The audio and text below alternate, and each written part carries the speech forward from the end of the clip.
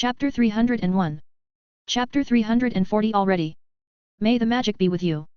Enjoy. I see. So the changes in the body provoke a greater production of magic for its own needs. Yes.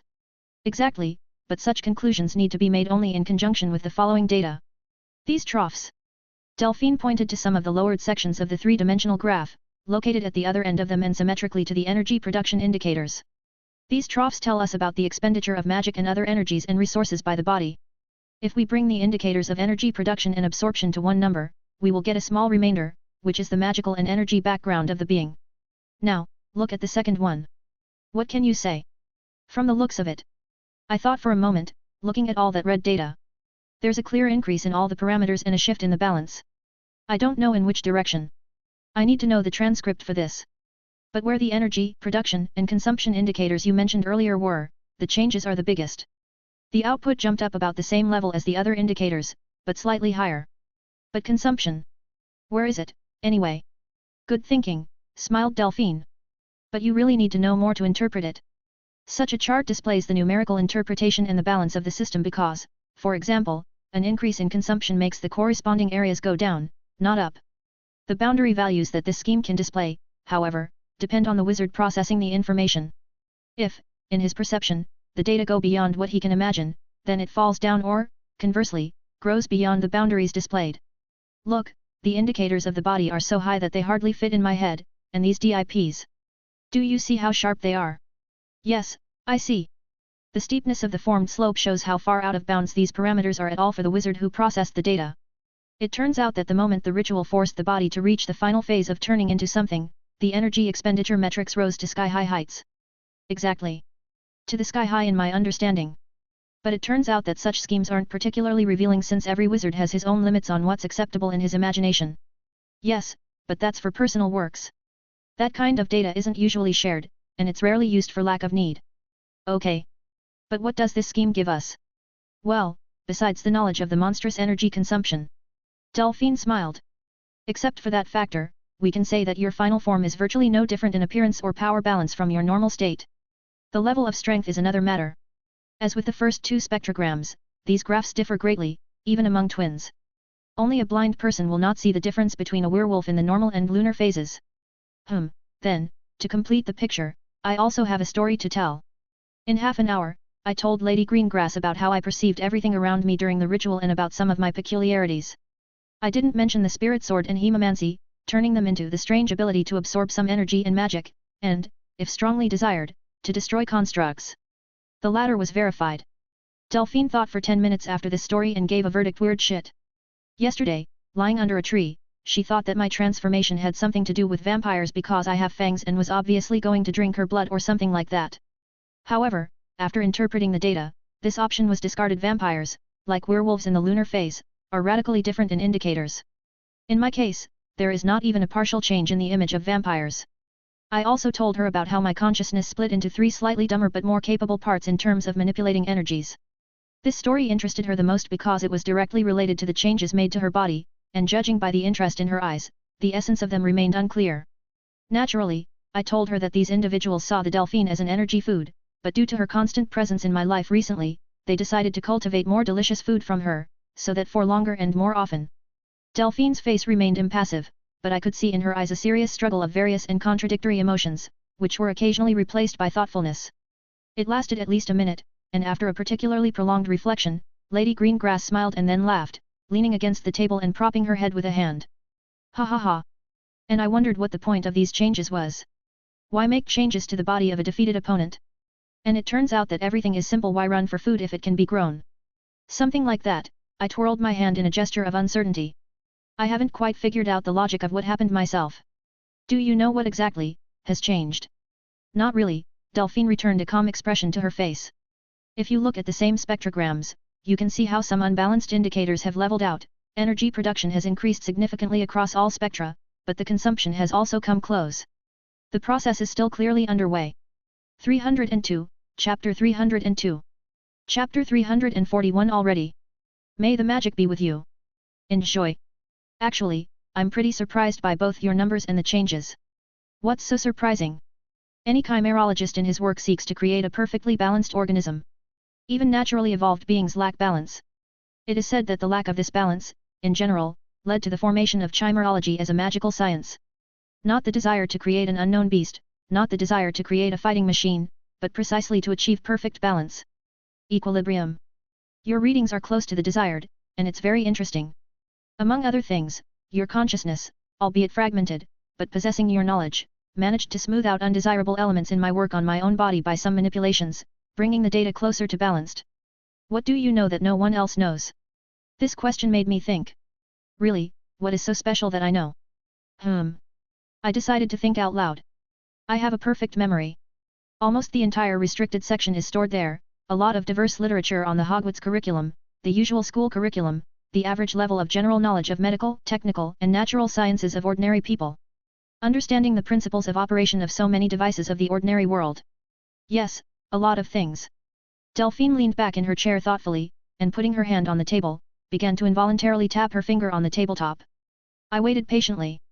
It makes sense, she said quietly. Most of the magical disciplines of our time have their origins in antiquity, partially formed in the 12th century, and finally only at the beginning of the 19th century. Wizards throughout history have been many steps ahead of ordinary people in the matter of knowing the world around them. Always, until the middle of this century. Therefore, now some guilds are actively lobbying for training programs taking into account Muggle knowledge. The conservatism of wizards knows no bounds. It's incredibly difficult. By virtue of my upbringing, I am also a conservative, although I struggle with this trait of mine for the sake of knowledge and strength. No wonder, I couldn't hold back a slight smirk. The means of cognition are radically different, as are the results of the substantiation of certain phenomena. If I understood correctly from the books, wizards only 200 years ago began to actively use arithmancy for the widespread compilation of models of the world and phenomena around them. Do you think that the fusion of various, albeit not very deep knowledge that I have in my head allowed such manipulations to be carried out? Why not? It is a pity that it is impossible to extract the train of thought from memory. And most likely, it would not have worked. My experience in occlumency tells me that the reverse merge most likely turned the memories into mush. I liked that Lady Greengrass came to the same conclusions as I did. Almost until the very end of the day, we analyzed the ritual results and deciphered certain data, simultaneously coming to the same conclusions. Given that long-lived werewolves over the years adopt some habits and elements of appearance that make them related to the beast, and every full moon, this effect increases by a tiny fraction of a %, then a similar situation should be with me. However, I am not turning into anyone, but only improving, and therefore, every month, I will become stronger, and the limit of these forces is still unknown. However, even if we roughly estimate the time frame, then the level shown during the ritual will be reached in 50 years, maybe more. A personality disorder is a side effect of the ritual, which tried to realize the full potential of soul and body. At the same time, the upper bar was not reached, and the abrupt load with a pooed hammer hit the consciousness, breaking it into several parts. These are our conclusions. The changes launched in the Delphine's body are not negative and pursue a purely positive goal. At least, this is what happens according to our calculations.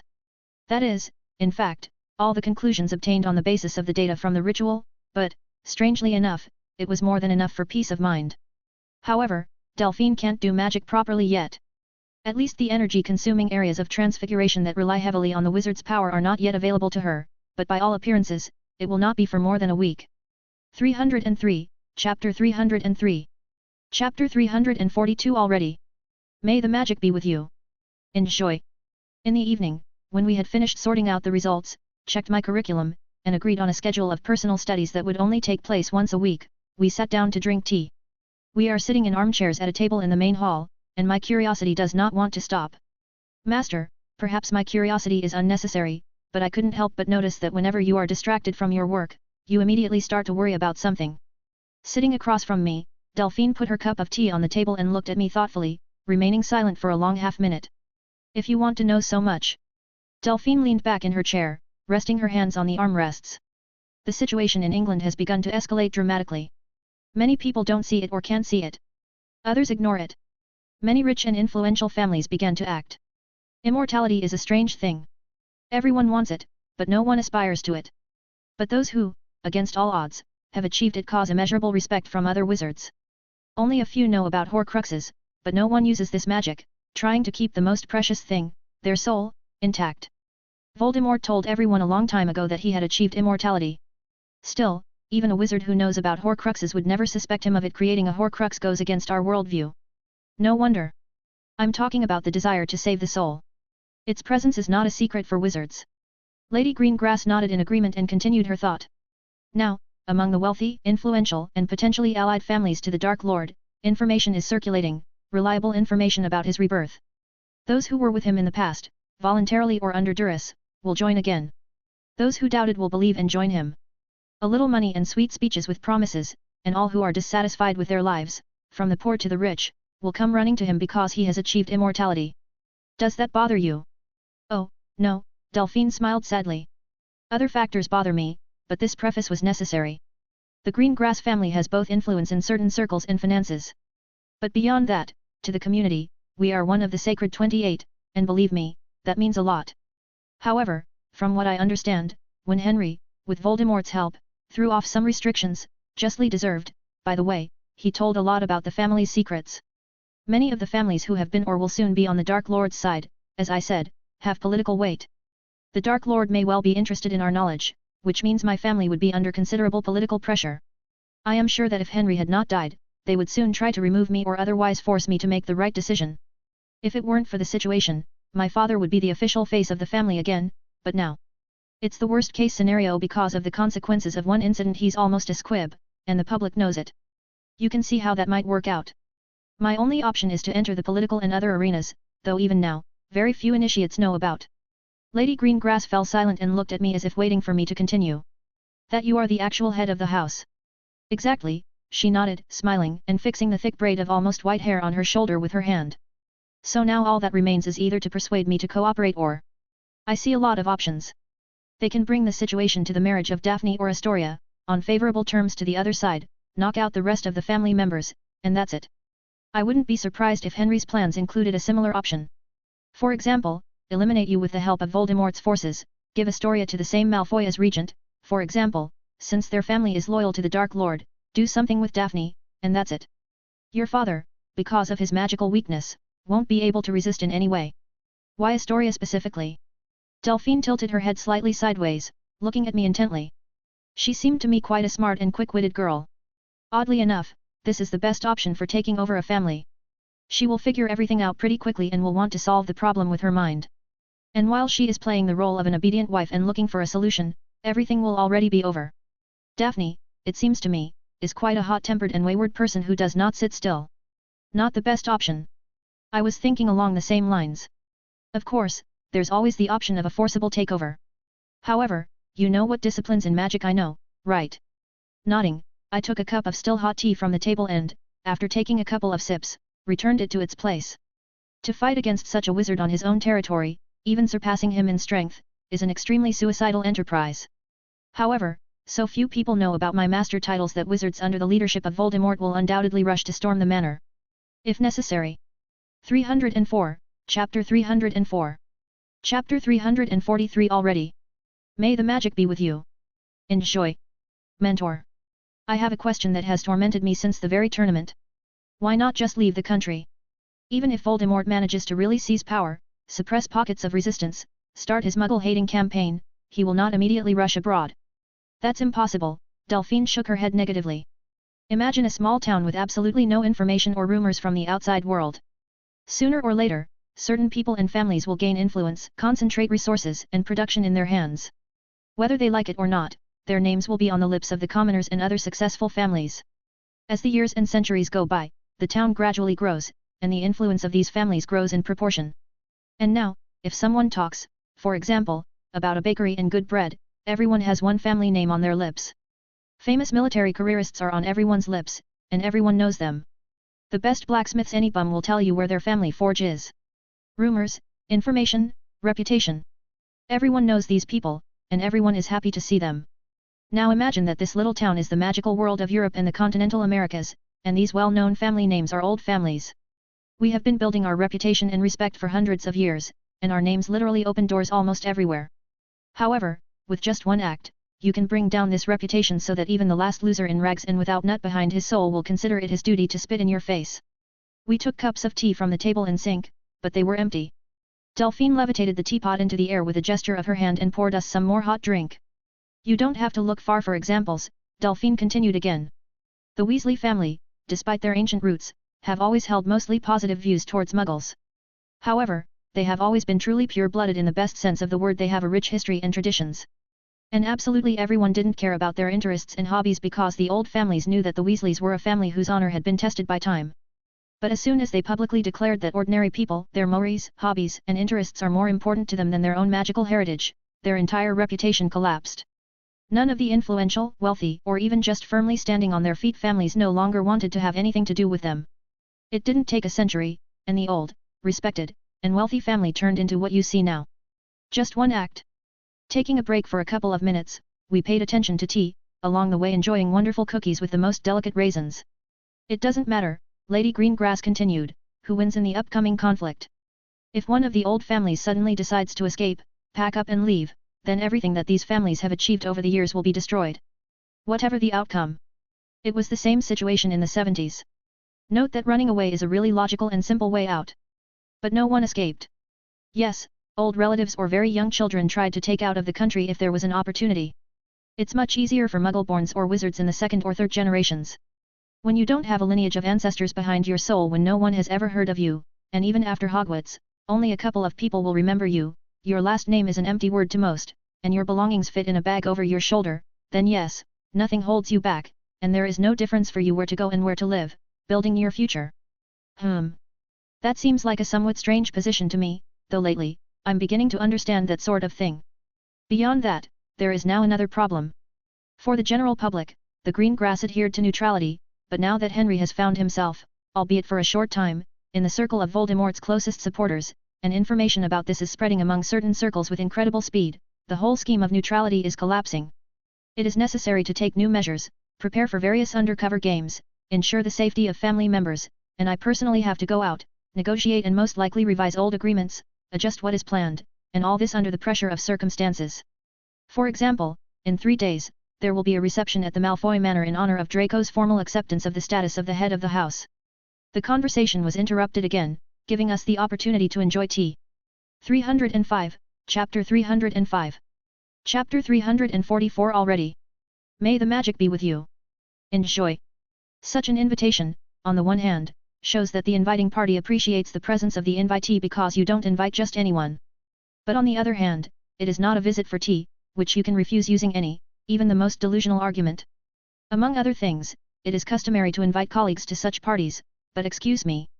Delphine smiled. What colleagues? The Hogwarts students. Here lies the second reason why I can't refuse. It is customary for a girl to go to such events accompanied by an older lady. Just to invite her to visit, no problem. Walks, restaurants, and even a trip to another country on vacation don't require such a thing. Why refuse at all? Flair and albeit not complete, but information about the list of invitees. This is not the first time the Malfoy family has hosted various events and receptions. The people invited to them could always be of very different views and spheres of activity, but they were united by one factor: a profitable contact for the Malfoy family. But at the upcoming reception, the list of invitees would form a very different picture. There will be those once suspected of having ties to the Death Eaters, political radicals of purity of blood, families who supported Voldemort previously, a few neutrals, and a few wizards to dilute the list. With many of these families, it is harmful to the Malfoys not just to have a business, but even to contact, and here it is. This is atypical. It is not right. Illogical. And therefore suspicious. So you need to go to this appointment anyway. Yes, Delphine nodded. But that's half the trouble, too. Already I, in turn, need to arrive there accompanied, since officially I am not the head of the house, and Henry's death has not been confirmed for obvious reasons. That's true because Protego Diabolica leaves no trace, and officially no one was in that cemetery. No one would voluntarily testify about a person's death under any circumstances, for it would lead to a DMLE investigation. There would be traces of dark magic, the Aurors would get involved. Of course, the case can be hushed up quite easily, but this is a waste of money. The regular meetings of the Wisengamot are held 4 times a year, and failure to attend an extraordinary meeting is punishable by a fine of 100 galleons, a trifle. Perhaps I should have communicated more with the portrait of Lady Walburga for a deeper understanding of the essence of the local serpentarium. While I was thinking, Delphine continued to speak. So it turns out that I can't go alone, I can't take the first man I meet without damaging my reputation, and the couple of people whose presence is acceptable by etiquette and other things will never go there. And what a wonderful coincidence! Delphine clasped her hands together artistically. There are several candidates whose company is a decision that is controversial and very slippery, I would say. But more than that, they are radicals, and more importantly, they have ridden themselves, saying, "Dear lady, we have learned, the situation, reception. I invite you." Some kind of intrigue is as obvious as possible, some kind of rush is felt, but also the situation itself is close to hopeless when something is required of you, and all other decisions will be bad anyway. Twirling the cup of tea in my hands, I looked at Lady Greengrass, who was looking thoughtfully at the same cup in her hands, as if there, at the bottom, you can find the answer to all your questions. Well, if that's the case, I decide to clarify some points that may not be known to Delphine. Then I must tell you that Voldemort has settled in Malfoy Manor for an unknown period of time with the Death Eaters who escaped from Azkaban. I don't know how big the mansion is, but I think there is quite enough space there to accommodate guests and to hold this banquet. Delphine frowned a little, and her gaze reflected the work of thought. However, this did not last long because the conclusions are already obvious, and my information only confirmed them. I was overcome by almost imperceptible but mixed feelings. On the one hand, Lady Greengrass is the head of the house, a master in the 3 branches of magic and in their combat application, which translates into 4 masteries. She's smart enough, and the fact that she grew up in the highest magical society should be good for her ability to get out of delicate situations. On the other hand, as a young man with a classical, I would say, upbringing and worldview in both lives, I am disgusted by the idea that a beautiful young woman will literally go into the lion's mouth without support. Although, specifically in this case, it will be more appropriate to say snake's mouth. And even if we put aside my worldview, there is another possible problem: my apprenticeship. The problem is that if Voldemort gets the Greengrasses on his side one way or another, he won't stop at a simple pact of support or something like that, no. He will demand more, taking control of both the house and Delphine. There will be marriages that are beneficial to him, marks, oaths of some kind, not just the unbreakable vow. It would all affect me as Delphine's apprentice, from the banal reputation of a Death Eater apprentice, which Voldemort will definitely try and make a Delphine, to a simple obligation to follow her as my master. After all, one of the reasons I asked Delphine for an apprenticeship was her de facto neutrality. 306, Chapter 306. Chapter 345 already. May the magic be with you. Enjoy. If Delphine goes over to Voldemort's side, and as I said, no matter for what reasons, I will have to follow her or break the contract, which is fraught with consequences both magical and social. All masters are members of the corresponding guilds or other organizations, or at least registered there. Copies of the contracts are stored there as well. The reasons for termination, the consequences thereof, and other information, including the party that terminated it, all this is indicated in these guilds. Changing the life values of a master is not a valid reason, which means that if I take this step, it will be very difficult for me to master transfiguration, chimerology, and healing.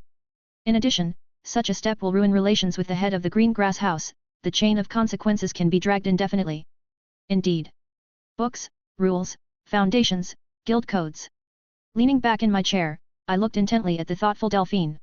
How do you look at the option in which your +1 will be me? Lady Greengrass looked up at me, full of genuine surprise, and I continued my thought. If my memory serves me right, the position of apprentice to the master allows me to play the role of an accompanying person at social events without any loss of honor. This way, we will be able to achieve several goals at once. On the one hand, my obvious kinship with the House of Black for adult wizards from old families and my presence next to you as an apprentice will create a number of questions that they will definitely want to get answers to. For example, how aware of my own lineage am I? What is my position in the house? What I can dispose of and what I can't? In what disciplines are you a master? After all, this question is known to few people, as I understand it. What is your strength level? What is the extent of our cooperation? What is going on? Those who are more familiar with the past and were present at the Dark Lord's resurrection will ask the far more serious and unpleasant question: did Henry Greengrass burn in the fire of Protego Diabolica due to ignorance and oversight, or were there other reasons? Particularly cunning and experienced people can imagine, no one knows what. For example, that in the absence of worthy successors, young Max Knight was able to gain supremacy over the House of Black. Then asked to be an apprentice of the head of the Greengrass house. By prior agreement, they decided to bury Henry, and an experienced and rather powerful schemer, the head of Greengrass, decided to combine the assets, knowledge, and connections of two influential noble families under her strict guidance, using an ancient and trouble-free method. I've never seen Lady Greengrass's eyes open so wide. She looked at me as if she saw a tame Nundu, which is a priori nonsense. Delphine blinked a couple of times, and her lips began to stretch into a smile, and after a couple of seconds, she laughed loudly, leaning back in her chair. When she stopped laughing, she looked at me with a look full of amusement. That sounds so delusional and unnatural that it's easy to believe something like that. She didn't hide her satisfied smile. Exactly, I smiled back. Confirm nothing, deny nothing, and their minds will paint themselves a similar picture. Such an appearance will make the smart ones diligently dig the ground with their noses in search of information, and the alternatively gifted ones will hurry to move from planned actions to hasty ones, seeing that the potential for control is flowing out of their hands like sand. They'll give themselves and their plans away. Delphine's smile turned predatory and her gaze sharp. And then a preemptive strike can be made. Moreover, directly at the reception itself, this will bring down all plans. Yes. This will give time until Hogwarts, in which Astoria and Daphne will be relatively safe, and they will be able to influence them only through other students, but even then not too actively. This means there will be time before Christmas to quiet all the zealots. All I have to do to mislead everybody is to be a gentleman to you and succumb to some provocation, and I'm sure there will be some. Well, and kick someone's ass. Aren't you afraid? Go into the Dark Lord's lair. I'm worried. By the way, if we accept this plan for execution, then I will have to get information somewhere about acceptable measures of behavior at such receptions. No problem. I will send you a couple of books and memories of such events by mail, especially rich in various events. However, your status as a disciple, on the one hand, is a restriction, and on the other a carte blanche. So? What do? We proceed according to your plan. Then, I got up from the chair and walked over to the Delphine sitting there, holding out my hand in a slight bow. Allow me, Lady Greengrass, to invite you to a very dubious event at the house of the Malfoy family, and at the same time, the headquarters of the Dark Lord and the Death Eaters. Delphine was instantly transformed, trying on the image of a flirtatious girl, and gave her hand. With pleasure, Lord Black, she smiled dazzlingly and, holding my hand, rose from her chair. And will you be able to play a little bit of a loving and selfless young man? She continued to smile the same way. With your beauty and dazzling smile, it won't be a problem. I'm flattered. Delphine gave out a slight curtsy, and then her face returned to seriousness. Let's not waste any time. We should both get ready. I'll send the parcel today. Returning to my serious mood, I nodded. Then I'm going home immediately. After saying goodbye, I threw the bag that was already packed on my shoulder. Together with Lady Greengrass, we reached the apparition area and moved each in our own direction. 307, Chapter 307. Hello everyone.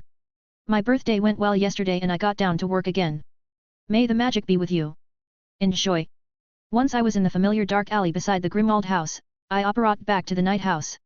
It was evening, and they should still be home. Once inside, I made my way to the kitchen, where Sarah and John were enjoying their tea.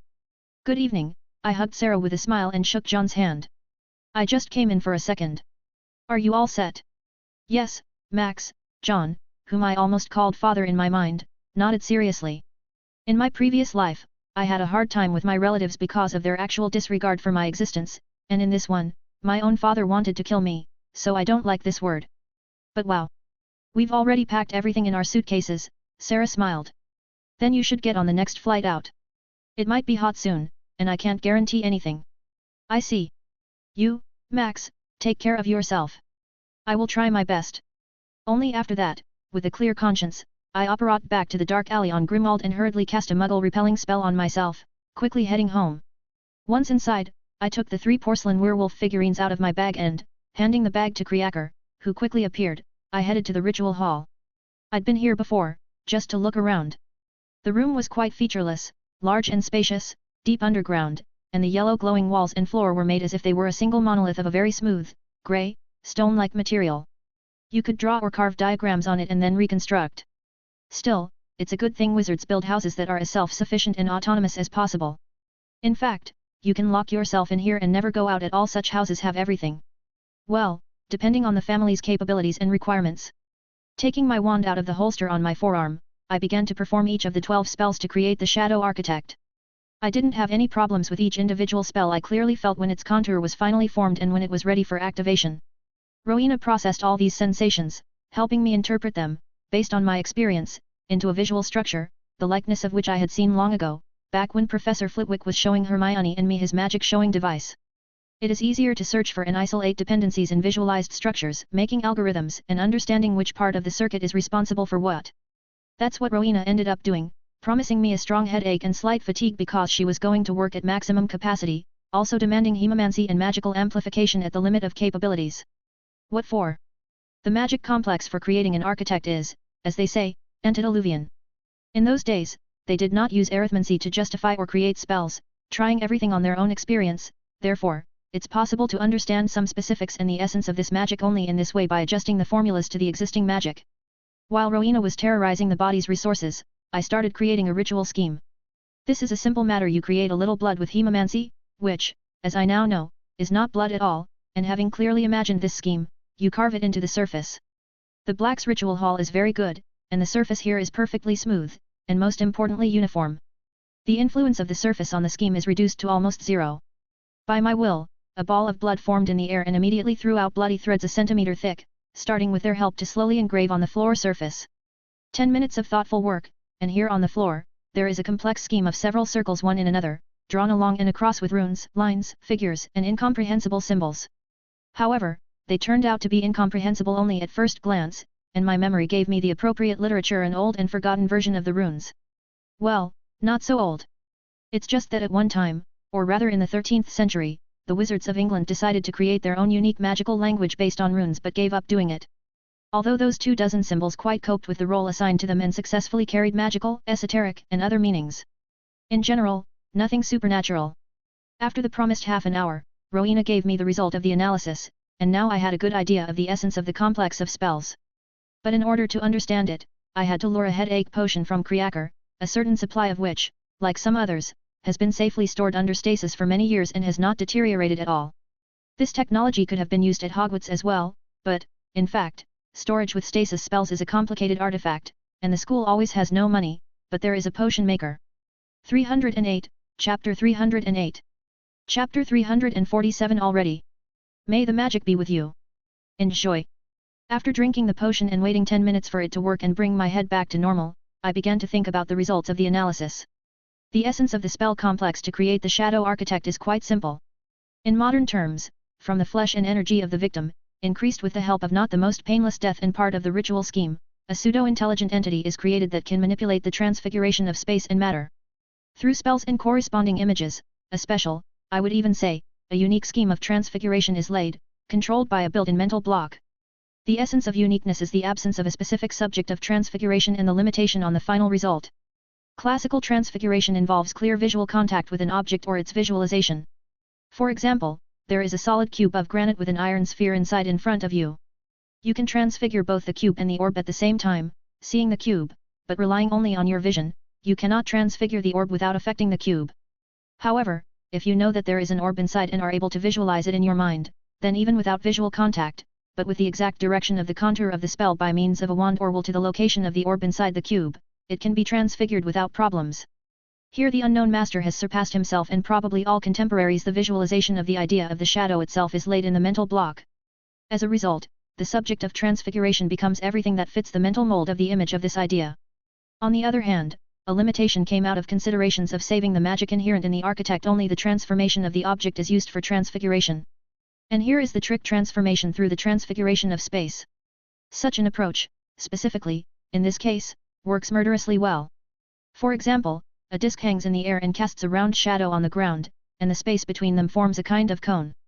Transformation through the transfiguration of space allows you to literally grow anything from a shaded circle on the earth within the formed cone, while the grown object due to the transfiguration of space will simultaneously be both matter and not. That is, for the mental block of the architect, it will be a matter with which he can, for example, pierce the target, but the target cannot affect him. Only with magic. At the same time, the consumption of magic for manipulations is lower, compared to the same manipulations performed by a wizard. This is due to the fact that there are no unnecessary thoughts in the mental block. He does not need to concentrate to filter them out, and so on, tied to consciousness. However, due to the fact that only something with a soul can consciously use magic, the architect is mentally connected to the creator wizard for the successful completion of the task. Apparently, the architect uses the crumbs of the mind and the fact that there is a soul for the targeted use of his capabilities. Otherwise, he would simply transfigure everything that falls under the mental image into arbitrary structures. So, in essence, the shadow architect is also a pseudo-material artifact that will not work without a wizard or a soul. Realizing the information I received from Rowena, I immediately made acceptable adjustments to the spells, changing them slightly. Now, instead of 1 sacrifice, you can bring 3, and the architect himself will not be a pseudo-material, but a completely material ball the size of a football. But before we start preparing, Rowena, try to materialize my sword. I simply stretched my hand out to the side without doing anything else, and after a brief moment, it was covered in a bloody film for a moment, which immediately flowed to my palm, forming my spirit sword. Without a doubt this is it. Well done, Rowena. Dispelling the sword, I pulled out 3 figurines of werewolves from my pocket. I returned them to their human form with a reverse spell from the grimoire, immediately paralyzing them with magic with a wand. Just 3 unpleasant-looking wizards in rags. They are quite old for werewolves and clearly share the bloodlust of their animal essence. It was literally showed on their faces. Well, when I was in a state of split consciousness and smashed that vile office of dark dealers, oddly enough, I punished only the guilty, somehow realizing that they were complete bastards. The arguments were simple. No one will worry about them because these are real maniacs, and they are alive only due to kickbacks to DMLE employees and orators. Corruption is everywhere. With a wave of my wand, I stacked the bodies on top of each other, and with the second, I started transfiguration from living to living, creating a single organism from them without any special changes. Quite strange Siamese twins turned out. Well, it's okay. 309, Chapter 309. Chapter 348 already. May the magic be with you. Enjoy. As soon as I brought the werewolves to their senses, a stream of curses and obscenities poured into my ears, promising me such things that I even decided to remember some options. What if I have to kill someone with a very sophisticated method? Having moved the resulting organism by levitation to the center of the ritual scheme, I activated it with one gesture, paralyzing the losers. Along the way, I decided to conduct another experiment, the essence of which was to use on this organism not only the ritual but also the method by which I increased the power and resources of the werewolf organisms to the maximum before absorbing it. Then, in Nocturne Alley, pointing my hand at the resulting organic creature swearing in 3 voices, I threw a resonance spell at them, imbuing it with a small amount of hemomancy energy and directing this energy itself into their bodies. Along with this, the ritual was finally launched, the scheme of which glowed blue, immersing the ritual hall in a mystical blue light.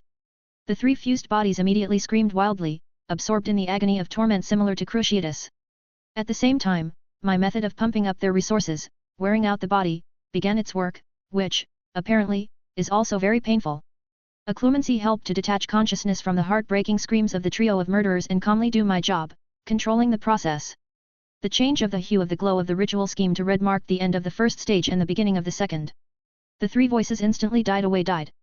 Their flesh began to shrink, fall off, crumple. It's time to cast a spell. The hand with the wand, like a real conductor fencer, drew incredible pretzels in the air, but I myself was silent, having recognized and determined the constructs of spells, and with the help of Rowena, I could conjure them without words, directing the magic in the right way by will. It's not the coolest achievement, and it still requires a lot of concentration, but it's still better than reading 39 words in Latin and hoping that the saliva that suddenly formed in your mouth will not distort the sound of some word. The bodies of the 3 unfortunates had long since been transformed into a bloody, incomprehensible sphere hanging above the floor, glowing red, which, as the wand moved, became more and more dense, becoming blacker. With the last outline of the spell complex, the sphere finally formed to the size of a football, the ritual scheme faded, and the walls of the ritual hall began to glow softly yellow again. I walked quickly toward the sphere, stretching out my hand in front of it.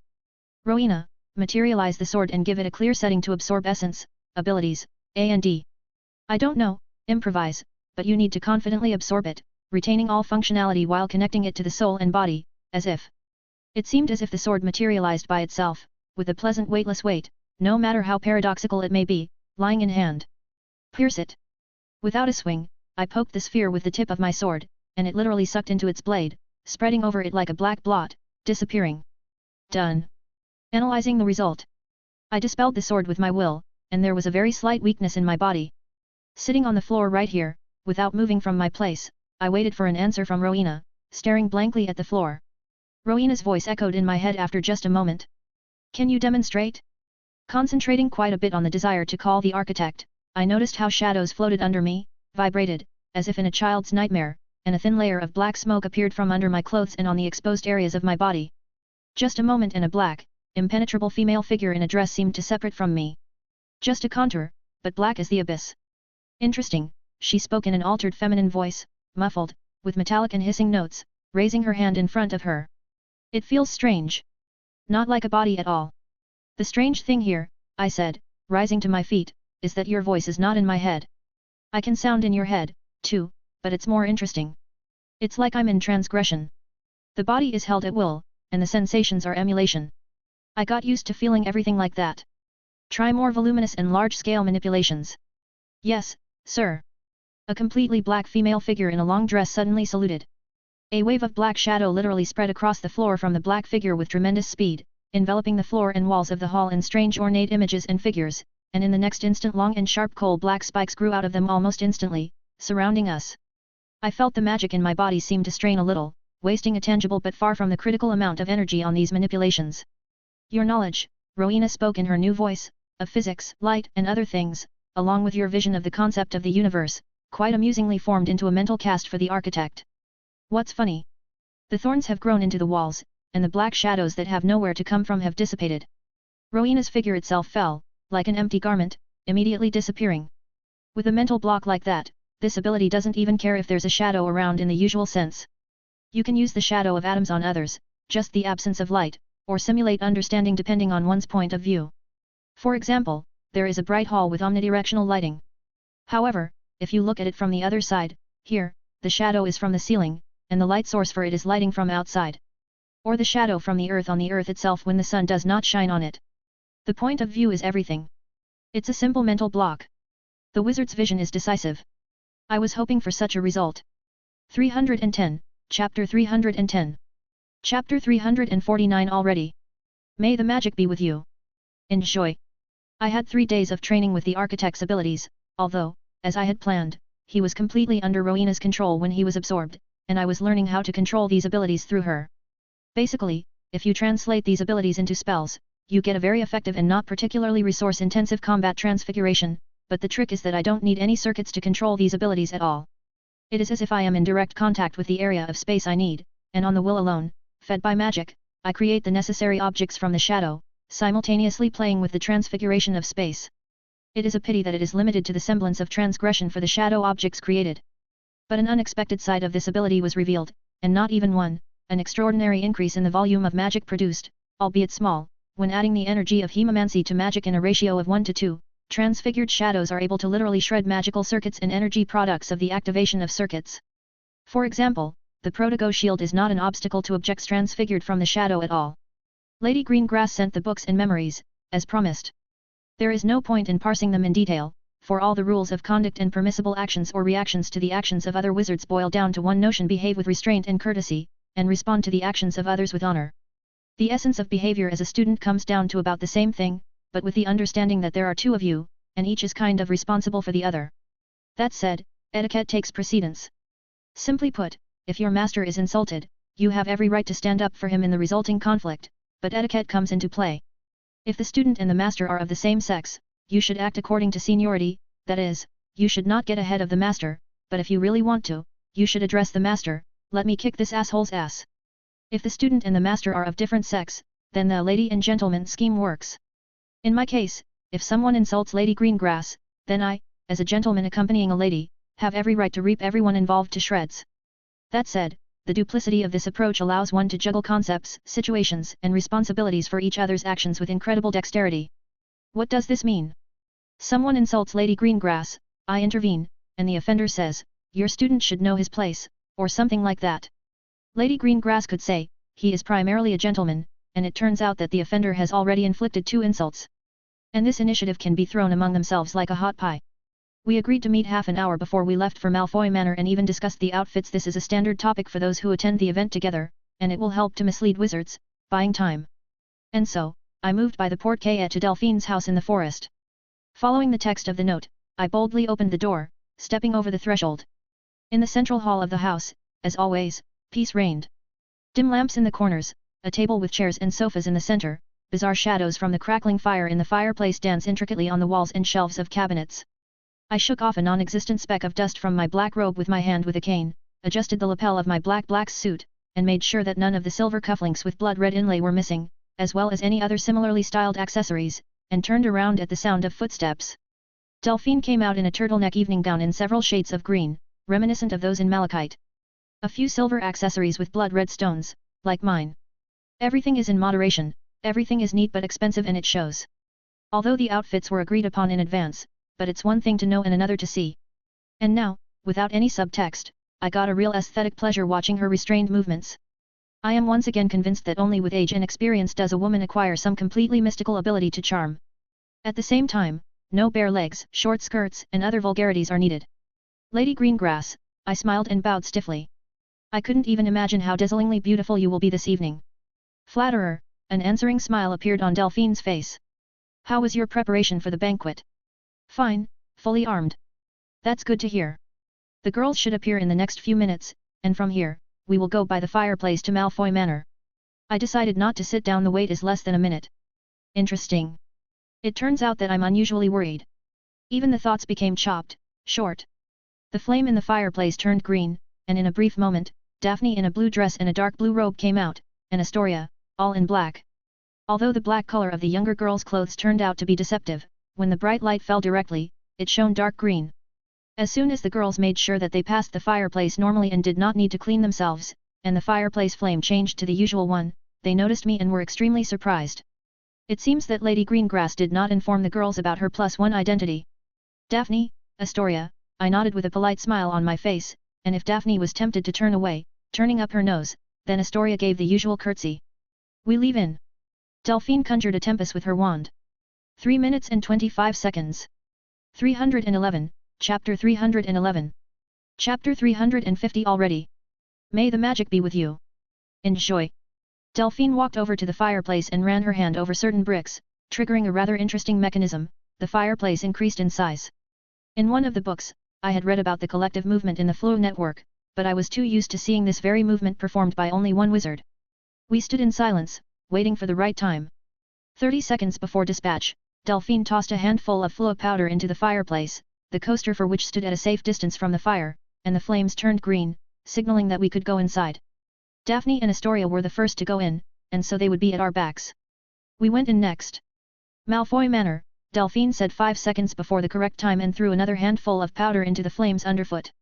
We were literally sucked in and dragged along the green spatial corridor, mercilessly twisting. Other corridors stretched in different directions from it.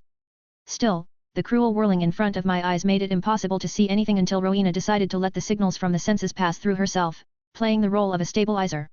I never thought that it was possible so cleverly to send all physiology to hell and, on one will, conduct signals along other nerve connections. Arg! Magic was pulling us along one particular route in this spatial green corridor that looked more like a pipe, but it seemed as if just one small volitional effort and I could jump into an entirely different stream. However, one should not take traveling through the Flow network lightly. Such a maneuver with a change of address in flight can indeed be performed, only it is dangerous, and you can be left without an arm or a leg, sending that to someone in the fireplace. Rowena, can you hide in the shadow of Delphine and the girls? Yes. All my thoughts about going through the Flow network and a mental conversation with Rowena did not take even a couple of seconds, and now there was a feeling of leaving the fireplace soon. A small effort of will, an attempt to make a step. We emerged in a large and spacious hall with high ceilings and walls of massive stone blocks the color of grey granite. Everything was elaborately decorated. There was expensive carved furniture against the walls, a couple of large paintings of landscapes hung, and the tall windows in the wall opposite were hung with massive curtains. As I stepped onto the carpet that covered most of the floor, I met my eyes with Draco in a black tailcoat and robe. Beside him stood Narcissa, in a dark dress with beige embroidery of plant motifs and a tall hairdo of blonde hair. Of course, I went out at the same time as Lady Greengrass, and we took a step forward to meet the house owners, and Daphne and Astoria came out behind us almost instantly. I was pleased with Draco's inability to take surprises with fortitude, and therefore his surprised face. Out of the corner of his eye, he immediately assessed the situation. Apparently, in this hall, they only meet guests who arrive according to the schedule and then escort them to another, behind one of the doors either to the left or to the right. Most likely to the right, because that's where some man in his 30s was standing, with his back against the wall, and Delphine's appearance in my company clearly didn't make him happy. Lord Malfoy, I decided to match Lucius' intonation perfectly. Please accept my congratulations. The duties of the head of the house are a heavy burden, and I hope you will bear it with honor. Draco huffed, smirking. Don't doubt it, Knight. Lady Malfoy, you are unfailingly beautiful. Thank you, Mr. Knight. The standard greeting lines went on for another dozen or 2 seconds between all of us, and then Draco and Narcissa led us into another hall, just as I thought, to the right door. The second hall, where those who had already arrived were located, and more characters would certainly appear, was, in principle, similar to the previous one, except that it was longer and was clearly meant as a ballroom. There were tables and buffets and things like that here and there, but judging by the arrangement, there was no dancing involved, but that's obvious it wasn't a ball. The lighting was good, and there were 2 big chandeliers under the ceiling, but towards the walls where there were tables with sofas and armchairs, the light was dimmed a little, giving the illusion of a more private space. There were quite a few wizards and witches of various ages, about 40 in number, but only a few of the fairer sex could boast of the wealth of color in their clothing. The men preferred classic black or navy blue. 312, Chapter 312. Chapter 351 already. May the magic be with you. Enjoy. As soon as we entered the hall, everyone paid attention to us. Someone turned around, and someone only glanced at us, continuing to talk quietly in their own interest groups. Draco and Narcissa went to meet other guests, and we went around the hall, for decency requires us to say hello and talk to almost everyone, except for the obviously busy ones who are sitting at the tables. Not far away, I noticed a small group of guys from Hogwarts, from which Nott and Zabanai split off. They moved in our direction, and as soon as we crossed paths, they immediately gave polite greetings, and the guys invited Daphne and Astoria to join their company. In general, the girls left, giving more freedom of maneuver. In short, the first, perhaps, an hour of wandering with a Delphine on the arm around the hall can be described in a few sentences. Internally, I was tense outside. I naturally kept myself moderately important, moderately restrained, moderately. Everything is in moderation. We approached various wizards. Delphine introduced me to them and them to me. Stock phrases, polite interest, but the glances. The glances, though not obvious, said much more than the words. Despite my similarity to Narcissa, it was unclear what was seen in me, and many were not satisfied with my presence here. Some people tried to crush me with authority or put pressure on me with their arrogance, but you can't break me like that. I found it amusing that among all these wizards were those who had escaped from Azkaban. I recognized Dolohov, the black-haired wizard with the slightly crooked face, and Jugsun, the big, fat man with his hair in a ponytail at the back of his head, who looked at everyone with the look of a psychopath. I hate such a look, abrupt movements. Suddenness. Man, he's genuinely amused by a harmless joke 1 minute, the next, he could throw an Avada at you with anger in his eyes. The Lestranges, both of them were here, chatting quietly with someone at the table. When we had finished our rounds, Delphine and I walked over to one of the empty buffet tables. We took some snacks, imperceptibly checked them with magic without a wand for the presence of various interesting impurities. There were none. Somehow even mundane, I remarked, examining the hall and the wizards in it. You didn't think we'd be attacked right away, did you? Smiled Delphine. Wouldn't that have been easy? Solved all the questions right away and went home. This way, it's a wait. I hate waiting. On the other hand, Delphine took a glass of white wine and, after testing it with magic, took a small sip. There's a lot to see and hear. Well, yes, I nodded. I've heard various rumors and assumptions about us 100 times already. Just as I thought, a lot of people are confused. Continuing to observe the situation, I noticed that the young people gradually withdrew. It's lovely when there is such a unique opportunity to spy. After all, transfiguration is power. Lovely. While Rowena was giving her report on the situation among the youth, a trio of wizards moved in my and Delphine's direction. Lady Greengrass noticed it, too, and a dozen other wizards were clearly casting glances from us to them. Jugsun in the middle, Delphine whispered. Roll, who's blonde, and the other one with the short black hair is Caro. We haven't spoken to them, and I wonder what they're up to. Ah, Delphine. Smiled Jugsun cheerfully, taking the lead in the conversation. It's been a long time since we've seen each other. 14 years. And you're still as good as ever. Herbert, smiled the woman sternly, politely. The trio of wizards looked me over a little scornfully, but obviously, they showed exactly what they wanted to show.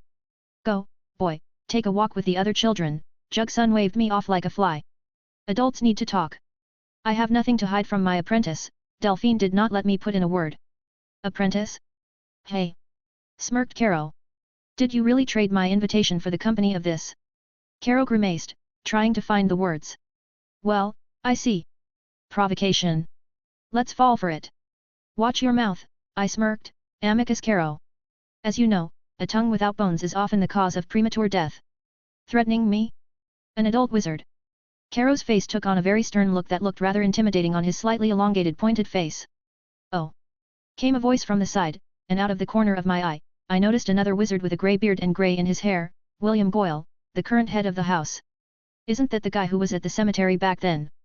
Goyle looked at me intently, his eyes boring into me. We got in a lot of trouble later. A brat like that. It's funny to hear this from the mouth of a wizard, whom I am both taller and, perhaps, wider in the shoulders. Last warning, Amicus, I called his name deliberately. Watch your mouth. Or what? Caro stepped close. Are you gonna wag your finger at me? I'd like to see you try. 313, Chapter 313. Chapter 352 already. May the magic be with you. Enjoy. Jugsun threw up his hands. Ah, indeed. I remember young Lord Malfoy imagining with great enthusiasm how he would watch the shame or torment of a certain Max Knight. Why don't you, Amicus, provide something like this? Without waiting for our answer, Jugsun turned to the wizards in the hall. Duel. Ladies and gentlemen. Let's have some fun. It was worth noting that everything was going off etiquette, and the pretense of what was going on was obvious. The wizards took the news extremely positively, and in a record 10 seconds, they dispersed to two opposite sides of the room, creating a kind of corridor. Max, Delphine looked at me, but I just blinked, saying, "It's okay." Amicus and I stepped out into the middle of the makeshift corridor, and the wizards took out their wands and created a film of protection that would prevent a stray hit on them. Terms? I asked, looking at Amicus. Up to the point of being unable to fight, surrendering, or losing the wand. Let's see if you are worth anything or if you are just throwing words to the wind. I reduced the cane and put it in a special pocket of my vest. Like Amicus, I pulled my wand out of its holster, and we turned away from each other, taking 10 steps apart. Turn, bow. We start as soon as the coin touches the floor. Amicus pulled out a galleon and, without waiting for my approval, simply dropped it, pointing his wand at me. Where exactly? My perception was at maximum, and I had already created as many as 4 outlines of different protective spells at the tip of my wand to make sure I didn't miscalculate. However, Amicus lazily launched a simple reducto at me, from which I just dodged sideways. I responded to Amicus with the same reducto and even cast a spell to assure the wizard of his superiority. So we began lazily exchanging the usual spells to the quiet laughter of those around us. By the way, the Slytherin kids also appeared in the hall, led by Draco, who watched the duel with great curiosity and a smirk on his face. A couple of times, Amicus used everyday charms such as tying a tie or a modified tying of shoelaces, and I had to no longer dodge, but catch them on a large hemisphere of Protogo, so as not to show my ability to catch spells and charms on the tip of a wand ahead of time. The funny thing, and to some extent revealing the idea of Amicus, was that he repeatedly sent gluing spells into my hand with a wand so that I would definitely not drop the wand, thereby ending the duel. Does he want to prolong this and make fun of me? Lady Greengrass, Jugsun, and Roll left the hall and did quite stealthily. When the door to the hall slammed shut behind them, Amicus cast a curious series of everyday charms, covered by a bright ray of Expelliarmus, which he also voiced. However, he kept his movements with his wand, and my eyesight was quite good at adjusting, so I deflected the Expelliarmus and the everyday charms, purposely missing the glue on my arm and silencio. Feigning my surprise, I looked at Amicus in confusion, which made him chuckle. "Now, I'll show you your place, brat." Some wizards grinned quite a bit, especially Draco and his loyal comrades Crabbe and Goyle distinguished themselves in this regard. How about a little demonstration of dark magic? For example, Crucio. A faint red beam flew from my opponent's wand, which I easily dodged and hit the wall far behind me. "Stop jumping!" the wizard cried out. Crucio. But I dodged again. Then Amicus got a little angry and started throwing more serious spells at me, trying to either shatter the bones in my legs, or cause painful wounds, or boil the blood in individual organs. Multicolored and sometimes completely invisible rays kept whistling at my temple, but I regularly dodged. Amicus got tired of me constantly dodging everything, so he threw an Incarcerus at me. The construct unfolded on the approach to me, which looked like several intertwined ropes turning into a kind of fishing net. A triumphant smile appeared on Amicus' face, but I just activated the transgression, and the ropes flew through the black smoke. Some wizards began to talk in amazement because this is a rather complex skill from Transfiguration, and not everyone learns this discipline. 314, Chapter 314. Chapter 353 already. May the magic be with you. Enjoy. What are the villains talking about? I didn't want to hold back my speed any longer, so I waved my wand at Amicus, sending an overloaded with magic stupefy that exploded into a dozen clots.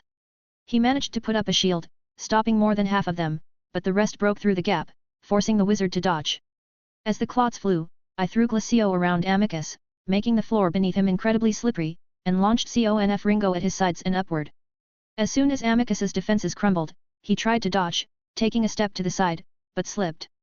As he fell, he went into transgression, flying upward in black smoke to let the stupefy line of fire under him, but was hit by one of my invisible Conf Ringo beams, and the fiery blast tossed the wounded wizard out of transgression. Amicus rolled on the floor, tumbling randomly, and froze unconscious only against the wall, his face pressed against it. With a simple effort of magic, I dispelled the silencio and the glue spell on my arm, placing my wand in the holster on my forearm and pulling out my cane. Nice, I smiled at the crowd. But boring. I guess the winner is obvious. Interestingly, no one was in a hurry to help Amicus. The wizards sighed and removed the shield film between us, began to disperse to their companies, actively discussing what they saw. Draco sulked angrily and turned on his heel, quickly strode towards one of the doors, away from the hall. A group of Slytherins followed him. How's Delphine doing? How would I know that? I haven't rummaged through her dress. What kind of potion? At least, approximately. I sat down at one of the empty tables, where the lights were slightly dimmed, and from the outside, only by concentrating on the place could one identify the wizard. But, what's the point? Well, I mean, it's understandable that Delphine is a beautiful woman and all that. And that makes sense. He'll keep Voldemort from getting stronger, bring those two down in his eyes, and save the pretty lady by giving her the antidote. And then the beautiful lady can be asked for a favor. For himself, for the headmaster, and for Voldemort, if that's such a multi-step tactic. Unacceptable. Green grass must remain neutral. Rowena's voice had a distinct note of irony. Sitting at a table in the hall and no longer looking at the wizards around, I wrapped myself in a shadow and literally fell into it, focusing on the exit point organized by Rowena. Come, kick the shit out of everyone, pick up the Delphine. The plan is as simple as 5 sickles. 315, Chapter 315. Chapter 354 already. May the magic be with you. Enjoy. Sitting on a couch in a small and cozy room, lit by the soft light of the lamps on the walls, Delphine listened with interest to the Death Eaters sitting across from her. Apparently, they, like many other wizards, had no idea not only of the woman's master's degrees but of their direction. The same Jugsun looks at her as a 20-year-old silly girl with whom he was once somewhat familiar. However, even then, Delphine diligently leaned on the study of magic. Even Henry didn't know about mastery and feared only ancestral knowledge of necromancy. The potion, the vapor of which she managed to miss during the conversation in the hall, took the lion's share of concentration and attention, and if she weakens it. Delphine drove the thoughts of the possible prospect from her mind. She is no longer a young girl, and such an approach to solving the issue will not surprise her. She has heard enough of everything and seen examples. But changing roles from predator to prey, and even happy with her position, it was unacceptable, and the fact that someone decided to pull such a stunt caused her only anger. That was what she was fueling, to keep the potion's effects under control and gradually overcome its effects. Jugsun pushed a stack of documents across the table towards Delphine. Make up your mind. Otherwise. His vulgar gaze ran over the woman's figure. Why drag it out? The blonde-haired Roll jumped up, rubbing his hands. The result will be the same, but at least we'll please ourselves. I'm tired of don't go this way, don't go that way, don't do this, don't do that. Roll was clearly imitating someone. Well. Jugsun, as it seemed to him, pressed with his gaze, and Delphine finally switched her consciousness to a few simple goals: speed up, throw a dagger, take out a stiletto. A plan of action was maturing in her head because it was difficult for both her and these two to apply magic now, but to strengthen herself. Suddenly the shadows across the room twitched once, twice. The only thing those present had time to do was tense up. In a split second, the simple shadows of objects and the shadows of the wizards themselves seemed to explode in black blobs, sprawling across the walls in scary animal images and cartoonish scary faces. Jugsun and Roll jumped up and reached for their wands, as did Delphine herself, but the shadows seemed to gain volume and density, and thick harnesses shot out of them, entwining the Death Eaters. At the same time, some scuffling was heard, and 2 opposite walls literally exploded, forming niches and scattering dust, stone, and wooden decor elements everywhere. 2 wizards fell out of the openings, wrapped in ropes from the shadows. With great difficulty, Delphine restrained herself from making any sudden movements, quickly shifting her gaze from the wizards, and the surge of adrenaline in her blood pushed the potion problem aside for a while. The first wizard to fall out of the breach in the wall was Professor Severus Snape, who was lifted into the air by the harnesses and had his head badly bumped against the floor, and clearly on purpose. The professor lost consciousness. The second wizard, or rather witch, was Bellatrix Lestrange. She looked with horror and fear at the black harnesses of shadows that were all over the room, and she herself was tightly entangled, stripped of her wand, and almost crucified in the air. No, no, no. Bella muttered quietly, shaking her head a couple of times, shaking her long, disorderly curls of black hair with one grey strand in it. It can't be. What the fuck is this? Yelled Jugsun, and he tried to jerk to the side and even managed to conjure fire without his wand, but the harnesses tightened, and there was a multiple crunching of bones. Ah! Shit! There was another crunch, and now Roll was singing along to his comrade, and their scream was full of pain. Suck it! Bella exhaled, and the bright ball of lumos lit up above her, quickly extinguished, but nothing changed. How come? How come? Bella looked with her black eyes at Delphine, motionless and cautiously looking around. Order him to back off. It's not me. Shadows thickened on one of the walls and began to swell rapidly to form a male figure, and in the next instant, that figure turned into Max, walking into the room and playing with his cane. In the same instant, Bella fell asleep, and the tall, young blonde man approached Delphine. Did you find out something? Yes, and quite a lot, Delphine put her wand away. Then, the guy took the contracts from the table and quickly flipped through them all. I'll fool around a little. 316, Chapter 316. Chapter 355 already. May the magic be with you. Enjoy. Max turned sharply on his heels, and the black ropes and shadows in the room quickly gathered into a female figure, consisting of impenetrable darkness. This figure quickly caught up with the guy and seemed to want to go through him but just soaked into his equally black suit. Jugsun and Roll, whimpering on the floor, seemed to be dragged by an invisible hand by the collar after the guy. When they disappeared through the door into the corridor, Delphine came to her senses and quickly followed them, at the same time intrigued by both the turn of events and the apprentice's idea. She flattered herself with the hope that this idea would not be too idiotic. They reached the banquet hall, and as soon as Max opened the doors in front of them, the buzz of conversations and light music subsided, and the wizards present turned their attention to them. Hope dies last. If Delphine knew that phrase, the full depth of its meaning would have reached the woman at that very moment. Max sent Jugsun and Roll tumbling across the floor with a gesture of one hand, and they stopped only in the middle of the hall. Their limbs, like their fingers, were unnaturally bent in many places, and it was impossible for the men to roll over from their backs without experiencing incredible pain. Except their mouths opened in a soundless cry. Has he already applied Silencio? Flashed through Delphine's head, and she looked at her apprentice. The wizards in the hall recoiled from the center, freeing up a lot of space, and looked at what was happening with great interest. There were, perhaps, all the invited guests. In the silence, Max strode toward the center of the room with a steady, confident stride, and her girls almost ran toward Delphine, holding up the hem of their dresses, hurrying to ask about the reasons and meaning of what was happening. Wizards. Max's loud and confident voice resounded through the hall, and the guy himself spread his arms a little to the sides as if greeting everyone. His steps slowed down. Brothers, sisters. My friends. He walked slowly around the two silently groaning bodies, addressing everyone around him. Today, we are gathered here. Max looked around at the wizards who did not dare to interrupt because everyone can speak here, and Jugsun and Roll are not weak wizards, and now they are lying around. To express our hopes and support young Draco Malfoy as he embarks on the hard and difficult path. The path of the head of the house. The wizards buzzed approvingly, saying, so it is, how else could it be? But at this feast, where we wizard brothers and sisters have come to show our unity, these two. Max's scornful gaze fell on Jugsun and Roll, lying underfoot. Decided to destroy my master's family and its centuries-old history in the most filthy and vile ways. Here. Max threw the contracts into the air with a gesture, and they flew to the sides, dividing into copies, multiplying, and smoothly falling into the hands of other wizards, who involuntarily began to read the lines, some with horror, and some with a sad grin.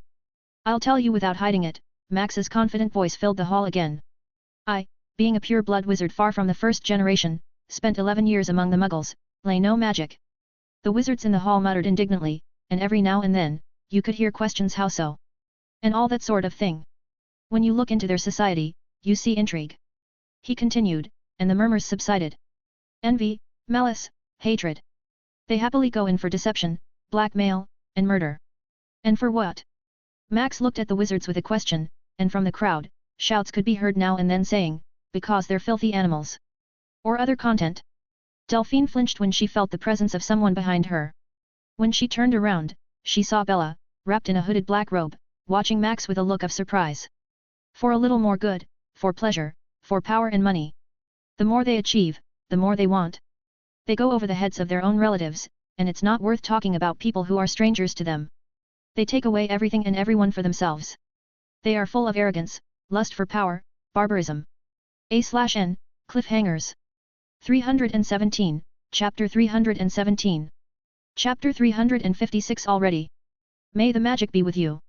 Enjoy. Many of the wizards nodded in agreement and showed their approval. I have known and remembered my origins since childhood. Max put his hand to his heart. I was looking forward to coming back here. And here I am. For the 5th year, I have been learning all the secrets and nuances of life in the world of magic. But the longer I live here, the more I see. The wizards froze in anticipation of the end of the line, and Max's hand, which he held at his heart, clenched into a fist. My heart bleeds, the guy said with feeling. What's the difference, my friends? The fact that we tie our shoelaces with magic and muggles with their hands. We, wizards, in whose hands are the keys to the universe. We, who are able to provide ourselves with all the conceivable benefits of the world with a wave of our hand. We, who are able to light. Max stretched out his hand in front of him, palm up, and a real miniature sun was created above it, repeating its color, texture, and spots, enveloping the hall with a wave of heat, and the next moment the guy clenched his fist, making the ball disappear and extinguish the stars. Why do I see exactly the same thing here in the wizarding world as I see among the muggles? Max looked around at the wizards but found no answer. Why are we ready to tear each other's throats, kill our sisters and brothers, deprive them of everything, destroy their families? For what? For the sake of what we can achieve ourselves? For the sake of influence? Or maybe? A handful of galleons appeared in the guy's hand. For the goblin gold. We, representatives of the families in whose veins flows the blood of dozens of generations of wizards. Those who are supposed to be the guiding star for young families, the standard and role model. We destroy each other, reducing our families to ashes in the wind. Is this the goal of pure-blood wizards? Is this what you will pass on to your children? The rubble and ruins of the world? Our ancestors, without sparing themselves, discovered the secrets of magic, delving into the secrets of the universe, laying their heads on the altar of knowledge of magic. They discovered the unknown and the new, so that children would pick up their banners and carry them on, through the ages. To live in a world where there will be no need and no place for cruelty and violence. So that honor, pride and dignity never become an empty sound, loyalty to the word and deed was as before, at the basis of actions, and each new generation brought something new and incredible. To jurs per these words are engraved on my family's coat of arms. What do you carry? What did your ancestors bequeath to you? The brief pause in Max's speech was interrupted by another hum of whispering, and some wizards seemed to feel the hands of their ancestors on their shoulders, which stood in a huge line behind them. They straightened up, and in the eyes of many, Delphine saw not an eternal mask of contempt but pride, and with a smile, she noticed how a herd of goosebumps ran through her own body. Max squeezed the galleons in his hand, and they crumbled into gold dust, disappearing. Delphine realized with some inner instinct that the ending of this speech might not be so significant and, even more so harmful. She moved confidently toward Max, and placing her hand gently on his elbow, she whispered almost inaudibly. Don't go on. That's enough. The boy looked at her intently with blue eyes and nodded. Time to go, she whispered again, and Max shifted his gaze to the wizards. Urgent matters require attention, and therefore we are leaving. I hope that no troubles will befall the House of Malfoy under the leadership of the young head. Max and Delphine headed through the parting crowd to the exit of the hall, and Daphne and Astoria quickly caught up with them, stepping behind them. When they disappeared into the fireplace room, the crowd of wizards became animated again, starting to discuss a new topic. Still, only a few noticed Voldemort sitting at one of the tables in the shadows in the company of two wizards. But even so, their faces were impossible to make out and remember, and as soon as you took your eyes off them, you immediately forgot what you had seen so interesting a second ago. Did you see anything there at all? 318, Chapter 318. Chapter 357 already. May the magic be with you. Enjoy. Soft yellow light from the main hall of Lady Greengrass Countryside House met us with calmness, so inner tension from appointment in Malfoy's manor quickly started to fade away. Delphine right away sent girls with a fireplace to their family house and went to her room after crumpled goodbye. I shrugged, realizing the reasons for such a hurry. After checking if the fireplace was closed, I left the house en apparat to Grimmauld Place. Before having a nice shower I told the portrait of Lady Walburga about the events at the appointment, letting her process the information. Then I went to the room given to me. Even in my previous visits, when I didn't have access to almost anything, I had a nice, but small bright room with a huge comfortable bed and other necessary furniture. Now the room was still mine, despite the fact that I could get any appartement I wanted. While laying in bed, I was thinking of things. Different things. Most of them were about the feigned argument, but I couldn't leave it like that. First of all, what could I say about Amicus Carrow as a wizard? A vicious, arrogant middle peasant from an ancient pure-blood family. His real potential remained unknown, but towards the end he did quite well in dodging my spells. Definitely, at the beginning he restrained himself, and he definitely didn't use lethal spells, although he could. I read such moments in his eyes when he seemed to be going against his habits. However, on the other hand, various bone-crushing and blood-boiling curses can also kill you. Everything that one needs is a desire. This topic is so slippery, because you can kill with anything, if you have such desire. In general, with the beginning of the wizard's self-isolation and the widespread use of duels, the number of uniquely lethal and irreversibly traumatic combat spells began to fall. Probably that's why Avada Kedavra now terrifies and thrills wizards, after all they don't often see this spell even in books. Yes, there are a lot of traumatic ones, but their consequences can be cured whenever necessary in a good case, and only with emergency assistance in especially severe ones. Really killing, focused specifically on killing one or many, such spells are very old and not accessible to everyone. And they are difficult, especially those that don't require any kind of emotions. However, I can imagine a lot of various spells that resemble a physical effect and are fatal by its use. But I have this vision, and maybe those, who are knowledgeable and versed in science and technology of ordinary people, who study and substantiate natural processes, have it as well. Even take a banal laser. Although, I got too excited. I don't know how many years has theoretical substantiation, but the practical obtaining of a laser became possible about 40 years ago. What to say about wizards? It's unlikely that they, in principle, realize not only the application area of the laser, but also the very fact and the meaning of the existence of narrowly directed, coherent, monochromatic, polarized radiation. This thought gave rise to a chain of completely different assumptions and theories in my head, which led me to an interesting conclusion: I don't want to sleep.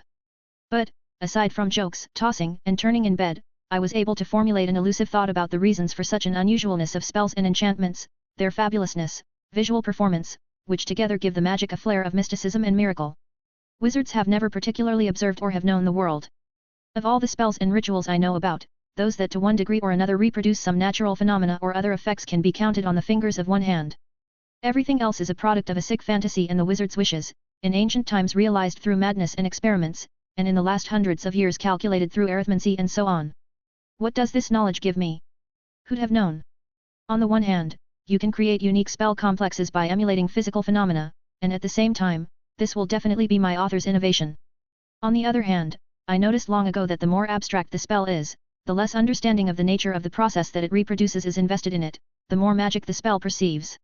It's logical to assume that a spell, composed on the basis of understanding the processes, their calculations, and translation into a magical model, can significantly reduce the cost of magic, but make it more complex. However, for those who have ideal memory, sensitivity to magic and control of consciousness, it won't be a problem to reproduce the spell a couple of times as it should be, and then only feed the construct with magic. Isn't it a common goal and wizard's meaning of life to develop such skills? 319, Chapter 319. Chapter 358 already. May the magic be with you. Enjoy. The morning began suddenly. It seemed like I was thinking about interesting things, making not less interesting conclusions, and at the same time I blinked and it's dawning outside the window. As always, I went for a jog at the beginning of the day, but for physical training, I had to return to Grimmauld Place. There, in the training hall, I transfigured the materials I already had around the house into the equipment and horizontal bars I needed. In all, I killed 2 birds with 1 stone. Besides physical training, I used transfiguration in my everyday life to bring its use to automatism.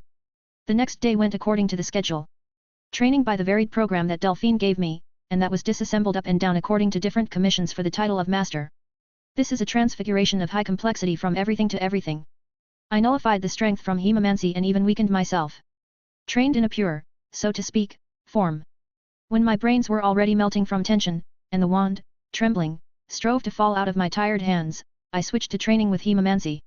So far, it was difficult to decide on any special training because this energy has 2 states: immaterial and materialized. In the second case, everything is simple pseudo-blood, which can act on matter, cut, crush, prick, and whatever. In the same state, the energy of hemomancy can be used as a shield against material and energetic influences.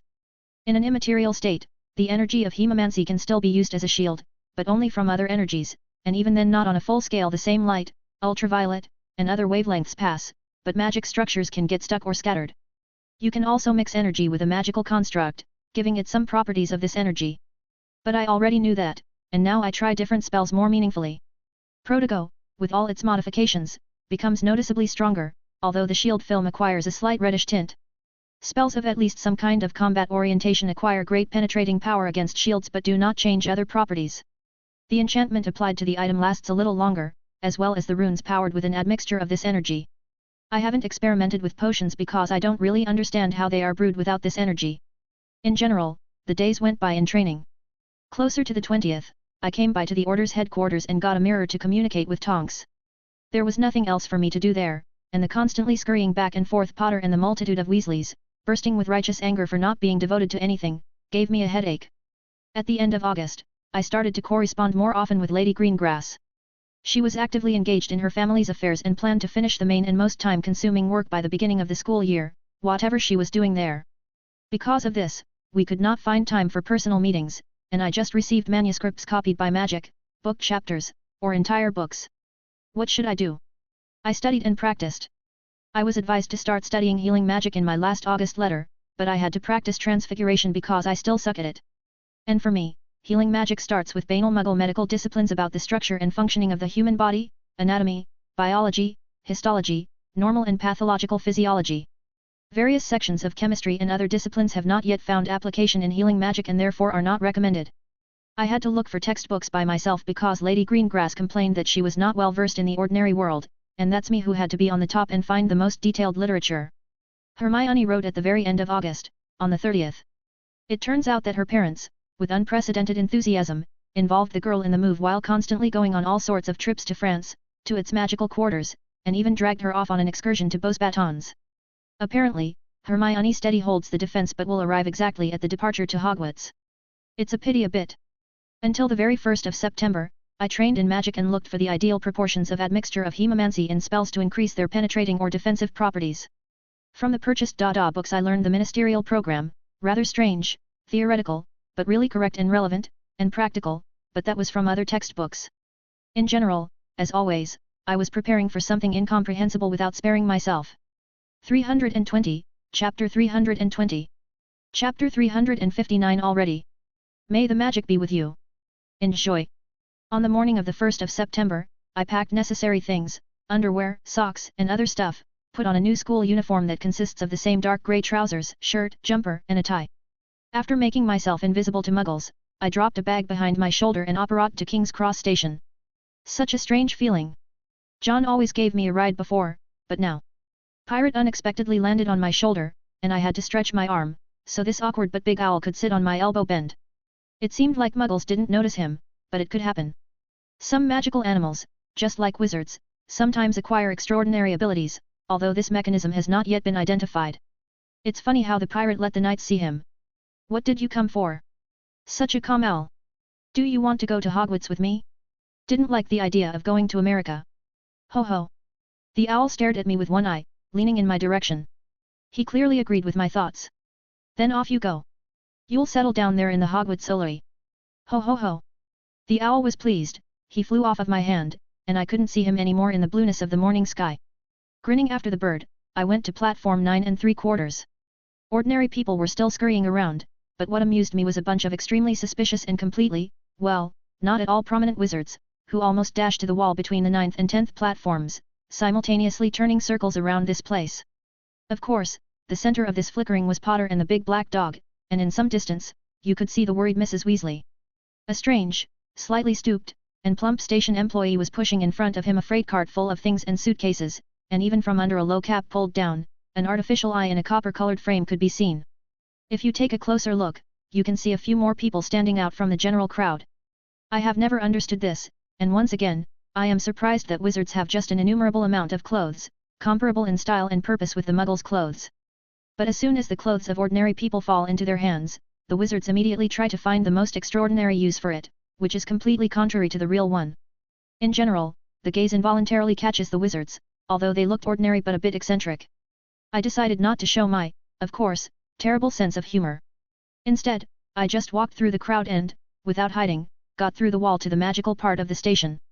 It was the same bright platform, the same bright colors, fussy children and teenagers, joyful parents who accompanied their children to school, the same scarlet train with a locomotive that made a couple of beeps. Hermione was standing near one of the passenger carriages in the school uniform. She already put on a robe. Next to her was a huge travel suitcase with a handle and on wheels. The naked eye could see a couple of rune chains along the edge of the lid. I managed to approach quite unnoticed, but when I got almost close, Hermione turned sharply in my direction and recognized me, smiled happily, immediately rushed to hug me. Max. She almost hung on my neck, I missed you so much. Me too, my own. I hugged her as well. Let's take a compartment. Hermione grabbed her suitcase by the handle and literally flew into the carriage. We found the compartment immediately. Many students so far preferred to communicate outside the train. Quickly placing our luggage under the seats, we sat down by the old habit, opposite each other. You cannot even imagine. Hermione's face expressed both joy and resentment. My parents started a real campaign to change my priorities. Not a second of rest, not a moment when it was possible to get distracted from reality. By hook or by crook, they wanted me to stay in France and enter the Beauxbatons. It looks like they failed. Of course, the girl nodded confidently, and a couple of unruly strands strayed out from behind her ear. Her hairstyle is simple now, her hair is long, but everything is neatly gathered and pinned up. Nevertheless, this very hair still tended to make a mess on her head. Judging by your late arrival, they held out to the last. And not only that, Hermione smiled weakly. Parents sold all the property here, and in fact, I had nowhere to return. That's it. I have all my things in this suitcase. Hermione shrugged. You could have written to me. I definitely have a place to live. Already 2 houses. You didn't say. You didn't ask. 321, Chapter 321. Chapter 360 already. May the magic be with you. Enjoy. Problem. Hermione thought about it. The silence about the situation led to the fact that we could not meet in the summer, because I was afraid that I would have nowhere to live. But I didn't share my fears. And you didn't know that I had such a problem, so you didn't inform me about the possibility of inviting me to your house. Conclusions. If there is a problem you need to tell, I shrugged. Well noticed. So. In addition to the fact that my parents tried by hook or by crook to lure me to France for permanent residence, which led to the fact that I did not complete some of my homework. In addition, I have nowhere to live after the school year, if not to fly to France, of course. Then I have no more difficulties. For now. Thinking, I rubbed my chin. A huge amount of material for theoretical study, loads of practice. I recently was at the appointment in Malfoy Manor, beat up some Death Eater, helped the mentor solve a problem, threw Snape into the wall, made a speech in front of radicals, and even left unscathed. Potentially got ill-wishers and just interested people. The year can be interesting. Hermione looked at me somewhat shocked, but she shook her head with a grin after a couple of seconds. A busy summer. By the way, have you read The Prophet? Which one? Wait a second. Hermione took a thin rectangular bag from under her robes and pulled out a notebook much larger than the bag. Here you go. I picked up a notebook with a small animated cat in the corner. Pages 12 to 19. There are newspaper clippings. Once I got to the right pages, I delved into reading the headings and content of the clippings. Their essence was simple: Dumbledore and Potter are 2 crazy swindlers. This topic was promoted with incredible power and persistence of the publishing house. What everyone saw at the tournament seemed nothing more than an organized performance to test the fortitude of the one who passed. Like a test. I already knew about such an official position of the Ministry, but the fact that it, through the Prophet, is trying to discredit Dumbledore and Potter, and it is trying hard, not sparing itself. This is news to me. Let's say, after reading it, I returned the notebook to Hermione.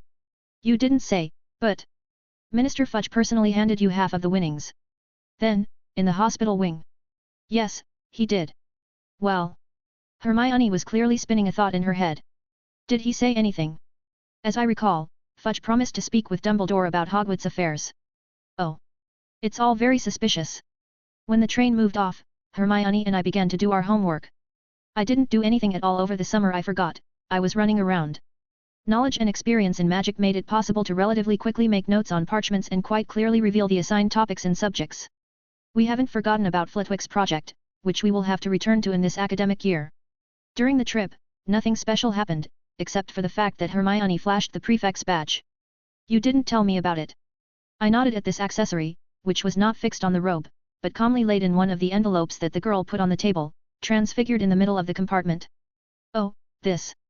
Hermione took the badge with the word prefect in the background of the house's coat of arms.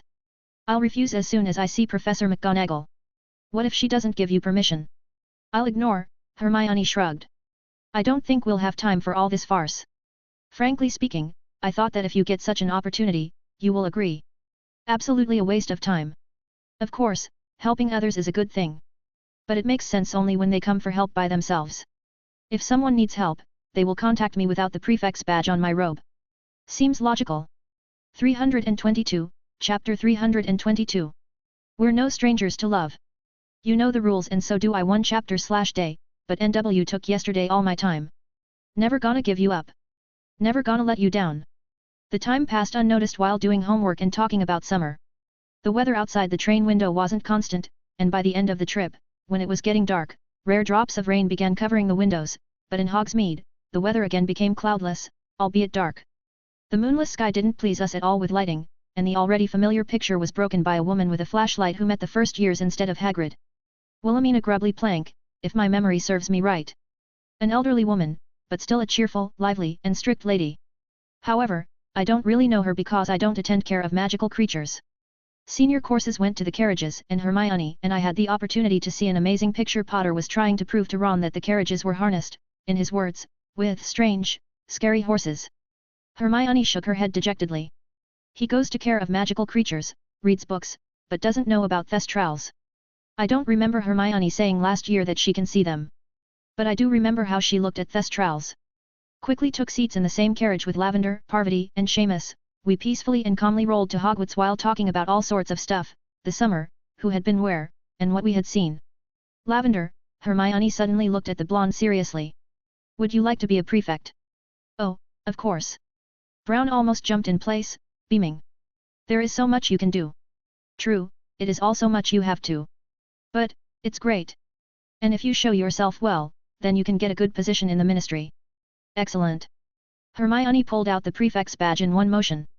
I don't want to. Let's go to Professor McGonagall today and explain the situation. Oh. But. Lavender looked at each of us somewhat confusedly. We can't do it that way. Lavender thought about it for a couple of seconds and then beamed again. Excellent. Let's tell McGonagall. We won't be afraid of difficulties. Having reached the castle, we joined the general stream of students and went to the Great Hall to await sorting and a feast. As always, there were many burning candles in the air above the tables, and the illusion of the night sky above Hogwarts flaunted on the ceiling. As soon as we sat down at the tables, a sluggish, but at the same time, paradoxically lively conversation began about whether Potter was lying or not. What do you think? Seamus turned to me. My mom believes in newspaper articles. I also believe, but I saw with my own eyes what was happening there. The question asked by Seamus attracted the eyes of others to me. I'll say so, I looked at everyone. No one introduced himself to me. No one spoke to me. An avada was thrown at me. The kids shuddered. But after being protected by the transfiguration, I lost consciousness. When I woke up, I saw how Potter entered into a magical confrontation with some fearful man, and around wizards in the clothes of Death Eaters. Then you saw everything. Based on those events, I can neither confirm nor deny the information about the rebirth of you-know-who. Well, Seamus nodded with a serious face and looked at Dean. I thought so. That's not all. The guys around just wanted to turn away, returning to their conversations but were forced to listen again. During the summer I visited many places, saw many people. I cannot go into details, but among those acquitted in the past and other supporters of the policy of the Dark Lord, all kinds of radicals, and so on, there is accurate and reliable information that he has returned. The Death Eaters have marks on their left hand. They noticed long ago that the stronger the Dark Lord, the brighter the mark. Now it is as bright as it was during his lifetime. But this is all circumstantial evidence. And what to do? Dean asked, clearly concerned. Working theory: the Dark Lord has been reborn. We will prepare for the worst, and if this turns out to be not true, we will be very happy. But this is nonsense. Lavender wanted to be indignant, but all conversations were interrupted by McGonagall, who entered the hall. She was followed by first years in single file, frightened, worried, confused, and cheerful at the same time. An amazing combination of emotions for poor children. The hat sang its song for a long time this year. Its message was clear: there is a threat above us, get up, great country. I was frankly too lazy to look for a deeper meaning. Of course, the hat's song was followed by the sorting of first years, and then Dumbledore made a speech after rising from his massive headmaster's chair. Our newcomers, the headmaster spoke loudly, beaming with a smile and opening his arms wide, welcome. To our old guard, welcome back to the nest. The time will come for speeches, but now is the time for something else. Enjoy your dinner.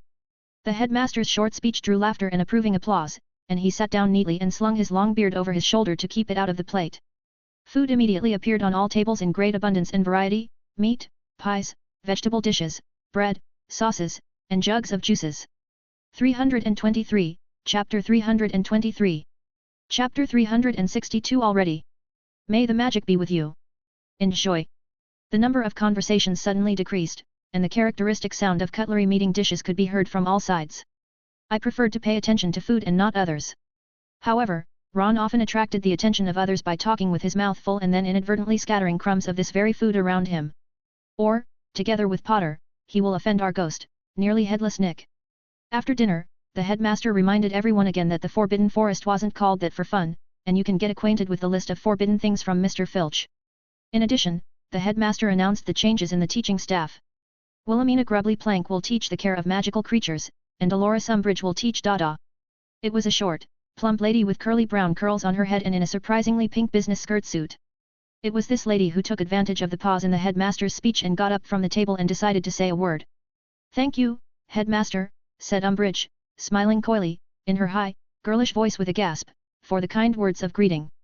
She left the table and began to walk slowly along the small podium on which the table itself and the headmaster's throne were located. It's nice, I'll tell you, to be back at Hogwarts. To see so many happy little faces turn to me. I look forward to meeting each of you and am convinced that we will become very good friends. Gradually, the students began to pay less and less attention to Umbridge's speech, preferring to whisper quietly among themselves. The very same protégé from the ministry didn't seem to notice this, continuing to speak. However, her tone changed, and the words sounded as if she had rehearsed them many times, having learned to such a state that woke her up at night she could easily tell everything. The Ministry of Magic has always considered the education of young witches and wizards of vital importance. The rare gifts you were born with can be wasted if not cultivated and honed with careful instruction. The ancient skills that set the magical community apart from all others must be passed down from generation to generation, otherwise, we will lose them forever. To preserve, increase and polish the treasures of magical knowledge accumulated by our ancestors is the primary duty of those who have devoted themselves to the noble cause of teaching. Umbridge nodded respectfully to the other teachers but received no response. Each new headmaster of Hogwarts brought something new to the difficult task of leading this ancient school, and so it should be because, without progress, there will be stagnation and decay. However, progress for the sake of progress should not be encouraged, for most of our time-tested traditions do not need revision. So, a balance is needed between old and new, between constancy and change, between tradition and innovation. Because some of the changes bring real improvement, while others, over the years, reveal their uselessness. Likewise, some of the old customs should be preserved, while those that have become obsolete should be abandoned. Let's take a step into a new era, the era of openness, efficiency, and responsibility.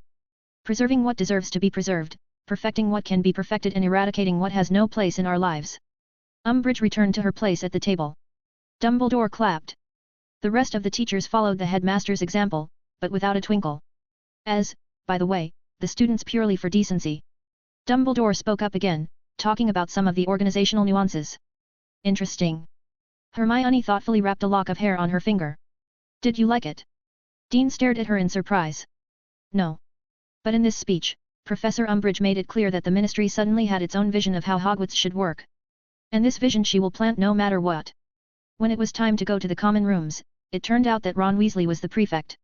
However, he actually very quickly got away with Harry, and the little ones were left unattended without any idea what to do.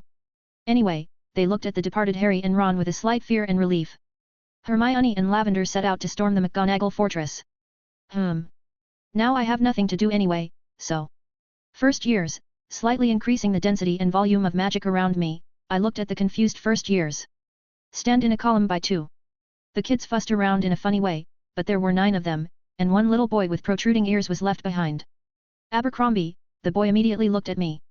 You will be the closing one. This is a responsible and important task. The boy nodded vigorously. Excellent. Follow me. I went to the exit from the hall, and the little ones did not hesitate a second, cheerfully, and quickly followed me. Are you the prefect? Quietly asked the girl, obviously walking with her friend in front of everyone. No. Our prefect, Ron Weasley, a friend of Harry Potter, elated with the joy of his post, happily ran away. There are legends that he is not very smart. But, empty talk aside. We left the hall and headed down the corridors to the main tower with moving staircases. 324, Chapter 324. Chapter 363 already. May the magic be with you. Enjoy. So. I will not tell inspiring but completely empty speeches. I present to your attention Grand Staircase. We were standing on a flight of stairs and, as if by magic, this very moment was chosen by several stairs to start moving, changing their position in space. The kids looked surprised to varying degrees. Many will say that they move freely, but they are not. Their movement obeys a strict scheme, but it is quite difficult to learn, and then also to calculate when, where, and which staircase will move. It is very difficult.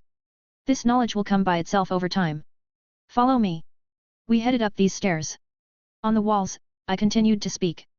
You can see a huge number of portraits. You can talk to everyone, but not everyone wants it. After passing one flight of stairs and stepping onto another, I stopped the first years and turned to face them. There is a disappearing step on this staircase. 8th from the bottom, look. I pointed with my wand to the step, but not for witchcraft. There's a red mark in the corner of the step. Our caretaker, a lover of cleanliness, constantly erases it, but some students apply it again. But remember this staircase. Nothing serious will happen, but if you fail, it'll be enough fear for a lifetime. Let's go further. Passing another flight of stairs, we stumbled upon none other than Peeves. A vile arrogant poltergeist in the form of a horribly caricatured complete freak. In the hands, Peeves held balls of dung bombs, flew over us, and laughed disgustingly. Ahaha. First years. Would you like to taste the scent of magic? Peeves threw bombs at us, but with one movement of my wand, I created a powerful translucent dome of Protogo. Bombs hit it and exploded, filling everything around with a stinking substance of indeterminate color. Running the free hand along the wand, I transferred the protection recharge to this hand, and with the wand, I created a powerful cleansing spell that destroyed all the obscenity outside the dome and even purified the air. Having condensed and increased the magic volume inside and outside, I forced my eyes to glow dimly blue and looked at Peeves. Heek. The mood of the poltergeist instantly changed its polarity. If you don't leave us alone, I'll dispel you. Got it, not a fool. Peeves abruptly flew away, and after a couple of seconds, we heard his scream, "Night is awesome." The kids looked at me with admiration, and as we moved on, a quiet whisper came to my ears. But my dad can't do that. So this is the champion of the tournament. He bypassed the defense of Dumbledore himself. I will not say that this did not amuse my vanity in any way. Amused? A little. Next, I continued the story. I perfectly understand that you are in the School of Magic, and there are a lot of interesting things. You want to see everything as soon as possible, climb everywhere, explore everything, touch and see. But I recommend that you pay attention to classes, discipline, and appearance for the first 2 weeks. The kids were weakly outraged. Believe me, you will make a good impression on the professors, and this will make your life much easier. By the way, about the professors. Don't be late for potions. I recommend that you study the textbook for the first year in detail. Do it together if it's boring. Professor Snape is a very shitty person and far from the best teacher. He likes to find fault with everything. Do not give him a reason, and do not argue, you will only make it worse. Trust my experience. Is it true, one of the girls asked quite boldly, that our headmaster is crazy? The question caused an amazing mixture of indignation and curiosity among the first years. I'll tell you this. We wizards are all a bit of that. Each in its own way. In general, there are no healthy people, there are under-examined ones. And what about the other professors? Are they crazy? No, the girl looked down, how to behave on other subjects. Just follow the instructions of the professors. And always remember that magic is not only beautiful and wonderful but also dangerous. 325, Chapter 325. Chapter 364 already. May the magic be with you. Enjoy. We got to the portrait of a fat lady, whom I introduced to everyone, not forgetting to give the password. When we went into the common room, many students didn't even really notice it, but the rest looked with a surprise from me, the leader of the first years, to Ron sitting at the table, who was loudly talking about how it's cool to be a prefect. Hey! He was telling this to a despondent Potter, who was staring at the chessboard in front of him with a meaningless gaze. I brought the kids to the center of the common room. Wait here, guys. The first years obediently nodded their heads, and I crept up to Ron like an inaudible shadow. Copying Snape's voice and intonation, I spoke from behind him. Mr. Weasley. Ron jumped but was in no hurry to turn around. I admit that your back of the head is a better interlocutor than yourself. However, unfortunately, I wanted to ask you a couple of questions. Weasley slowly began to turn, and there was a surprise and apprehension on his instantly pale face. But when he saw me, he sighed with relief. Oh. Max. Damn, you scared me. Why do that? The Gryffindors laughed, and Weasley himself smiled. It sounds so similar. Mr. Weasley, I didn't change my tone. Let me ask you, what is on the collar of your robe? Where? Ron glanced first at one and then at the other collar. Oh, this is the prefect's badge. Can you imagine? I was appointed prefect. I never would have thought. If it was Harry. That's enough already, Potter waved him off. This is not for me. Prefect, hey. I looked more closely at the badge. Well, yes. Please accept my congratulations. But I have another question. Look at the center of the common room. What do you see? Ron glanced behind me. Well, first years. How did they end up here, Mr. Weasley? Please stop doing that, said Ron, and then it hit him. Merlin's beard. I forgot. That's it. Ron, I spoke already normally, in these difficult times for all of us, we cannot afford to be careless and relaxed. Do you know what I mean? You are now the prefect. Do not fail Dumbledore's trust. Damn. Well, I go, greet them, make some speech. Turning around, I made my way to my already traditional seat on the sofa, but before I could reach it, Hermione and Lavender entered the common room. The second one had the prefect's badge pinned to her robe. Hermione hurried to sit next to me on the sofa, and I just noticed Dean, Seamus, and Parvati, sitting at a table next to our sofa and playing cards. Well, I rested my head on the lap of Hermione sitting next to me. I see you were dismissed from the post. It was not easy, and it looked like the professor was a little disappointed in me. She was sure that I was the perfect candidate. They also wanted to appoint you, but the owl came back again and again with the batch, and the professor decided to appoint Ronald. That's good. I don't want to do this every day. We were silent for a while. I guess, Hermione was almost imperceptibly embarrassed. I should apologize. After all, we thought that we could spend at least a couple of weeks of the summer not at school. It's okay, I closed my eyes, parents are more important. By the way, what finally convinced them to let you go? Well, I summoned Fiend Fire. My eyes opened by themselves from the unexpected news, and I was able to see a really embarrassed Hermione. There's something you're not telling me. Hermione bit her lip, trying to hide her smile. It was in the shape of an otter. You have no idea how terrifyingly comical the swarm of fire otters looked against the background of distorted images of Fiend Fire. You have some strange idea of comicality. Hermione poked me lightly in the side with her fist. It seems, I couldn't help but smile now. I'm influencing you badly. Who knows? Who knows? 326, Chapter 326. Chapter 365 already. May the magic be with you. Enjoy. The morning of the first day of school began with exercises and jogging in the thick, wet fog that descended on the outskirts of Hogwarts. The standard procedure, without which I can no longer imagine the beginning of the day, and judging by Hermione running next to me in a different but the same blue tracksuit, I'm not the only one who has brought physical training into my life. After cleaning up, we sat in the common room, checking homework in all subjects just in case. It was still early, and only a few students were hanging around like disheveled somnambulists, sleepily shuffling their feet and rubbing their sleepy faces. A dozen minutes later, the common room began coming to life, and first years gathered in the center in perfectly fitting uniforms and robes. A completely happy Lavender hurried to them and began enthusiastically telling them how everything was great and rosy and that she would accompany them for the first 2 weeks, as it should be. The kids immediately picked up Lavender's cheerful mood and followed her out of the common room. Hermione and I accompanied the procession with the same expressionless glances. Isn't it too early? She asked to nowhere. It's fine. We'll come just in time, I shrugged, and we put all our work in bags with an invisible extension and went after the small ones to the Great Hall. The students who were still far from being fully assembled looked sleepy and tired, but those who were younger were quite cheerful. It seems that many people have decided to throw a party and are now suffering from lack of sleep and possibly from a hangover. While we, as the headmaster said, were eating breakfast with both cheeks, the heads of the houses launched with magic sheets with a schedule on the tables, which multiplied as needed. Some kind of nightmare, complained the dejected Ron, who by some miracle had already found himself at the table with Potter, history, dual potions, divination, and dual defense. All in one day. I wish Fred and George would hurry up with their strike breakfasts. Of course, the twins appeared nearby. One squeezed between Ron and Harry, and the other sat next to us on the other side. What do I hear? Are my ears deceiving me? The first one who sat down with Ron and Harry asked. The prefect of Hogwarts wants to skip classes. Here, look, Ron showed him his schedule, and I glanced at mine. Instead of divination, there were ancient runes. Nothing special. I understand you, brother, the first twin nodded. Well, I can give you a bloody candy for a low price. Why would it suddenly be cheap? Ron asked suspiciously. I bet, I grinned, the guys don't have a neutralizer yet. You're absolutely right, Max, said the twins in unison. I hope, Hermione looked at the twins with a grin, you are not selling unfinished stuff. You think we're stupid or something? The second one replied, but both were affectedly offended.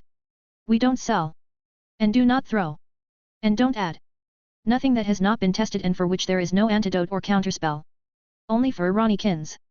Purely brotherly. Come on, Ron pouted, I'd better sit in the classroom. You won't last long, the first twin put his arm around Ron's shoulders, you will soon howl from these lessons. You'll beg for it yourself. Ron looked doubtfully at his brother and shrugged off his hand, why so? In the 5th year, you pass the O.W.L, explained the second. You will be so burdened that your backs will crack. Yet. The first one rolled his eyes dreamily, not at all offended by Ron, who threw off his hand. Half of ours had problems with nerves before the OWLS. There were tears, tantrums. Patricia Stimpson fainted all the time. One way or another, the second picked up the thought, the 5th year is a nightmare. At least for those who care about exam results. By the way, what are you going to do? Well, after school. I don't know, I guess, Ron said slowly. Unless, well. We all looked at him with great interest. What? Potter couldn't stand the silence. Well, it would be nice to be an Auror, Ron remarked casually. That's for sure. Harry immediately confirmed. Ooh. Hermione drawled a little mockingly, grinning. Have you even seen the mandatory grades for O.W.L.S and N.E.W.T.S for admission to the Aurors Academy? No, Ron and Harry shook their heads. Outstanding in Dada, Herbology, Potions, Transfiguration, and Charms. A+ will be passed on E-Care, Runes, or Numerology. Or all together. If there are good results in additional subjects, it is allowed to E in one or two main subjects. By the way, not only the N.E.W.T is taken into account, but also the OWL. Ron scratched his head thoughtfully. It's a problem. 327, Chapter 327. Chapter 366 already. May the magic be with you. Enjoy. After Ron's phrase, I couldn't help but smile. You just need to learn more, I shrugged. You're learning all the time, Ron replied dejectedly, and Harry nodded in agreement. Well, of course, Hermione grinned again. We have at our disposal some of the most qualified teachers in their field, 7 years of access to the most complete magical library in England and Western Europe, free medical care, food such as is required to fulfill the daily schedule, no matter how difficult it may be. And all this for ridiculous money, and if there are 3 or more children in the family for free. For free? In chorus asked all the Weasleys around, among whom at some distance sat Ginny, like many others listening to our conversation. After all, when the older ones approach the younger ones and start a conversation, it always arouses a slight interest. Well, yes, Hermione shrugged. Muggleborns are provided with an interest-free loan in the amount of 80% of the cost of learning for the full program, or a 20% discount on the learning itself. Then I thought about it. I didn't know. Didn't your parents tell you? Usually, professors or employees of the ministry discuss these points. Most likely, you were paid for in full. The amount is ridiculous. In the ordinary world, just a good school costs the same or more. And how do you know everything? Harry looked from me to Hermione. We read smart books, we answered at the same time and, having exchanged glances, smiled. Behind our backs, the cheerful Lavender enjoyed the role of a kind of Mother Goose and led a bunch of enthusiastic first years back to the tower because, according to an incomprehensible tradition, we learned the schedule only now, at breakfast. Without wasting any more time, I gulped down a glass of apple juice, and together with Hermione, we joined the stream of students scattering from the hall. The first lesson was a lecture by Binns, where I was doing a much more important thing, calculating a new spell. The lecture itself will be remembered by the brains, but the idea. My cockroaches in my head are scratching on the skull in fits from an acute desire to carry out what they have planned, not in the form of strong-willed magic, but as a well-thought-out spell. In general, I want a laser spell. There is no such thing. I was looking for it. However, due to the fact that I want to fully implement the physical principles, without replacing some properties of materials or energy with the standard magic, I don't know what it is, but I want the same. I have to mobilize all the knowledge about lasers, materials, crystals, alloys, electricity, and a bunch of other information, designing a laser circuit. Of course, it's possible just to buy the appropriate literature, but this is my new hobby, and it is necessary not so much to create a super weapon but to train the mind and concentrate on complex calculations with the help of Rowena's capabilities, but without her participation. From a practical point of view, I'm reinventing the wheel, but I like the process of mental training itself.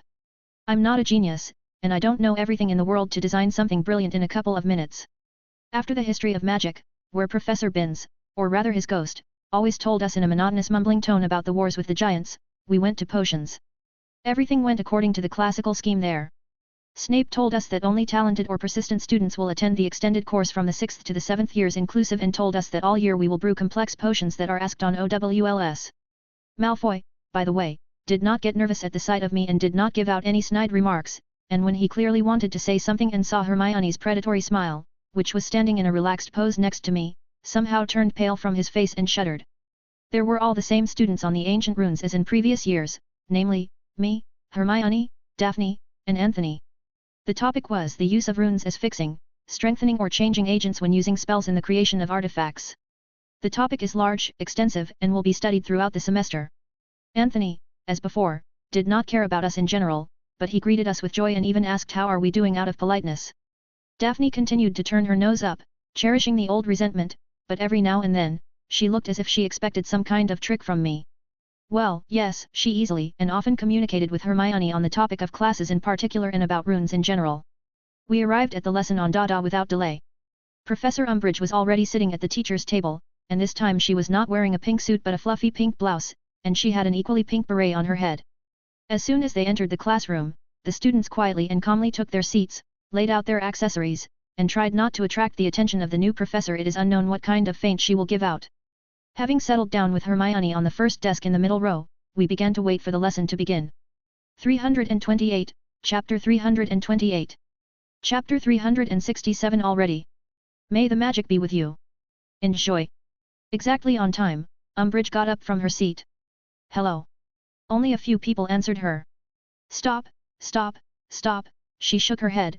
Well, no, my friends. That won't do. I would ask you to respond like this. Hello, Professor Umbridge. One more time, please. Hello, students. Hello, Professor Umbridge. All answered in unison. That's good, the professor sang in a sickly sweet voice. It's not difficult at all, is it? We'll put away the magic wands and take out the feathers. The students reluctantly followed this instruction, and I, in principle, too, without much enthusiasm, sent the wand into a holster on my forearm. The professor pulled out her wand and tapped it on the blackboard. Defense against the dark arts. Return to the fundamental principles. This was the name of the course. To begin with, I would like to note that so far, your learning in this subject has been rather fragmentary. Isn't that right? Professor Umbridge said, turning to face the class and carefully folding her hands on her stomach. Well, I had to agree because I had seen textbooks recommended by old teachers before they began to change like the gloves of a socialite. The teachers were constantly changing, Professor Umbridge continued to say. And not all of them considered it necessary to follow any program approved by the ministry. The result, unfortunately, was that you are much below the level that we have the right to expect from you in the year preceding the OWLS. However, you will be pleased to know that we will now correct these shortcomings. This year, you will study defensive magic according to a carefully compiled, theoretically verified, approved by the ministry program. Please write down the course goals. The professor tapped the board again with her wand. The words that were on it were replaced by others that tell us about the goals of the course. We will have to understand the principles underlying protective magic. Be able to recognize situations in which the use of protective magic is permissible and does not contradict the law. The inclusion of protective magic in the general system of representations for practical use. Of course, we had to rewrite the text, although I did not want to. I will remember it so that I can forget it only with the help of Obliviate. Does everyone have a copy of The Theory of Defensive Magic by Wilbert Slinkhard? Just like last time, we didn't give a decent answer, in Umbridge's understanding, and we had to say loudly, yes. Next, we were given the task to read the first chapter, Basics for Beginners. Both Hermione and I began to read without enthusiasm because we had already read the entire textbook. Well, I've read it, and I can be sure of Hermione. To be fair, I must say that the textbook is not bad. It is written in extremely clear language, although boring to read. It really covers everything from the basics to charms and spells for the 5th year. At the same time, the theory is considered in detail and tells about many nuances that were previously recognized by a completely random method in the Hogwarts library or were gathered together only after reading several different textbooks. However, the practical part was present only for a couple of spells. Gradually, more and more students gave up in their attempts to break through the hard-to-read text and looked somewhere through space. Hermione moved a little closer to me and whispered. There's nothing about using magic. I know. Should I ask the professor about it? Try it if you are interested. Umbridge heard the whispers and looked at us. This was the moment Hermione chose to raise her hand. Seeing that no one was reading anymore and everyone was in a state of prostration, Umbridge smiled. Do you have any questions, Miss Hermione Granger, Professor? Miss Granger, Umbridge nodded. Yes, Professor. I studied the book and did not see any chapters on the practical application of magic there. May I ask what this is related to? This is an innovation for us. You see, my dear, the professor spoke again in a rather sweet voice. The Ministry of Magic has compiled a course designed to fill in the gaps in your theoretical knowledge in the field of protective charms and systematize the existing ones. At the same time, you will learn about protective spells in a safe way, without any risk. 329, Chapter 329. Chapter 368 already. May the magic be with you. Enjoy. Are we not going to use magic? Ron was indignant. Your hand is not raised, Mr. Weasley. There were questions and theorizing, which each time infuriated Umbridge more and more. The students just shouted from their seats, although the professor obviously loves discipline very much. So there was talk about attacks, dark forces. Parvati asked a good question about the exams, but Umbridge assured that with a good knowledge of the theory, the practical implementation of spells will not be a difficult task. And damn it, she's right. Of the spells available in the book, only a couple require practice, and this practice is provided according to the plan. Protego, for example, by the way, this is a third-year spell. According to the ministry, Umbridge pulled herself together. Theoretical knowledge will be more than enough for you to pass the exam, which, ultimately, is what school education should be aimed at. And I repeat, with a good knowledge of the theory. Then I raised my hand, and the professor noticed me. Your name? Max Knight, Professor. And those spells that, according to the textbook, require practice, will be studied practically. Absolutely, Mr. Knight, Umbridge smiled. The program does provide a few practical lessons on spells that cannot be performed without visual experience on the part of the teacher. Fortunately, there are not many of them. What's the you? Potter wanted to be indignant, but I managed to throw silencio at him wandless and silently. Excuse me, I continued to speak. I'd like to make a small proposal, and maybe you will like it. I'm listening to you carefully, Mr. Knight, the professor looked at me with real curiosity. I propose to make a clear demonstration of the superiority of theory over practice. Take 2 spells, Protego and Expelliarmus. Take 6 students who do not know these spells and divide them into 2 groups. 1 student in each group will diligently study the theory. The second will run through the text a couple of times and try it a couple of times. The third will only practice, that is, movement, words, and image. Protego requires at least 1 time to see the spell, so we will demonstrate it once. Are you, my dear, suggesting to go against the Ministry's program? We all have undivided faith in our government, in the Ministry of Magic. But we are still only 15 years old. A clear demonstration of this righteousness will only strengthen our faith. Umbridge looked at me with a sly squint. You still haven't answered my question, Mr. Knight. Your question does not have a correct answer.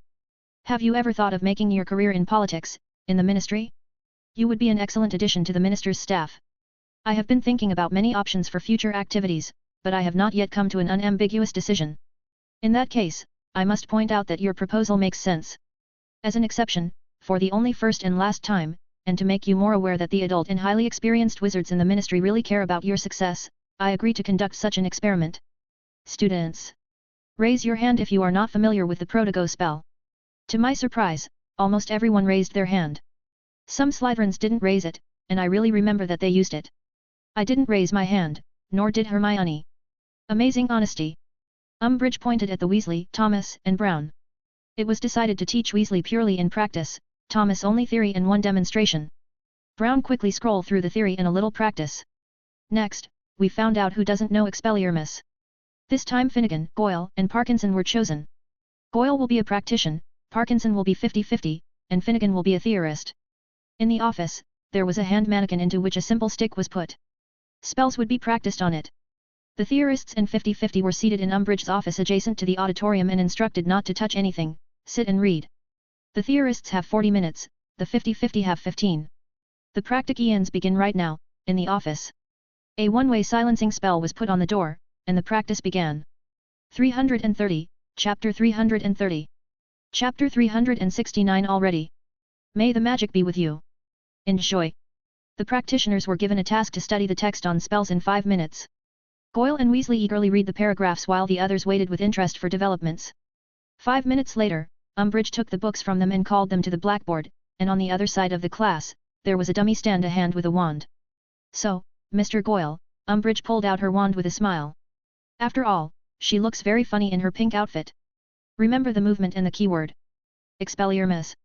A dim, small, and neat light ray flew from the professor's wand, perfectly knocked the wand out of the stand, and the professor did not even have to catch it. The wand flew exactly into the palm slightly set aside. She gave the wand to Goyle and set him the task of practicing and returning the wand to its place in the stand hand. Goyle nodded and got down to business. Now you, Mr. Weasley. Memorize the movement of the wand and the verbal form.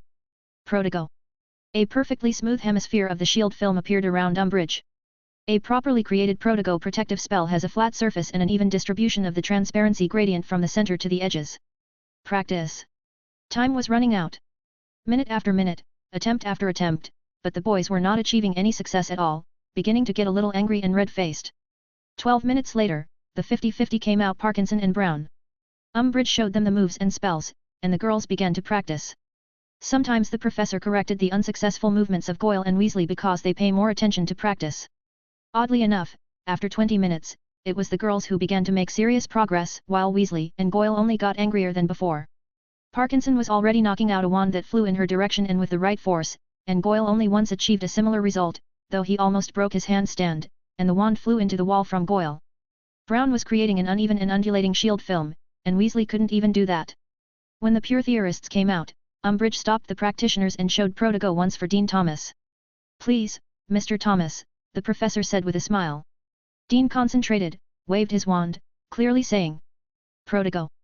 To everyone's surprise, the guy created a fairly even hemisphere of protection with a near-perfect gradient of transparency. Even though there was an almost imperceptible wave through the film for the first moment. "Excellent, Mr. Thomas," grinned Umbridge.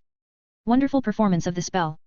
Dean himself was in shock and looked at us all with a dazed look, causing his concentration to break down and his shield to disintegrate, but it didn't matter anymore. Ours immediately began to applaud, for they saw a tangible difference. "Hush, hush, my dears," Umbridge made a few soothing hand gestures with a smile. "Let us now look at Mr. Finnegan's results. For you," she looked at Seamus, "the demonstration is unfortunately not allowed." Seamus nodded, pointing his wand at an arm stand with a simple stick in it. In sync with the simple, sharp, and proper motion, he uttered, "Expelliarmus." A neat, dim ray flew off his wand and knocked the weapon out of the stand hand. It flew in an arc almost into the hands of Seamus. He had to catch this wand. The audience applauded again, and Seamus showed the trophy in his hands in a gesture of victory. Umbridge put things in order in the audience with another calming gesture and made everyone take their seats. "So, students. During our small experiment, a kind of demonstration, we were able to make sure of a very important thing for all of us. During the same time allotted to students to study spells by different methods, those who devoted this time to a thorough study of the theory achieved the greatest efficiency. Practice, as you could see from the success of Mr. Goyle. There were chuckles in the class because his success was not very good. The strength of successful attempts was too different, and the enemy weapon either flew in the wrong direction at all, or fell, or tried to break through a wall or break a stand arm. The practice, as you could see from the success of Mr. Goyle, was very traumatic for himself and others, and it was also a waste of time. For you, my dears, on the eve of exams, wasting time is an unacceptable luxury. It is for this, as you can see, the obvious reason that the Ministry has decided to organize and systematize your knowledge on such an important subject as protection from dark magic as much as possible." 331, Chapter 331. Unfortunately, today is a small chapter, on web novel. Message to my patrons, I haven't forgotten about Umbridge. Soon she will help us a lot in spoiler, hehe. I raised my hand again. "Do you have any questions, Mr. Knight?" The professor looked at me with a smile. "Just one. I'm sure that not everyone after Hogwarts will go to work in the Ministry or somewhere else. For sure, some will want to continue their studies in more narrow specialties, go to an apprentice, and further. How valuable are the estimates of O.W.L.S and N.E.W.T.S in this case? This is a very correct question. Indeed, some students have the misconception that a personal apprenticeship does not depend on grades on such important exams. I consider it my duty to dispel these misconceptions. How do you present a letter to a master who, as it seems to you, is simply obliged to take you as an apprentice? What will you write?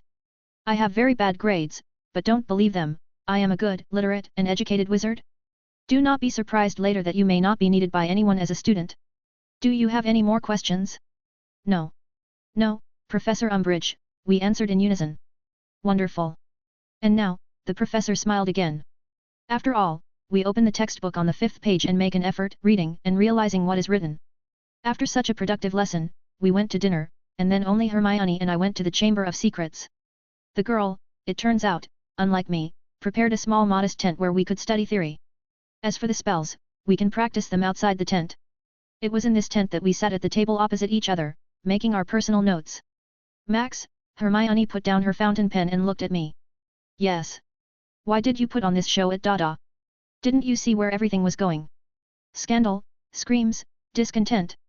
That's right. Now, perhaps, some will understand the importance of theory. Do you think it will prevent them from arranging something crazy? The girl twisted her hand in the air. No, I don't think so. But now they won't at least try to sabotage Umbridge.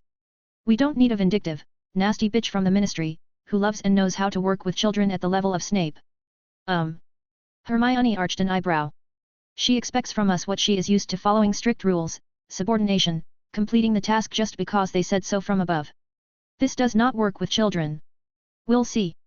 But you know, Max, I don't think that this will stop them from acting rashly. I will hope that they will not create some kind of club students against the minister, and in the end, everyone will be punished because of them. After working on theory and a little practice, we, under all sorts of spells of concealment and disguise, returned to the Gryffindor's common room, where the lesson from the new Professor Dada was vividly discussed. Classmates vividly shared the experiment's results, and those who were younger delved into it, although at first, skepticism was read in their eyes. It seems that the junior year program is similar to ours. As always, Hermione and I took our sofa, and I once again settled my head more comfortably on the girl's legs. Thoughts from the successfully passed day slipped to another topic. Hermione is both smart and beautiful. Constant physical training has an extremely positive effect on the body and figure. But I still perceive her too. Like an old man, or what? When there's no more passion or anything. When you're just comfortable around her, and you don't really need anything. It seems that everything is so, but it is not. I don't want to walk everywhere holding hands and cuddling in corners. Delphine is perceived brighter, though without any subtext. I need some kind of shake-up, yes. A joint wild action. I need to think about that. I need to organize an incredible adventure. 332, Chapter 332. Chapter 371 already. May the magic be with you. Enjoy. The morning of the second school day erased from my head the treacherous thoughts about the incredible adventure. I think that it will find us by itself. We just need to wait a bit. In the meantime, there is a standard schedule of personal training and school classes. There was a small incident at breakfast in the Great Hall. Correspondence often arrives at this time, and when about 10 different owls flew into the hall, heading for the recipients, I noticed a pirate flying empty. One of the owls flew quite high and dropped a letter that promised to fall exactly into my plate of oatmeal, judging by the trajectory.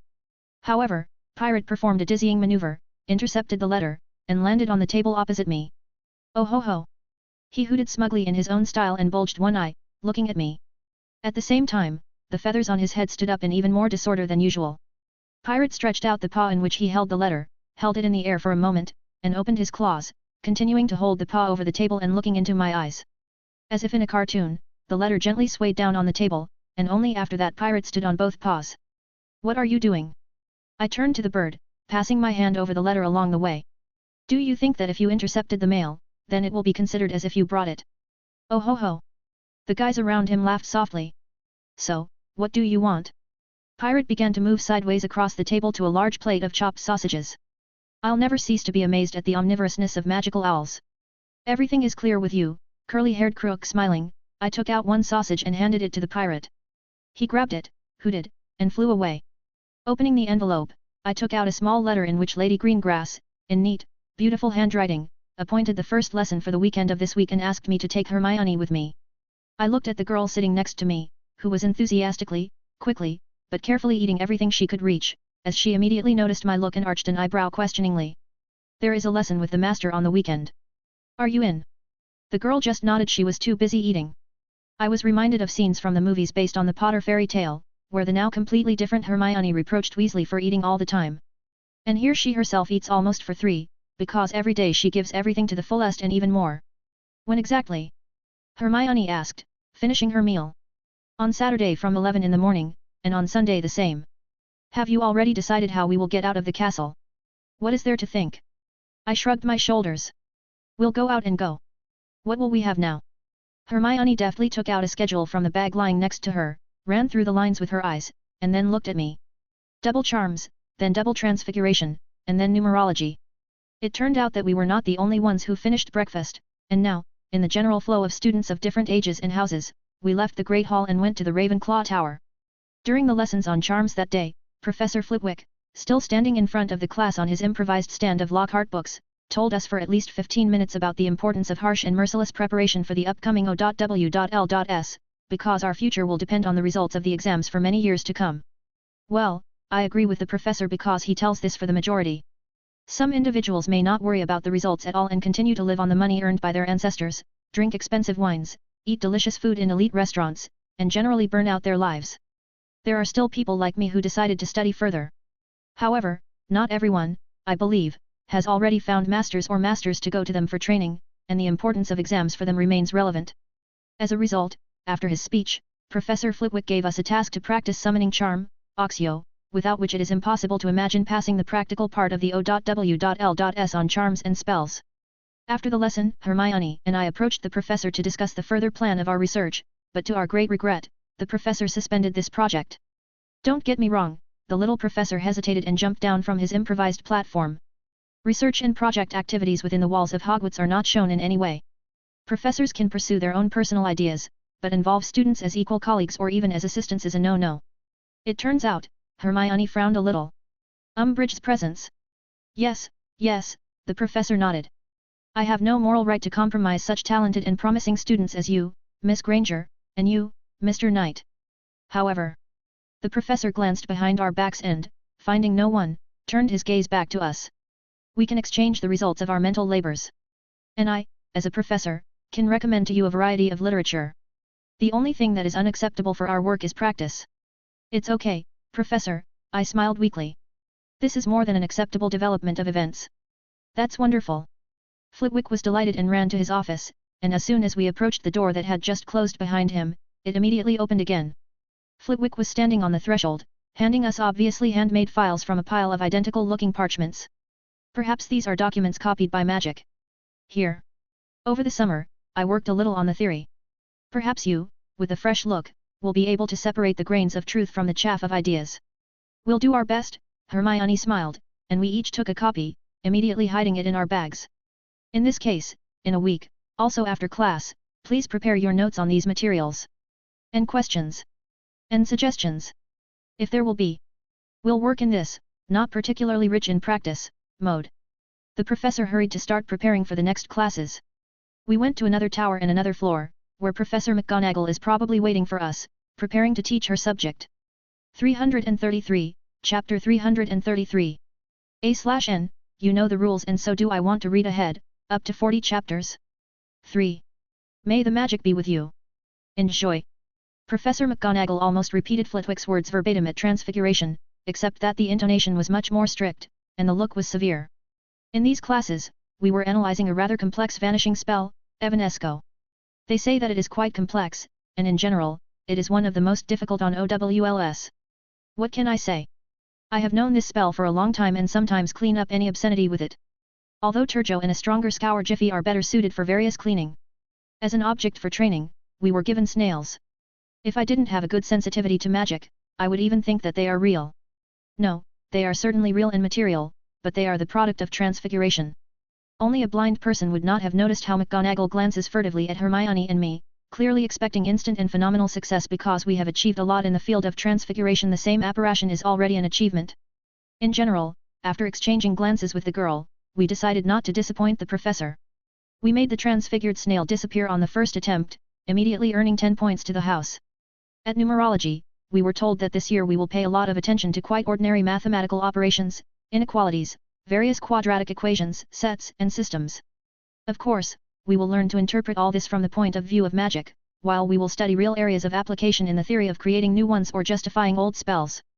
At dinner in the Great Hall, I was surprised to learn that Potter managed to run into Umbridge at the big break in front of witnesses, argue with her, make her lose her temper, and get a week of punishment. I absolutely do not understand how this works for him. Well, he went all last night and today, whining, they say, there is not enough practice on Dada. We will not learn anything, a stupid theory, a terrible toad teacher. I wouldn't be surprised if he ran into Umbridge at the very moment when he was complaining to Ron about life, and then it was just a matter of technique. In fact, the manner in which Umbridge communicates is completely unsuitable for children, and especially for not particularly intelligent children. Of course, if Potter had a more intellectually developed environment, he would have been smarter, would have been able to control himself, and not succumb to cheap provocations, but alas. In the evening, in the Gryffindor's common room, sitting with Hermione on our sofa and in the company of Dean, Seamus, Lavender, and Parvati, I had the opportunity to watch a very interesting scene. A famous hero of all England was making a speech to a crowd of people, like Lenin from an armoured car. Prevent. Do not allow. Do not put the school to shame. It's not that he started to make a speech on purpose, it just happened that way. One asked him how are you, the other what do you think? More students were passing nearby, they heard a discussion of a burning topic, and this snowball began to grow, and a crowd of onlookers had already gathered around the discussing Harry, Ron, and the twins. In general, the crowd decided that it could not continue like this, although it had just begun. Potter, by the way, periodically rubbed his right hand, which means that Umbridge's methods of punishment remained the same. Do you think it's a good thing? Hermione asked when I traditionally rested my head on her legs. What exactly? The others are clearly going to do something stupid. I have no idea. I closed my eyes. It's worth remembering who Dolores Umbridge is. She is the Assistant Minister of Magic. Some call her the chain dog of the Ministry. A tough careerist, but at the same time does not have any political point of view. No, not like that. Umbridge has a very clear position on many issues, but she is the kind of person who keeps her opinions to herself. She is unconditionally loyal to the Minister of Magic, and if he says, burn the pure bloods, she will be the first to burn them. If he says, burn the Muggle-borns, Umbridge will again be in the forefront. She approaches her task with all the responsibility and enthusiasm of which she is capable. Her word is a minister's word. Max, Parvati, who was sitting at a table next to me, interrupted me. I opened my eyes and was surprised to find that now students of all ages are beginning to gather around us. Yes. You keep saying minister, but you didn't say fudge. Well done for noticing, Parvati. The point is simple. I settled my head more comfortably, and Hermione ran her hand through my hair. Umbridge is loyal to the position, not to the person. If Dumbledore becomes a minister, she will act in his interests and say what Dumbledore says. If you know who becomes minister, the story will be exactly the same. Whoever becomes Minister of Magic, Umbridge will always follow his policies and goals faithfully, be it Merlin, Morgana, Mordred, Grindelwald, or Lockhart. Lockhart, yet. Someone said, while the others chuckled. He would have made a great minister, with his memory loss. 334, Chapter 334. A/N, you know the rules and so do I. Want to read ahead, up to 40 chapters. 3. May the magic be with you. Enjoy. So, what does this give us? Ron muttered as he and Potter sat down on the floor next to another sofa by the fireplace. Oh, it's very simple, my red-haired friend. I took an upright position on the sofa, and Hermione pressed against my shoulder, forcing me to put my arm around her. Tell me, what position does Fudge take in relation to us, Hogwarts and Dumbledore at the moment? How do I know what's in this Fudge's head? From the Daily Prophet, of course. The Daily Prophet, let it be known to you, is an absolutely ministerial newspaper. If you read between the lines, you can learn a lot of new things. And what is it? One of the twins asked. For example, when the escape from Azkaban was made, 2 weeks later they wrote, obvious traces of the darkest magic were found, and Minister Fudge took the matter under personal control. What conclusions can we draw? But everything is written. What's there to think about? Ron waved his hands, pushing Harry a little with his hand. Sorry, buddy. It's okay. Potter rubbed his right hand and sat down so as to hide it from everyone. Wrong. We can say that neither the DMLE nor the Aurors know exactly how the criminals escaped. This is about the darkest magic. In the interpretation of the Ministry, everything that they cannot understand is the darkest. Personal control. No one can either pick up the trail of the fugitives, or find them, and in general the Ministry is powerless, but don't worry. The Minister of Magic himself is dealing with this issue. Yet, it's kind of strange. Now think about it. I looked around at all the people gathered, of whom there were already quite a few. What was written in the Daily Prophet about the headmaster, Potter, and Hogwarts? Let me remind you, an old senile man lies as he breathes and brings a beautiful school to collapse. His protege, Harry Potter, is a crazy psycho. The school is a hotbed of lawlessness and crime, and the teachers are garbage from the street. The headmaster and Potter are blatantly lying about the Dark Lord, undermining the authority of the Ministry, and the old senile man is aiming for the minister's chair. The students murmured, and for a dozen seconds from all sides, only bewildered and angry statements were heard, the addressees of which were all in a row. When the students calmed down a little and Hermione settled her head more comfortably on my shoulder, I looked at Harry, waiting for his reaction. Potter looked at me with a serious look. I'm not lying. He really came back. I just nodded in response and started talking about another topic. After the tournament, when Dumbledore told Fudge about the revival of you-know-who, the minister said, this will destroy everything we have achieved over the years. Make no mistake. Fudge believes in his rebirth, but he will never confirm this information. He will refute it in every possible way and discredit those who say the opposite. At the moment, Fudge has set himself a goal to discredit Hogwarts, the headmaster, and Potter. Note that you believe what is written in the Daily Prophet after the summer, but you do not believe Harry. How many times have you been burned because you didn't believe him, and then it turned out that it was in vain? The people whispered a little, nodded, or, on the contrary, became even more sulky from the fact that the liar was being acquitted. So, what about Umbridge? Seamus put aside his favorite cards. What about her? Like I said, Umbridge's position is that of a minister.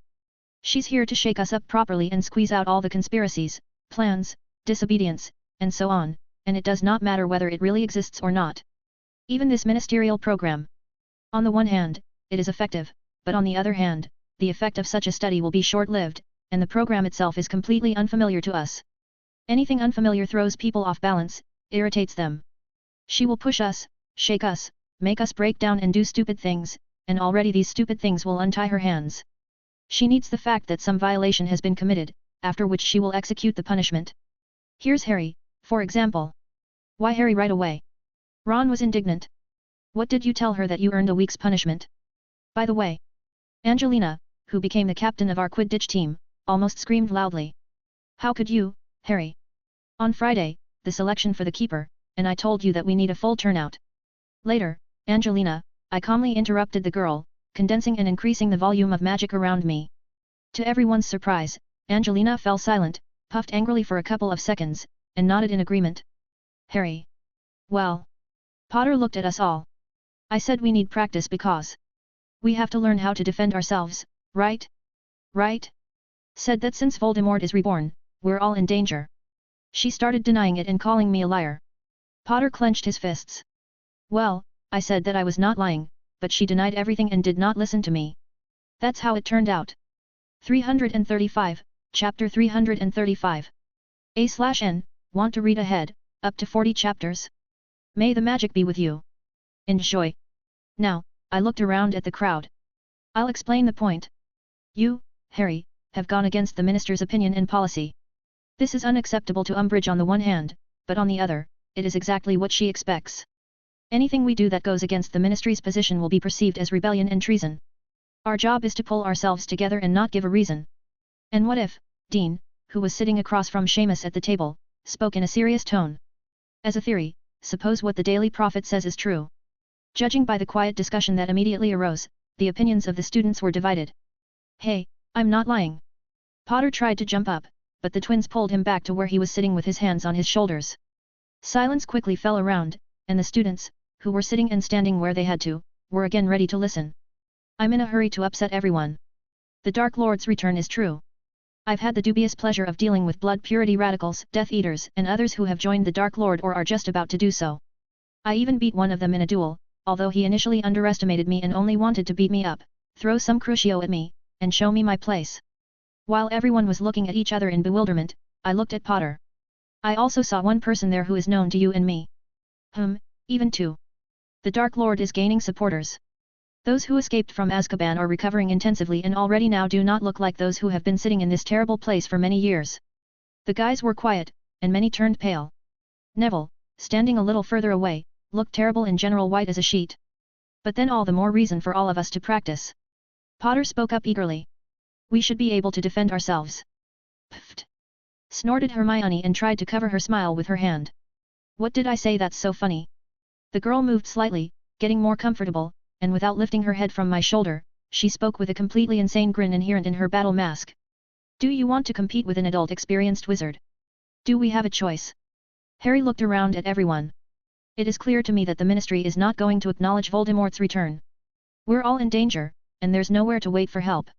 I'm not saying we should fight. I'm saying we should be able to defend ourselves. It's amazing sometimes how a spark of intelligence erupts in Potter. Suppose so, I nodded. And what do you plan to do? Get a group of like-minded people together? Who will be the teacher? Where will you study? I bet that when. Notice not if but when. When Umbridge finds out that under her nose, a large group of students is obviously breaking her rules and practicing protective magic. Ooh, what will happen? Everyone was dejectedly silent. Let's do this, I slapped my free hand on the knee. Gather like-minded people from all the houses. Think about how to make sure that no one blabbed about you. Look for someone to teach you. I'll show you the room. It's pretty secret, only a few people know about it, and getting into it is a non-trivial task. And what is your benefit? One of the twins asked a very reasonable question. I want to see what you will get out of it. After these words, our impromptu meeting of the house began to dissolve, breaking up into companies based on interests, and Harry and Ron clearly lit up with the idea of gathering a group of students to learn various spells together. Why would you want to do that? Asked Hermione, not removing her head from my shoulder. I want to see what they'll be capable of and what they possess at the moment. You're not thinking of teaching them, are you? We'll kill a lot of time for that, and it'll be little more than zero use. No, not at all. I'm thinking of attending their classes when we need to learn theory or do other mental research. Then that's fine. 336, Chapter 336. Looks like I forgot to post the chapter on Wednesday here on Web Novel. Right before one day of rest. Thanks for waiting, I'm posting both chapters today. I spent the entire first week reading and memorizing all the information available to me about the structure and functioning of the human body and on training with transfiguration and some of the old combat spells. But I only brought them up to the point of creating a magical circuit but did not activate them. I did not want to damage the hall, and it is not a fact that the activation of such quite powerful and destruction-oriented spells will go unnoticed. Rowena came up with a way to additionally load my brains. She simply starts moving through the shadows in the form of an architect and transfigures something all the time from the smallest and insignificant operations to manipulations with a large volume of space. It would seem that she's just playing around, but no, she's forcibly distributing the load between consciousnesses, allowing me to feel and participate in all of these magical manipulations. This significantly loaded the brain and allowed me to deeply understand the essence of such a mixture of the transfiguration of matter and space. The lessons were going quite normally, in the usual and familiar way. In the Dada class, the Gryffindors tempered their ardor. Although without enthusiasm, they were engaged in theory, even if it was too difficult for them. A possible reason, it seems to me, is the dryness of the text in the textbook. It perfectly conveys the theory, but the presentation is too much for adults, for those who are able to wade through boring texts and wording. This is all not surprising, as is the lack of really good teachers. There is no institute of teaching in magical England, as in many other magical states, and the reason may lie both in the mentality and simply in the small number of wizards per unit area. For same England, Hogwarts is enough, and in some cases personal mentors, who, by the way, are also not teachers, but simply qualified wizards. Harry and Ron enlisted the support of the twins, who even pushed aside their experiments with strike breakfasts a little, stubbornly, and surprisingly, quite quietly, spread rumors about the gathering of a group for classes on Dada. Harry also did not forget about his punishments every day. At 5 in the evening, he regularly went to Umbridge's office and returned with an inflamed back of the palm of his right hand. Well, if a guy can't live in peace, so be it, as they say. Why did I even bring up this idea of organizing a group? Well, it's simple. This idea was implemented only in the winter in the Potter tale if my memory of a past life serves me correctly. That said, it was far from Potter's own idea. Now that he doesn't have the best witch of this generation on his team, he might not think of it. A group of like-minded people will not gather. If the Dark Lord decides to lure Potter to the Ministry by a similar method, then Potter will most likely die there, and if not, Voldemort will receive a prophecy and Potter and those who go with him will be decently crippled or even killed. So everything is in favor of the Dark Lord, except I don't like him, and everything that's good for him is bad for me.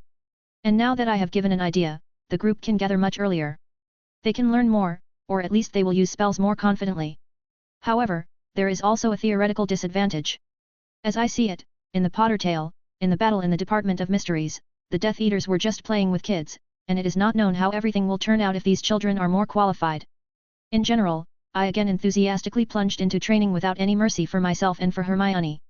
The girl, who had finally realized that the Dark Lord had been reborn, who had read and listened to stories about his and the Death Eaters' past atrocities, brewed restoring potion complexes and practiced until she collapsed without strength.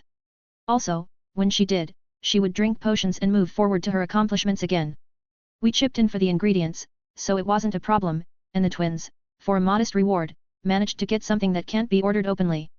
The only disadvantage of such training under doping is that you need to give your body a rest and remove toxic elements from potions. 2 months of training with potions and a month without them rehabilitation. But the effect promises to be great because even if our memory is perfect, our reflexes are not developed much faster. That's where the potions come to the rescue. 337, Chapter 337. When on Friday of the first week, in our tent in the middle of the secret room, I decided to help the girl with potions, I was driven away from them in a very strict manner. No, no, no, the girl shook her head, moving away from the 2 large cauldrons in which she was brewing 3 different compositions. She looked quite aggressive, slightly disheveled hair, rolled up sleeves, a stern look. Why? I make potions well. We do it for ourselves. Hermione adjusted a small enchanted hairpin in her hair, which did not allow the hair to fall out and get into the potion, and the potion vapors to settle on her hair. Here, you need to brew potions perfectly and not drink if there is nothing left to lose. You don't have a high opinion of my potions. It's just that I can make them perfectly, so why waste time? And after reading so many different books and handbooks, I'm no longer the first-year student who will blindly follow the recipe and, I don't know. Cut nuts, not crush them. Yes, an understanding has come along lately. You, Max, manage to make absurd combinations of runes in arithmancy as if they should be like that. It's simple, I shrugged. So it's simple to me in potions. So let's spend our time rationally. Actually, after that, I did not participate in the process of preparing potions, doing what I do well. At least I have enough knowledge for potions classes. On Saturday morning, after the traditional jog and other physical exercises, we cleaned up and went on a trip to Hogsmeade in school uniforms and robes, where Lady Greengrass was supposed to be waiting for us. Getting out of the castle, as always, was quite simple. Complex spells of concealment and disguise, and now we are safely crossing the castle gates, and in a few minutes, we reach the village itself with a leisurely step. The weather was, like all the last days, quite overcast and gloomy. Still, I like it exactly like this, and the view of the Forbidden Forest and the surrounding mountains, painted with vegetation in rather dark shades of green, evokes a sense of mysticism. The locals go about their business at this time, and in most cases, as I understand it, it's in the ministry. In fact, few people in Hogsmeade keep shops because they are only useful on the days of permitted trips for students. But that doesn't mean that at other times there aren't students who can get out of the castle. And it's worth noting that the Hogwarts Express runs all over England during non-school hours, carrying goods and cargo that are easier and more profitable to deliver that way. Some cannot be reduced, some cannot be put in the bag with extension charms, and some are too big. It happens all together. In general, it is quite common to see visiting wizards, but they are mostly content with a cafe on the platform. We were on our way to the Three Broomsticks, which I was glad of because Delphine could have chosen the farthest place that stood in the middle of nowhere for the sake of secrecy. The Hog's Head, run by none other than Aberforth Dumbledore.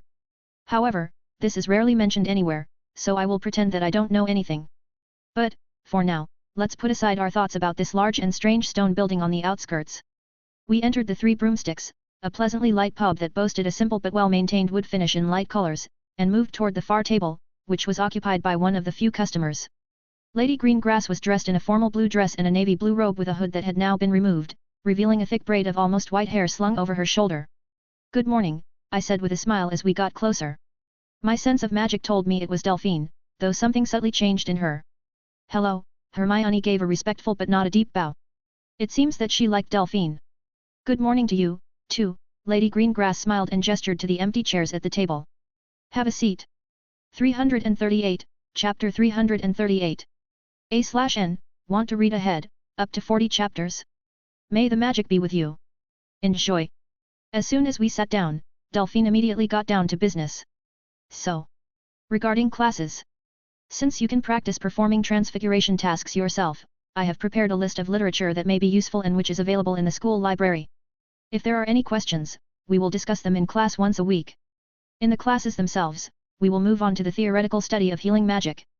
Hermione straightened, listening carefully. "Did you pick up the literature on the topics that I asked for?" "Yes," I nodded. "And learned it? That's great. Would it be difficult for you to make copies and send them to me?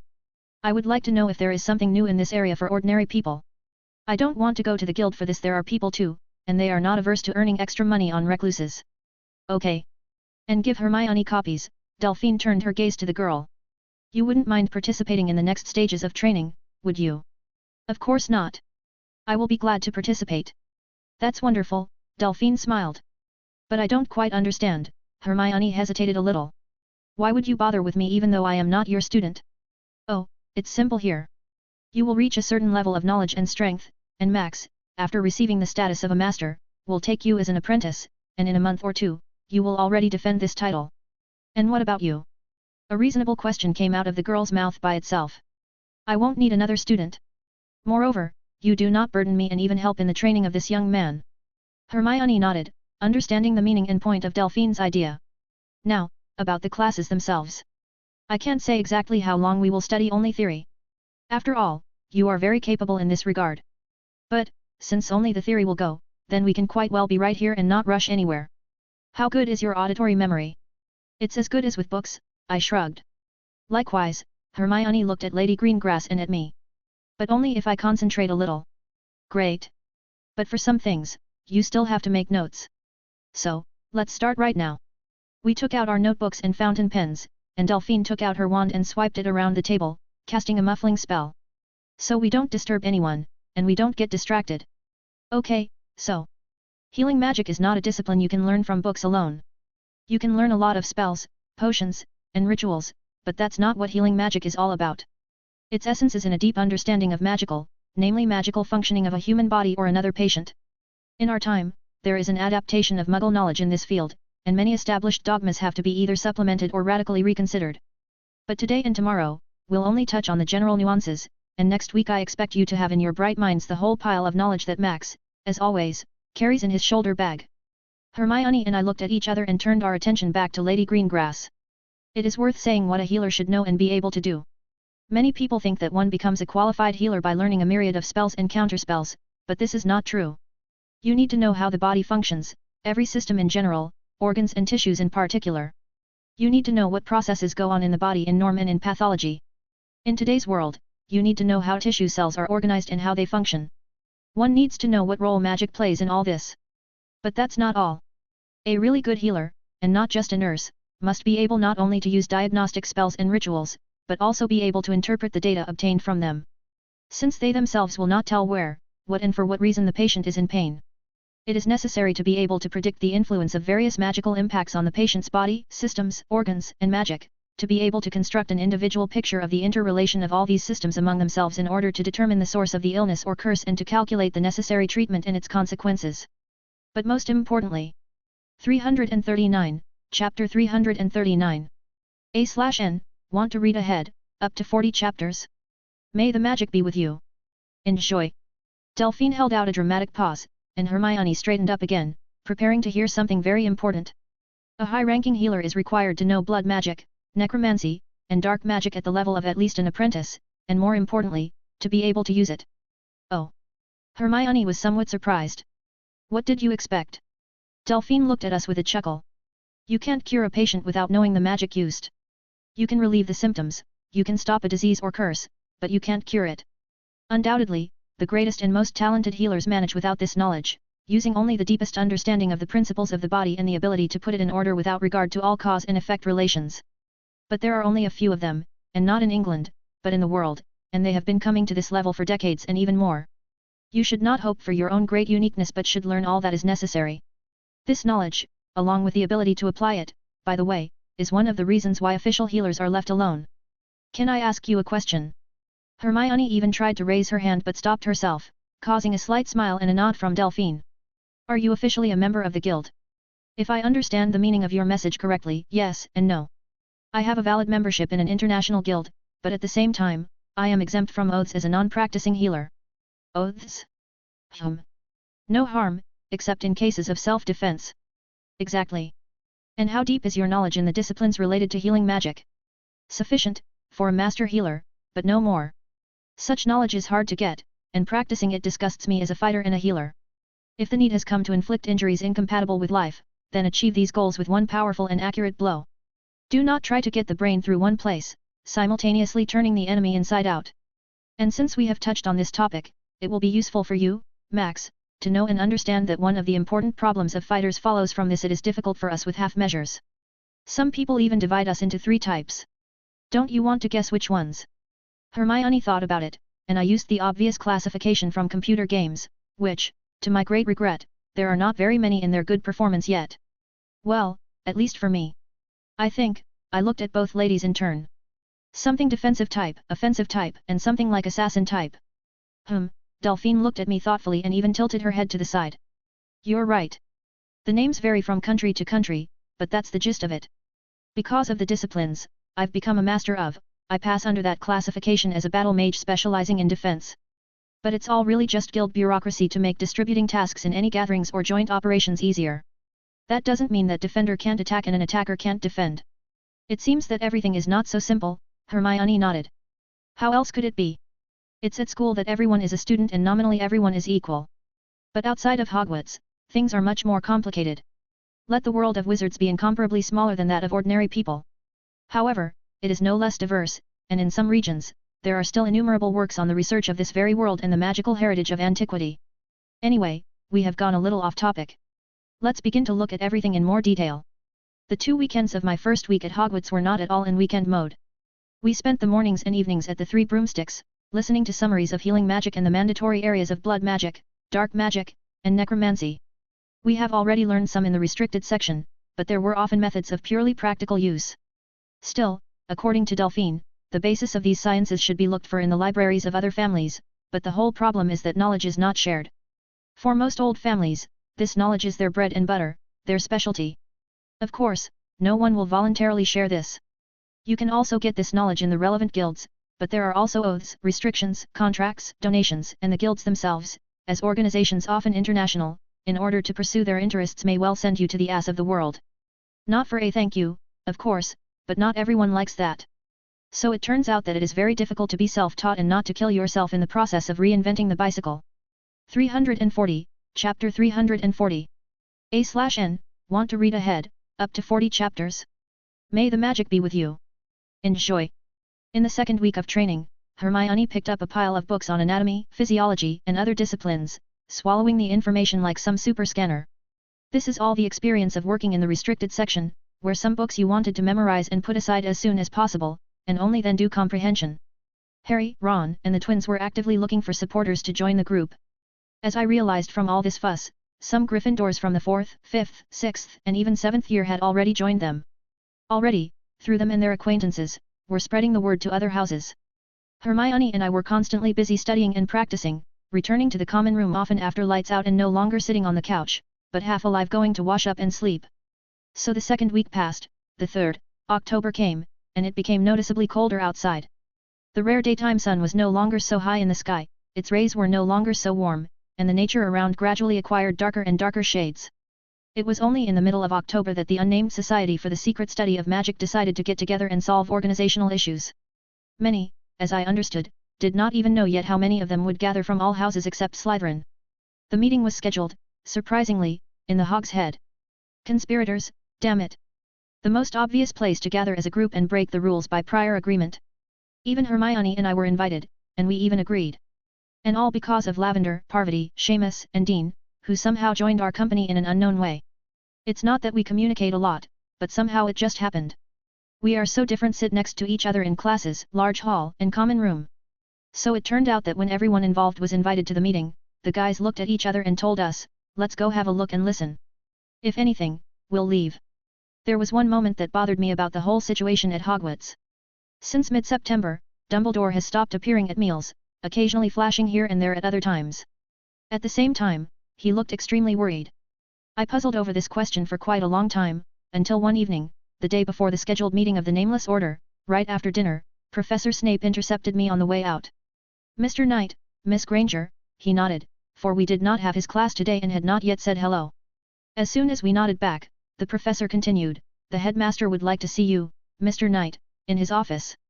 Now, follow me. Snape turned abruptly, in his manner, and we followed. The Gryffindor common room is on the way. Do you think something's wrong? She asked with well-hidden concern. Are you worried about the headmaster?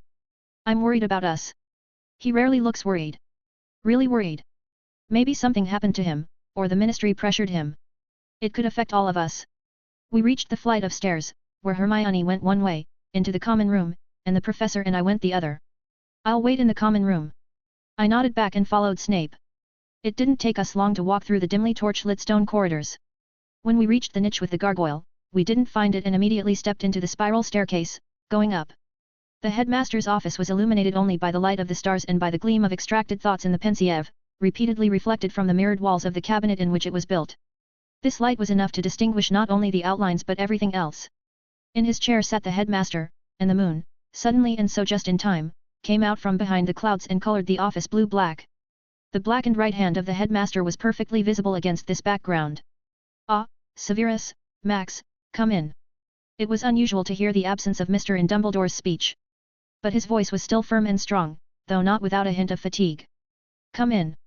Dumbledore spun around in his chair so that we could approach him from the right, just to his hand. Max. Mr. Knight, the headmaster corrected himself and looked over his half-frame glasses into my eyes. I would like to ask you to examine my arm. Professor Snape muttered something quietly behind my back, and it was clearly not approving. Severus has already given his opinion, but I would like your opinion as well. The headmaster stretched out his hand, placing it on the table, and now I could see it. It was black like it was charred. There was strange and unpleasant magic that was spreading through the old man's body. I took out my wand and began to move it over the headmaster's hand, releasing unstructured magic and listening for reactions. Actually, there was no reaction. Then I cast a simple diagnostic spell, then a more complex one, and then an even more complex one. It's amazing how Voldemort could cast such an incredible curse. I recognized about a third, so to speak, of the elements in it, similar to the description in the rather ancient scrolls from both the restricted section and the library at Grimmauld Place, which had something like that. But the rest. 341, Chapter 341. A/N, want to see Fudge's laughing face? Welcome to my, NLYF, NS. I mean P.T.R. N, laughing face, may the magic be with you. Enjoy. An incredible self-made curse, I said quietly, continuing to complicate the diagnostic charms. I'm not an expert, but the curse is quite nasty and complicated. It penetrated instantly and immediately throughout the entire triad. It seems that it even touched the soul a little, but you, apparently, stopped this process yourself at the very beginning. You're right, the headmaster nodded. That's the only thing I could do. Professor Snape brewed a potion to stop the process. It's not a panacea, came Snape's quiet voice, but the very subtle nuances of the voice spoke of hidden irritation and even anger. You have acted as recklessly as possible. Later, Severus, Dumbledore shifted his tired gaze to the potion's master, and he fell silent. A very powerful, complex curse, I continued to speak. It appears to have merged very organically with you, triggering processes of change in the body on all levels. It diverges cyclically, stage by stage, starting from a place of contact with something. Putting the wand back into the holster on my forearm, I looked carefully at the headmaster. Have you contacted other specialists? Of course, Mr. Knight. Very high-class ones. Although my fame as the Great Light Wizard has a downside. Not every dark wizard will agree to meet with you. Yes. The healers expressed their opinion. So did Severus. What say you? With the current progression of development and the spread of the curse. No longer than a year. Dumbledore nodded in agreement. I told you so, Professor Snape said again. Not now, Severus. Let me have a word with Mr. Knight alone. Snape stood there for a few seconds, glaring at both of us. I'll be in my office, he said sharply, then turned and left. The headmaster leaned back in his chair, relaxed, and was quiet for a dozen seconds. You must be wondering how I managed to find myself in such an unseemly situation. I would be lying if I said no. Dumbledore pointed with one glance to the chair across from his desk, in which I immediately sat down. Remember last year, your mentor narrated the essence of an object. Horcrux, I nodded. Exactly. Voldemort's Horcrux. Tom Riddle's. It was only then that I realized what exactly the reason for his immortality was. I couldn't even think. I don't think anyone could. But the question arose, how did a piece of Voldemort's soul get into Harry? A long search for information led me to some disappointing conclusions. It could only happen to a wizard from a Nevada hit if his soul was split multiple times. But how many? That question remains open for now. The headmaster turned his head toward the window, looking out at the moon. Long searches, memories, analysis. They led me to one of the Horcruxes, but the defenses proved too cunning and strong, and together with the object. The headmaster looked at me. Do you believe in fairy tales, Mr. Knight? I believe, headmaster, that there is no smoke without fire. Dumbledore smiled into his beard, opened his locker, and took out a ring with a black stone. The Gaunt family ring. It is the lineage to which Tom Riddle belongs. After the Horcrux was created from it, it ceased to have value as an ancestral ring, but the stone. Have you read the tales of Beedle the Bard?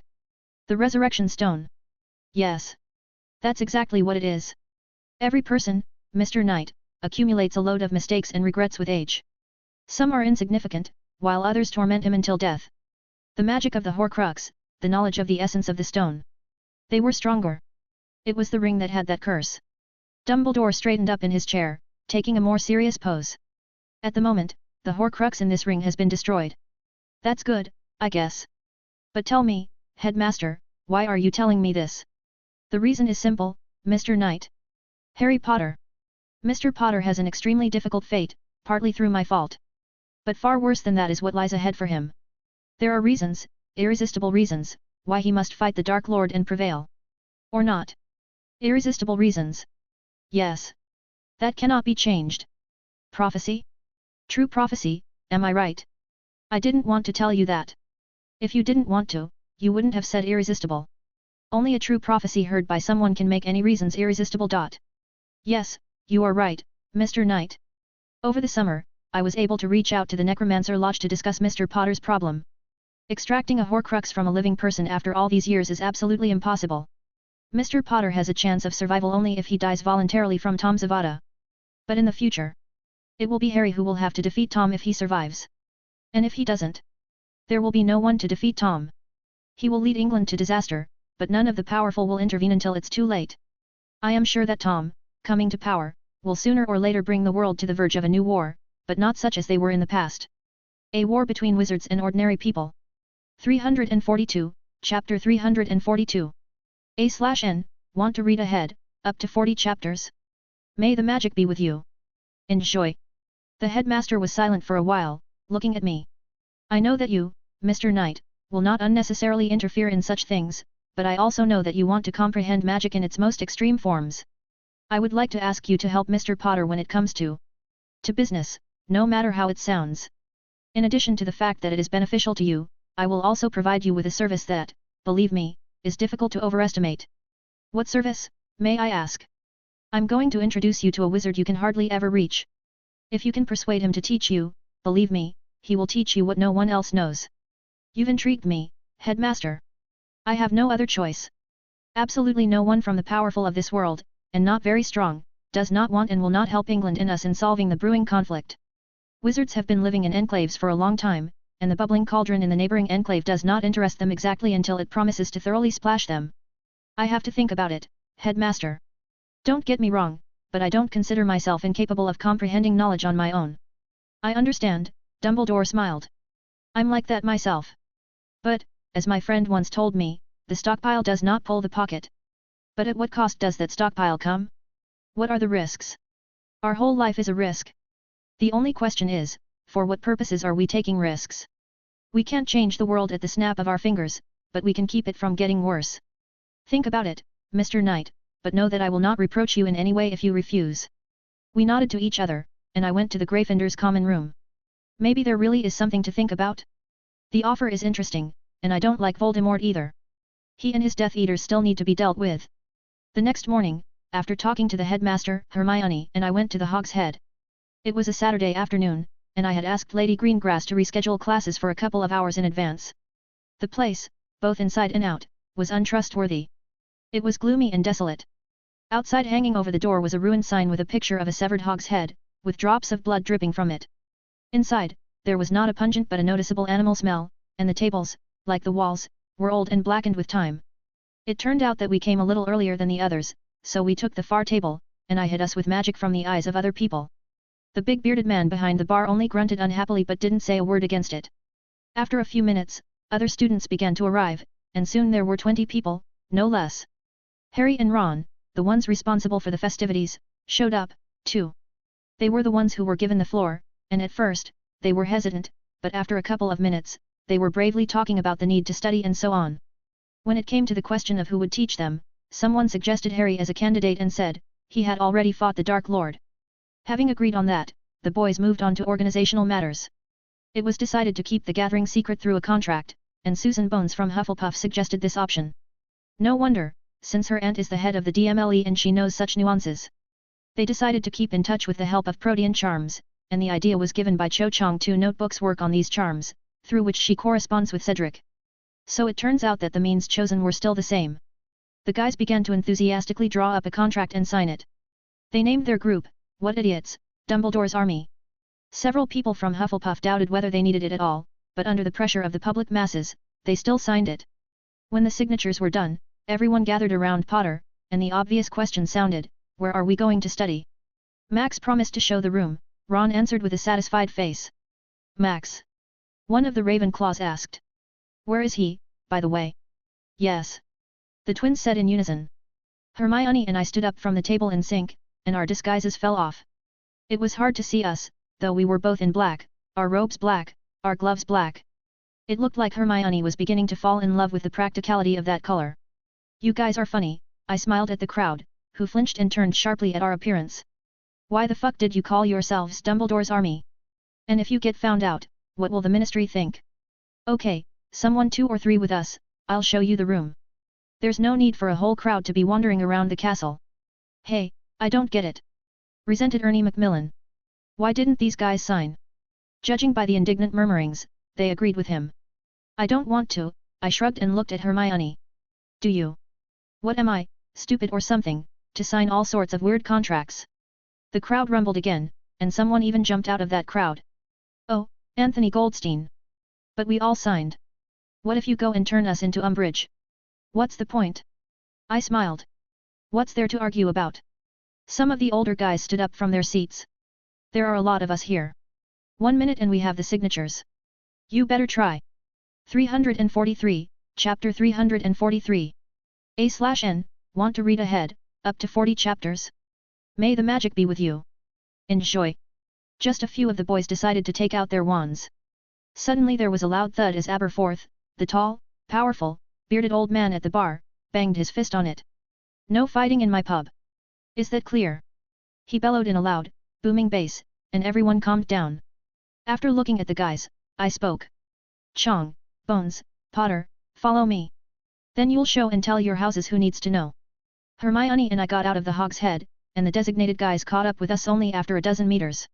We walked at a fast pace, and the guys quickly lost their breath, which I considered only a plus. They were silent. We returned to the castle by one of the secret passages, and at a rapid pace, we went to the 8th floor. When we reached the right place, I pointed to a painting of trolls in ballet tutus. Opposite this picture, you must walk 3 times, keeping in mind the thoughts of the desired room, sincerely, earnestly wishing for the appearance of this place. In our case, the wording is, I really need a spacious place for training and practicing magic. Who will try it? Potter immediately stepped forward, stood, thought, and began walking back and forth. For the 3rd time, a large double wooden door with black iron monograms began to appear in the wall opposite the painting. Open it, I nodded to the guy, and he boldly pulled the door open with a ring. When we walked into the room that opened, we immediately began to explore this really spacious and bright room with mirrors in the walls, bookcases, sofas, armchairs, and cushions. There were a couple of tables and benches. In the far corner stood unsightly mannequins on wheels, vaguely resembling people. Just gorgeous! Exclaimed Susan Bones, excited and delighted. That's quite a pretty girl growing up, albeit a redhead. And a year and a half ago, she was, as they like to say, big-boned. What is this place? Asked Potter, looking around the room much more calmly. On the other hand, Hermione was already standing by the bookcases, glancing cursorily at the book covers. The Room of Requirement, also known as the Come and Go Room. It has many names. Appears, as I said, under certain conditions. Do you need to think hard about something? Pondered Potter. What if, for example, you want to go to the bathroom? A room full of chamber pots shows up. Ha, Harry. I smiled. Why? Is it that as something said in class, you can't remember, but as a portion of nonsense heard in your left ear at the ball, you memorize it right away? How so? Potter shrugged and smiled at his thoughts, and I walked over to Hermione. Find anything interesting? And nothing. She answered, not hiding her disappointment. It's all in the regular library. Not even the restricted section. The girl broke away from reading the covers of the books and looked at me with a question. Why haven't we been studying here? Although no, wait. How many people know about this room? You're thinking in exactly the right direction. I have no idea. It's risky. But only a few people know about our place, and only one can get in. I turned to the rest of the guys. All right, gentlemen. We're leaving. We've got things to do. And you can settle in here, ponder, study, tell the others. Sometimes Hermione and I will come in and read something, although it's all available in the regular library, but... I looked over the books again. Here are the most orderly, useful, and informative books. In general, something like that. Thanks, Max. Harry walked over and held out his hand. You've really helped us out a lot. No problem, I shook his hand back. We don't use it anyway. And you're doing something useful. Just, please, don't piss off Umbridge. She really will take the soul out of us all through the ass. Potter smiled but inadvertently glanced at his hand. And here's another thing, I continued. The Black Quill is classified as a dark artifact, and its use is strictly regulated by law. Only and only for the purpose of signing documents, contracts, and treaties. Everything else, especially the compulsion to use it, is Azkaban. Think about how to use it. But it's better to hold it until the end. They don't linger on the position of Professor Dada these days. Potter didn't understand at first, but it came to him quickly, and he nodded again. It seems to be even with gratitude. Hermione and I left the room. It was time for Delphine's class. When are we going to get to blood magic already? I wonder what the wizards have invented and whether it is possible to use my hemomancy in this direction. 344, Chapter 344. A/N, want to read ahead, up to 40 chapters? May the magic be with you. Enjoy. With the first days of November, you could see a thick blanket of frost in the yards in the mornings, and though it quickly faded, the weather was getting Scottish cold. Despite the fact that I was, in a way, the co-founder of Dumbledore's army, neither Hermione nor I went to those classes. We simply had no time for such nonsense. The slight interest in what are they doing there was gone almost immediately when we remembered the amount of material we had not yet studied. We started visiting the restricted section again, trying to finish it as quickly as possible. There wasn't much left. The reason for the rush was simple. We feared that Umbridge might get wind of this and forbid it for a completely understandable reason. This knowledge is not something that is acceptable for students, even not for every adult.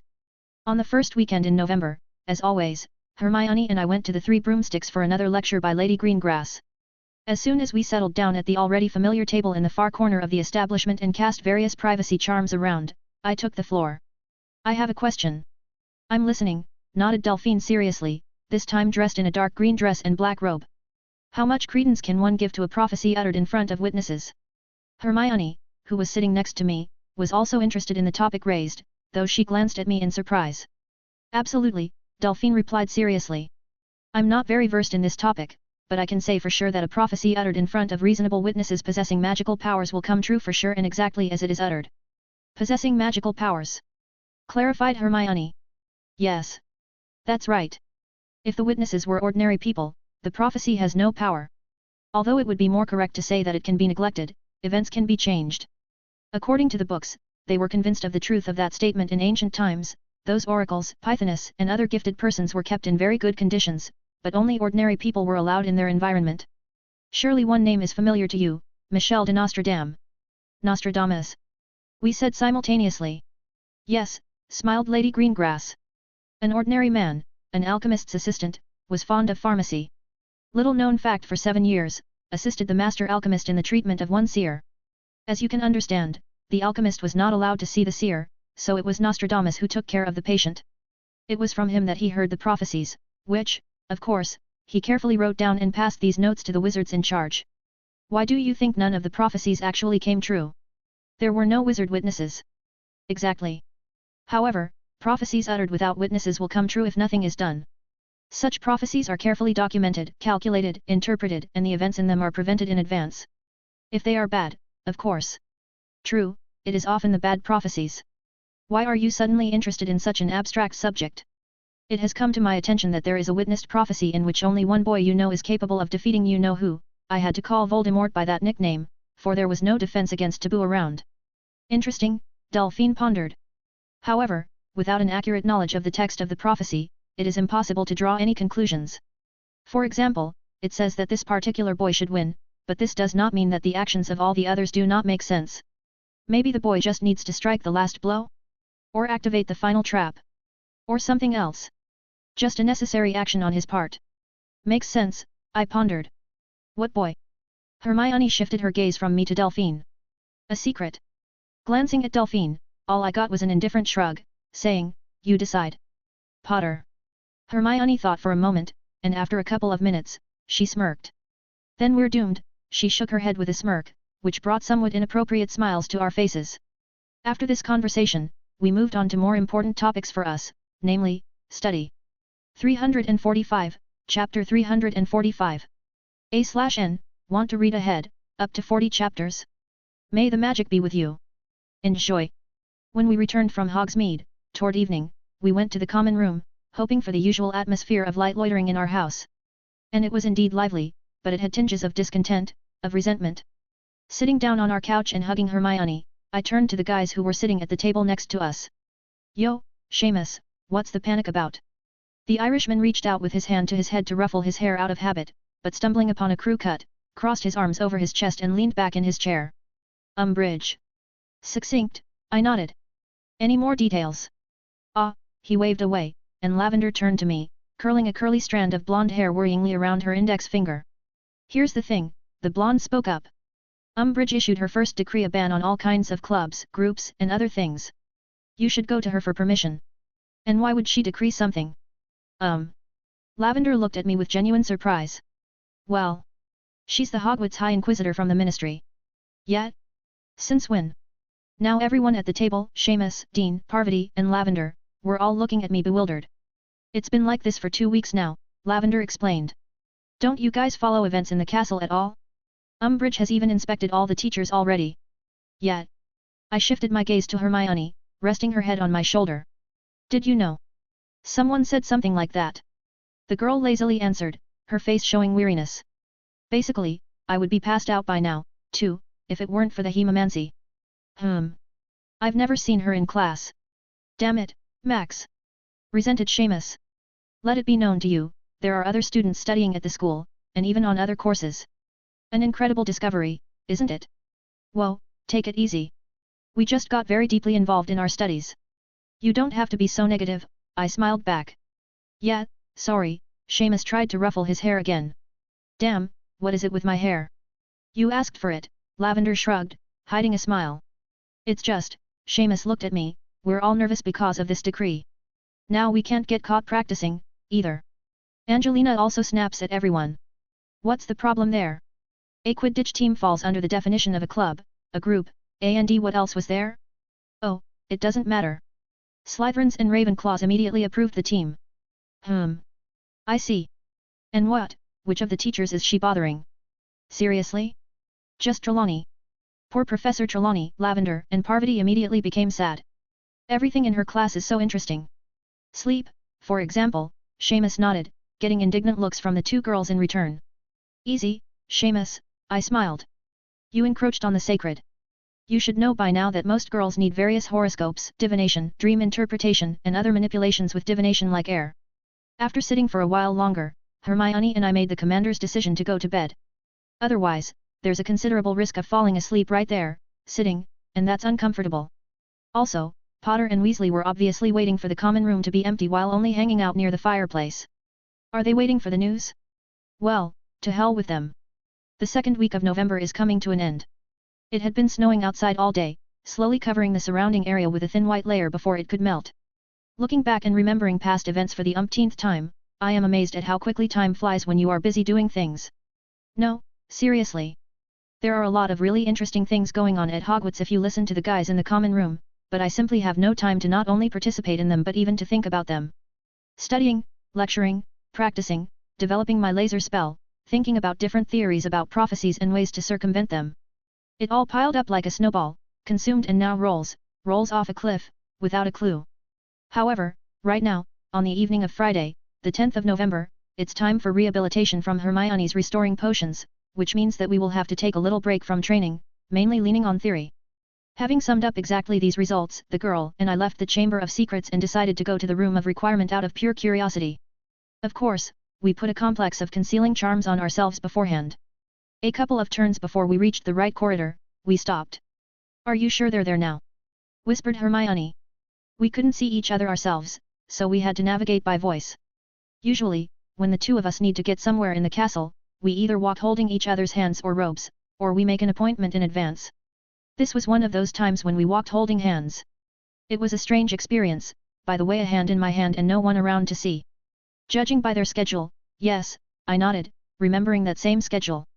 After walking a little more down the corridors, we noticed a curious picture Filch sitting on a stool opposite the place where the entrance to the Room of Requirement usually appears. Without thinking twice, I threw a stunning spell at him, and the old caretaker began to fall sideways. I held him carefully with my telekinesis and lowered him smoothly so that he would not crash on the stone floor. I put my strength for about 3 minutes of sleep, so I did not worry about the old man's health. No matter how nasty and disgusting he might be at times, my upbringing does not allow me to mock him. After walking around the troll picture 3 times and thinking about the need to get to the practice area where the boys were, I got to the door to the Room of Requirement, and together with Hermione, we stepped inside. 346, Chapter 346. A/N, want to read ahead, up to 40 chapters? May the magic be with you. Enjoy. Still the same spacious room with cabinets, couches, armchairs, and tables, and one part of it was filled with students of different ages. They turned around at the sound of the doors opening, and we took off the spell of concealment. After recognizing us, some people at first stupidly blinked their eyes and probably tried to remember whether we had the right to be here. After making sure that we have, everyone returned to their business and divided into groups, continued to practice various spells. Hermione and I sat quietly on one of the couches so that we could see the whole room. The girl used a spell to bring a large book on advanced spells from one of the shelves, and leaning her head on my shoulder, she opened the book so that we could both read it. After a couple of minutes, I noticed that Hermione, like me, was peering out of the corner of her eye at the other students training. It was quite an amusing sight. They seemed to be having a lot of fun here. One group tries to use Expelliarmus on another, standing still, and then they switch roles.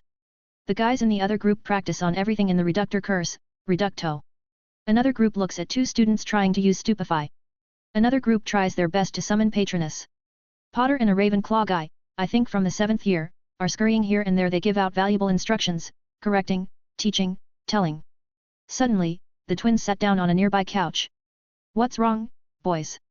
I found it necessary to ask. Hermione looked at them, too, waiting for an answer. The twins looked over in surprise. Oh, right, you don't know what's going on. The first one nodded. Now Umbridge herself can assign punishments, assign or revoke privileges, and stuff like that. Us and Harry got kicked off the Quidditch team. Oh. Did you do something wrong? Asked Hermione sympathetically, fixing a strand of hair. Punched Malfoy, the twins nodded together. He's got a big mouth, the other one explained. But Hagrid is back, smiled the first. And that seems to be the only thing keeping our Harry from falling into despondency. Both twins clapped themselves on their knees in sync. Okay. They stood up at the same time. We've had enough rest. The twins quickly joined one of the groups and began to actively discuss and debate the nuances of spells. After a couple of minutes, Potter spotted us, and after giving a few valuable instructions to the other guys, he hurried over. Max, we need to talk. Harry ruffled his already disheveled hair, and I waved my wand, surrounding us with a slightly vibrating, like hot air, dome that muffled sounds. Potter looked around the dome a little surprised, but once he understood its essence, he looked at me again. Tell me, you train in the Chamber of Secrets, don't you? How do you come to that conclusion? It doesn't matter, Potter shook his head. And what answer do you want to hear? And more importantly, why? I just don't understand. You can only get in there if you can speak the language of snakes. Oh, is that what you mean? And in general? About, how should I put it, the interest club, you know which one? No one tells me anything. I don't understand anything. What's going on at all? Even Sirius is silent, obviously hiding something. And I want to know. I have a right to know. After all, I'm the one Voldemort is after. I looked at Potter carefully. Can you keep a secret? Of course. Do you think I can't keep my mouth shut? Well, I smiled, that's not the point, but Umbridge would say no. Then what's the point? Harry looked very serious. Do you master occlumency to tell you anything? And the rest of your friends, too. Occlumency. Hermione closed her book and decided to insert a few words into the conversation. The science of protecting and ordering the mind. Prevents others from reading your mind. Even that's possible? I mean, mind reading. Potter looked extremely surprised. Exactly, Harry. Without that skill, your head is an open book. If someone suddenly has the skill of mind reading, it is easy to find out from you all the secrets of the club, plans, structure. You understand? And what should I do? Hermione waved her wand and silently summoned a small old dark brown book from one of the shelves. Read, learn, practice. It took us a year of daily practice to defend against superficial legilimency. But even this will not save you from a direct spell in the forehead. 347, Chapter 347. A/N, want to read ahead, up to 40 chapters? May the magic be with you. Enjoy. Potter took the book and looked at it with a completely dumbfounded look. Having calmed down quite quickly after the information received earlier, Harry put the book on the table next to him and looked at us again. Okay, to Mordred the Chamber of Secrets and Parseltongue. Why don't you study with us? I don't understand. You're the one who suggested all this, Max. Like I said, I'm just wondering where all this will lead to. Unbeknownst to Potter, I removed the silencing spell. What do you mean? Well, look, I got up from the couch. What are your goals? Ultimate goals. To be able to protect ourselves. We already talked about that. Good goal, I nodded. A noble one. But let's simulate a situation. I looked at Hermione, but she clearly made it clear that she was much better off on the couch and with a book in her hands right now than on her feet and with her wand. Potter and I walked to the center of the room, and this maneuver didn't go unnoticed by the other students, who began to move slowly apart, forming a kind of semicircle. Some sat on cushions, others on benches. Some stood against the wall, like the twins, for example. For starters, I spoke, turning to Potter, who had his wand out. I also took out my own. One must be well aware that an adult wizard is no longer a student at school. Especially those who are on the side of the Dark Lord. They're either adult wizards from old families, or mercenaries, or scum off the street, or werewolves and things like that. Except that even street scum aren't harmless. The world is cruel and such people have felt it in full. They may not be fighters, but they'll be violent.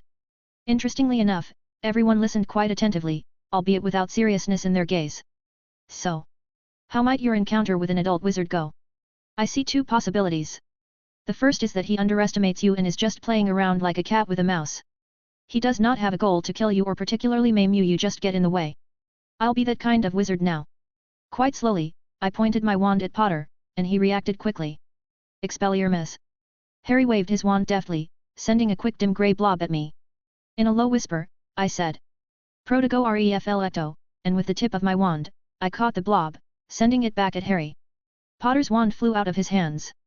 Stupefy, I whispered the spell again. A quick ray of the spell flew off the tip of my wand and hit Potter right in the stomach, knocking him back, at which point his wand flew into my hands. Incarcerus. And now he's tied up, too. So, I looked at the guys. This is the level of an average wizard. With a wave of my wand, I dispelled Incarcerus from Potter, setting him on his feet and returning his wand. Average, folks. Such, a sluggish wizard, neither fish nor meat. I can conjure even faster. Those from whom you want to protect yourselves too. The Dark Lord's inner circle, I bet, can use short apparition, and I bet they can speed up with magic, getting even faster. They have experience against Aurors and DMLE. Now imagine that your enemy has taken you seriously and wants to kill you, not just brush you off like a fly. Potter prepared for another fight, and I arched an eyebrow in surprise. You want me to try to kill you? Harry thought, scratched the back of his head, and shook his head negatively. Our second problem is the same as what the DMLE and Aurors had at the time. Guess what? The students began to talk, discuss, but one blonde in a Ravenclaw uniform expressed a clever thought. Unforgivable curses. She said it quite loudly, and everyone else got quiet. Luna Lovegood, I think. Exactly. The problem is that we're limited in our spells. Not just in terms of knowledge but in terms of morality and legality. And the willingness to use them. Your enemies would have no such limitation. What do we have? Let me list them. Expelliarmus, Stupefy, Reducto, Bombarda, Evertstatum, Flipendo, Expulso. With these, we can do some damage, respond with a blow to a blow. There's Protego and variations of it. And then there's a bunch of everyday spells. There is such a Death Eater, Antonin Dolohov. He's a master at using everything to neutralize the enemy, including everyday spells. Before you can squeak, you'll find yourself hanging from the nearest tree by your own shoelaces. What are we supposed to do then? One of the Hufflepuffs indignantly asked. Anyone can talk. What if there are more of us? There are more of you now, aren't there? I held my arms out to my sides, and a few of the guys took out their wands and pointed them at me. Expelliarmus. One shouted. Stupefy. Shouted others. There were a few simple spells, too, designed to either disorient me, send my feet dancing, or hang me upside down. I simply spun around, beating the rays back with my wand like a sword, and when a dozen more students decided to join in, I simply apparat with black smoke and launched Reducto, creating a shockwave that knocked everyone to the ground. In a chaotic manner, I began to throw Incarcerus, oversaturated Stupefy and Expelliarmus at breakneck speed. From the outside, it might seem that the rays of spells from black smoke fly almost more often than sparks from a sparkler. 10 seconds and everyone around was already pretending to be caterpillars, being tightly bound with the help of Incarcerus. 348, Chapter 348. A/N, want to read ahead, up to 40 chapters? May the magic be with you. Enjoy. When I returned to my place and emerged from the apparition, I examined this easy and painless beating. You'll say, we didn't expect it, sudden attack, incomprehensible possibilities.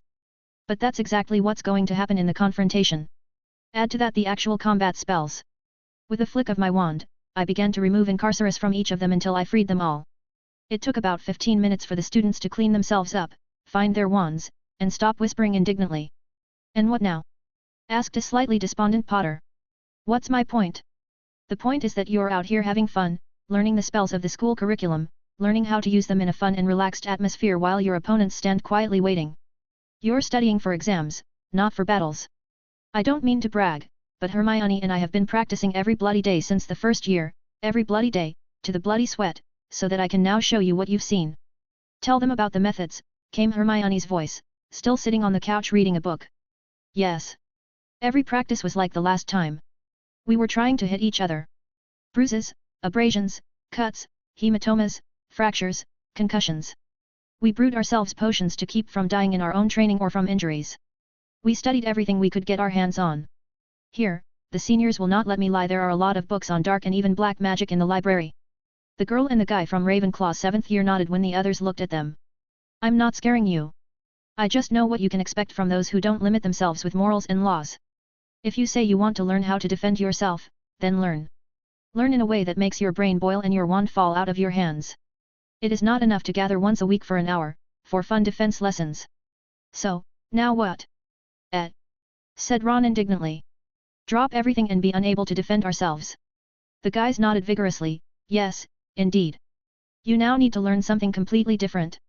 Not how to fight, but how to escape. Hey, we're not cowards. That's what they'll write on the tombstone. Harry. There are textbooks over there, I pointed to the bookcases with my hand. There are complexes of concealment and detection charms. Learn the disillusionment charms and the hominum revelio. I looked around at the students and found the girl I needed. Susan. Get the apparition practice rings and instructions through your aunt. The twins already know how to apparate. Let them teach you. Then. I noticed that someone had even started taking notes from dictation. I want everyone to learn Protego, Protego Maxima, Protego Reflecto. It is obligatory to be able to put Protego Maxima in a complex with Fientu Duri and Repello Inimicum. You must be able to put them as a complex, around yourself, in a group of 3 people. Change groups periodically. With such a set of spells, you can go on the defensive, and only Avada, Fiend Fire, and Diabolica's Flame can break through them. Every group should have at least one student who is good at transfiguration that can make shields, walls, and other obstacles from Avada out of junk. If anyone suddenly thinks that defense is not enough, you can learn Sectum Sempra and the powerful Diffindo on dummies. Well, if you're ready to see your spell cut a man open and his guts fall to the ground. There were sounds of gagging from the particularly impressionable. Max, Harry shook his head reproachfully. That's too cruel. How so? I clapped my hands. You're serious about confronting maniacs, murderers, rapists, and lunatics. You will threaten them with Lumos and Expelliarmus? Pfft, scared a hedgehog with a bare ass. Anyway, I've made my recommendations. It's up to you to follow them or not. But keep in mind that once you decide to fight, your life depends on this training. Do you devote enough time to this matter? Oh yes, learn cloaking charms as soon as possible. As I understand, this little club will soon be hunted. Why don't you teach us? Asked Ginny, peeking out from the crowd. No. I simply don't have time. The textbooks have absolutely everything. I learned from them, too. Only Protego requires a demonstration, but you've got the 7th year guys for that. I headed back to Hermione's couch, and the crowd of students began to break into groups again and actively discuss something. They quickly split into 2 teams in less than 2 minutes. Some are looking for books in the cabinets, and others are training. Those who found books began writing out spells and instructions and then multiplying parchments with them. It is unlikely that their fervor will last for a long time, but if they learn at least concealment charms and protective complexes, they may be able to hold out until the arrival of help if they get involved in some adventure. 349, Chapter 349. A/N, want to read ahead, up to 40 chapters? May the magic be with you. Enjoy. For a brief moment, the thought of boredom ran through my head, and I pulled out the 2-way mirror that had been silent the whole time from the inside pocket of my robe. I tapped it with my wand and sent a signal to the other end. A minute, 2 minutes, and then Nymphadора's face appeared in the mirror. Hello, cousin, she smiled, changing her hair color from pink to purple. You haven't sent a message for a long time. Neither have you. Can you talk? Yes, but not for long. There's a lot of work to do, and the order takes up all my free time. I'm exhausted. Just like the rest of us. What's going on at the ministry? What's going on in general? What's going on here? There was feigned admiration on Nymphadора's face. The minister promotes the story of the madness of the headmaster and Potter in every possible way. The Aurors received an order forbidding them to teach defensive and attacking magic to relatives, students at Hogwarts. It's the same story at the DMLE. Bones is furious, but she can't do anything. Almost everyone suspected of having ties to the headmaster has been kicked out of their posts or suspended. Fudge is really afraid that the headmaster is recruiting and training his army at Hogwarts. You have no idea what rumors are circulating around the ministry. Any activity from the Dark Lord and the Death Eaters? Nothing at all. There is only suspicion. In the last 2 weeks, we've had 7 reports about missing Muggleborns and Half-Bloods. 7, max. In a year, Merlin forbid, 1 or 2 appear, and then usually after a week, it turns out that they were just drunk somewhere. The Obliviators are out more often, and it's a big deal, but everyone keeps quiet secrecy. What about the Muggleborns? Unemployed or returnees? Half of them, you can almost definitely tell, just left the country quietly. But the 2 cases are pure missing with traces of magic. Tell your friends from the 2nd generation of wizards there in Hogwarts to write to their relatives so that they do not go to the magical world. It's all too unclear. I see. How are the others? How is Andromeda? She's fine. Mom is all about the work. Moody is bored out of his mind, he's been suspended. And in general a lot of work. There was suspicious activity in the Department of Mysteries several times. The alarm was triggered, but everything is clear. At least, according to the reports. I'm still in the junior ranks, so you know they don't report. I see. So the Ministry is really afraid of children. I'm shocked myself. Smiled Nymphadora. Who's there to be afraid of? I remember, I passed the O.W.L.S and the N.E.W.T almost with honors. I thought a talent, a genius, I know everything. Aha! The Academy showed me very clearly that I was incompetent as a witch and even more so as a fighter. I think Fudge understands all this too, but through Umbridge, he's just trying to get you to frame Dumbledore. Okay, well, I have to go, work. The image of Nymphadora in the mirror disappeared, and I tucked it away in my robe pocket. Good thing, Hermione spoke up, resting her head on my shoulder again, that we convinced my parents to leave. It's unlikely anyone would have touched them, but just in case. Right. As the saying goes, believe in Ella, but tie your camel. Interesting phrase. When it was time for Dumbledore's army to disperse, Hermione and I quietly cast a complex of concealing charms on ourselves and left the room of requirement. After taking the girl to the common room, I decided to visit the headmaster. However, my desires do not always coincide with the situation around, and the headmaster did not seem to be in place. But an owl flew to me right in the hallway. It was an ordinary owl, and judging by the pouch on its paw, it was from the post office. There was a small letter in the other paw. I moved my hand to the side so that the owl could use my forearm as a perch and waited for the winged messenger to land. I ran my hand over the letter, made sure there was no danger, took the package, and threw a sickle into the owl's pouch. The bird hooted contentedly and flew away. Honestly, I didn't think they could roam freely inside the castle, either. Although, just because I didn't see something, it doesn't mean that it doesn't exist. I opened the envelope with the familiar traces of Lady Greengrass's magic and pulled out a letter. I read it. Hey! I read it again. This is unexpected. Quickly went to the Gryffindor's common room. As soon as I went inside, I immediately found Hermione sitting on our couch and scribbling something in a notebook with great enthusiasm.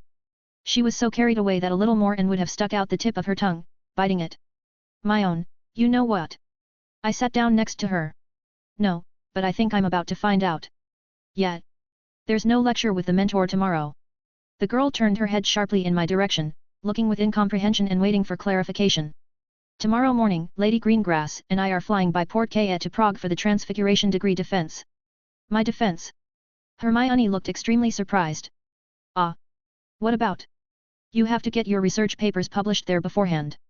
That's right, I nodded. According to her, there's some kind of reform, and I have to seize the moment. Now, or not until a year from now. Hermione immediately threw herself into a hug, smiling happily. Congratulations. Not yet. Tomorrow and the day after will be the result. Maybe I won't pass. Nonsense. The girl pulled away. Right. It's late. It's quite early, isn't it? No. You need to get enough sleep and be ready. Got it, got it. Good night. Don't stay up too late. You too. Hermione gave me a fleeting kiss on the lips, and I headed to my room to get ready for bed. It was all too sudden, and I don't like suddenness. 350, Chapter 350. A/N, want to read ahead, up to 40 chapters? May the magic be with you. Enjoy. Saturday morning began with the physical exercises, but there was no desire to go outside. The snow was not freezing, but it interfered, as well as the mud underfoot. Just before I started my training session, I asked Rowena to optimize my knowledge of transfiguration, but not to isolate the thought process itself. This was a maneuver we hadn't done yet, and it turned out to be quite an interesting experience. It was like having poorly controlled thoughts when you try not to think about anything. Pictures, images, texts, and other information all seemed to go round and round in my head without my involvement, becoming more and more orderly little by little. Just before the training was over, I asked Rowena to try to transform a feature of the architect's transfiguration abilities into a kind of spell. This could be a good development and a topic for an article, in addition to the works planned back in August on combining the transfiguration of the living and non-living at the same time. A shower after a workout is an ordinary thing, without which it is difficult to imagine the beginning of my day. But before I went there, I asked Timmy, the house elf I knew, to make me breakfast for the trip. I don't know how things would turn out, and I don't like hunger, too much discomfort from it. In the room where the other guys were still asleep, I quickly checked to make sure I had everything in my usual bag with extension charm and made sure I was safe from any surprises with the equipment I had. I got dressed in my black three-piece suit, coat and scarf, slung the bag over my shoulder, and left the room. Hermione was already sitting on our couch in the common room, and when she saw me, she immediately got up, came over, and hugged me. "Show them all," the girl said with a smile, not forgetting to give me a fleeting kiss on the lips, quickly pulling away. "You make it sound like I'm going to a fight, not an exam." "You never know," Hermione shrugged with a smile. "Okay, don't get bored here." I headed for the exit from the common room with a quick step, simultaneously applying complexes of concealing charms. Although it was still early in the morning, it was already possible to occasionally meet students and teachers hurrying about their business. The cool winter morning air pleasantly chilled the face, but unfortunately, the snow had already begun to melt, leaving behind a little dirt. On the one hand, I like the gloomy English climate, but on the other hand, it clearly lacks a normal winter, so that the sea of snow creaking under my feet, and in the morning, the air would ring from the frost. Everything here is gloomy and slimy, and the snow doesn't stay on for long in winter. Quickly reaching the Three Broomsticks, where there were almost no customers, and Madame Rosmerta was clearly conjuring something in the kitchen, I took off my disguise. I moved towards the far table, where, according to tradition, we were listening to Lady Greengrass's lectures. This time she was there too, in a long black dress and an elegant black coat, but, according to the tradition of wizards, with a hood. As I approached, I clearly felt by magic that it was Delphine, and judging by her look, which read recognition and some confirmation of this very recognition, Delphine is also not deprived of such a talent. "Lady Greengrass," I nodded courteously and smiled. "The contents of your letter surprised me greatly." "Mr. Knight," Delphine smiled and, fixing the thick braid of blonde hair on her shoulder, stood up from the table. I myself was caught off guard by the news from the guild, and much had to be organized in a hurry. "We don't have much time." Without waiting for my reply, Delphine headed for the exit, and I followed her. Just outside the threshold of the establishment, Delphine held out her hand to me, holding a simple silver chain. "Hold on tight." As soon as I took the chain and nodded in readiness, Delphine gave the verbal command, "Porchus," and we were whirled into spatial displacement, and judging by the speed, the portal was indeed intercontinental. After a while, we found ourselves on a spacious circular platform in the middle of a domed hall with frescoes on the ceiling. The lighting was not the best, only at human height, and it was problematic to see the frescoes. But the yellowish stone walls and columns going upward were clearly visible. We quickly walked toward the tall but narrow double-winged wooden doors with massive black metal brackets. 351, Chapter 351. A/N, want to read ahead, up to 40 chapters? May the magic be with you. Enjoy. With a slight movement of her hand, Delphine pushed one of the doors, opening it. A spacious and high stone corridor without windows. Columns stretched the entire length, forming arches beneath the ceiling. Near each column stood pots of tall ornamental trees on either side, and on separate pedestals were stone knights in full ancient armor. Each knight stood straight, I would even say, proudly, leaning on the hilt of a large axe propped against the pedestal. I followed Delphine, who was purposefully moving along the corridor. Sometimes there were doors, turns, other halls that differed slightly either in shape, length, or design, and sometimes all at once. Several times we walked along the monumental and wide stairs, but we only moved down. And not a single window. A couple of times, we encountered wizards hurrying somewhere, dressed in all sorts of clothes from a classic robe and a big hat to quite adequate and seemingly ordinary business suits and coats.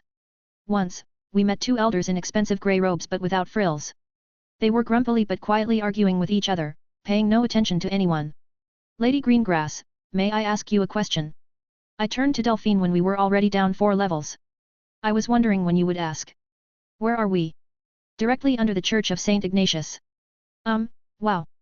I caught up with Delphine and caught a mocking look from her blue eyes, noticing a slight smile on her face. "I understand your confusion, Max. But we're in Prague. Believe me, everything here is not what it seems, and this city's magical and ordinary histories are so intertwined that you can't tell them apart. If you have time, and if you want to, you can visit a couple of interesting places, and believe me, you'll learn a lot." "Like what?" "I know that this church belonged to the Jesuits." "It's all kind of weird," smiled Delphine again, looking at me. We stepped into another spacious high hall. This one was much brighter, with daylight pouring in from special niches under the ceiling. On both sides of the hall, there were real park areas with lush vegetation, trees, and bushes, and in some gazebos in the middle of these parks, elderly wizards sat and talked, drinking something in cups and eating fruit. "But we're definitely underground." Delphine slowed her pace slightly. "The church was built much earlier than common people think." "Yes, and its decoration was somewhat different. From the beginning, this place was an abode of knowledge, a home for wizards and witches who sought to comprehend the mysteries of the universe through transfiguration and alchemy. But when it finally became clear in the 17th century that the statute will be signed, the church was hidden away, as were many other things. We passed the group of wizards, exchanging polite nods, and headed for one of the next tall double doors. However, in Prague, as in many other significant cities in Europe, the lives and destinies of ordinary people and wizards were too closely intertwined, and, funnily enough, the further from Rome, the deeper those ties became. In general, although it is commonly believed that wizards are completely self-isolated, but in fact, all more or less influential structures are linked, exchanging information and solving various important issues. Religious institutions, the church, the governments of magical and ordinary states. Just a week later, an agreement was reached for cooperation between the church and the Ordo Mysteria, or as it was then called Ouroboros, now better known as the two guilds Transfiguration Masters and Alchemists. Ouroboros? Why so humble? You'll find out when you become a master. Damn, I'm intrigued. I thought alchemy came from potions. From any magical discipline, one way or another, you can come to another because they are all based on magic. 352, Chapter 352. Want to read ahead, up to 40 chapters, without ads and my stupid comments? Happy Halloween? We left the hall, walking through it, and found ourselves in another corridor. But this time, the journey was rather short, and literally, the second door down this corridor was our goal. Once inside, we found ourselves in a spacious and rather classic office with dark wood trim, large and soft leather sofas, tables, cabinets with books. Of course, there was also a large desk, behind which sat an elderly stately lady in white clothes and a robe, with fine bluish patterns running along the edges. Her grey hair was gathered in a tight French twist, and her gaze was incredibly alive and sharp. "Ah, Delphine, my girl," the lady smiled cheerfully, stood up from the table, and moved toward us. "Grandmaster," Delphine bowed respectfully, and the lady quickly put her hands on her shoulders and returned her to an upright position. "Leave these formalities. Is this your student?" The lady looked at me carefully and quickly. "Yes," nodded Delphine. "Maximilian Knight."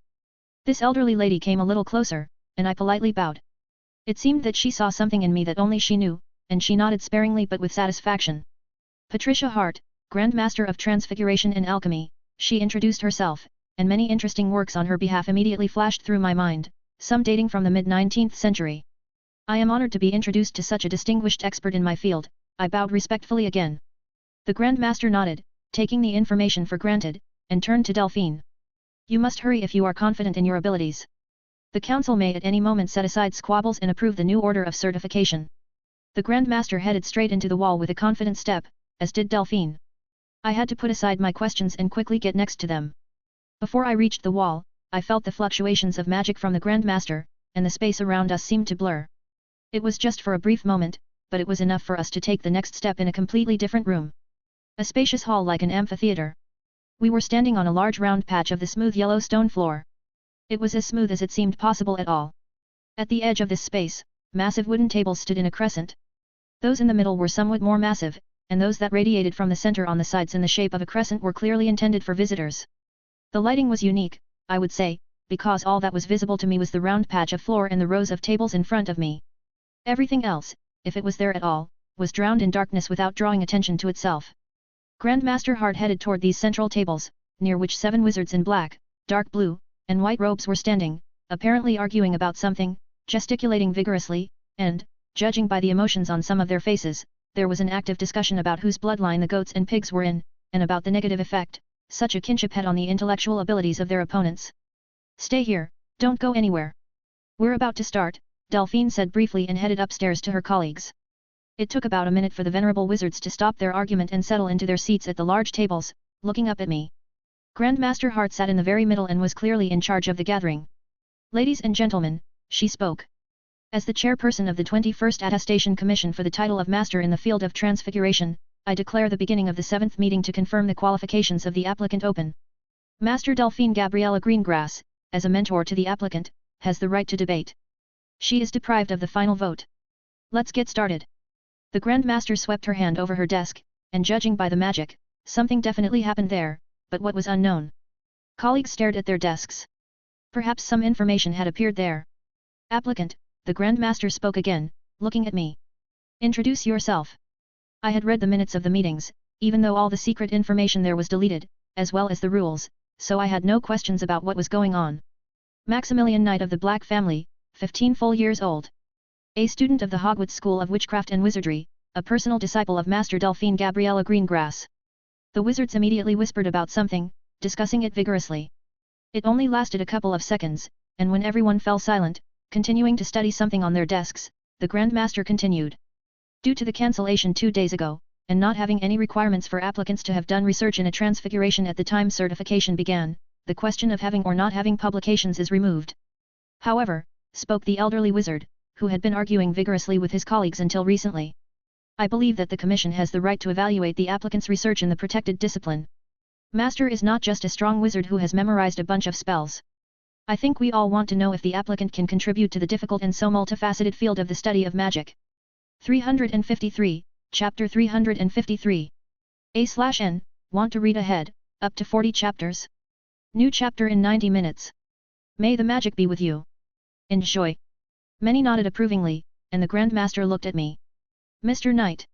Can you provide any scientific research for consideration by the Commission? Certainly, Chairperson, I nodded. Taking my wand from the holster on my forearm, I began to transfigure 2 parchments out of thin air.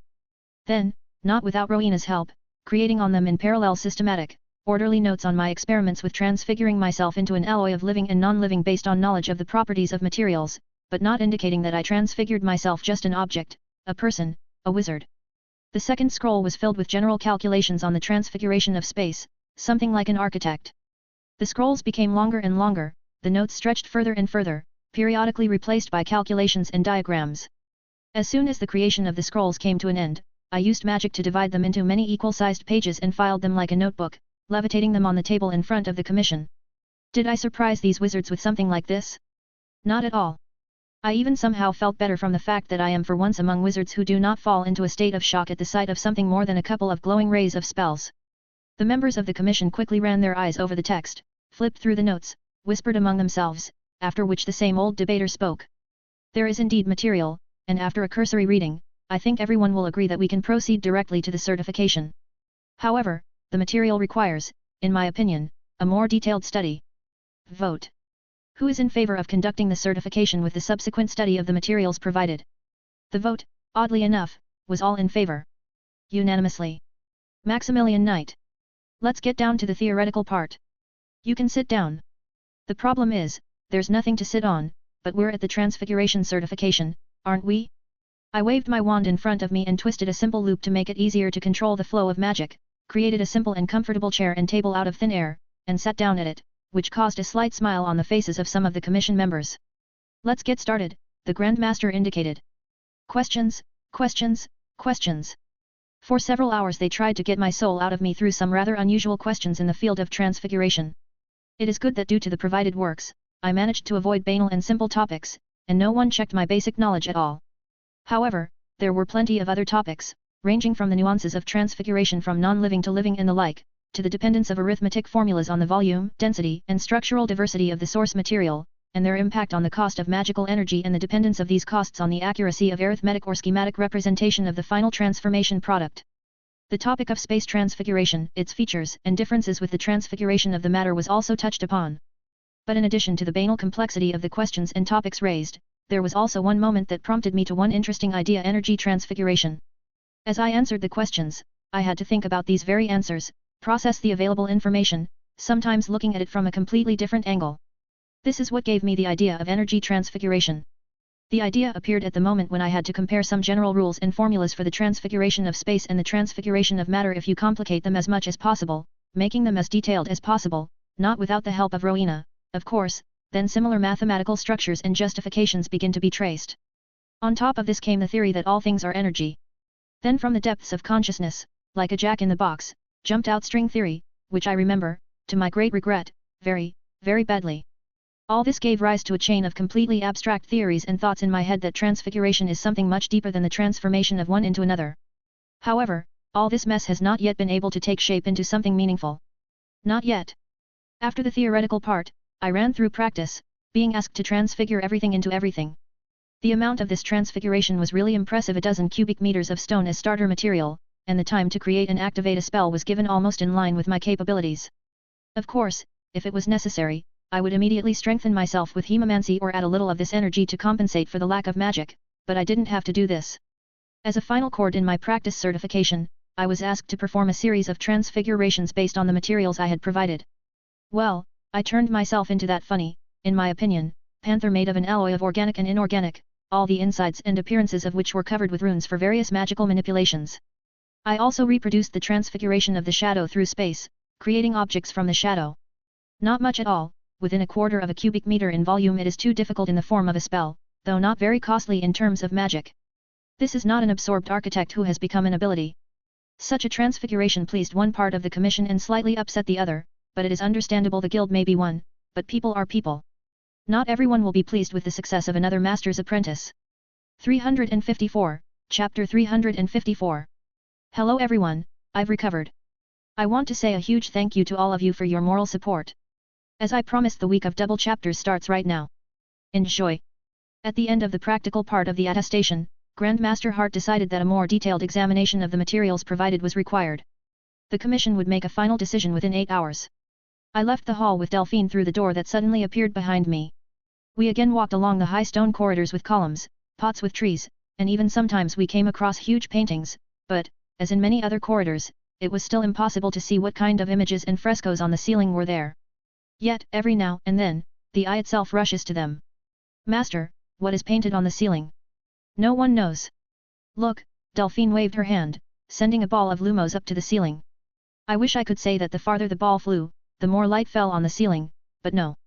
It seemed as if lumos was flying into the void. Everything was black under the ceiling, and only faint vague images and silhouettes flashed. So everything remained. The lumos went out, and Delphine spoke. It is said that on these ceilings is hidden all the mystery of the universe, and that only those who have comprehended and mastered the mysteries of transfiguration and alchemy can see and comprehend it. So? Has someone read it? Even if they did, smiled Delphine, they probably took that mystery to their grave. Science and knowledge are strange things. The answer to one question generates two new ones, like the heads of a hydra, and this battle knows no end. Or maybe someone has enchanted everything out of boredom, I shrugged, and Delphine laughed. That's even more likely. So, we have up to 8 hours of time, and they can call us at any time. But we should not leave the city, and even more so the country. Excursion. I'm all for it. It took us about 20 minutes to leave the dungeons, but we didn't leave exactly through the church, but from a door in the next building. From the feel of it, there were some very serious and complex spells of concealment from ordinary people and just curious wizards. If you know what to look for and where to look, you'll find it. From the very first seconds of the walk, I was captured by the atmosphere of this wonderful city.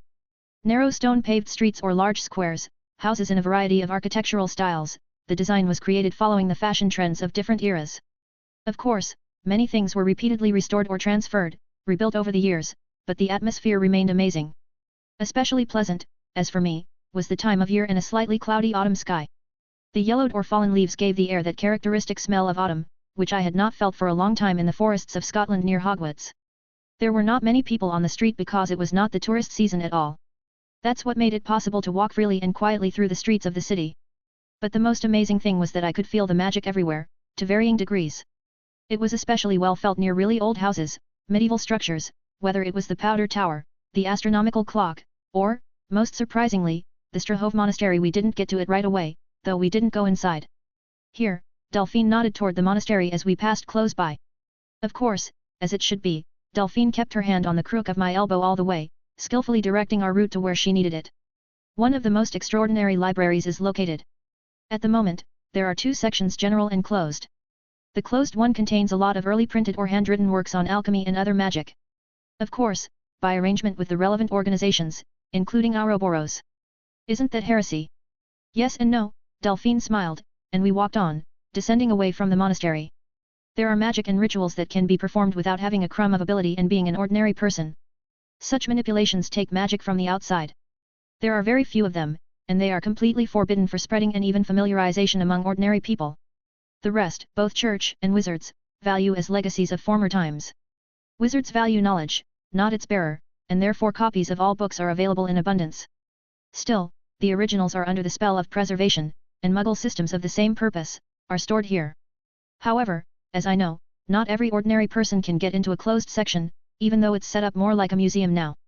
355, Chapter 355. Soon we were again closer to the center of Prague, and it was already getting late in the evening. The somewhat prolonged journey and walking affected us quite obviously, and now we found ourselves in a small patio, a kind of courtyard at a restaurant, although in this case a large and expensive café. There were very few visitors both inside and outside, and the time of year was chilly by local standards, but how can you frighten an Englishman with a slight chill and gradually clearing evening sky?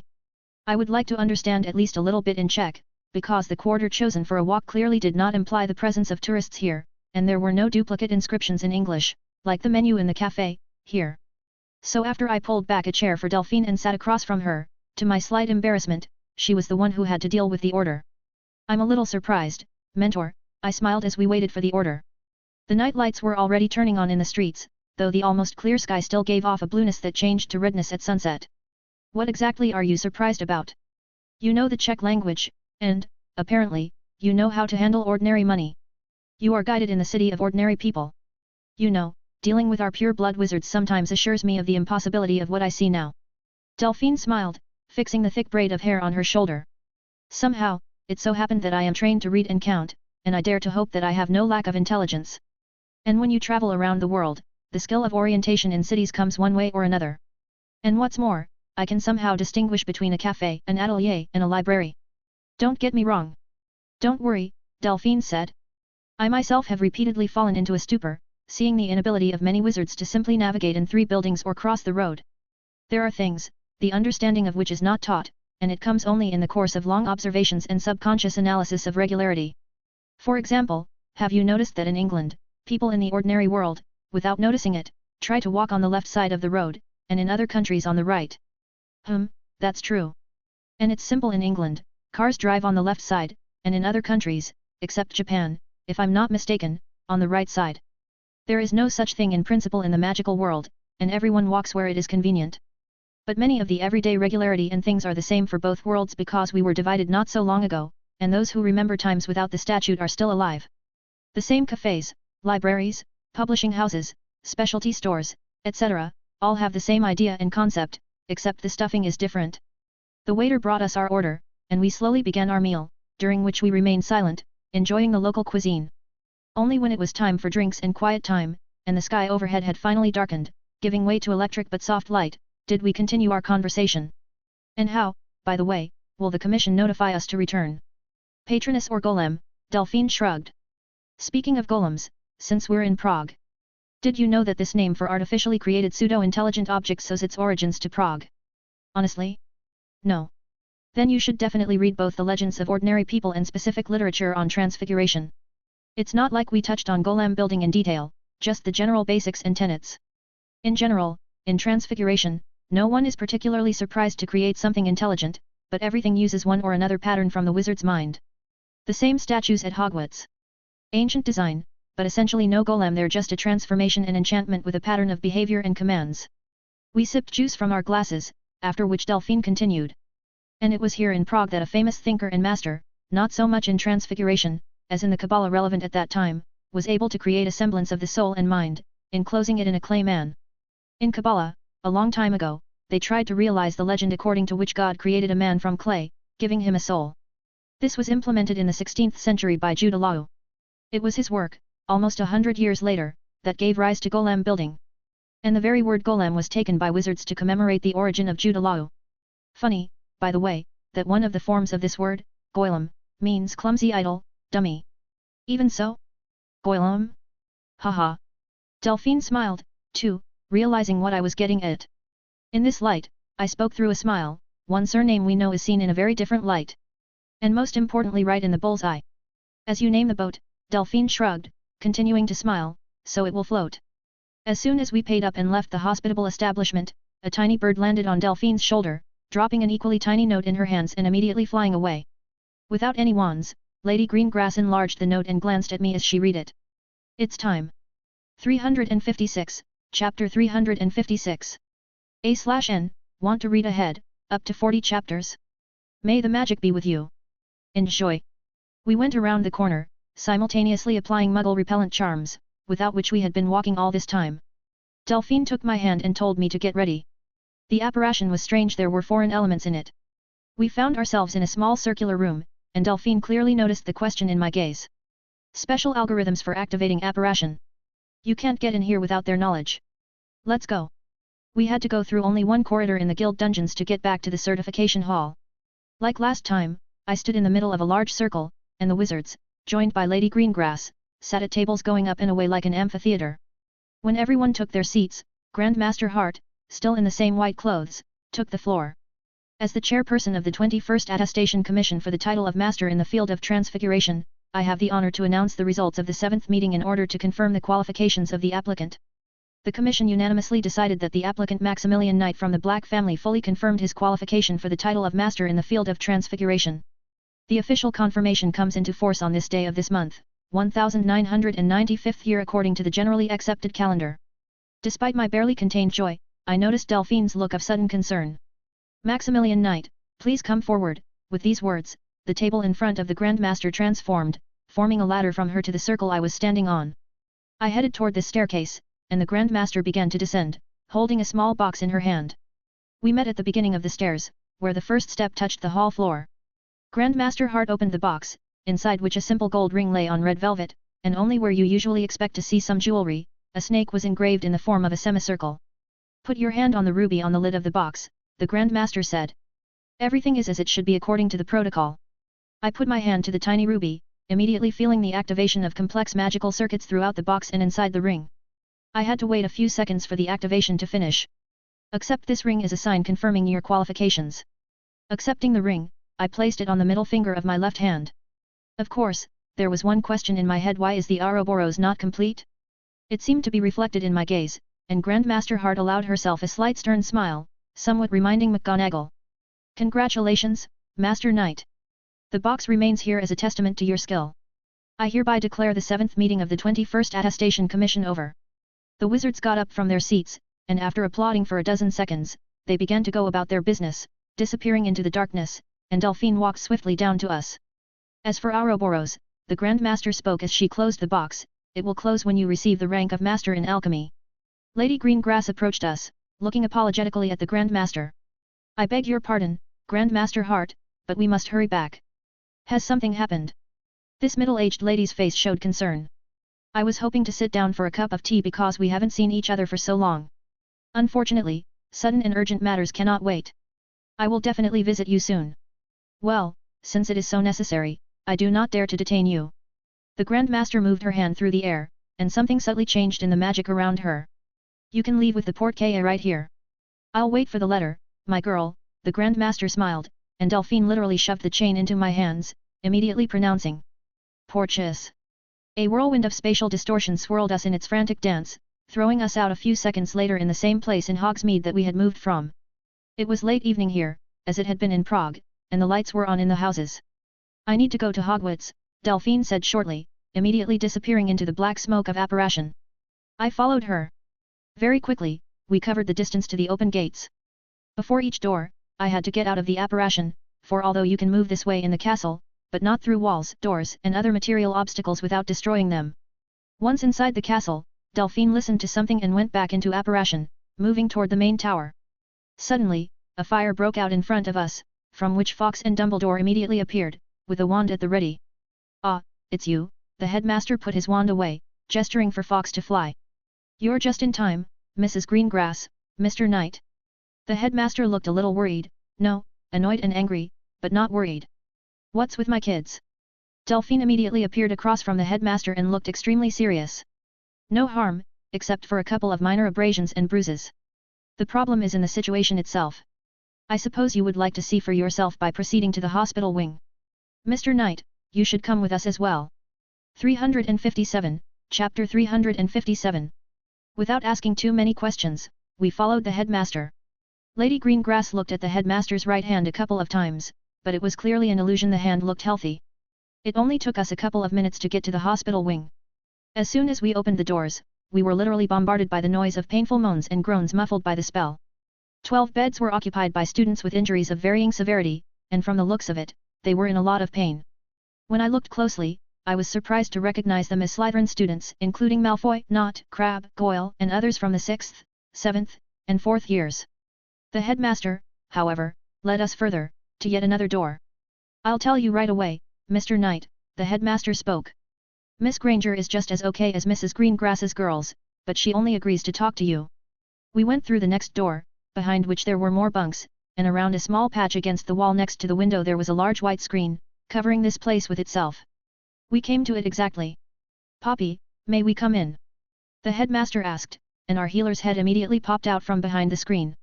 Madame Pomfret took a quick look at us, acknowledged us, and nodded, letting us in. There were 2 beds and bedside tables with jars of potions and ointments. Astoria was sitting on one of the beds, with a marble pale, calm face and stroking the head of sobbing and shuddering Daphne, who was hugging her. Hermione was rushing around with a disheveled mop of hair, and for a brief moment, I even thought that it wasn't her at all. There was so much undisguised anger in her eyes. As soon as she saw me, she was right next to me and hugged me, quickly pulling away. Her eyes softened a little. You said, she spoke, to show you this and tell you, not before Cruciatus. Control yourself. I have no idea what that means. Hermione pulled a parchment out of her robe pocket and handed it to me. Accepting it, I unfolded it and began to read. I don't understand anything. It's for protection against Umbridge, Hermione explained. I don't know the whole point, but she threatened that for the harm caused to a lot of pure-blood wizards, the Muggle-born would be given hell. May I ask? The headmaster turned to me. It was at that moment that Astoria and Daphne saw their mother, and Delphine sat down on the bed beside them, and now Daphne was sobbing, burying her face in her shoulder. The apprentice-master contract, I answered the headmaster. Between Hermione and me. But I only just... Be quiet, Mr. Knight, the headmaster interrupted me. I think I'm beginning to understand. Miss Granger, can you tell me exactly what happened? Only that, Hermione's face became calm, but anger splashed in her gaze now and then, that you know who decided to send greetings to us all, and these idiots were too confident in their exclusivity and impunity. You mean you put all those guys down? Not just me, but I can't say more. Not now. I waved my hand around, creating a spell to test the protection against taboos. The headmaster clearly understood the meaning and looked at me condescendingly. Just in case, I replied to that look, and the headmaster nodded. But I'm sorry, he said. What does it have to do with you, and young Miss and Miss Greengrass? Through me to teach Max a lesson. And through us, Astoria spoke quietly. To show Mother the error of her unwillingness to cooperate with the Dark Lord. So. The headmaster thought for a moment. Mr. Knight, please follow me. If I understand this correctly, we don't have much time. Mrs. Greengrass. I assume you wish to stay with the girls.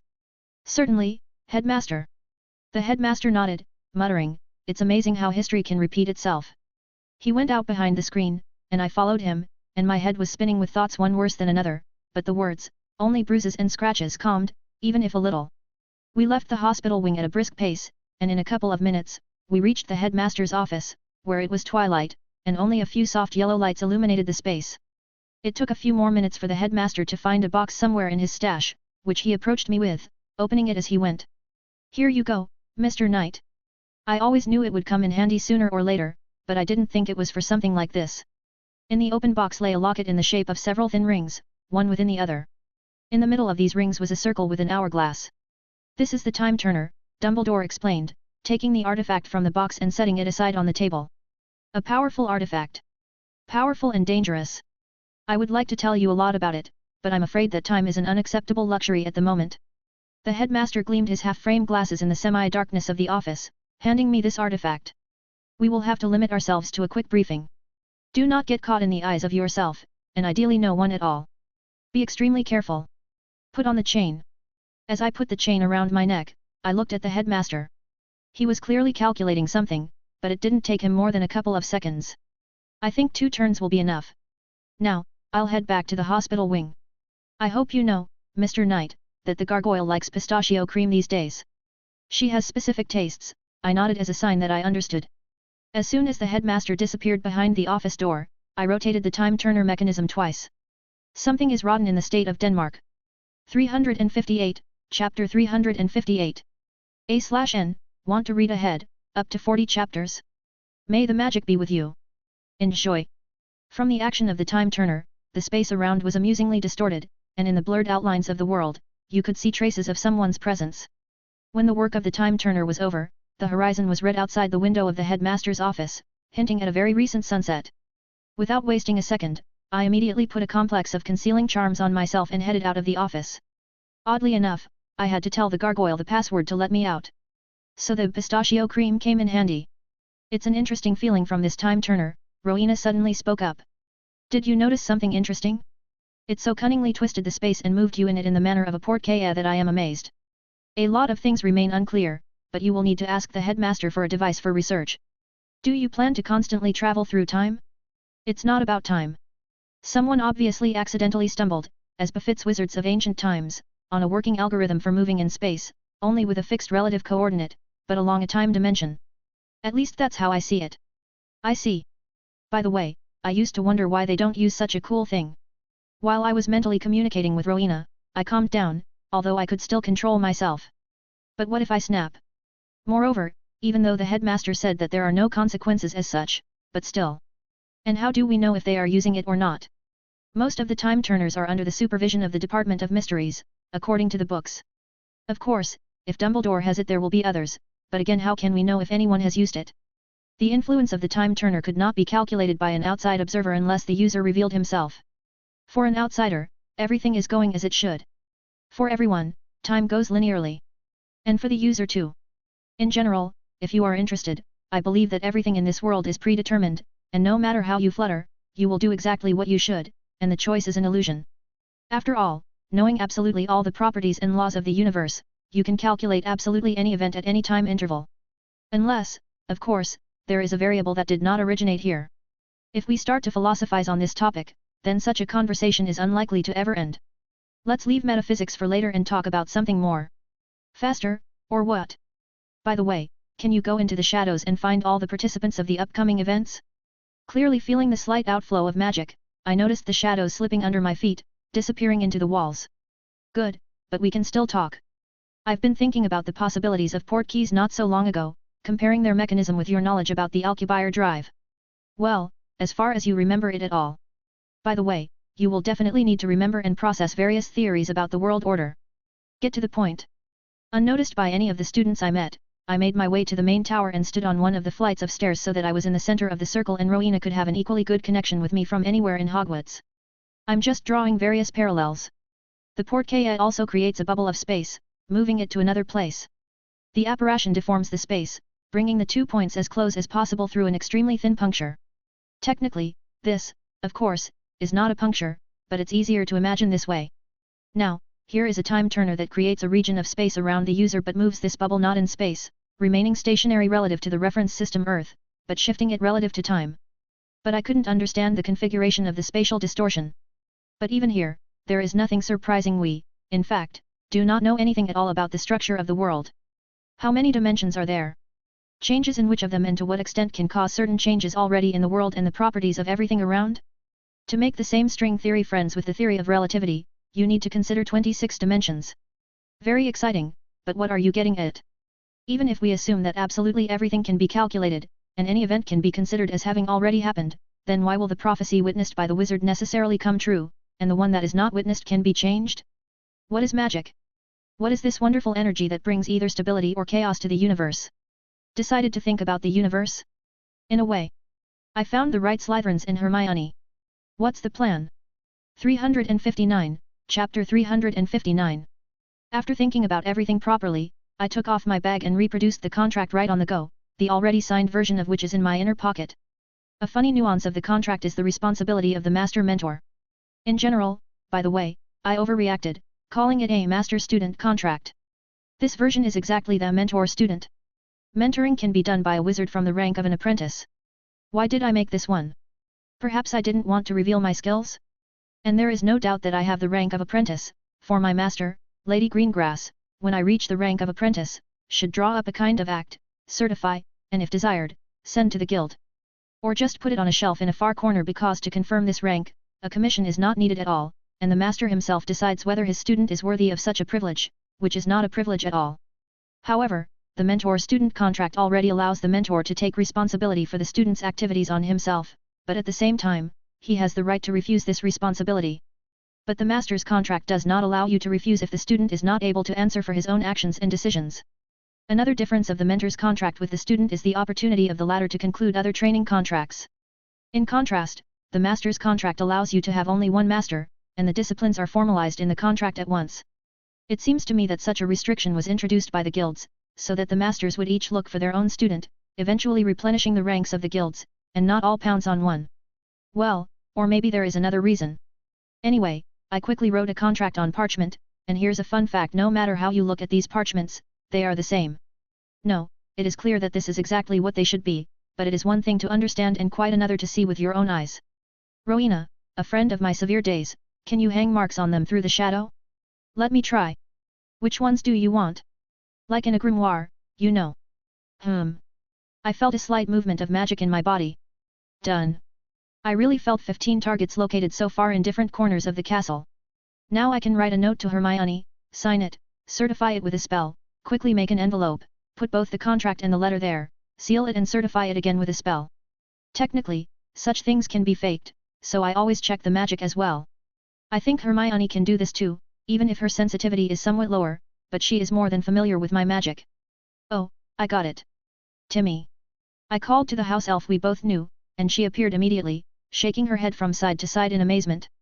Then it was as if she sniffed and looked closely, sensing my magic, and then looked almost perfectly at my location. Young Wizard Knight called Timmy. She asked quietly, even leaning forward a little. There was no one around, so I wasn't afraid to expose myself this way. Yes. Please give this letter to Hermione Granger. You know her.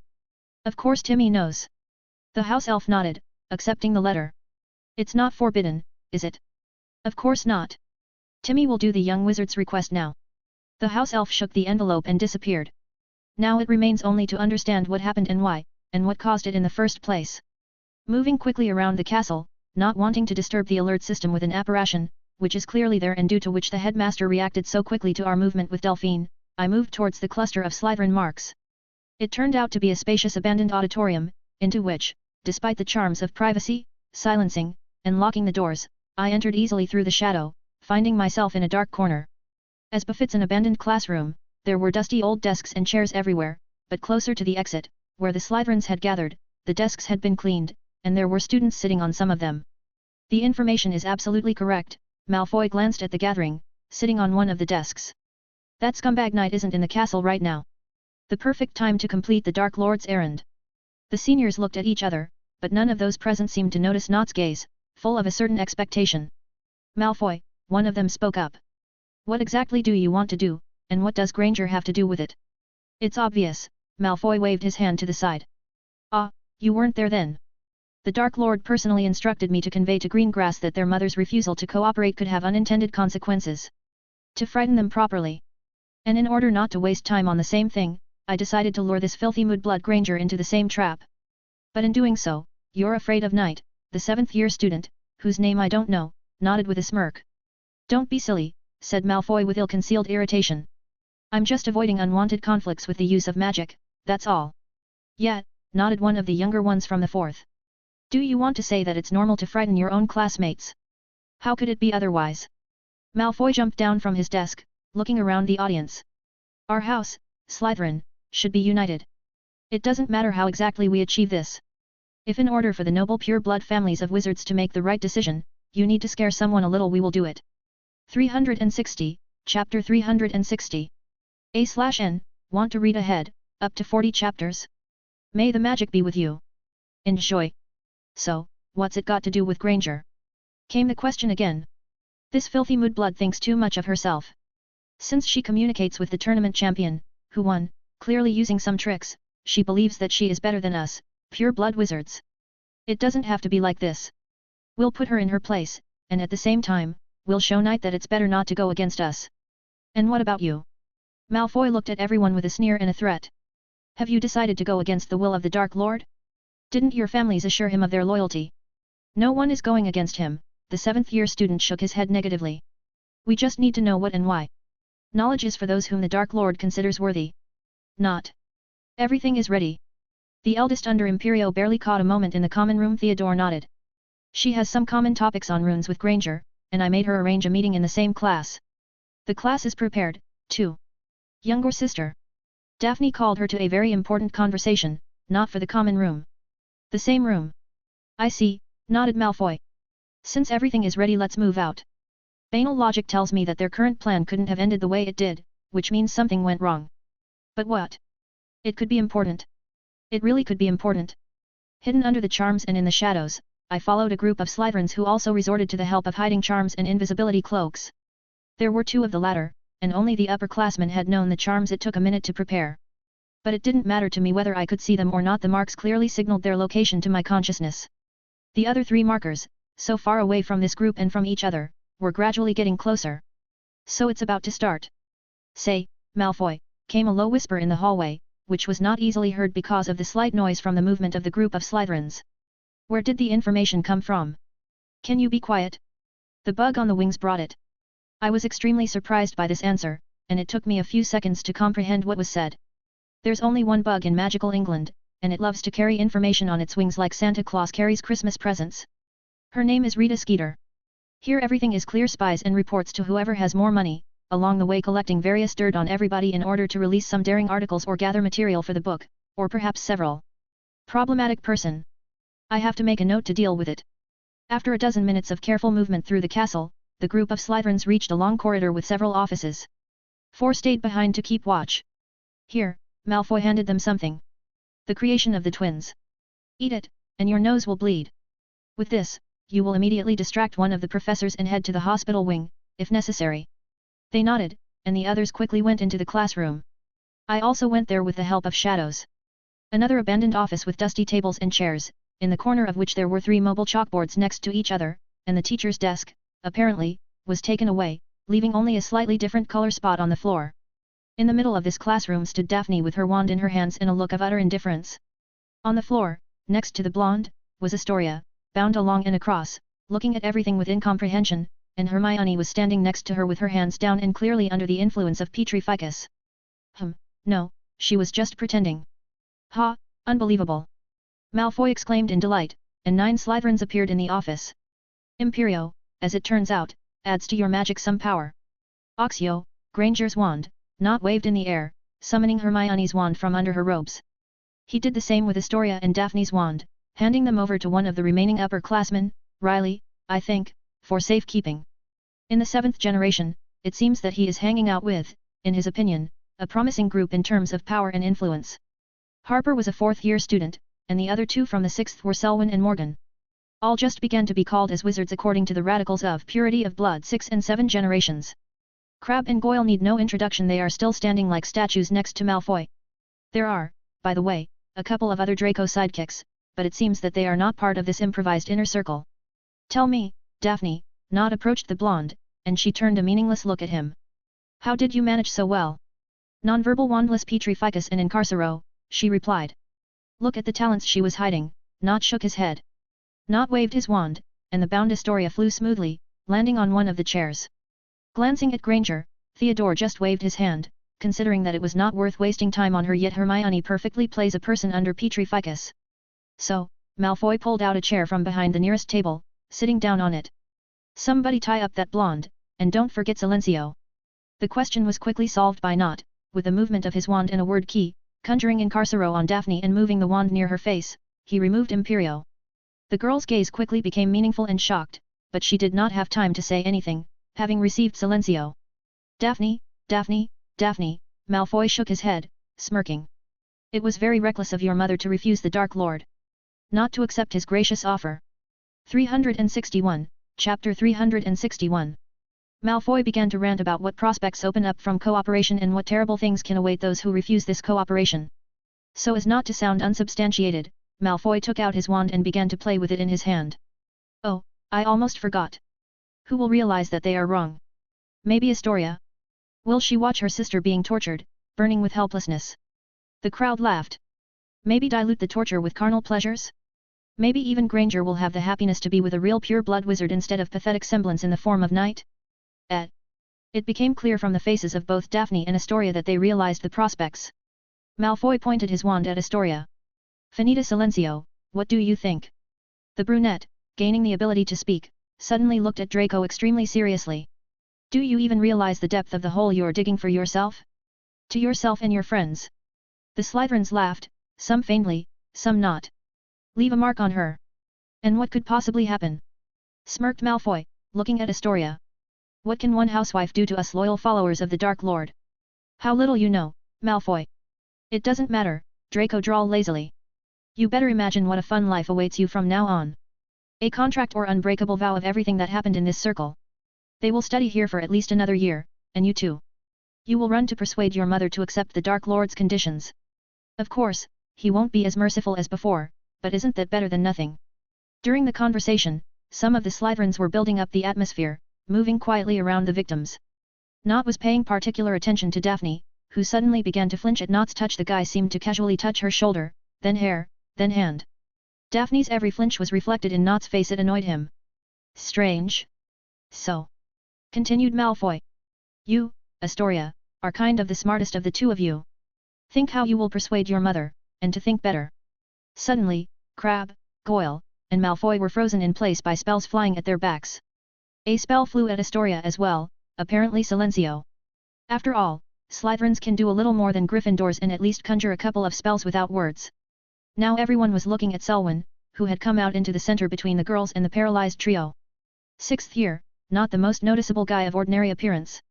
He nodded to 4th year student Harper, 6th year student Morgan, Riley, and Nott, who was looking at Malfoy with an undisguised grin. Mutiny aboard. Draco, Draco, Draco, Selwyn repeated Malfoy's intonation. Over the many years that we have all known you, you have shown yourself terribly. For a long time, we have all shown visible respect for you, counting on further relationships and the influence of your family. However, with Mr. Malfoy's death, all your family is doing is losing. Loses everything, slowly but inexorably. Your behavior and skills have turned away many influential people from you and your family, who now maintain only the appearance of a good relationship with you, continuing to pull money from you. And you're glad. They say you don't listen to your mother, but I heard how she tried to give you good advice. Now that the Dark Lord in his mercy has chosen yours as his home, soon there will be no trace of your money left. Selwyn paced back and forth, thinking aloud. Many people at the house think that your leadership is no longer appropriate. However, we all understand that you can't just be dropped. And then you come with your own, as always, brilliant plan to scare the Green Grass girls. Although the Dark Lord ordered to convey the idea and not to frighten possible allies. In the end, by a majority vote and on the strong recommendation of Mr. Nott, Selwyn pointed his hand in the direction of Theo. It was decided to discredit you and your two bullies in the eyes of the Dark Lord. Of course, the discrediting will take place according to a very pleasant plan for us. We will not scare the girls but go directly to the point. Nott chuckled wickedly, continuing to circle over Daphne and not noticing anything. But the others noticed it very much. Apparently, Selwyn said thoughtfully, looking at Theo's behavior. Mental abnormalities are hereditary. True, Mr. Nott has become a paranoid maniac, but our poor Theo has become a pervert. Selwyn took a step towards the frightened and shocked Daphne, looking into her eyes. You see, darling, what happens when you don't let a crazy psycho get to sweet. 362, Chapter 362. A/N, want to read ahead, up to 40 chapters? May the magic be with you. Enjoy. What I wonder is, if Daphne can do magic without a wand or words, why doesn't she at least try to escape? It can't get any worse. But that's a matter of the psyche, I suppose. Imperio is a powerful thing, and you can get some pretty unusual results with it. Selwyn turned back to Malfoy. You probably want to ask something, don't you? But don't worry, your questions are obvious. First, so that the Green Grass girls get a sense of the whole situation, we'll show them visually, using mood blood, for example, what awaits them. Then we'll use on them Obliviate with memory modification, where you and your mates will do all sorts of nasty things to them, saying, by order of the Dark Lord, that sort of thing. That way, the mood blood, along with the hated knight, will suffer. Green Grass will finally turn their back on the Dark Lord, which he will certainly blame you for. Then the sights of both him and Green Grass will converge on you, and that's it. Goodbye, Draco. Selwyn uttered the last word so much in the style of Pansy Parkinson that half of the guys shuddered. And as a bonus, it's no secret that Knight is Narcissa's son. When Lady Greengrass finds out who abused her daughters, the relationship with Knight will radically deteriorate, and he will lose his support in the face of their family. You know what's funny? His birthday is the 5th of June. Funny, isn't it? Just like yours. I'll bet that the late Mr. Lucius did something crazy and got rid of your brother. And it's possible that Mr. Malfoy didn't die by accident, but here it is already necessary to make inquiries a little deeper than casually through the Ministry's files. Selwyn was clearly intrigued by the idea that had just appeared in his head. Selwyn! Called out Harper to him. Ah, yes. Selwyn turned his attention back to Malfoy. We'll mess with your memory, too, but the cause will be a love potion with a couple of undocumented properties. You know how hard silly Parkinson tries to get that potion into you, don't you? And now everything will be as if she threw you a bottle with a delayed release. But, unfortunately, another failure, though now it will bring the beloved Draco to the grave. Selwyn shook his head, looking at the immobilized boys. I feel sorry for her even. You better do it with her already, or she'll become like Not. Anyway, I think everyone understood everything. Not put his hand on Daphne's chest, albeit through the robe, immediately drawing Selwyn's attention.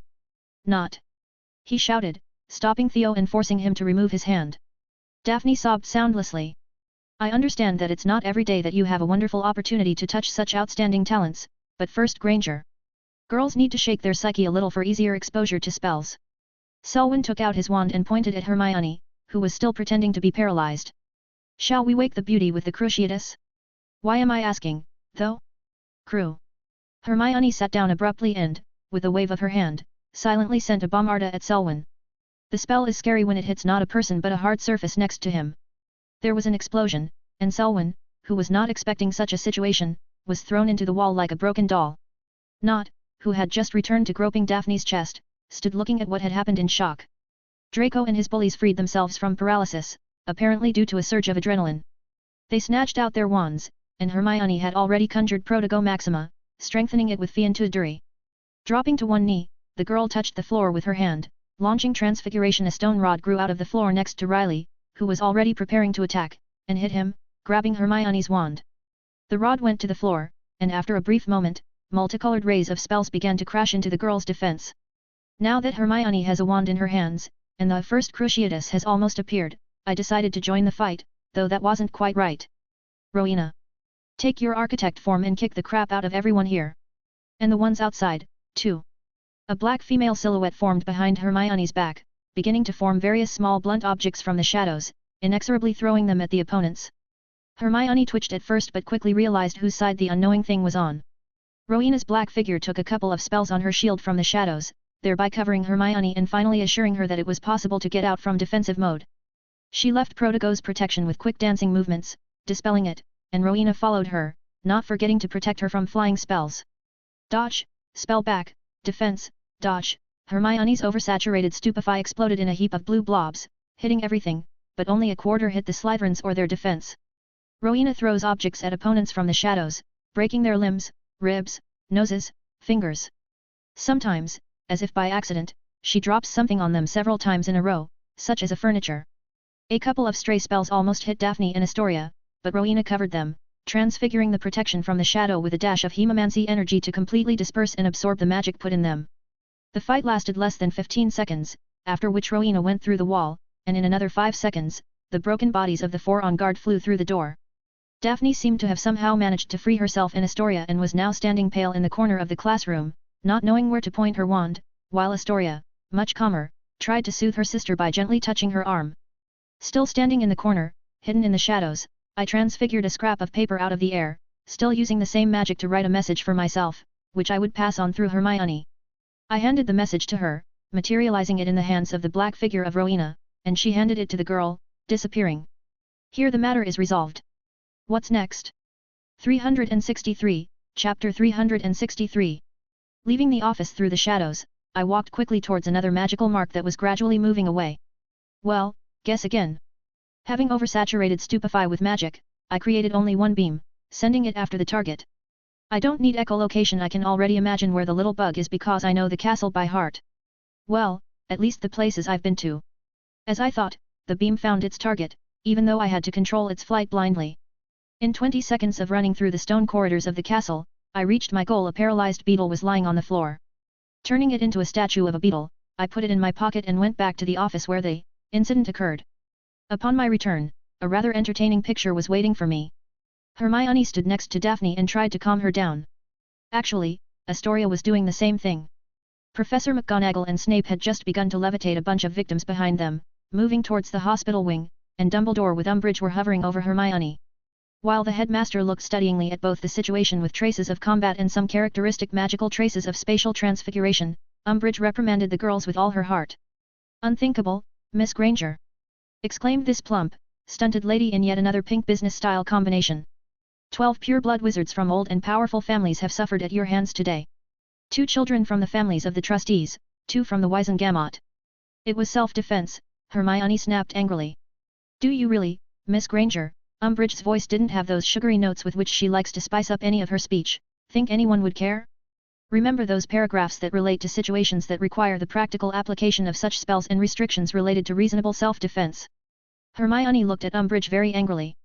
Your anger won't help here. These paragraphs are the official position of the Ministry, and there is a tangible excess of permissible self-defense. But they wanted. It doesn't matter what they wanted. Umbridge raised her tone a little. Whether for good or not, but we, in England, do not judge for intentions. Dolores. The headmaster spoke but was immediately interrupted by Umbridge. And with you, headmaster, I will have a separate conversation, during which I would like to hear about why at the school under your leadership happening something like. Umbridge waved her hand vaguely. All this. During my learning, headmaster, Rods protected young minds from crazy thoughts better than any occlumency. And all this kind of stuff was already happening outside of Hogwarts. The important thing is that it wasn't at Hogwarts. You, Umbridge looked sternly at the girls. Daphne almost calmed down. Proceed to the hospital wing. You, Miss Granger, should think about what serious consequences the relatives of these children can create for you, both personally and through the Ministry. But you have exceeded the permissible self-defense. This is the position of the Ministry. I have a mentor. I hope, Umbridge smiled sweetly. He is not afraid of difficulties because the parents of these children will try to bring hell to a muggle-born witch. The girls, the headmaster, and Umbridge went towards the hospital wing, and I still have about an hour to make the most of it. Quickly reaching one of the vacant rooms, I locked myself in there properly and, taking the statue of the bug out of my pocket, returned it to its original living form, paralyzing it with magic.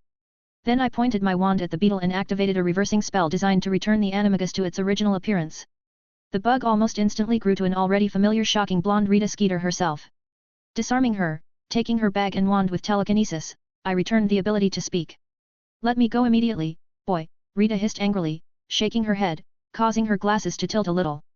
The outfit now, as always, shone with poorly compatible bright acid colors in shades of pink and green. Although, I've seen far stranger things. You will listen to me carefully, Miss Skeeter. I squatted across from the woman lying on the floor, simultaneously asking Rowena to scare her. Listen and respond. Rowena coped with the task, judging by Rita's incredibly panicked eyes. So, blaming you for bringing any information to whoever is paying is silly. I have a question. How do I get into the Wisengamot Heritage Hall? Rita blinked stupidly for a few seconds until the essence of the question reached her. I can show you the way. She asked uncertainly. Absolutely. So. I will, she nodded, pulling herself together and reaching for her things. But I moved them by telekinesis behind my back and then put them in my bag to the all potentially dangerous shit. Can I have my things? No. With a blow of my hand, I broke off a piece of stone from the wall, causing Skeeter to hiccup, and with a slight movement of my wand, I began to enchant the porte-clés to Whitehall Street. It took only a dozen seconds, during which Rita Skeeter watched me closely. I almost forgot, I smiled, turning her into a statuette and putting it in the pocket of my suit. After all, I can't carry you in my arms. 364, Chapter 364. A/N, want to read ahead, up to 40 chapters? May the magic be with you. Enjoy. I put on my disguise, accelerated to the maximum, and left Hogwarts in just a couple of minutes, immediately activating the porte-clés and moving to the entrance to the Ministry I knew on the ordinary people side to the phone box. There's another one, but I'm not going to wash off. I quickly reached the phone box and dialed 62,442 on an old-fashioned disk machine. You don't have to hold the receiver to your ear. The voice comes from all directions. Welcome to the Ministry of Magic. Please state your name and the purpose of your visit. Max Sterlitz. I'm going to hurry things up. Thank you, the synthetic female voice replied. Visitor, please take your badge and attach it to the front of your robe. There was a click from the coin return chute, then a silver badge with the inscription Max Sterlitz. In a hurry. As I attached the badge and listened to another instruction from the synthetic voice that I would need to weigh my wand, I prepared to descend. The phone box worked like an elevator, and after a few rather boring moments, I got out into a spacious and long hall with a black parquet floor, black tiles on the walls, and many gilded fireplaces along the entire room. Golden symbols shone on the iridescent blue ceiling, which moved and changed, making the ceiling look like a huge celestial bulletin board. There were quite a few wizards here. A little further on, this long hall was divided in two by a circular room that looked like a mine and stretched up a couple of dozen levels from glazed balconies. There was a fountain in the middle of the hall with a sculpture depicting the greatness of wizards, or rather, self-aggrandizement over the rest. But that wasn't where I was going to a small table with the inscription security. There, at the table, sat a badly shaven wizard of dubious appearance, and he was engaged in weighing wands and writing down. I gave my second wand, and I was registered as Max Sterlitz, so it says on the badge. What could he do?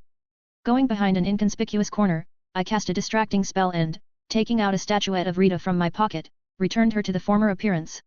She wanted to be indignant, but I restored her decent appearance with a couple of spells, straightening her wrinkled clothes and returning the glasses to the place where they should be. Lead on, I said shortly, and Rita didn't dare to be indignant. And yes, I know you understand, but I'll tell you anyway. I was walking next to her, and there was nothing in my hands. The main wand was in a holster, and the second one was in a reduced cane that rests in a special pocket. No nonsense, Miss Skeeter. A slight volitional impact on the architect's abilities, and Skeeter's heart skipped a beat or two, causing the woman to nearly pass out, but I held her by the elbow. She seemed to shake off the stray thoughts. We traveled around the ministry for at least 15 minutes, either by elevators or on foot, now and then politely nodding to tired wizards in strict suits and robes. In the end, our route ended up with massive double-leaf doors. The main meeting room of the Wizengamot, Skeeter explained, glancing warily in my direction. For organizational matters, this is where they gather. The Heritage Hall is a small open room above the hall, supported by arches. I can't even imagine what you might need there. Without further ado, I turned Skeeter back into a statue, hiding it in my pocket. Rowena, can you scout? A black shadow slid from under my feet and soaked into the floor, and a minute later, Rowena's voice rang in my head. Excellent. Walk me through the shadow with an apparition. I can screw it up myself. There is protection here, isn't there? I didn't have to hold on, I just fell into the shadow. From another visual interpretation of the world around me, my head ached a little, but Rowena quickly spit out me onto a poorly lit hexagon of the floor, in the middle of which a large quartz crystal stood on a pedestal. It glowed slightly pink, and inside, you could see many thousands of runes woven into intricate contours, moving inside, and it seemed that some appeared and others disappeared as if dying. Remembering that after the ritual by which I was saved from lycanthropy, the ring of the head of the house began to appear, as soon as I wished, I used this function. The ring appeared on the ring finger, not particularly intricate and with a somewhat simplified but still recognizable skull against the black coat of arms background. Without further ado, I leaned the ring against the crystal, feeling the magical vibrations that had begun. The light slowly flared up inside the crystal. The smallest runes lit up. The light acquired a soft yellow hue, and after a dozen seconds, it changed to green. Identification was successful. House Black received their head in the Wizengamot, although no one knows who exactly. This gives me the opportunity from the point of view of who has the longest to argue with many wizards, not allowing myself to be pressured by the official authority. There was a mere trifle left. I took my bag off my shoulder and pulled out another blank piece of parchment, quill and ink. No magic would work here. I quickly wrote a simple statement on behalf of head of House Black, just like that, and no other way around. The essence of the statement: from now on, Maximilian Knight has the right to handle all the affairs of House Black and represent its interests in Wizengamot. Lord Black. That's all, and the imprint of the activated and identified ring of the head works instead of a signature. Now I can actually do whatever I need or should do as the actual head of the house, but at the same time being only its representative, and this is social weight. A representative of myself. Interesting, but most importantly, it works. And what kind of ring I have there not everyone will understand. 365, Chapter 365. Leaning the parchment against the quartz crystal, I held it with a ring. The quartz crystal blinked, the parchment disappeared, but two more appeared next to the crystal. One of them smoothly flew off in an unknown direction, perhaps to some filing cabinet, and the second, apparently, is intended for me. Taking the parchment and putting it in my bag, I hurried to leave the ministry. There was no time left. I got out much faster, and when there were 10 minutes left to get back to Hogwarts, I was already standing on the street, looking at the night-lit sky over London. Apparition, and now I'm already on the border with Hogwarts. Concealment charms, maximum acceleration, and run, run. Well, under maximum acceleration, I can easily catch up with those who fly on the firebolt. Catch up and laugh, catch up and... Stress has a negative effect on your thought process. Stress, in general, has a negative effect, though you can't do without it. 3 minutes before the right time, I ran into one of the empty dead-end corridors of the castle, took a statue of Skeeter out of my pocket, and returned her to human form. Before she could protest, I pointed my wand at her. Obliviate, I uttered the verbal formula of the spell, putting in a clear statement: erase the last month. Without any sampling. Rita's eyes glazed over, but the process goes very quickly, a dozen seconds. I took her things out of my bag with my telekinesis, returned her wand in a special pocket, put the bag on my shoulder, and went to the headmaster's office under the spell of concealment. I found myself in front of the gargoyle just as it moved aside, opening the passage to the staircase that Dumbledore was descending. I've done everything, headmaster. Done what? He looked at me questioningly. You know, Mr. Knight, I'm in a hurry to the hospital wing. You might want to check on your friend. If I hadn't noticed the sly glint in the headmaster's eyes a few seconds later, I would have thought that I had got somewhere wrong. What a joke. We went to the hospital wing, and on the way, unnoticed by a possible observer, I returned the time turner to the headmaster. He also imperceptibly, as if he had been doing nothing but passing the shivs under the table all his life, accepted the trinket and hid it in the sleeve of his purple robe. Did you learn anything interesting? Apart from the fact that nothing really bad happened, and Slytherin House is no longer satisfied with Malfoy as a leader? No. No wonder, the headmaster shook his head. I'm talking about Mr. Malfoy. Given his character and abilities, it was only a matter of time, but, frankly, I assumed this only in the 6th year. Headmaster, may I ask you a question? Dumbledore nodded, and we walked out into the stairwells. Why aren't you using that thing? That's your personal opinion, Mr. Knight, the headmaster smiled, but a second later, his smile was gone. The scariest thing about owning this thing is the overwhelming urge to try to fix something. For example, some tragedy happened half an hour ago, and you have this thing in your hands. It seems to you that it's only worth turning, just one turn. But the trouble is, it's already happened, so there's no point in turning it. Decided to turn but failed, did not have time, or even turned out to be the culprit. If you didn't turn it, it seems as if it was you who allowed this tragedy. In any case, the burden of guilt itself gets on your shoulders.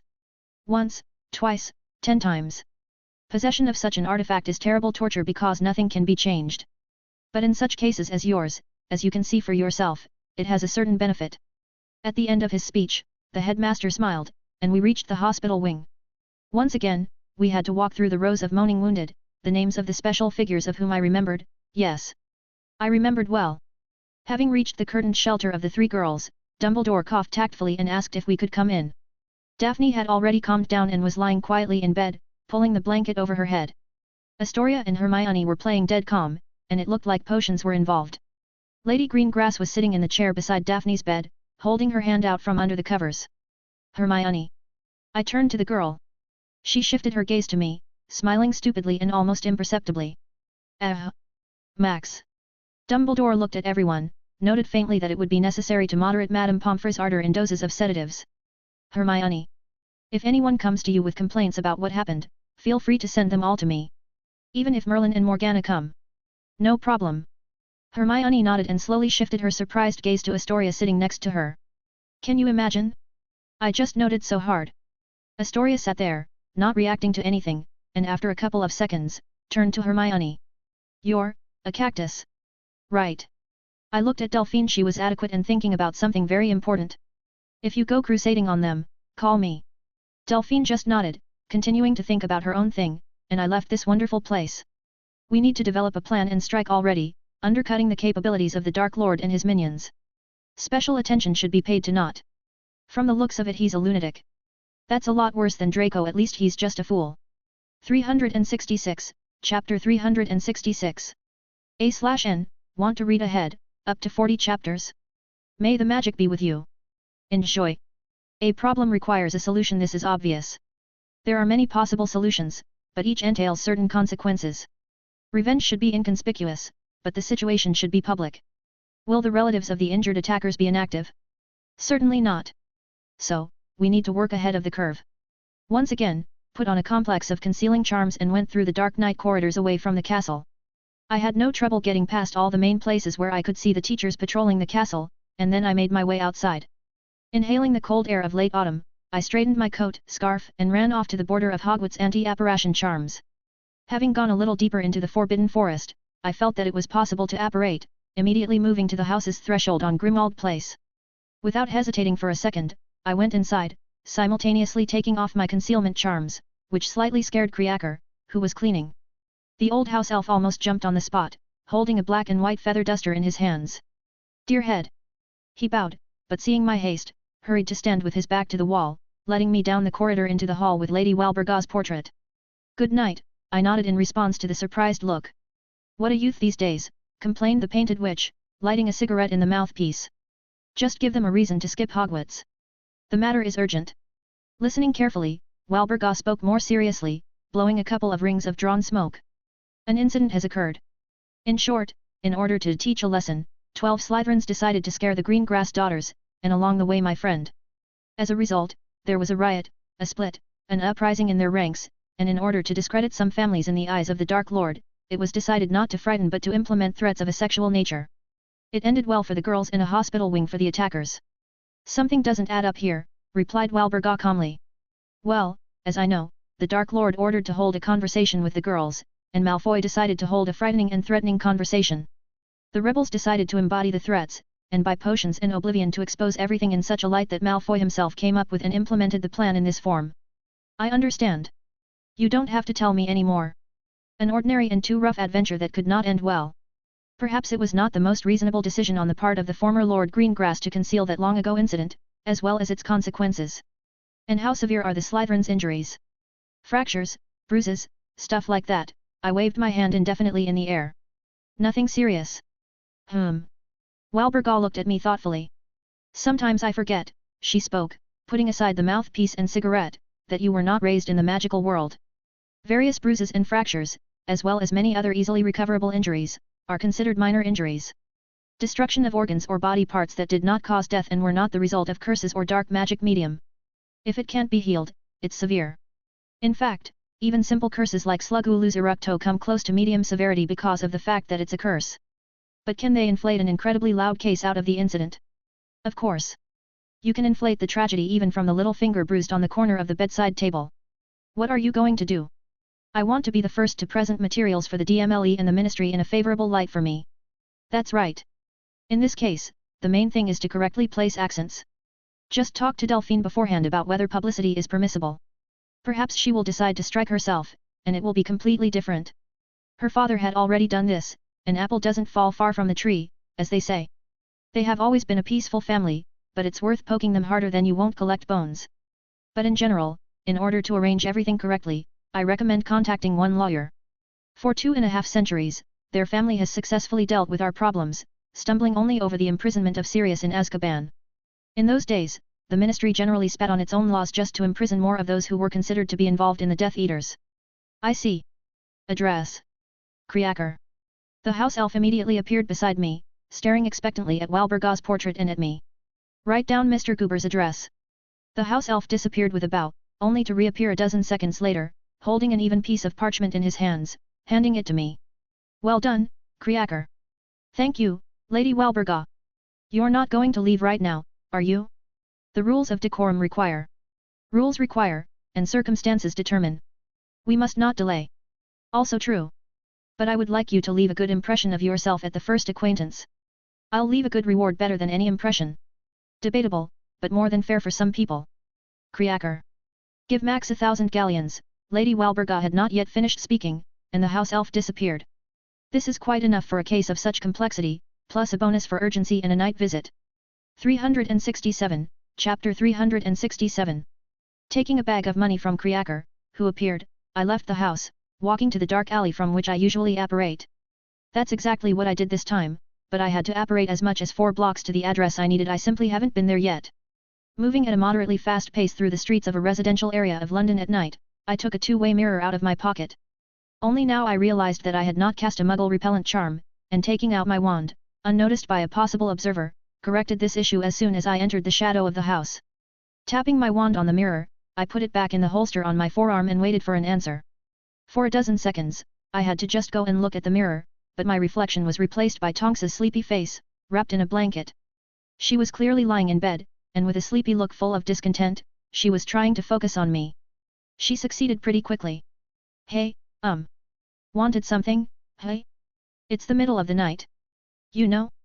Yes. Tonks's eyes began to close, so I resorted to emergency measures, copying Moody's voice.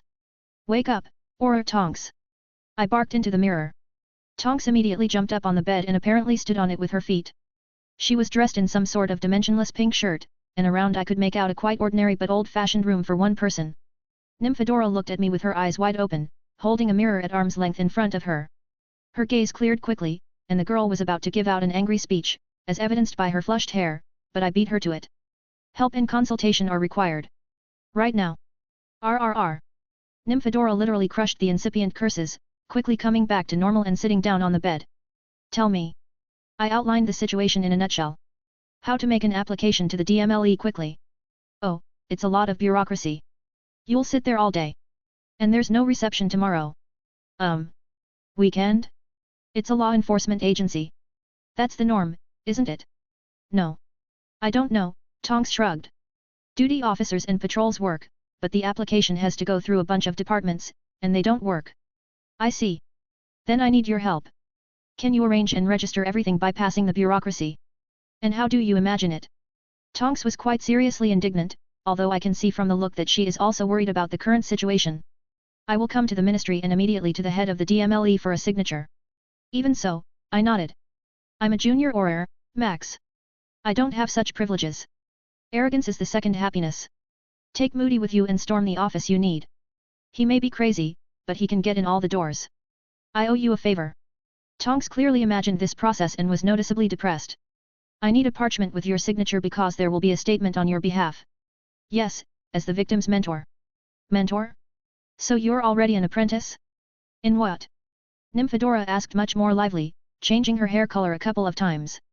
Master of Transfiguration, Miss Tonks, I held up my hand with the ring. Oh. Wow.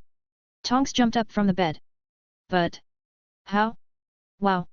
It's a secret between you and me, Nymphadora. Upon hearing her name, Tonks was about to be outraged, and even her hair turned scarlet, but seeing my serious face, she only smirked. Excellent, Master Knight. One more thing. We don't know if the other two girls, or rather their relatives, will decide to make things public. Then 2 parchments with a signature, the Chapeau Statement, addressed to the head of the Department of Magical Law Enforcement Amelia Bones, outlining the events and the essence of the statement on both options. Attached documents. I'll let you know later. Good. Right, fill out, send. When you decide on the list of documents and applications, send certified copies, we will write them down. I'll fill out the rest on the way. Great. I'll be in touch. Closing the mirror, I looked around. I almost reached the right apartment building. It seems that not only the blacks settled in the city at one time. The right house was somewhat similar to the one on Grimwald Place, but at the same time, the neighborhood was clearly richer, and the facades tidier. Fresh window frames, clean brick walls, a well-groomed and pleasant backyard with a playground and everything like that, a view of which opened from around the corner of the house. As I thought, the door I needed, unlike the others in this house, was the entrance to the apartment and not to the stairs with apartments. Using a massive metal ring, I knocked on the door. There was no answer. Waiting. Nobody. I knocked again. The door creaked open, and a middle-aged house elf poked his head out. Although he wore a toga made of a white sheet, he looked almost like an emperor. Late guests are highly undesirable in the house of the esteemed Mr. Goober, the house elf spoke reproachfully, nodding a couple of times at the end, adding importance to his words. A matter of urgent importance. Extra galleons for inconveniences.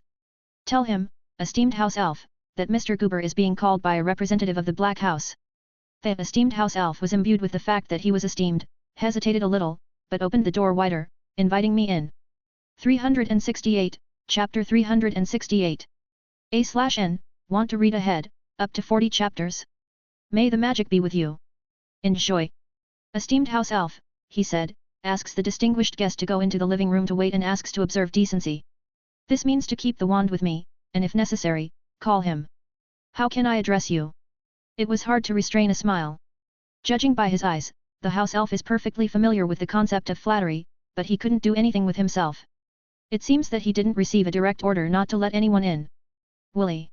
A distinguished guest can contact Willie if he needs anything. The house elf took me to a not very spacious room, filled with various massive wooden furniture of dark shades. There was everything you needed for a living room: sofas with thick upholstery, coffee tables, large bookcases, and everything else. The decoration of the hall was also dark, and the wood in it dominated the wallpaper. There were candlesticks on the walls, but now only the fire in the massive fireplace illuminated the room, and the windows, curtained with thick heavy curtains, did not let in a ray of light from street lamps. I sat down on one of the armchairs, staring at the fire in the fireplace. It is strange, but such massive, medium pretentious furniture, the smell of the same wood, books, and parchment, created along with the fireplace, an atmosphere of gloomy comfort and tranquility. The slightly shuffling footsteps behind me brought me out of my contemplative state. I got up from the armchair and looked around at the source of the sound. An elderly, slightly hunched man in a tightly wrapped terry dark robe, with pajama pants visible beneath, and simple slippers on his feet, walked into the hall. I hope, he said in a tired voice, and I noticed his clean-shaven face, already covered with wrinkles. The young man does not count on decent hospitality? At a late hour, a good person doesn't go to other people's houses. Mr. Goober? I am Maximilian Knight, a representative of the House of Black in the Weisengamot. However, they don't know about it yet. The old man smirked, stepped closer, and held out his hand. Eric Goober, lawyer. We shook hands and sat down on the chairs opposite each other. I don't offer tea or coffee, there is no use in them at such a late time. Shoes. At your discretion, Herr Goober. The old man nodded, and 2 glasses of pomegranate juice appeared in front of us. Good for health. Goober picked up a glass, and I repeated his action, checking the drink with magic. Clear. So, young man, what need has brought you to my house? First of all, I would like to make sure that you are exactly the one I need. The old man smirked again, and with an illusionist's gesture, took out several parchments from his sleeve, certified with many seals. Licenses, various certificates, but my attention was attracted by a rather old contract with several signatures in a column. Opposite each signature was an imprint of the Black's ring. I am familiar with such a contract for the provision of various services. Its verification is extremely simple. The holder of the house ring or other related artifact, for example, which certifies the powers of the wearer, simply takes the contract with his hand on one side, and the one with whom the contract is signed on the other. As a result, the name of the person who signed it should light up. Taking the contract in my hands, I handed it to Mr. Goober. He touched it, and Eric Goober's signature lit up on the parchment. Putting the documents together, I handed them to Mr. Goober, and only after that I sipped pomegranate juice, tart, and insanely sweet and sour. It had been a long time since I drank such a concentrate of quality. Well, it's like this. It took half an hour to tell all the nuances of the current situation, of course, under a non-disclosure agreement. Although, Mr. Goober complained that the contract itself implies such conditions, but how should I know, since I was brought up among ordinary people?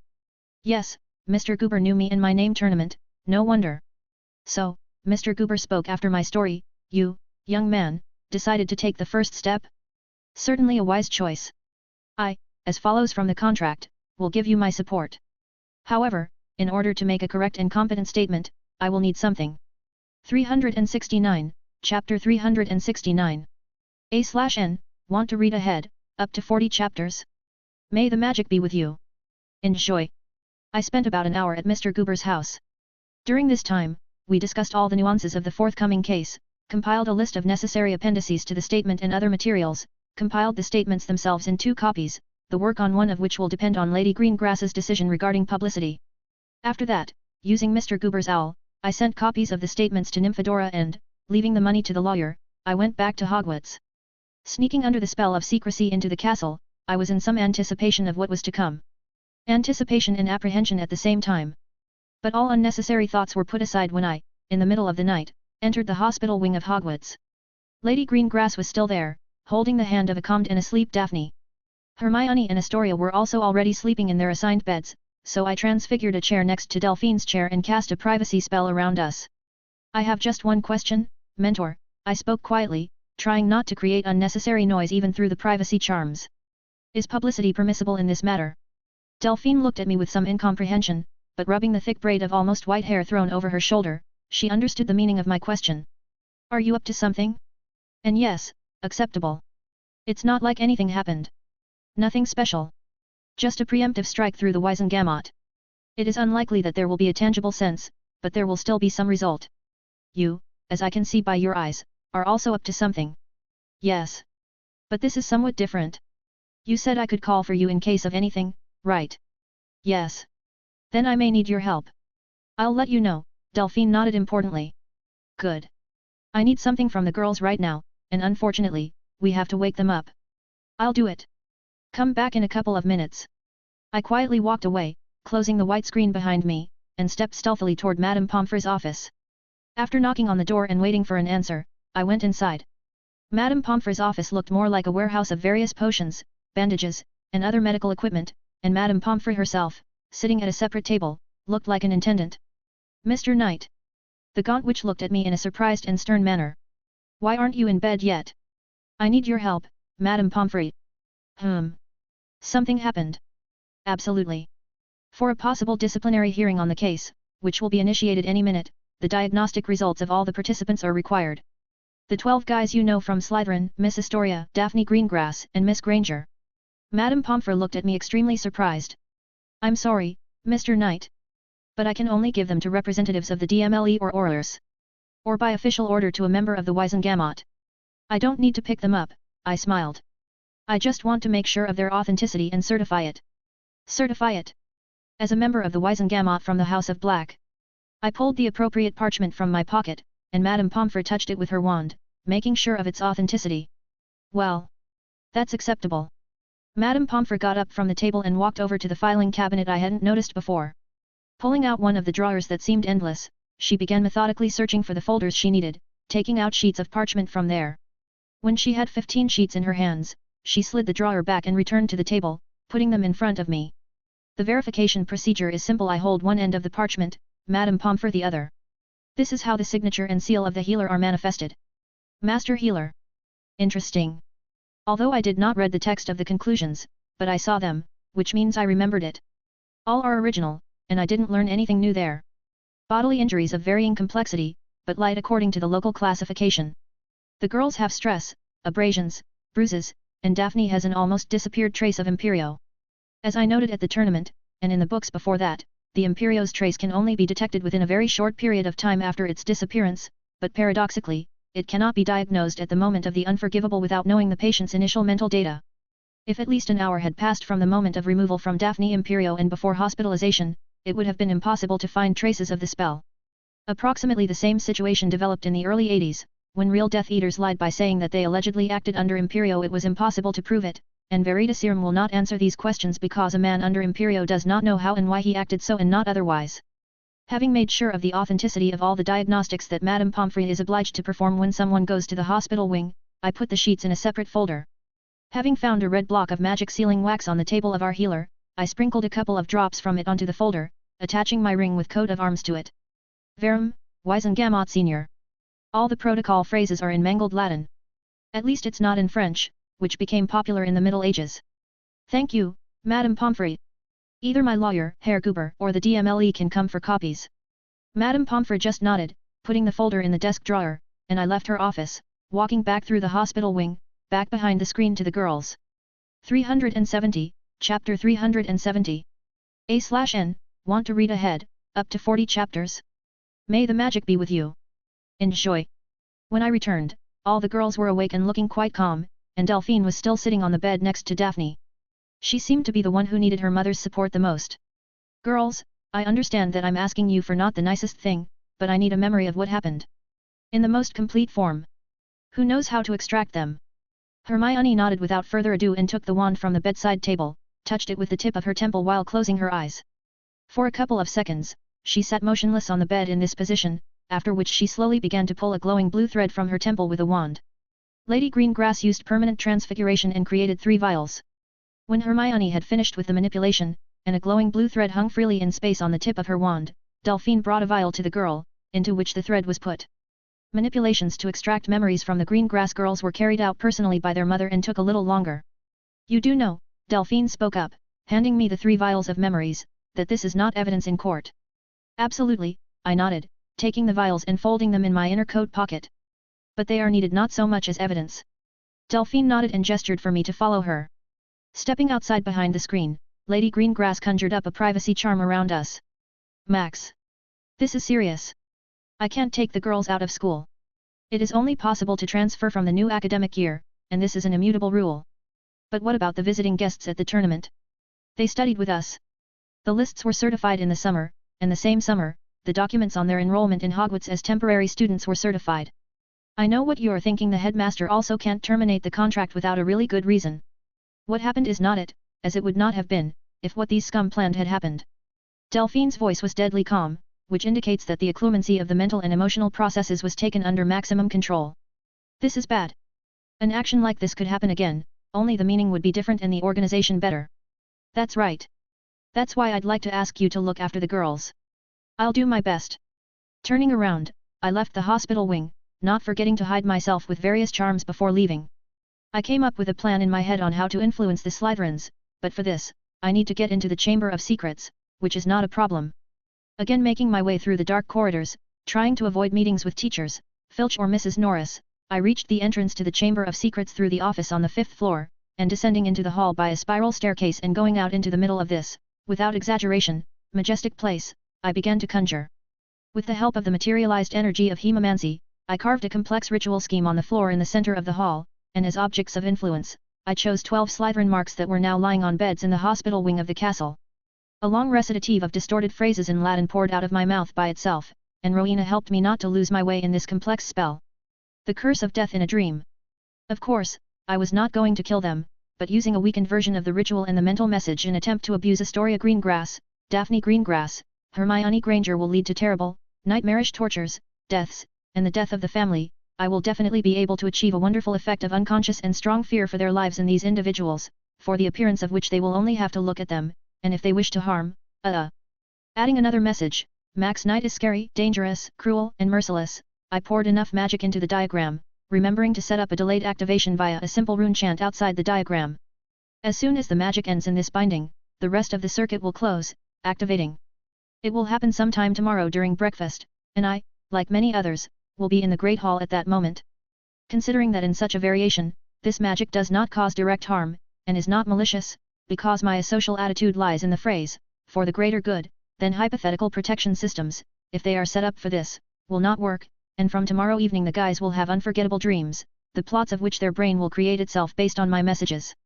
After the ritual, I created a vial out of the air through permanent transfiguration, and strictly according to the instructions, I extracted the memories of the Slytherin meeting.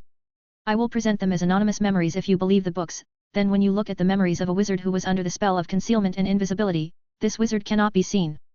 371, Chapter 371. A/N, want to read ahead, up to 40 chapters? May the magic be with you. Enjoy. After putting the bottle with the others and checking for the presence of disguise charms on myself, I again went to the exit from Hogwarts. Under the light of the stars in a clear night sky, breathing fresh air, I reached the border of anti-apparition charms and moved to the threshold of Mr. Goober's house. As soon as I knocked on the door, it immediately opened, though not without the help of Willy, the important house elf. Dear unwelcome guest has decided to disturb the Honorable Mr. Goober again. Again, Willy. Didn't Mr. Goober say I'd be back? He did, of course, he did. How could he not? The house elf stepped aside to let me into the house, but I didn't have to walk far. Mr. Goober was already walking toward the exit, dressed in a black business suit and robe. Don't just stand there, young man, the old man complained, gesturing me out of the way like a fly. No respect, well, and Merlin with him old people should be respected. We're going straight to Hogwarts. But I thought that you would go there only in the morning. Wasn't it you, young man, who said that there is no time to waste? So we don't waste it. Come with me. The old man abruptly turned around and again walked down the corridor deeper into the house. I hurried after him. Then why did you drive me away right from the doorstep? Just an old man's whim. We approached the fireplace, in which a yellow-red flame from the firewood was quietly burning. Mr. Goober took a handful of fluo powder and threw it into the fire, whispering a couple of phrases. When the flame changed color but still remained yellow, Mr. Goober stuck his head into the fire, talking about something with an invisible and inaudible interlocutor on the other side. After a dozen seconds, the old man emerged from the fireplace, again throwing a handful of fluo powder, and this time the flame turned green. As if setting an example, Mr. Goober took some fluo powder again and went inside. Hogwarts headmaster's office, he said clearly, throwing the fluo powder at his feet and disappearing in a green flash of flame. I had to follow his example, and after a few seconds, I smoothly walked out of the fireplace in Dumbledore's office. Contrary to my expectations, there was no semi-darkness or the usual weak lighting. A bulky chandelier was burning in all the lights upstairs, flooding the office with soft yellow light more than enough. The headmaster was sitting at his desk in his usual purple robe, and Mr. Goober was just saying something to him. As a lawyer for the House of Black, and a representative of the interests of both the House of Black in general and Mr. Knight in particular, I officially request permission to visit potential witnesses and victims in the upcoming case. I allow it, Eric. Of course, I allow it. Just for Merlin's sake. Not too long. The headmaster nodded. There is one sickly pink person moving around our beloved castle, capable of creating problems for all of us out of the blue. Don't worry, Albus. Everything will be fine. The old man nodded and turned to me. Don't just stand there, young man, please. Take me to the hospital wing. Without any further ado, we left the headmaster's office, and Dumbledore stayed inside, pondering over something and making notes with a quill on a long parchment. Once again, we had to walk through the dark corridors of the castle, and when I offered to hide us with charms, Mr. Goober merely brushed us off. Do I look like a youngster who decided to sneak into the women's locker room of the house team? Do I not? Not at all. Exactly. Remember, young man. Whoever hides is always to blame.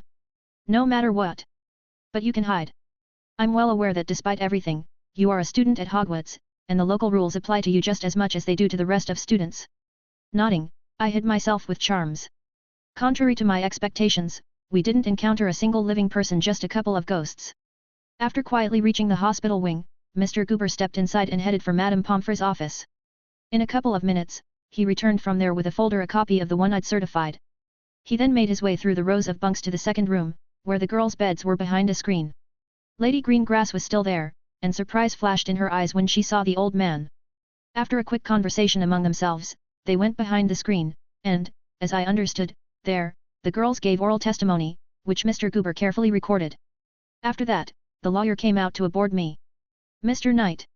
Please show me the container with the memories, if you don't mind. Of course, I nodded, pulling 4 vials out of my pocket, and Mr. Goober swiped a wand that suddenly appeared in his hands over them. 4 of the exact same vials appeared in the air in front of the lawyer, and a black leather briefcase appeared on the floor in front of him. It opened on its own, and Mr. Goober put the slightly thickened folder and the vials in it. That's all we'll need. Send a list of applications to your contact. With this, the door to the hospital wing opened, and Professor McGonagall appeared on the doorstep in her full everyday parade, a black floor-length gown, a green robe, and a pointed hat. She was looking at us over neat rectangular glasses. Mr. Knight, Mr. Goober, the professor nodded to the lawyer respectfully but not deeply, a great rarity. The headmaster asks you to come to his office urgently. Professor, we nodded simultaneously and quickly followed McGonagall. 372, Chapter 372.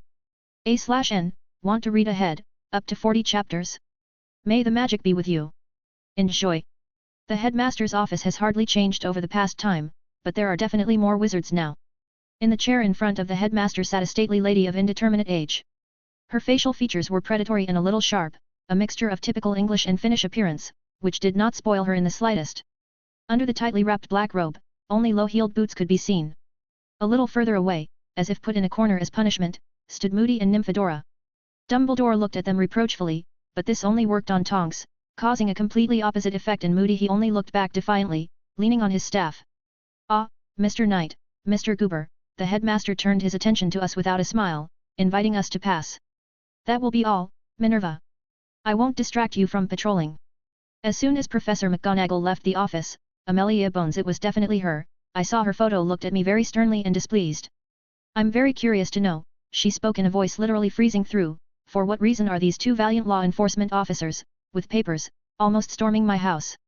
A matter of urgent importance, Madam Bones, I nodded. What could possibly be the occasion for such a thing? I, too, the headmaster leaned back in his chair, folding his arms together, would love to hear it. For the umpteenth time in the last 24 hours, I have retold the essence of the situation that happened, but now I have also added the reasons for my haste. Whoever succeeds first has the advantage. Mr. Goober, by the way, at the very beginning of the conversation, took a sitting position on one of the chairs, listening with ecstasy and, apparently, trying to find out the missing details. The essence of the current situation is clear to me. Out of respect for Alastor, as a professional in his field, and since I allowed myself to be dragged out of the house at such a late time, then so be it, I will sign and accept your application. Hearing this, Nymphadora smiled, and with a victorious gesture, gave out a silent, yes. Moody grinned. Why don't you sit down? The headmaster turned to Moody. I'd rather stand, the retired Auror croaked. Overview is better this way. However, Madam Bones continued her thought while Mr. Goober rose from his chair and began laying out on the table before the head of the DMLE the materials he had gathered. I must disappoint you. Cases like this are handled by the Wizengamot in a small group, and it consists mostly of members of old families with rather radical views and supporters of Minister Fudge. You must realize that this case will not be heard in your favor, and there's nothing I can do about it. The task of the DMLE in such matters is to collect data and bring charges, along with the provision of case materials. That's where you're wrong, with all due respect, Mr. Goober spoke up as he took his seat. My client has the status of a member of the Wizengamot. In the case, in the role of the victim, and in the case of a counterclaim the accused, his official ward acts, all responsibility for whose actions is assumed by my client. Excuse me, Mr. Goober, but who are we talking about? Madam Bones clearly did not understand the essence of the unfolding dialogue. And I think, smiled the headmaster, I get it. You, Mr. Knight, should be congratulated, but I, with your permission, I can only sympathize. Maybe someone will explain to me too. Madam Bones looked around with a displeased glance. Allow me, I began to pull out the parchment I had received from the Heritage Hall and with it the mentoring contract. I am the official representative of the House of Black Interests at Wizengamot. Here is the relevant document, created and certified according to all the rules in the Heritage Hall. And here is the mentoring contract with Hermione Jean Granger. I put the documents on the table in front of Madame Bones, and in doing so, I aroused her keenest interest, as well as that of Moody and Nymphadora. After examining the documents thoroughly, Madame Bones looked at me again.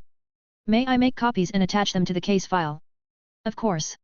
A couple of wand swings and copies of the documents lay on the table next to the originals. In this case, said the head of the DMLE, things are changing dramatically. If a member of the Wizengamot is directly involved in the case, then it is considered in full. I'm sorry, I decided to clarify some points. But in one way or another, the case involves children of families whose representatives are members of the Wizengamot. Isn't that a reason for a full meeting? Not at all. This is possible only in the case of a collective petition, and the members of the Wizengamot, whose families include the defendants in the case, are removed from voting and making the final decision. And considering the names of the defendants, a full meeting is unprofitable for them because, in a small meeting, the ratio of their supporters is higher, no matter what anyone says. Headmaster, came the gargoyle's mechanical but emotional voice. A strange pink woman is trying to get in to see you. Should I let her in?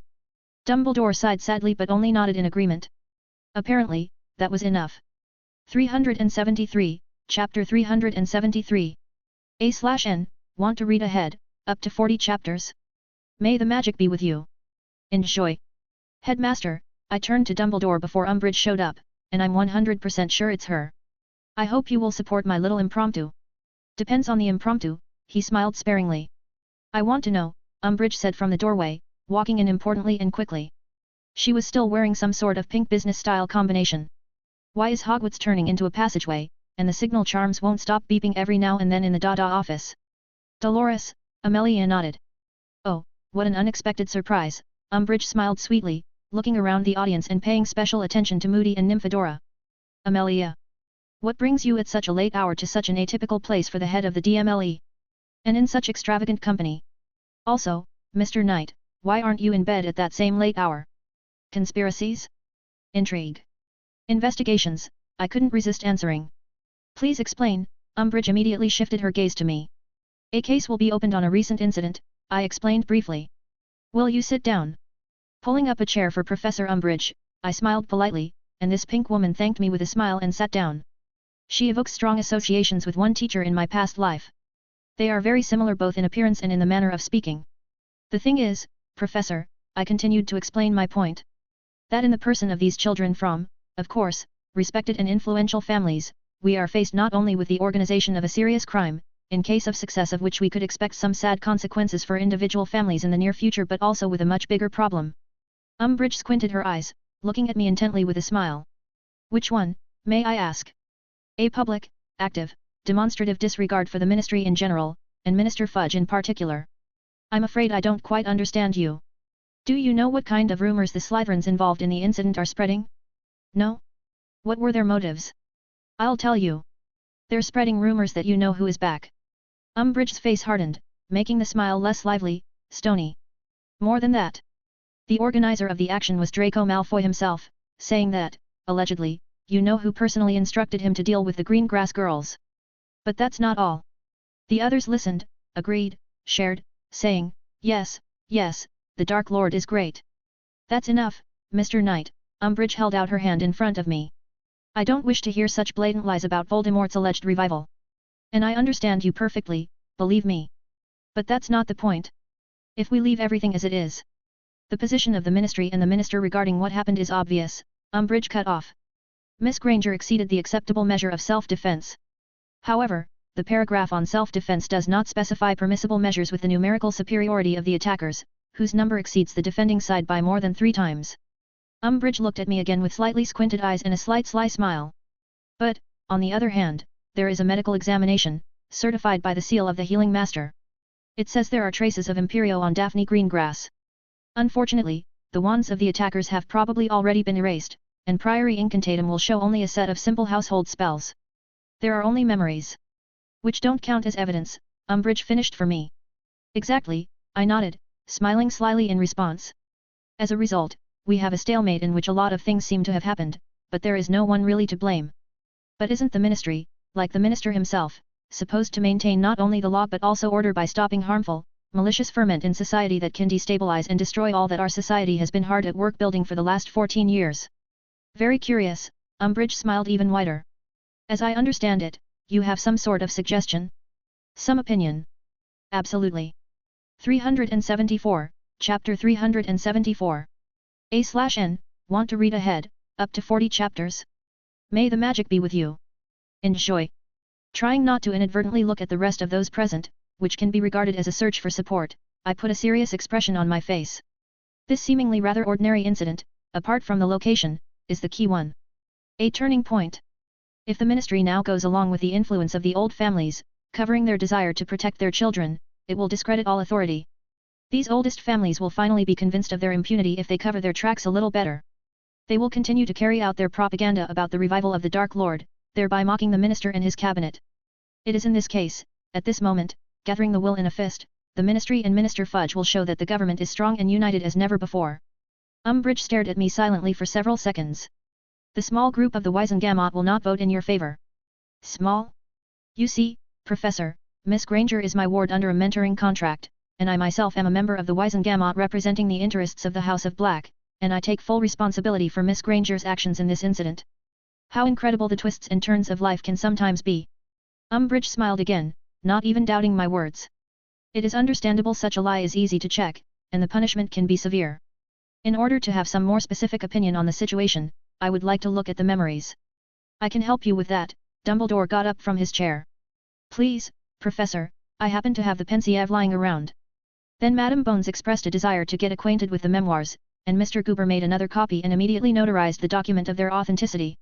The authenticity of the copies, but the quality check and the authenticity of the memories themselves will be confirmed by the Ministry's legilimens if I order such a service. It is rarely ordered because they don't have any legal force, which means that they are useless. When everyone in the person of 3 people plunged into the Pensieve, Moody, banging his staff and prosthesis on the floor, came up to me. You owe me a bottle of good fire whiskey, lad, he grinned. I learned too much about myself and my preferences today from the mouth of that bitch Bones.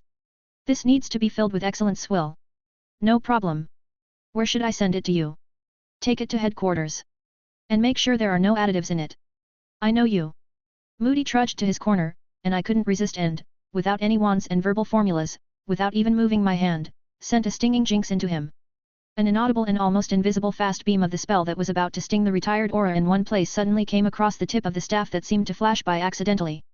Such a genius, and yet such a rookie, grinned Alastair, not turning around and continuing to move. Constant vigilance. It took 15 minutes for the ladies and Dumbledore himself, who was interested in the events, to review the memories provided, after which they all returned to their empty seats. There was no place for smiles anymore. I can say with confidence, Umbridge looked us over that the minister will be interested in what happened. But the final decision is his. It's okay, I smiled. Even if a decision is made not in my favor, I will use the right of a representative of the house in the Wizengamot to resolve issues of encroachments on the honor of my ward. What kind, may I ask? Umbridge smiled again. As far as I remember, a duel of honor is allowed only between equals in status or achievements, or a wizard of the corresponding status must be placed. I simply showed my hand with the Ouroboros ring. Master of Transfiguration, at your service. As far as I know, there are no Grand Masters in the Wizengamot and among the houses of those involved in the case, so. Actually, I wasn't planning on revealing this nuance just yet. Still, perhaps it could affect the final decision of Umbridge and the minister, which means that the members of the Wizengamot who support him will already be on our side. So will the neutrals and, so to speak, the Dumbledore's supporters, most of them, as well as some of the pure bloods, because today are Greengrass and tomorrow are their children. Everyone understands that, so should Amelia Bones, whose niece is in the same year with us but at Hufflepuff. Amazing! Exclaimed Umbridge in amazement, and the others almost dropped their jaws. Only Dumbledore and Moody were grinning at something. Since when does Hogwarts produce masters? Apparently, the headmaster grinned into his beard, right from now. On this note, our impromptu and unpredictable meeting came to an end, and I went to bed with a clear conscience. I still need to come up with a way to protect the Greengrass girls, or at least have an emergency, fast and effective communication with them. 375, Chapter 375. A/N, want to read ahead, up to 40 chapters? May the magic be with you. Enjoy. Night, the moon came out from behind the horizon, flooding everything with its rays. Rare clouds covered the starry sky, and I, left in black trousers, shirt and vest, sat on the windowsill, looking into the endless distance of space, and only mad. It was just the wildest snoring of the Weasley, shamelessly spoiling the atmosphere. Still, I didn't use any spells. Occlumency allowed me to ward off unwanted stimuli, passing them on deaf ears. I couldn't sleep, and the reason was simple. I was tormented by the question, why didn't Skeeter leave the castle? According to the remaining mark on her, which should only dissipate in about a day, the same applies to the Slytherins. I followed the movements of the damn reporter around the castle, mentally superimposing her location on the memorized three-dimensional map. Is she immortal? Someone has applied Obliviate on her in this castle, and she continues to walk relaxed. I'm talking to myself in my head. Come to think of it, you're right. Jumping off the windowsill, I grabbed my coat from the makeshift hanger by my bed, put it on. On some reflexes, I threw a bag over my shoulder and, conjuring various concealing charms on myself, quickly left the room, followed by the common room, going towards the mark. Once I ran into Professor McGonagall patrolling the corridors, but I went unnoticed. Another time I ran into Filch, who was muttering something to his beloved cat, and again I went unnoticed. Skeeter's mark led me to a closet on the dungeon level, small but roomy enough to accommodate not only various utensils, but also several people. Leaning against the wall next to the closet door, I mentally turned to Rowena. Can you check what's going on in there? Rowena didn't answer, but she moved by a shadow in that direction, and I felt an almost imperceptible outflow of magic. Wanting to start practicing myself in obtaining information through the architect's ability, I tried, so to speak, to feel what was happening in the closet. It didn't work out right away, and not completely, but there is some effect.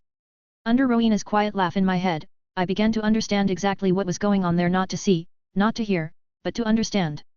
Skeeter was sitting on an upturned bucket and, in the light of a simple lumos, was reading her own notes in a notebook with great interest.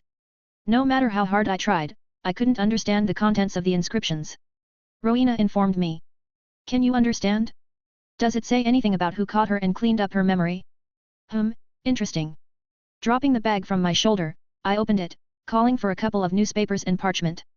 Using memory and a weak diffindo, I cut a message from a newspaper text and placed it on parchment with the charms of eternal gluing, walking through the parchment with the energy of hemomancy. In this way, excess magic is removed and becomes neutral, and these charms, like many others, work even after cleaning. After folding the message several times, I asked Rowena to put it in Skeeter's clothes pocket, and returning the bag to its standard location, behind my back, I went away. There's nothing more for me to do here. If I understand the character of this lady correctly, then most likely, she will act in a very definite way. And if she doesn't? Also good. After wandering around the castle for a while and not finding anything interesting or worthy of attention, by dawn, I returned to the door of the hospital wing and sat on the windowsill opposite. Of course, I was fully under the spell of concealment, and Filch, with his cat, who had passed by, didn't pay any attention to me at all. As I expected, exactly at the time I was accustomed to, Hermione quietly slipped out of the hospital wing in her school uniform and robe. Miona, I called out to the girl, pulling off my disguise and jumping off the windowsill. She stopped and looked at me for a brief moment with a not particularly understanding look, after which she recognized, acknowledged, and smiled. Max. I guess the sedatives are still working. I walked over and hugged her, getting a symmetrical response. How are you? I asked, pulling away. It seemed to me that it was better for you to spend this time in a purely female company. I knew you'd think so. I'm okay. Are you sure? Yes, she nodded confidently. The threat was inconsequential. I was much more affected by the end goal of the threat and the methods of its implementation. A little more, and you'll be looking at things just like me. I shook my head. I guess that's to be expected, Hermione shrugged. But just because I'm fine doesn't mean that everything will stay as it is. Absolutely. You don't have to worry about that. After hugging the girl for a moment, we went to where, in fact, she was going by force of habit to practice. 376, Chapter 376. A/N, want to read ahead, up to 40 chapters? May the magic be with you. Enjoy. Sunday breakfast in the Great Hall of Hogwarts always brought variety to the diet, and for those who were too deeply immersed in their affairs or studies, these same breakfasts could fix the sudden end of the week. More meat, more pastries, more sweets. There was always more of everything on Sunday, except for the students on this day. Many were late for breakfast, but the house elves, in any case, served everyone, even if this everyone would come much later. On this, without a doubt, a wonderful day for many, absolutely free, satisfying, and due to the weather also promising to be sunny, I only felt a slight tension and dislike for individuals who came to breakfast in full. Daphne and Astoria were also here, but they were sitting in the middle of the female half of the house, although earlier, like almost half of the Slytherins, they communicated with peers of the opposite sex. What are you thinking about? Without taking her razor-sharp gaze away from the Slytherins, Hermione suddenly spoke, and cutting off a sausage with a knife, she made a deep scratch in the soft metal of the plate. I don't know. Such an answer caused Hermione to look at me with a slightly surprised look. Are you sliding down to the level of some individuals? No, it's just. I twirled the glass of juice in my hands. I already know how, what and when I'm going to do, and thinking about it once again is just overthinking. By the way, yes, what exactly are you up to? The students who were crowding at our table gradually sat down more and more tightly, and now it becomes problematic to talk without witnesses. Hi, a sleepy Seamus nodded to us, and Dean, who appeared with him, was, as always, in a perfectly fitting uniform, and looked cheerful. Hello, guys. We have secrets here, so. I smiled guiltily, and the guys just nodded understandingly. More precisely, only Dean nodded, and Seamus ignored the phrase, starting to lazily poke a fork in the portion of food that appeared his brain needs a little time for the smell and sight of food to trigger the necessary thought process. Straining a little and putting a privacy charm around myself and Hermione without a wand, I looked at the girl sitting next to me. The trial. A case was concocted yesterday, all that sort of thing. And what are you going to win from this trial? Win? We're not going to win anything there, Miona. The point is different. Publicly announce their goals, their loyalty to the Dark Lord, instill doubts in people's minds about their reputation. Publicly, so that everything is documented. In addition, it is a preemptive strike to preserve your reputation and a move ahead of time if they suddenly decide to expose you and the girls guilty. The mental blow will be dealt very soon, and the physical one, after the trial. Physical? Here at Hogwarts? No, no, I shook my head. I will not frame the headmaster like that. I'm with you. But my own. And you won't talk me out of it, she interrupted me. I haven't been torturing myself for years to end up hiding behind the backs of others. That's not for me to decide. Who will? Wait. I'll text her. We continued to finish our breakfast, and I kept glancing over at the Slytherin table, and more specifically, at Daphne and Astoria. They were pretending like everything was fine, but they were acting a little atypical. Not so easy, was it? Miona, I turned to the girl when all that was left of breakfast was juice in glasses. Are you good with charms? Apparently, the girl thought, straightening a strand of tidied, curly hair. My part of the library had more books on charms than you do. Apparently. I repeated, wondering what I even needed. There are protean charms of the signal type with an activator by situation or phrase or all at once. Hermione thought for a few seconds. Yes. I've been researching various variations of magical means of communication in my spare time, and there was one like this among them. What do you need it for? To make 4 linked artifacts. My mentor asked me to keep an eye on the girls, and without an emergency alarm, it's extremely problematic. I see. I can do it, but only with a wand. There are a lot of incomprehensible things in the structure. Okay. After quickly thinking over all the ideas, I came to a simple, logical, and obvious option: rings. Immediately transfigured from the air 4 steel rings with an engraved rune chain to fit the size and strength on the outside. I handed them to Hermione, receiving a surprised look. Now. And then look for them all over the castle. That's also true, Hermione nodded and, unnoticed by those present both at our table and at the high table, took out a wand and began to draw tiny loops over the rings with it, quietly saying something. Half a minute later, I held 4 rings in my hands, one of which was lying separately. This, Hermione pointed her finger at the lone ring. The main one. It will receive signals from the other 3, and you can easily figure out who it is from. How? I'm not sure, Hermione shrugged, and the students were already starting to slowly leave the Great Hall. You'll just know. 377, Chapter 377. A/N, want to read ahead, up to 40 chapters? May the magic be with you. Enjoy. I took a piece of parchment out of my bag, tore off 2 pieces, and used magic to create an explanatory note for Astoria and Daphne. Finding the girls, I asked Rowena. Can you reach them? Putting the 2 rings and the notes in my pocket, I immediately felt them disappear, and by all appearances, they should appear in the pockets of the girls' robes. I gave 1 ring back to Hermione, and she put it on her left hand without a doubt, and I put mine on my left hand as well, next to Ouroboros' ring. All that remains is to prepare for what is to come, though I don't yet know what exactly. Miona. Are you sure you're all right? Standing up from the table, I addressed the girl.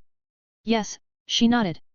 Of course, if it weren't for a clemency, I would have been absorbed in something like resentment, disappointment, fear, and on the basis of this anger at these people. Just like yesterday. But now, I can easily control these impulses without winding myself up. Almost until dinner, we either studied something new in the library, or I taught Hermione the shadow transfiguration spells I had created based on the architect's abilities. But my inner tension was still there, and no matter how hard I tried, I couldn't figure out the reason for it. Perhaps I'm just worried about the upcoming trial, or maybe because of Lady Greengrass's unknown plans so far. The mirror vibrating in my pocket distracted me from wasting my time in the walls of the restricted section. Taking it out, I saw in the reflection a nymphadora in the shape of an auror, and in the background, there were houses near the centre of London. Max? How's the mood? She spoke in an exaggeratedly chipper voice. Suspiciously lousy. Something wrong? I wanted to tell you that the hearing is scheduled for 5 o'clock tomorrow afternoon. The parents of those guys made a fuss and also dragged their application, as you expected. As a result, as Madame Bones said, according to the preliminary analysis of the materials, the hearing will not be specifically on charges but to clarify the degree of guilt in the imputed actions of each individual involved in the case, and the two groups in general. I see. Do you think that's a good thing or a bad thing? It makes no difference at all, but I'll say this: I don't understand paperwork. I am not an investigator or a DMLE prosecutor. Okay, I said what I wanted. I'll be in touch. The image disappeared, and I put the mirror back in my pocket, returning to working out the craziest combinations of my abilities and spells. It is unknown what I will have to face in the near future. However, there is at least one plus in the information received: the strange tension has disappeared. Monday, the 13th of November, started quite exciting. No, the standard exercises were the usual, although Hermione tried even harder, but that's not the point. As usual, almost everyone came to breakfast in the Great Hall on time, and after the already well-established 15 minutes, postal owls flew into the hall. There were quite a lot of them, but it is understandable. In addition to mail from relatives, on Monday, as on a couple of other days of the week, correspondence came by subscription, including the Daily Prophet. Catching my copy in the air, I started reading with interest, and already on the second page, I came across an interesting article by Skeeter. Judging by the faces of the happy owners of subscriptions to this miracle from the yellow press, widespread interest and at least 2 weeks of gossip are expected. And the thing is that Skeeter went against the threats. Now we all have the opportunity to contemplate an article that describes in detail, albeit without specific names, but with hints, about the preparation, collection of information, and implementation by Slytherins of their insidious plan, which stumbled upon the unexpectedly superior forces of just one Muggle-born girl. It's all served up with the perfect sauce of mockery of the children from the old families, surprise and outrage at what happened, and indignation at the fact that the Slytherins are promoting the return of the Dark Lord and starting all sorts of outrage in his name. At the same time, Skeeter didn't forget to praise herself, saying, even despite the obliviate and threats, she risked her health and life in order to keep her loyal readers informed, getting this information. The conclusion was, would our valiant ministry really allow rich bullies to bury the career of a prominent Muggle-born witch? I will tell you about this, loyal readers, after the Wizengamot trial, which will take place today, and your faithful servant will cover this case. 378, Chapter 378. A/N, want to read ahead, up to 40 chapters? May the magic be with you. Enjoy. What do you think? I turned to Hermione, nodding at the paper. It's a little too loud. What do you think the wizard's reaction will be? I thought for a moment. Given that outwardly the ministry is trying to pursue a policy of supporting Muggle-borns, an incident like this should either be seen as no one is to blame, everyone is bad, or in our favor. However, I found out here that they will be considered a little differently because of a countersuit from the parents of these people. In general, the incident will be considered in such a way as to understand the guilt of each one specifically, and not all together. So what of it? Given that some people's relatives are members of the Wizengamot, reviewing the case individually for each will only eliminate one of the radicals from the vote, not the entire group. That's a disadvantage. On the other hand, it doesn't matter if Mr. Goober and I get the information right. Will it affect the laws? This is the Wizengamot, and the crux of the matter is not so ordinary. Yes, many things will not be considered as evidence so as not to create a precedent. Still, they will be considered as the material that influences the solution and clarifies the essence of the problem easily. What's the point? Discrediting. The Dark Lord will surely reveal himself soon, and with him these families. If you correct our situation even a little bit, society will think, the poor purebloods are being beaten by a Muggle-born witch, and they, by virtue of their upbringing, didn't raise their hand against the girl. But the girl tortured them so much that they themselves easily fell into the clutches of the Dark Lord's deception. But if they are initially guilty, such a maneuver will not work. Of course, we don't have to live in a magical world. It's not for nothing that we get an ordinary education. But it is desirable that everything be normal. After such an informative dialogue, we went to class, where at the very first lesson, McGonagall told us to come to the headmaster's office at 4:30 today. The whole day was spent waiting and watching the students speculate about what had happened and which Muggleborn had beaten up a large group of Slytherins. However, there weren't many options, so sometimes they looked at Hermione with interest, but somehow they already knew who exactly had visited the hospital wing from Slytherin. At 4 o'clock, Hermione and I returned to the common room in our rooms in order to change our school uniforms into decent everyday ones. My status doesn't allow me to dress too simply now, just like Hermione, but I didn't tell her that she's smart, she'll figure it out. But, on the other hand, my casual black suit with a rare stripe is not cheap at all, very high quality, and looks more than decent, so I just put on silver accessories with tiny but noticeable ruby inserts. The meeting of the Wizengamot requires a certain dress code, but only if you are directly among the judges, and if you yourself are on the case, then any business clothes are enough, and therefore a cloak and a cane. When I walked back down to what I thought would be an empty common room, since the students were still in class, I found Hermione in a black dress, boots, and a black robe on top of it. Her hair was pretty bouffant, but it wasn't messy, though it might have looked that way. Part of the hair on the left was tightly pressed to the head with a thin silver barrette, and the rest, it would seem, was in free flight. "Ready?" the girl immediately asked me as soon as I showed up in the aisle to the men's side. "Absolutely. Let's go." We quickly left the common room and, strictly at the specified time, reached the headmaster's office, the passage to which was open. There was no one in the office beside the headmaster himself. "Mr. Knight, Miss Granger," he nodded, getting up from his desk. "It's time to go to the ministry hearing. Mr. Goober is already waiting for us there." "And the others?" asked Hermione as the headmaster approached the fireplace in his office. "You mean the students from Slytherin?" He turned around, flashing his half-framed glasses. "They are led by Professor Snape through the fireplace in his office. I think you know how to use a fireplace, don't you?" Of course, we nodded simultaneously.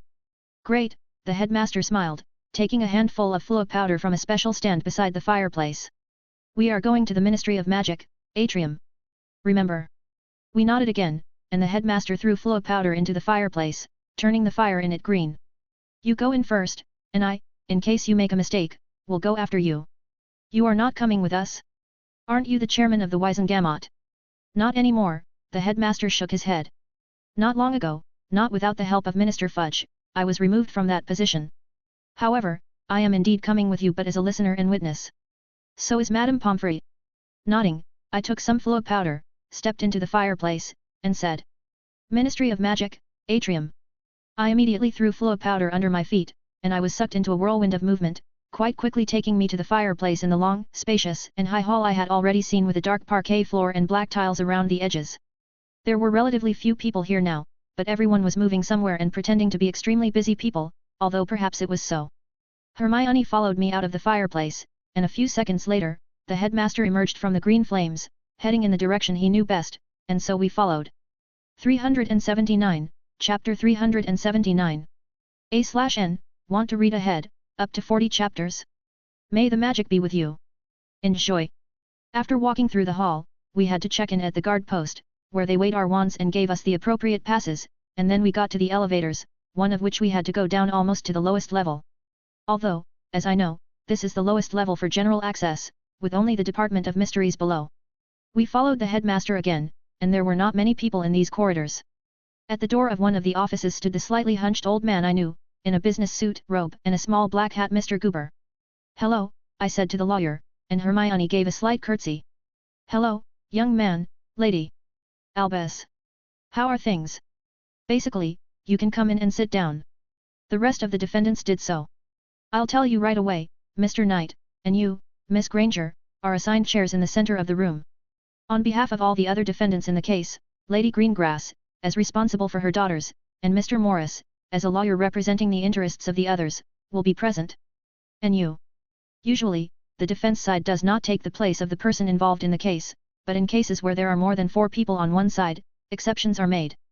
Then, the headmaster looked at the wide doors of hall number 10, "Let's not waste any time." The headmaster opened the doors and stepped inside the hall, and we followed. I could tell at once that it was a different hall, and it was already clear before. The Wizengamot has not only a judicial function, but also a parliamentary one, and the courtroom is not at all where organizational meetings are held, which to me is nonsense.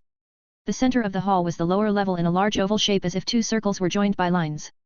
In fact, these 2 imaginary circles were displayed by the intricate floor tiles, as if dividing the hall into two halves for the judges and for the audience with the defendants, witnesses, and other participants. Up from the oval were several rows of bleachers, and where about 50 whispering wizards in plum robes with the letter W embroidered on them now sat, there were 3 other prominent seats, for the chairman and chief warlock, for the head of the DMLE, and for the minister or his assistant. Only 2 of them were currently occupied, and they were taken by Amelia Bones and Dolores Umbridge. Dumbledore led Hermione and me to 2 of the 4 chairs that faced the members of the Wizengamot. Lady Greengrass was already sitting in one of them, wearing a navy blue dress and a black robe. An important man in his 40s hurried to the second seat when he saw us and somewhat fussily took it. Hermione sat down, full of dignity, shaking her mane of hair a little, holding her head high, proudly. The old Wizengamot men stared at her with surprise and mute shock, but I could understand them. Equally surprised looked the few of the parents who came along with their very dickish but beloved offspring, who figure in this case. But I wouldn't be me if I hadn't noticed a completely unfamiliar woman next to Narcissa, who was looking at us with all her eyes and didn't hide her surprise. Interesting.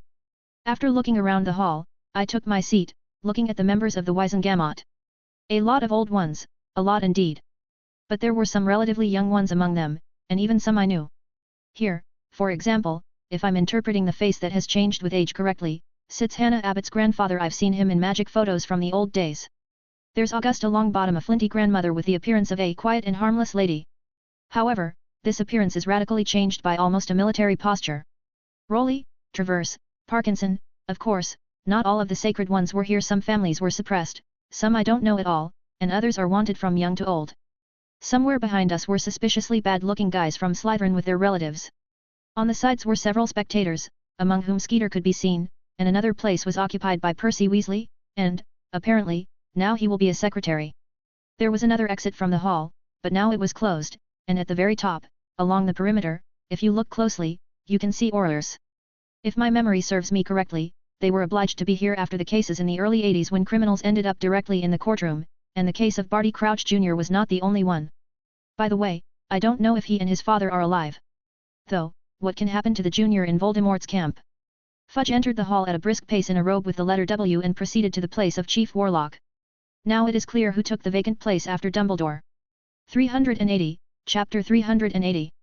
A/N, want to read ahead, up to 40 chapters? May the magic be with you. Enjoy. Is everyone here? Fudge took a cursory look around the room. Fine. The minister took his seat. Mr. Weasley, he nodded to Percy, who activated several quick quills that fluttered over the parchment. So, Fudge spoke in an important tone. As Chief Warlock and Chairman of the Wizengamot, I declare a hearing on the case. The minister glanced at the table in front of him. At number 725. Please note the presence of all current members of the Wizengamot, Head of the Department of Magical Law Enforcement Amelia Bones, Deputy Minister of Magic England Dolores Umbridge. The appearance of the defendants in the case. Mr. Goober rose from his seat. My clients, Maximilian Knight and Hermione Granger, are here. Delphine stood up next. Daphne and Astoria Greengrass are here. My clients, the man stood up, are all present. Fine, nodded Fudge. Let's proceed to the consideration of the heart of the matter. Let me ask a question, the Slytherin lawyer interjected, and Fudge nodded. Why is such an insignificant case being considered by the full Wizengamot? As you should know, Fudge looked condescendingly at the lawyer. Cases involving an active member of the Wizengamot are considered only and only in full. May I clarify, who? Maximilian Knight, as the representative of the House of Black Interests. Any more questions? A wave of quiet whispers swept through the hall but quickly subsided. No, Your Honor. Due to the presence of allegations from both sides, the case will be considered not in relation to 2 groups of wizards, but in relation to each, in particular, to clarify the severity of the crime, if the fact of such is found, in relation to each person involved in particular. Initial charges, the attack of 12 Hogwarts senior students on 3 Hogwarts senior students, with the use of spells that go beyond safe and conditionally safe, as well as with the use of 2 of the 3 unforgivable spells, with the purpose of physical and psychological violence. Counterclaim, significant excess of permissible self-defense with moderate A&D. Severe. Fudge looked at the Slytherins sitting behind me, who almost on cue pretended to be half dead, even groaning. Degree of severity. The look on Fudge's face said, "You serious?" In fact, it was about the same expression on the faces of the rest of the Wizengamot. Hermione took on an even prouder look. So, Fudge returned a serious look to his face. The floor is given to Daphne Greengrass or her representative. Delphine got up from her chair and quickly and clearly told the story of how in the corridor of Hogwarts dungeons, Mr. Theodore Nott Jr., who is a classmate of Daphne Greengrass, called the girl away for a private conversation, during which he tried, walking behind the girl, unnoticed to impose Imperio on her. Daphne managed to turn around and draw her wand, but no more than that. Later on, there was a description of the psychological state from Daphne's words, and after that, she woke up tied up in the office. The rest of the story was already known, and Delphine didn't skimp on the details, describing everything that happened, albeit from Daphne's words. Then a story on behalf of Astoria, in which Daphne asked her sister to come to the office for a conversation, and she came, having received Incarcerus in the face. Only after that did Astoria see that Hermione, paralyzed by Petrificus, was also in the office. All certified materials and examinations are attached to the case. Delphine finished and sat down with a nod from Fudge. It is worth saying that as Delphine's monologue progressed, the members of the Wiesengamot actively studied the folders with materials that lay in front of them. Next, they heard Hermione's testimony, but it was Mr. Goober who gave it. We had agreed that the simple legal questions and subtleties would be left to him, and the tricky, but not legal, questions would be left to me. We would only answer questions addressed directly to us personally. In general, Hermione's situation was even simpler. Daphne asked to come to one of the rooms for discussion and practice in the runes, in which they have been discussing a lot together for a long time. She came, got a non-verbal wandless Petrificus, and for a long time tried to take it off herself just as non-verbally and without a wand while listening to everything that was going on around her. She succeeded at the very end, and Hermione was able to dodge a crucio sent to her by Selwyn. We have listened to the testimony of one of the parties, concluded Fudge. Now, let's move on to the second side. 381, Chapter 381. A/N, want to read ahead, up to 40 chapters? May the magic be with you. Enjoy. The lawyer of the Slytherins, Mr. Morris, began to voice this very testimony, which, in brief, stated a simple position. The guys gathered together and decided to scare the girls. Yes, not seriously, yes, inappropriate behavior, but nothing that had been said before. This is in short. In addition, on behalf of the Slytherins, it was said that Hermione allegedly attacked them immediately upon seeing them, and they were confused, and indeed beating girls is a mauvaise ton. Of course, all this was also submitted to the members of the Wiesengamot in writing, and the defense and prosecution of the Slytherins were based both on influence and on the fact that there is no real evidence at all. We have heard testimony from both sides, and now we move on. Permission to ask a question, Your Honor. Mr. Morris spoke again. Permission granted, nodded Fudge with obvious irritation. We've already figured out why the honorable members of the Wiesengamot are meeting in full, but what does Mr. Maximilian Knight have to do with this case? He has a direct relation to this, Mr. Morris. Have you not read the requested materials of the case? I'm sorry, Your Honor, but the request was filed only a few hours ago, as was the application itself. My clients, like myself, couldn't even expect such a quick review of such an ordinary case. This is not a Wiesengamot problem, Mr. Morris, Fudge said as if cut off. And Mr. Knight is here as Miss Granger's mentor, responsible for the mentoring contract. And yes, anticipating your next completely pointless question, Mr. Knight holds the minimum rank of apprentice for a valid mentoring contract, and was granted apprentice status himself almost immediately after the Three Wizards tournament, which, dare I remind you, he won. No further questions, Your Honor, Mr. Morris nodded. Though he tried to keep a face, he was clearly angry at the lack of information. After all, a quick response was the right decision. Otherwise, their strategy could have been completely different. In that case, since no one else has any questions about the testimony of the defendants in the case, let's proceed directly to the materials provided, Fudge summed up, and Mr. Morris was surprised again. There were quiet, disgruntled whispers behind us, too, but they blended into an unintelligible cacophony of sounds. Bring in the projection pensieve, said Fudge loudly, and two Aurors moved from the second exit, carrying between them a rather large, and unlike what stands in Dumbledore's office, a big basin. After carrying the pensieve to the center, the Aurors let it go, leaving it to levitate above the floor. Next, a man in a grey robe without any insignia entered the hall, and you couldn't see anything under his hood. This time it was Amelia Bones who spoke, giving an icy note to her voice. At the request of Mr. Goober, the lawyer of Mr. Knight and Miss Granger, an examination of the memoirs attached to the case materials was carried out. A wave of outrage, incomprehension and indignation swept through the hall, and Fudge tapped his gavel loudly a couple of times. Silence! He shouted. Permission to speak, Your Honor. Mr. Morris interrupted the process once again, causing another slight irritation of Fudge. What's the point of that? Memories aren't proof, are they? Why should we consider them? They are not proof, certainly, nodded Fudge in agreement. They are, however, a reason to look for new evidence and testimony. With Veritaserum, for example. Another wave of indignation swept through the hall, and the parents of the Slytherins shouted loudly, "You can't. They're just kids." Of course, Fudge continued with a soft smile. Strictly with the permission of their parents or guardians. However, it should be borne in mind that the refusal to testify under a Veritasirum, and if there is a reasonable reason for such a requirement on the part of the Wizengamot, should be regarded as agreement with all the charges. The hall fell silent. If, the minister continued, in the course of reviewing the memories provided by Miss Granger, Miss Astoria, and Daphne Greengrass, a reason for questioning the others, as well as the misses themselves, through Veritasirum, the honourable members of Wizengamot, just like me, in the person of Chief Warlock, we hope that there is no point for the defendants in the case to refuse if the charges they are accused of are lies, isn't it? Apparently, Mr. Morris has decided to back off for now. An unknown man in a grey robe took out bottles of memories from the inner pockets of his robe. 4 of them. One by one, he poured them into the pensieve, and it glowed with a soft blue light. The light in the courtroom became less bright, and a misty cloud began to grow rapidly over the pensieve, following the gestures of the unexpectedly removed wand of the man in grey, quickly occupying a couple of dozen cubic meters of space. It was in this cloud that the girls' memories began to spin, pictures replaced each other, sounds spread through the courtroom, and at Fudge's behest, the man in the grey robe would sometimes rewind them to the right moment and allow a detailed look at what was needed. After reviewing the girls' memories, Fudge spoke up. The memoirs of a witness who wished to remain anonymous are attached to the case materials. However, in order to understand the overall picture, they should also be considered.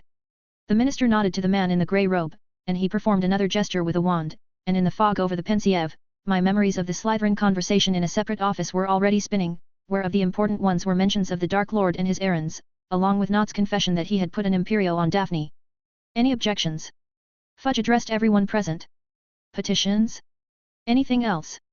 As I said earlier, the Slytherin lawyer stood up. Memories are not evidence of guilt or innocence, and therefore they cannot be considered as such. Very well, nodded Fudge. The Slytherin lawyer sat down. Somehow everything is going quietly, and I was expecting a more lively discussion. But here, perhaps, the lack of preparation on the part of the Slytherins and the expectation of a completely different approach to a case on the part of the Wizengamot is working for us. In a good way, there is nothing much to oppose to the material provided, as well as to the testimony, and if Fudge were to go only on the side of the law, then everyone would just walk away, innocent of the charges. 382, Chapter 382. A/N, want to read ahead, up to 40 chapters? May the magic be with you. Enjoy. I submit for consideration, said Fudge, attracting the attention of those present and thereby stopping various whispers, the question of the validity of the spells used by Miss Granger, Miss Astoria, and Daphne Greengrass. The head of the DMLE, Amelia Bones, I ask you to voice the expert opinion of the DMLE on the spells used. Amelia Bones stood up, holding a parchment in her hands, and from it began to read the text. Based on the examination of the wands of the above-mentioned witches, certified by Hogwarts headmaster Albus Dumbledore, lawyer Eric Goober, and master of healing magic Poppy Pomfrey, along with a pre-trial examination. At this point, I looked at Hermione questioningly. The Aurors came by this morning after practice while you were still studying, Hermione whispered quietly back to me. Experts of the Department of Magical Law Enforcement have established that the spells used are defensive and defensive-offensive of the elementary and intermediate levels. Curses and dark magic are not detected. However, through Priory Incantatum applied to Miss Hermione Granger's wand, it was not possible to restore the full picture of the magical battle. The satisfied faces of the Slytherins I could literally feel in the back of my head. Due to the fact that during the fight, Miss Granger used 47 spells, and Priory Incantatum can identify only the last 20. However, due to the complete correspondence of the manifested spells with what is shown in the memories, it is acceptable to assume that the rest of the spells are exactly what is shown in the memories. The DMLE only has a question about the spells with a visual manifestation in the form of black matter. I ask for clarification from Miss Granger. Hermione, holding her head proudly the whole time, grinned. Space transfiguration, which my mentor taught me. The hall murmured quietly again, causing Fudge to bang his gavel. Silence. Or I will be forced to ask you to leave the room. Miss Granger, could you demonstrate them for an unambiguous conclusion by experts and members of the Wizengamot? Of course, Hermione nodded. Taking out the wand, she, with a light wave, literally grew a completely black footstool from the floor, which she used for its intended purpose. Out of the corner of my eye, I noticed Narcissa, who was holding an unfamiliar witch by the hand with an effort and, it seems, even threw Silencio on her. Transfiguration, the pair of Wizengamot members nodded quietly. Thank you, Miss Granger, Fudge said neutrally and wanted to continue but just looked at Hermione. You may dispel the object for demonstration. Hermione, who had folded her outstretched legs on the stand, shrugged and dispelled it with a gesture. I ask the Deputy Minister of Magic of England to explain to us what the law says about the spells used in the situation. Now Umbridge rose from her seat while Amelia Bones sat down. Ahem, coughed this lady, again all in pink, starting to speak in her exclusive nasty manner. Given the multiple numerical advantage on the part of the opposing side, the Ministry of Magic can unequivocally interpret the spells used, their quality and quantity, as permissible for self-defense in a situation that jeopardizes the honor, health, and life of the witch, as well as for opposing, of course, dark magic in the face of both unforgiving spells and, judging by the memories, possibly included in the list, permissible for use by certified and current specialists, which are employees of St. Mungo's Hospital. And as we know, all the defendants in the current case are, not such specialists. Objection, said Mr. Morris. The use of dark magic by my wards is unproven, as, again, memories are not proof. Accepted. In that case, Fudge continued much more calmly. I ask everyone to read Appendix number 6 on this case. These are the Veritas certified results of the healing diagnostics carried out by Madame Pomfrey immediately upon the defendant's admission in the case to the hospital wing of Hogwarts. The documents are true, confirmed by the seal of Veritas, held by a member of the Wizengamot. I couldn't help but grin as soon as I quickly looked around at those sitting on the sides and behind my back, and among the whispers that immediately rose, I managed to isolate, we destroyed them. How? It's interesting, and judging by Dumbledore's eyes, which for a moment glanced towards the source of this whisper, he is also extremely interested in all this. In the diagnostic data provided, Fudge was saying meanwhile. The injuries received by each are clearly indicated, among which, on the part of Slytherin students, bruises, abrasions, and fractures are included, and Miss Daphne Greengrass has traces of the rough influence of Imperio. It was the early diagnosis that made it possible to identify these traces. These data make me want to ask a fair question: why do Slytherin students look like they have just returned from the war, while memories, witness statements, and Veritas certified documents say that they should look absolutely healthy? If your clients do not take Skull-Gro to recover, this is their personal problems, as well as their personal disregard for their health, which we have no right to blame on Miss Granger, Miss Astoria, and Daphne Greengrass. What I personally don't understand, looking at everything that's going on, is what were they counting on without powerful preparation? It doesn't make any sense. So, please begin voting. 383, Chapter 383. A/N, want to read ahead, up to 40 chapters? May the magic be with you. Enjoy.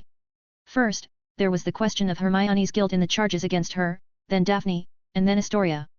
No one was willing to frame themselves in the situation and vote that they were guilty. This was followed by a discussion of guilt and the degree of this guilt in relation to the rest of the Slytherins.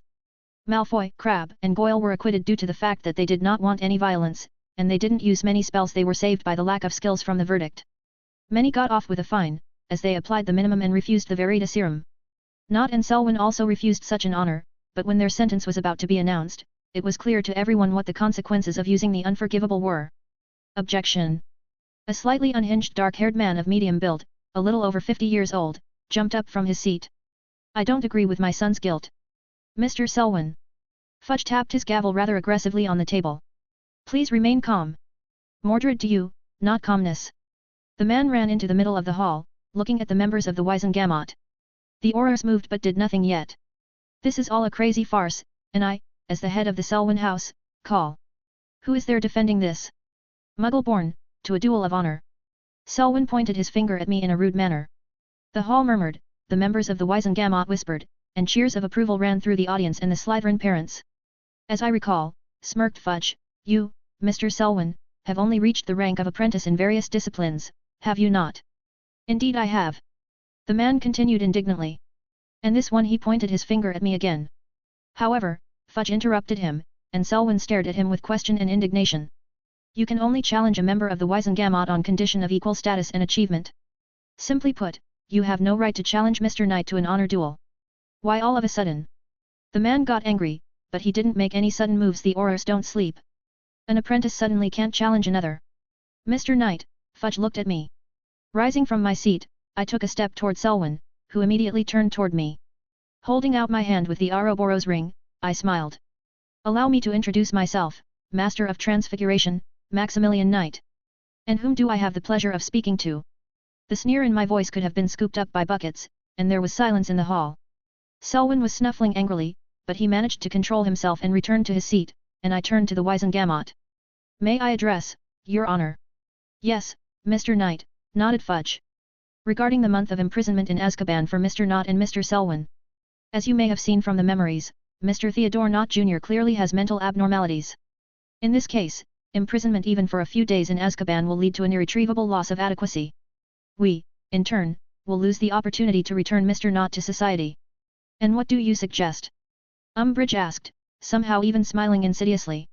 I suggest that Mr. Knott undergo a mental health check at Mungo and, if necessary, undergo a full course of treatment and rehabilitation in the appropriate department. The whole point of this proposal is that an appropriate attitude is needed for the use of dark magic. Either to clearly control emotions or to have an unstable psyche in order to sharply and powerfully disrupt it in the right direction. Of course, the first is extremely difficult, and the second is achieved by itself due to the peculiarities of dark magic. It is precisely that magic, which is based on sharp and vivid negative emotions, forcing the nervous system to stimulate the body to produce magic in a special mode, and the psyche to compose cruel mental images. Forced stabilization of the psyche will close the road to this power practically 100% because after that, it is extremely difficult to learn how to evoke the necessary emotional state under control. Even if you succeed, there is a great chance to go crazy completely and irrevocably. And as you know, rabid dogs are shot. Perhaps, Fudge spoke up. You would like to commute the sentence for Mr. Selwyn as well? No. He showed no signs of instability and acted, by all appearances, clearly aware of his actions and risks. I returned to my seat, and Fudge initiated another vote in which Knott was sent to Mungo. Selwyn was expelled from Hogwarts and sentenced to a month in Azkaban for using unforgivable spells. Not for long, because his sentence was very, very noticeably shortened for being a minor. In general, the hearing was somehow dull, and my preliminary and comprehensive preparation literally killed all interest. From the outside, it might seem that the lawyers practically didn't work, but I must give credit to Mr. Goober, who put all the documentation and materials in order, including building the wording of the charges, as well as the procedure for considering them by the members of the Wizengamot. Mr. Morris must have done some work as well, but, as I found out, both he and the Slytherins were counting on very different progress of the case, as was the composition of the Wizengamot. 384, Chapter 384. A/N, want to read ahead, up to 40 chapters? May the magic be with you. Enjoy. Hermione and I left the hall in the company of Dumbledore and Mr. Goober, with Lady Greengrass and her daughters one step behind us. I must admit, the headmaster spoke as we walked down the corridors, passing other wizards looking suspiciously at Dumbledore.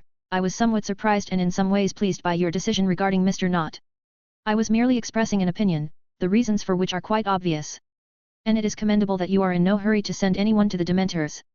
Perhaps once rehabilitated, Mr. Knott can regain his sanity. Passing by the turn into another corridor, we witnessed an interesting scene of communication between Selwyn and his father, surrounded by Auror's escort. These two were covered by the charms of privacy, but you could easily read from the boy's lips the angry, "You recommended it yourself, and now you can't get me out." The answer was only, "Don't worry, son." Interesting. We had to go the other way, so we walked past. When we reached the atrium, Dumbledore waved his wand, creating a Patronus, but it flew into the wall before it had time to form completely. "You may return to Hogwarts, young people. The address is Hogwarts, Hospital Wing. And you?" I glanced at the headmaster. "I still have things to do at the ministry," the headmaster replied with a slight nod to himself, immediately turning around and leaving our company. Daphne and Astoria went to the fireplaces, quickly moving to the said address, while Lady Greengrass approached me, placing a simple silver chain in my hand. "Hurry up, the activator is standard," she said without explanation, but no explanation was needed. Delphine managed to step aside a couple of meters before Hermione immediately caught up with her, starting to talk about something while remembering to put privacy charms around them. I waited. The conversation didn't last more than a couple of minutes, and judging by the gestures, whatever Hermione was asking, she got an emphatic no, and then she came toward me. "Let's go," the girl's voice sounded displeased. We moved by the fireplace into the hospital wing of Hogwarts and found ourselves in a room filled in the sun's rays that was almost over the horizon. There were no visitors here now, and standing at the side was Madame Pomfrey, who waved her wand at the sight of us and touched the fireplace with it, seemingly blocking access. After greeting our healer, whom we saw in person for the first time today, Hermione and I went to the exit of the hospital wing, and as soon as we left the door, I immediately turned to the girl. "I have to go." "I know. Be careful," she turned to me with a slight smile, giving me light and quick kiss. I turned around and walked quickly toward the exit of the castle, casting various concealing spells on myself at the same time. Now and then, in the corridors, there were groups of students of different ages, tired after a day of classes or happy that the day was gradually coming to an end. When I got outside the castle, I went to the border of the anti-apparition charms, and as soon as I went beyond it, I activated the chain portrait. I walked softly through space and found myself on the familiar ground in front of Lady Greengrass's wooden country mansion, which was already waiting for me on the doorstep. All in black and in a black robe with a hood. Seeing me, Delphine quickly walked up the stone-paved path. "We're going after the training material," she held out her hand to me, and as soon as I took it, we were pulled into the vortex of apparition. We were standing in the middle of a dark coniferous forest. The sky was already dark enough to see the stars and the light of the full moon on the rare clouds. If it weren't for the forest, it would be possible to see the moon itself, but it seems not today. My eyesight is good enough, and the cat's eye spell should not be applied. Bright flashes of a possible clash are not what I would like to see while under this spell. Delphine pulled out a small bag from under the hem of her robe and shook out about 24 large dark clumps of matter with one gesture. I felt around me a rather large movement of magic from Delphine to these clumps, the contours of which quickly swam, began to swell, inflate, turning into incomprehensible black creatures on 4 legs, with 3 long sharp tails, and the features of these creatures, as well as the size, inspired only one desire: to run as fast as possible, and scream for help as loudly as possible. As soon as the Delphine took a step forward, these creatures scattered at great speed in a cone through the forest in the direction of Lady Greengrass movement. I followed her silently. "I invited you," Delphine said softly, "counting on your help. The ability to dispel defensive structures you've shown might come in handy." "Yes, and as support in case of an emergency. Breaking down defenses is that hard? Remember how much work it cost you to circumvent Dumbledore's simple age line?" Of course, it was complicated, but nevertheless, it was just an age line. The protection of houses is much more complicated, more massive, and their breaking takes a very long time or breaks down by bare force. I am not a supporter of the extraction of power through rituals and sacrifices, and if there is an opportunity to get around this unpleasant nuance, then it should definitely be used. By the way, do wizards have nowhere else to take power from? What do you think? We walked through the forest, stepping over tree roots, jumping over small ravines, and avoiding magically active areas and plants. That's why, Delphine continued, Professor Flitwick has been struggling with the creation of magic accumulator for years. And that's why sacrifice rituals appeared at the time. Without these rituals, the wizard has only one source of power: himself. 385, Chapter 385. A/N, want to read ahead, up to 40 chapters? May the magic be with you. Enjoy.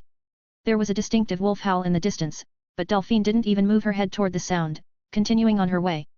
I took my wand out of my holster, just in case. My hearing was quite sensitive, so I promptly reacted to the appearance of a hefty and shaggy werewolf from the side of the trees, which immediately rushed in our direction. 2 more appeared from the other side. I didn't stop but instantly pointed my wand, which was about to form the outline of a spell, and said, "Cumilaris." The blob of swirling deformed space was fast, even for me. It overtook the werewolf, who was about to dodge almost instantly, tearing him into many pieces and splashing blood, throwing them back, and twisting them in a spiral. Out of the corner of my eye, I noticed how Delphine instantly threw an imperceptibly fast blob of matter from the tip of her wand, which pierced the chest of the second werewolf rushing at us. At the same moment, thin spikes literally grew out of his body, as if a Morgenstern appeared in the werewolf's chest. The spikes shifted several times quickly, slicing the werewolf's flesh into many small pieces that crumbled along the trajectory of his movement. We hit the third werewolf simultaneously, which caused it to simply be scattered in a bloody mess. I didn't think of that. "Will you give me a hand?" And along with Rowena's words, I felt a slight outflow of magic, along with which came a vague awareness of the space around us. We walked on quietly as if nothing had happened. "Where did the werewolves come from?" I asked Delphine in a quiet voice. It has long been rumored that one branch of the Selwyn family has been practicing forced transformation into a werewolf even without the influence of the moon. Themselves? No, of course not. Anyone at all. As watchdogs. The technology is unknown, but apparently, it works. No family will allow a free pack to walk around in the immediate vicinity of their home. In the night darkness of the forest, we reached a small empty clearing, on which there was only bare ground. It's the middle of November, the grass has withered, the ferns have darkened, but even so, there should have been vegetation here. Here we are. The mansion is here. Delphine stood at the very edge of the woods, like me, hiding in the shadows without any magic, so that if I hadn't known of her presence, I would have spent a long time trying to see anything at all. Fidelius. No. Fidelius feels different. During my trips to Asia, I have encountered hidden spaces many times. It's just a strong disguise here. True light and dark magic have a lot in common: consciousness, emotions, worldview. The trustworthy charm got its name for a reason. She didn't say more, and I listened to the magic around me. It is only necessary to take a step forward, and you will immediately fall under the influence of magic fields, screens, and charms that are not very clear to me. Not far away, the howl was heard again, immediately choked. It seems that black creatures don't waste any time either. Lady Greengrass pulled something out again from under the hem of her robe. Once you remove the protection, I'll put up anti-apparition barriers and other movement blockages. Combat apparition will remain, but slowly. I nodded, hoping the gesture would be noticed, and focused again, releasing hemomancy energy around me. Like smoke, it began to spread through the strange dome of protection without disturbing it. And how did I do that after that ritual? Indeed. I stretched out my hand and touched the invisible dome of protection with a finger wrapped in hemomancy energy, abruptly throwing this energy into space, forming a thin and high vertical red line on the rainbow dome that immediately appeared. A volitional effort and the line widens to a passage of several meters, through which one could now see a large stone mansion with tall windows. Lady Greengrass immediately slipped inside, and once under the dome, she quickly stuck what she was holding in her hands into the ground. I also went under protection, feeling a sharp change in magic you can't apparate.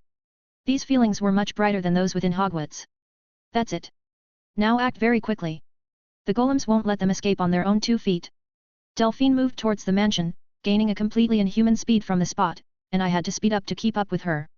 Delphine waved her wand, and the front door was literally smashed in, along with part of the wall, tearing it to splinters. As soon as we literally flew into the resulting opening, a house elf appeared to my left. In true. He didn't have time to finish his sentence because of my Seiko, and the house elf split in 2. Cover me, Delphine said sharply, getting down on one knee and leaning her palm against the floor. Instantly being next to her, I pointed my wand to the ceiling, from where a crazy wild swarm of small, bat-like creatures began to fly in, which looked dangerous. Without thinking twice, I drew a circle around us with a wand, and as soon as it closed, a blue flame immediately grew from the floor, the wall of which seemed to be trying to close with a dome above us. Protego Diabolica worked like a clock, and thoughtlessly trying to fly creatures immediately burned to ash. Those who tried to fly through the upper point of the imaginary dome, unprotected by the flame, were knocked down by clumps of this very flame that burst out of the wall. There were so many creatures that the air above us and around us was strewn with ash that didn't have time to disappear. But it didn't last long, only a dozen seconds. 386, Chapter 386. A/N, want to read ahead, up to 40 chapters? May the magic be with you. Enjoy. When everything was quiet, and only the Diabolica's flame hummed softly, flooding the hall of the house with an otherworldly blue light, Delphine got up from her knees and examined my creation. Radical, but effective. I know where to go. Put it out. With a wave of my wand, I extinguished the spell and followed Delphine, again moving quickly through the corridors of the house. Several times, on the move, we overloaded areas of the floor and walls with trap charms, simply launching energy-intensive spells into them or breaking the very surface to which the charms were attached. In less than half a minute, we found ourselves in a 2-level hall, along which a man I knew was running away from us.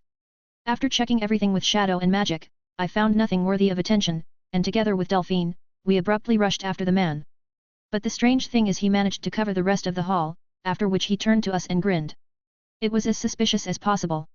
We stopped abruptly, creating a whole bunch of different shield charms from everything in a row, simultaneously strengthening it. As it turned out, it was not in vain. A second, that was how long it took before powerful concentrated streams of magic, clearly carrying some sort of spell or curse, struck us from 4 directions. These dark blue beams struck the shields we'd created, knocking out blinding flashes of bright sparks. The attack lasted only a moment, and when it subsided, as well as the flow of magic from it, we were already standing in a well-lit stone hall without any special decorations, in the middle of a powerful force screen the size of the entire hall. On the second level of the hall, 16 assorted wizards were standing around us behind the railing. Delphine, after a quick look around, turned to me. Buy me 5 seconds. But I could see from the faces of the wizards surrounding us that they were going to mock us, not attack us. And I also found a lot of doors in the walls of the hall suspicious, and what is important, they weren't affected by the force magic field. Having launched the architect's ability, which, to my joy, worked perfectly, I found behind each of the doors a hefty werewolf on chains and with foam at the mouth. The shadow was able to get out of the field, but I immediately returned everything as it is. What if they find out that it works? Let me take it from here, I whispered quietly to the Delphine standing beside me.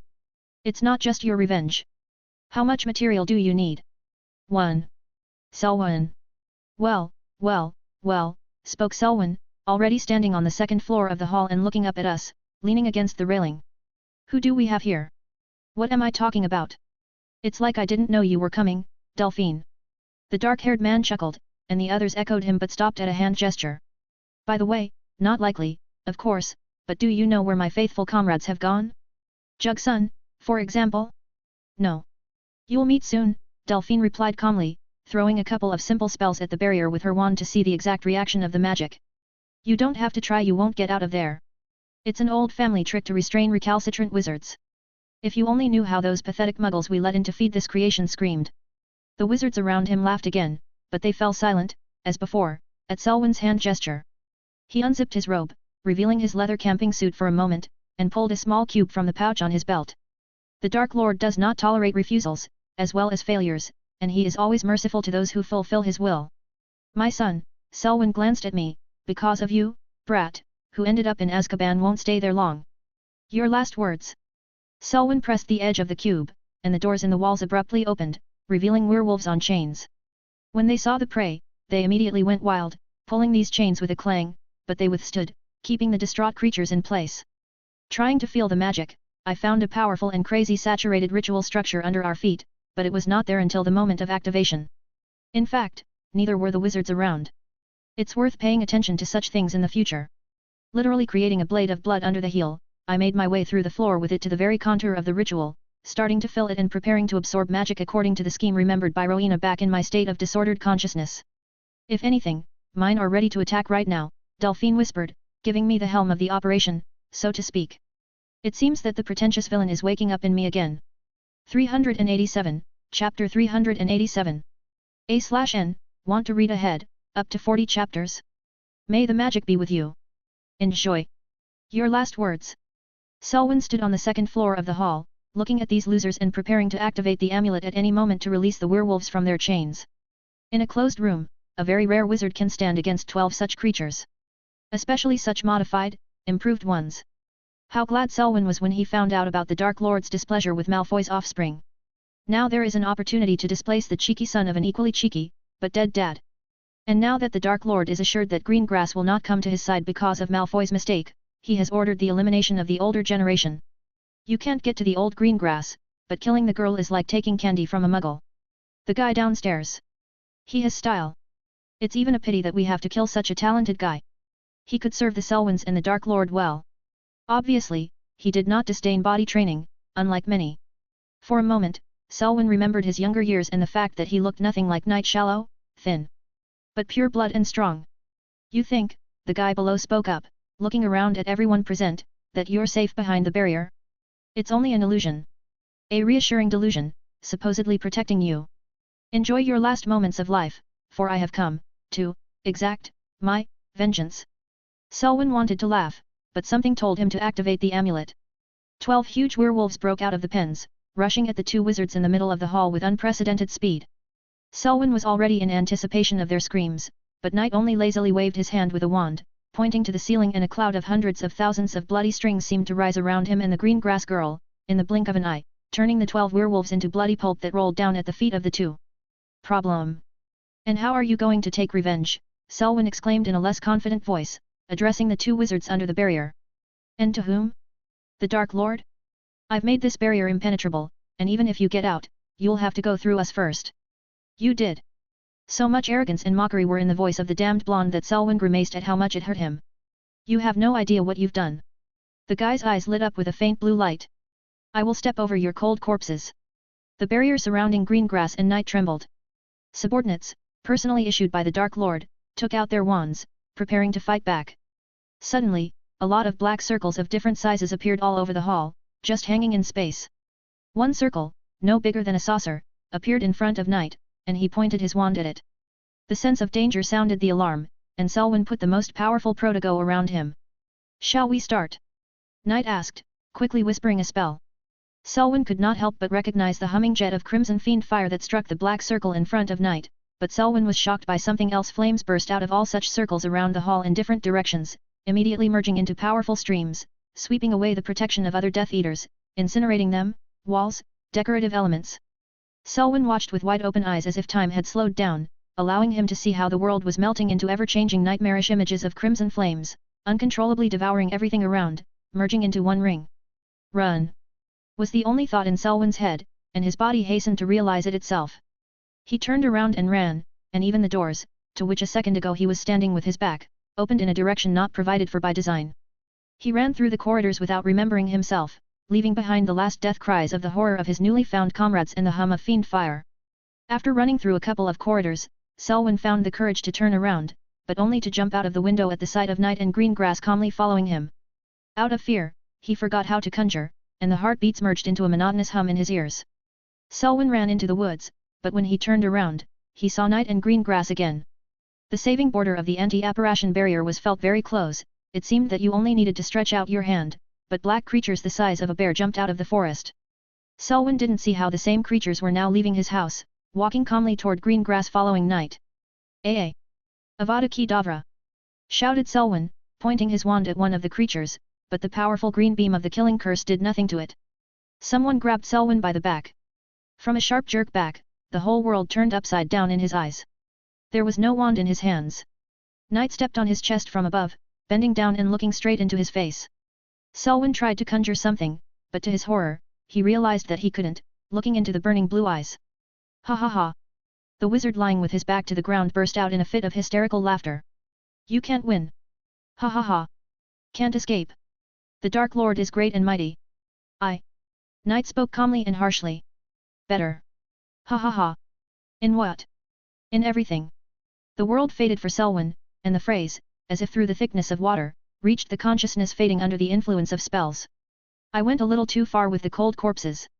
388, Chapter 388. A/N, want to read ahead, up to 40 chapters? May the magic be with you. Enjoy. The silence of the cold November night was a balm to my ears, and the star-studded sky, so unfamiliar to city dwellers, added a touch of mysticism to the destruction of the Selwyn mansion. Well, the destruction itself hadn't started yet, but it was about to. "Couldn't we," I spoke up as soon as Delphine transfigured Selwyn himself into a small iron ball, "to somehow rob or something?" "We don't know," Delphine replied, packing up the golems that had returned to the state of dark clots, "whether the alarm has been triggered. We may have a minimum of time, we can't take anything ourselves, and we won't give it to others. And if there was no alarm? You want to risk it? For what?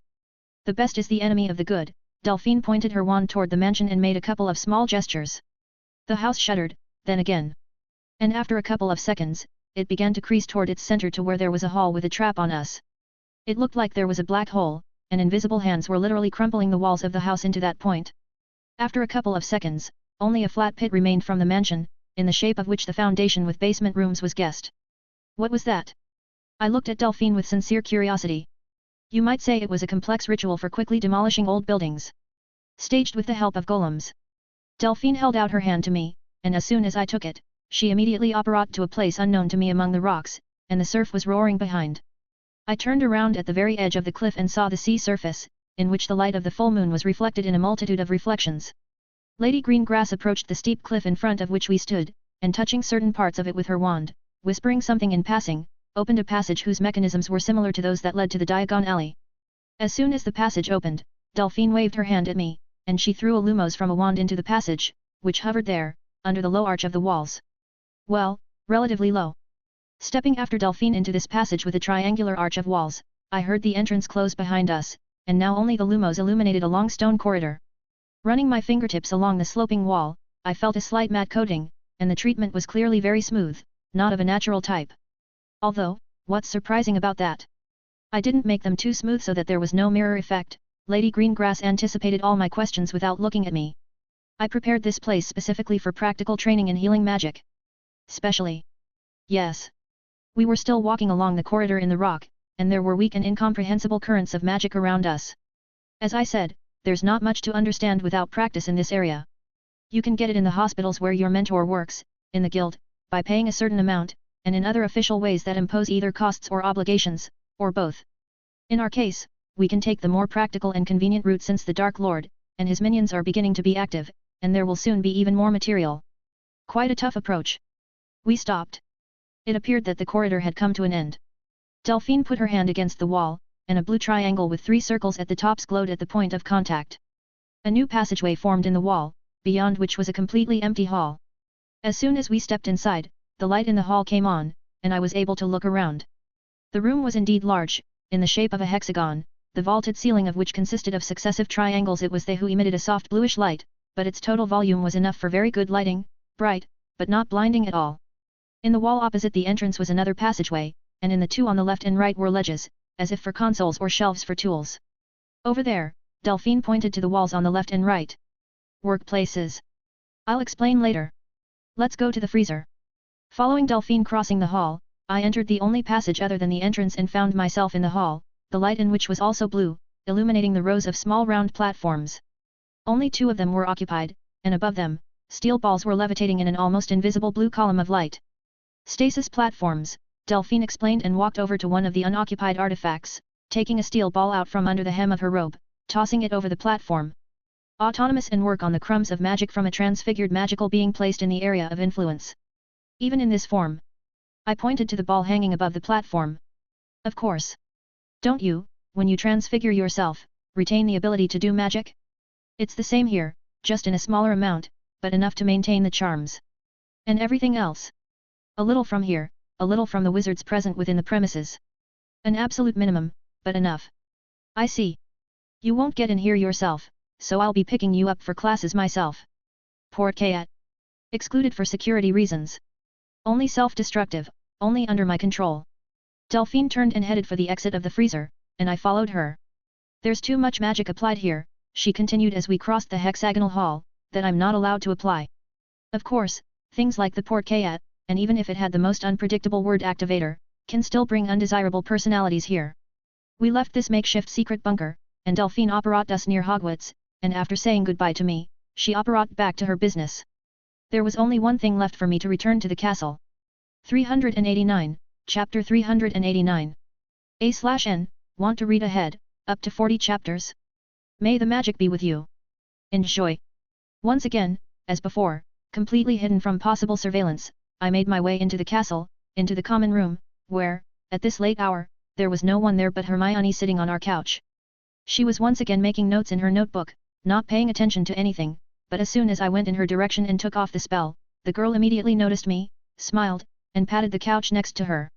I did not refuse the invitation, as soon as I threw off my bag and coat, as I immediately found myself on the couch, but not sitting, but lying down, resting my head on her lap. How'd it go? Hermione asked, putting the notebook aside. Good. Got the study material. Material? If I understand correctly, it's somewhat atypical material. Exactly. Were there any problems?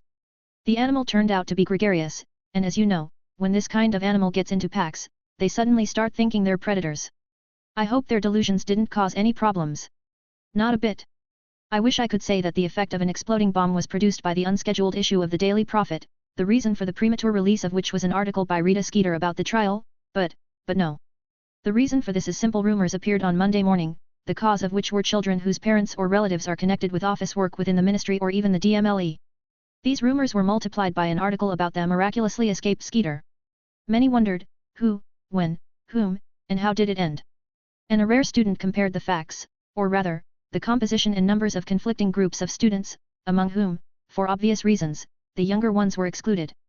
So those few had a picture, Max Knight and Hermione Granger against Draco Malfoy with his minions. For this reason, these few people, who can be counted on the fingers of 2 hands, did not look surprised at all at breakfast on Tuesday, when the Owl Mail bombarded the students with a flood of correspondence.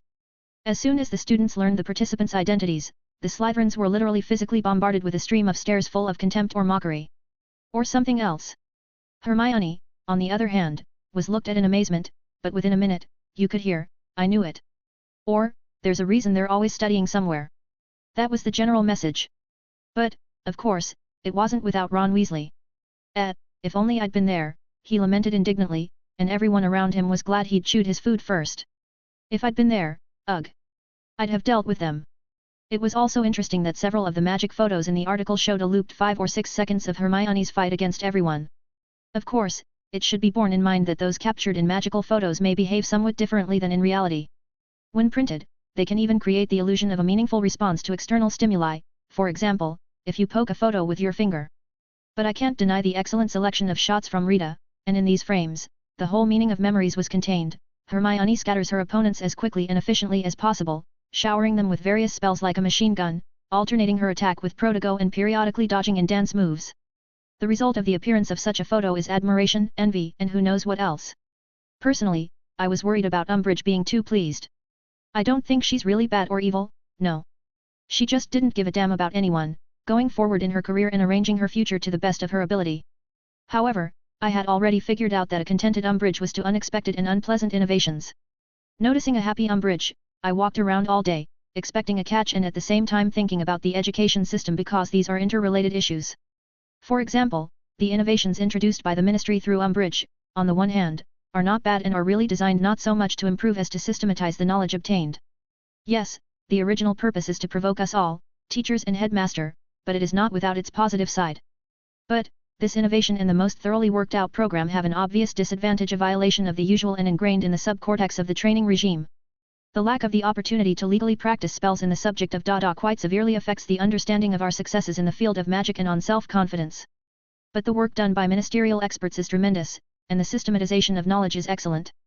If earlier many students had to dig through about 24 books for the sake of a grain of knowledge about several spells, now every spell is clearly written with every conceivable nuance. And again, there are both pros and cons in this. Pros: no need to stir up a mountain of books. Cons, in fact, are the same because one way or another, the grains of incidental knowledge seen and obtained during the search for the right one, a little, but they are deposited in the head. There are cons and pros everywhere. 390, Chapter 390. A/N, want to read ahead, up to 40 chapters? May the magic be with you. Enjoy. In the evening, Hermione and I faced a real ordeal in the common room. To be exact, it was just her, but I didn't leave her side, so I got it too. Or should I say, didn't let her go? The essence of the problem is in everyone's attention: too much well done, too much wow, a complete overdose from you didn't read books for nothing. Of course, some people were jealous, saying, she's so gifted, I wish I was. And I have already said that this is the result of training. But it seems that society is easier to write off on giftedness and envy than to recognize the fruits of labor. Such attention bored us on Tuesday, began to bore us on Wednesday, November 15th. As a result, a commander's decision was made: escape from Hogwarts for the evening. It didn't take long to prepare. At the end of the last class on the schedule, we immediately went to our rooms. After changing into casual clothes, at nightfall, long before dinner, we sneaked out safely under the complex charms of concealment from the castle. Where shall we go? A logical question arose as soon as we found ourselves outside the anti-apparition charms around the castle. Improvisation is like that. I have no idea. Then, I held out my hand to the girl. Let's go to London. Hermione took my hand firmly, and I carried us to a small nook on Shaftesbury Avenue. After spending a couple of moments adapting to the change of the silence of the surroundings of Hogwarts to the noise of one of the central streets of London, we took off the extra charms, leaving only a slight distraction, and walked straight out onto the walkway. The time when the evening sky begins to darken, and street lighting, on the contrary, turns on, I find the most interesting. Shop windows and signs shone invitingly and brightly. The designs of buildings of various eras and styles sharply contrasted with each other. Soho? Hermione asked, putting her hand on the crook of my elbow, and we just missed a group of people walking towards us, also looking around. Where else can you go if you need variety? Social, visual, A&D. Stuff like that. Indeed, smiled the girl and turned her head to the right, peering at the movie theater posters across the street. Strangely enough, I operate here from the memory of a past life. Surprisingly, this place is so fickle yet stable. Curzon. I remember visiting this movie theater once just for fun, and I ended up going only here for a couple of years. Something wrong? Hermione pulled me a little by the hand. No, I shook my head. Let's go. I didn't expect that such a sudden walk would be so interesting. Just walking around here and there, without any plan and preliminary analysis with calculations. When almost every step is unpredictable, and the desire to go to a shopping mall or sit in a good Chinese restaurant is the result of impulsiveness. It was fun to watch Hermione in a Chinese restaurant. Chopsticks are evil. But you just can't ignore and not try the Peking duck in a restaurant where it is considered almost the main dish. And I remember this place from that same past life. I'm about to start complaining about flashbacks. Another funny thing was that the not very nice round-faced waitress in the restaurant constantly forgot about our existence, looking at us with rapidly passing bewilderment, the set and half-empty table, and in general, probably highly doubtful about her mental health. When it got dark, we left such an interesting and unusual Chinatown in Soho, having bought a couple of bags of different teas, among which I was very happy to buy Tai Guanyin. In my time I liked to try and find oolong, which I would have liked so damn much. Now I'm wondering if this tea will still feel the same? Back on Shaftesbury Avenue and walking past the Palace Theatre, I couldn't help but chuckle as I remembered the buzz around The Cursed Child. It was as if those yellow posters with the nest rose before my eyes. These memories also aroused some fears. What if this happens? Well, except for dark-skinned Hermione, her fair skin is a constant. When we passed by the Soho Baptist Chapel, which has not yet been given to the Chinese and is, In fact, a memorial chapel on the Gower, a conversation about future plans arose by itself. I don't know, Hermione shrugged, holding her hand in the crook of my elbow. The desire to remake everything around me struggles with the desire to study magic, invent something interesting. What about you? Always wanted to stay as far away from politics as possible. You're not so good at it. The girl grinned, fixing the collar of her coat with her free hand, which shuddered in the sudden gust of wind. Well, yes. I don't have many options. People are still people everywhere, always trying to cause trouble. Either you're strong enough, but nobody knows about it, and you constantly have to tell them how wrong they are by force, or you do it publicly, but then you start playing by the rules of society. I don't want too bad rumors circulating about my comrades or me, so I have to get into it. So you're thinking of doing something scientific, too? Not really. To learn magic. I want to describe it accurately from a scientific point of view one day, build it into the picture of the world. But for now, you see, you have to be strong. In fact, that's what I talked about on the train the first time we went to Hogwarts. Getting stronger, yes. After wandering through the still crowded streets of London, despite the late hour, we apparat to Hogwarts. Next time, to the cinema, Hermione nodded as we walked toward the castle. Because with all this magic, I'm starting to forget what a movie screen looks like. Okay, I smiled back. I'll have to show you the house where I live now sometime. Is that an invitation? The girl looked at me with some kind of playful expression on her face. 40? And what are we going to do at your house? Read books, what else? I shrugged, hiding a smile. There's a great library there. Touché. 391, Chapter 391. A/N, want to read ahead, up to 40 chapters? May the magic be with you. Enjoy. After our secret walk, it was easier to get over the excessive attention Hermione received from the other girls in the Gryffindor. At least they didn't bother from other houses but watched from a safe distance. The only girl left, in fact, besieging Hermione on a regular basis, now and then grabbing her under the elbow in a friendly way and trying to find out all the details. Lavender Brown. However, in response to questions like, how did they take a look? What exactly did they say? How did they say it? Hermione did not answer, or answered vaguely, because both she and I knew perfectly well how the Lavender Brown word of mouth works. Blondie will definitely build on the basis of what has been said completely unprecedented stories, intrigues, and events that allegedly led to what happened and what should happen next. In general, the complete lack of any reactions, both from Hermione and me and from the Slytherins, led to the gradual fading of gossip, even despite the non-triviality of the event. By Friday, such fame had ceased to be a problem. But, apart from that, another important event happened on Friday. More precisely, it all started on Thursday after the charms class. Professor Flitwick asked Hermione and me to come to him on Friday, as soon as we were free. So we did. Directly to his office, adjacent to the charms classroom in Ravenclaw Tower. After knocking on the door and waiting for an invitation, Hermione and I went inside. Professor Flitwick was sitting at his massive wooden desk, bogged down in a variety of different parchments, papers, and books, covered with a variety of calculations. Ah, Mr. Knight, Miss Granger. The professor looked up cheerfully at us, immediately beckoning with his hand. Come quickly. Closing the door behind us, we walked over to the desk, and Flitwick magically gathered the pile of various papers into one large stack with one motion of his hand. Here, the professor slid the stack in our direction. Here are some interesting assumptions for an idea that Miss Granger suggested to me about the multidimensional nature of space. Can we get more details? I leaned over the papers a little, beginning to flip through them, reading and memorizing at the same time. Oh. Absolutely. But not for long. As we've learned through so many experiments, almost all materials are equally capable of holding magic. Some are better, some worse, some let magic through more slowly, and some faster. This is no secret to us. Just as it's no secret that organic materials have the best properties. Miss Granger, on the other hand, has noted interesting things in some of her hypotheses, some properties of stasis charms, the classic anti-magic protogo, space expansion, and the possibility of recalculating them with the introduction of additional spatial dimensions into the equations or, conversely, their withdrawal. Hermione smiled and looked embarrassed, even if it wasn't much, and this reaction made me and the professor smile. It seems. The thoughts in my head were running at a tremendous speed. I have a hunch. I never doubted either of you, the professor smiled. Miss Granger pointed out that in the extension charm, you have to work with 3 spatial dimensions. It would seem that only on the basis of this you can already create an accumulator by simply expanding the space, but no.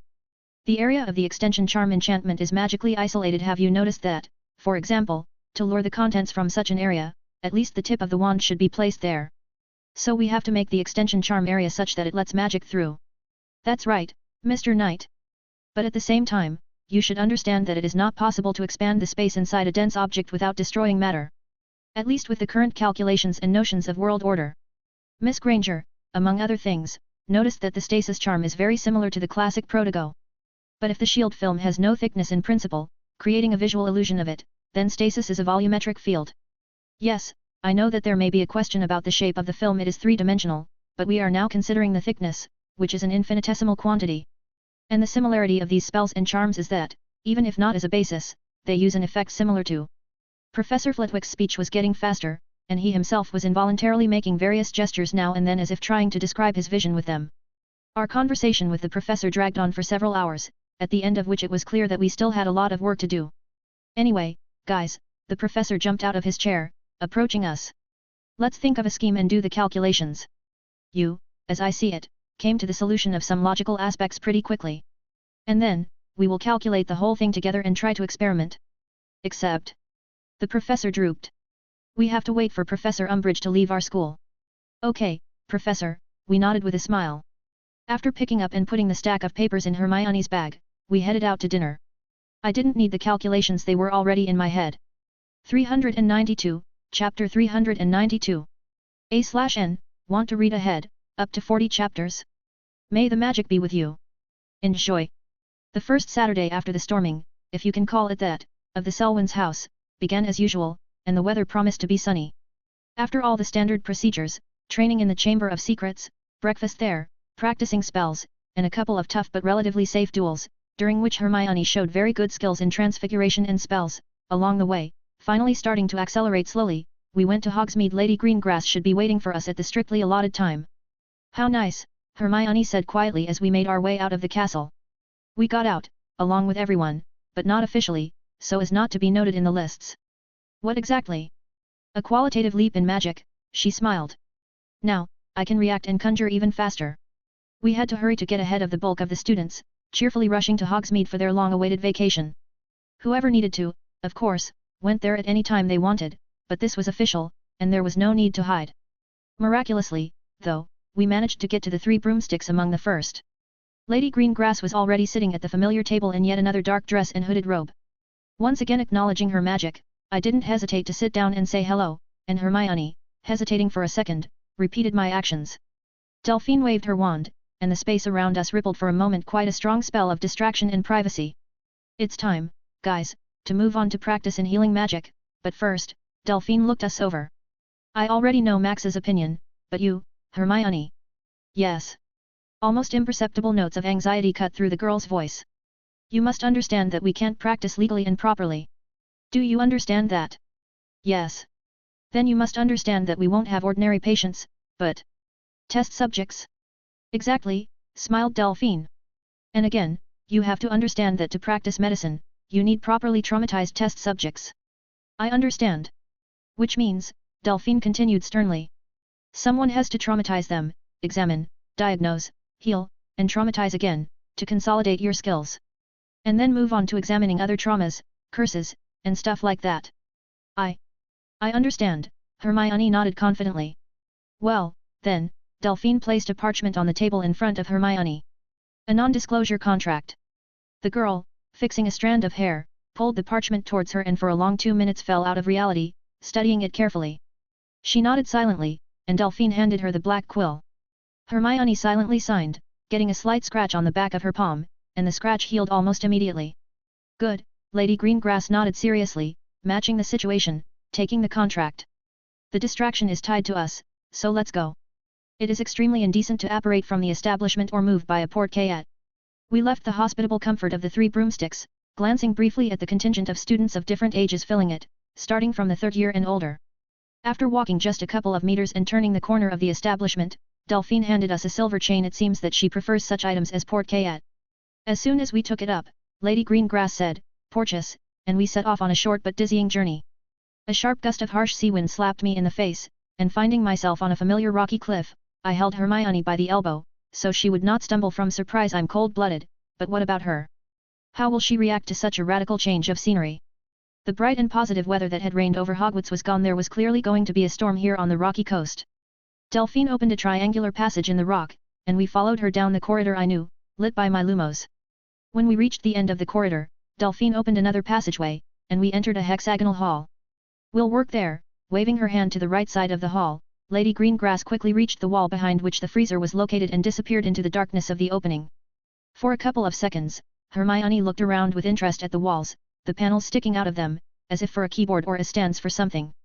Her inspection did not avoid the vaulted ceiling, which consisted of triangles emitting a soft blue light. What's there to work on? She asked a reasonable question, but the answer came from an unexpected source. Transfiguration, came the voice of Lady Greengrass quietly approaching from the side. Are you wizards, or have I wasted so much time? The unaccustomed severity in the manner of the conversation caused Hermione to shift her eyebrows thoughtfully, and I waved my wand immediately pulled out of the holster, creating a simple iron table.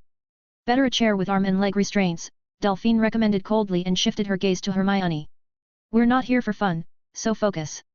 There is no place for jokes and a caring attitude. 393, Chapter 393. A/N, want to read ahead, up to 40 chapters? May the magic be with you. Enjoy. I converted the table into a dental chair, and Delphine waved her hand, sending a ball of metal from behind her back directly into the chair. At the moment of touching the back, the ball turned into a Jugsun. Business dark jacket, hair tied in a ponytail. With a wave of my wand, I made the arm and leg bindings snap together, fusing them together, and the rune chains to increase the strength of the material came through, which I immediately powered up with magic. Jugsun woke reluctantly, and when he blinked and looked us over, he yanked his arms and legs a couple of times, to no avail. With a smirk, he looked at Delphine. And what would that mean? Jonathan Joseph Jugsun, Lady Greengrass put a chill in her voice. 28 uses of unforgivable curses have been officially confirmed, 7 of which are killing curses. All of the killing curses are successful. More than 20 incidents of violence of various kinds against wizards, both pure blood, half-blood, and muggle-born, have been officially confirmed.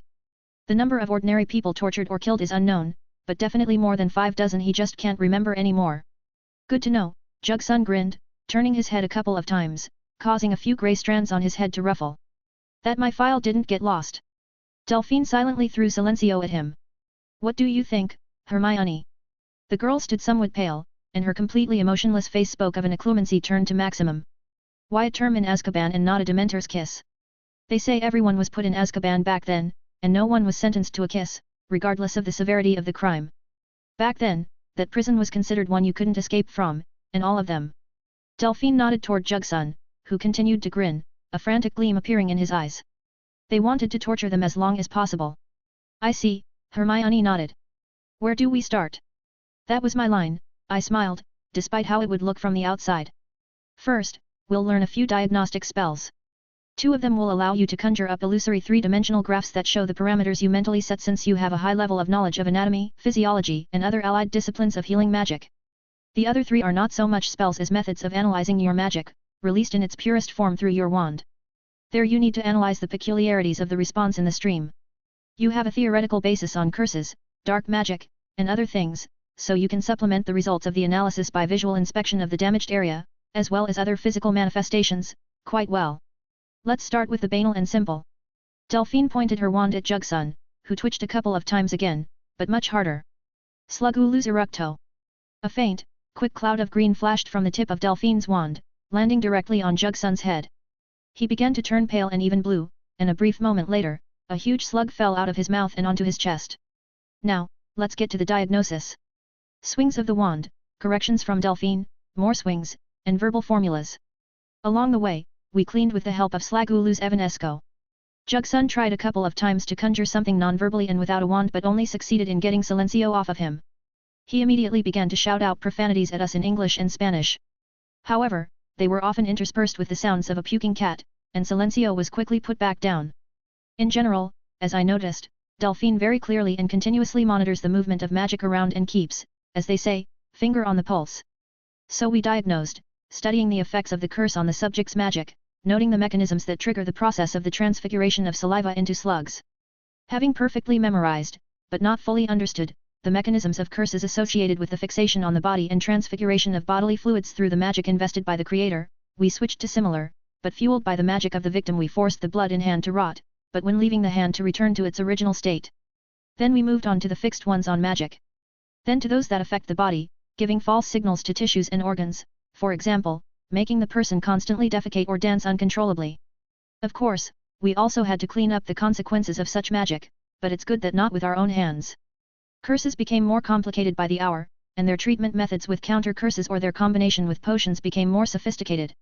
After that, we switched to ordinary physical injuries. We studied how they affect the body and magic, simultaneously trying to track the peculiarities and changing the response from diagnostic charms. I especially liked the banal reducto performed by Delphine. A minimum of magic, no waving or words at all. Just a thin and not particularly bright ray hits the body. Still, its power is so great that it breaks all the bones in its path, turning the tissues into one big hematoma. The shock wave, spreading through the body, tears the mesentery on which the internal organs are attached. That's the experience along with the density of magic in the spell. I wonder how much an inanimate object will explode when hit by this spell performed by Delphine? Or will the destruction go deeper? The final chord was an unremovable curse of rotting flesh. As Delphine threw a disgusting purple dark clod of curse at the lost, pointlessly looking somewhere in the distance Jugsun, the already horrible looking, sweaty and all bloody, but a whole wizard, began to turn sharply blue. His skin began to quickly become covered with scabs, and he began to dry up, then, on the contrary, to swell, twitching in severe convulsions and vomiting fits, flooding himself with pus and bile. His consciousness had long since left his body. "Examine," Delphine said quietly, constantly clearing the air with waves of her wand. Hermione's pallor could be compared to chalk, but due to occlumency, she continued to perform her tasks. I, on the other hand, was somehow indifferent. 394, Chapter 394. A/N, want to read ahead, up to 40 chapters? May the magic be with you. Enjoy. As you can guess, Delphine was saying as we conjured over the slowly dying Death Eater. Vomiting is caused by avalanche intoxication of the body. Do not look at his visual torment. He's been unconscious for a long time, and his brain shut down almost immediately after the curse began. Pay attention to the peculiarity of the curse, which you can feel in magic all over the body. This is how spontaneous mutations feel. This is what makes the curse irreversible, and its roots grow from chimerology. We continued to carefully monitor Jugsun's condition with all available charms, whose hair was already beginning to fall off his head and teeth were beginning to fall out of his mouth. Pay attention to the different feeling in magic. It's like numbness of the hand, but at the same time, there is a feeling similar to the tension before the sprint. This is how increased regeneration with elements of transfiguration and its instant cancellation is felt. This is what most of the magical capabilities of the still living body are spent on. As soon as spontaneous mutations lead to the inability of the body to generate magic, this function of the curse will disappear. It is impossible to stop because it is impossible to localize the binding point of the curse to the material carrier. Unfortunately, the affected do not live long. Or fortunately. Suddenly, a piece of greyish flesh with white pus drips slid off Jugsun's arm and fell to the floor with a nasty slap, spreading slightly. That's enough. Hermione didn't have to be asked to stop twice, and the girl quickly, I would even say instantly, was a couple of steps away from the test subject. Delphine pointed her wand at the still alive Jugsun. Avada Kedavra. A flash of concentrated green light blinded my eyes for a moment, but nothing visually changed. The rotting body sometimes continued to twitch. Evanesco. The corpse was gone, as was everything associated with it. The curse is considered unremovable. Delphine turned to us. But only a few people know it, trying not to apply it. The important thing is that other curses are based on it, related to putrefaction and decay, but much simpler, easier, and I would even say, safer.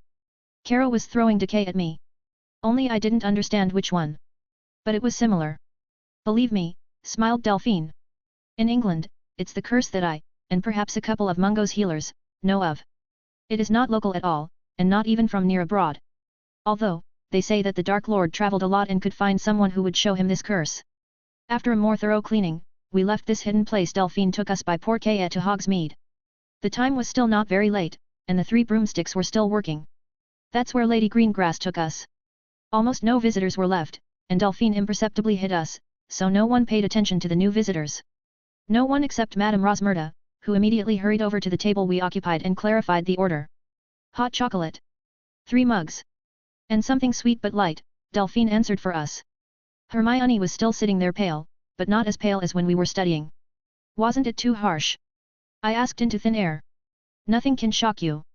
I figured that out a long time ago. But Hermione. Yet. The girl looked up from her desk. I've noticed more than once that many people who grew up in the ordinary world are under the illusion of security and fairy tale. I suppose it has to do with the fact that society itself creates such an illusion.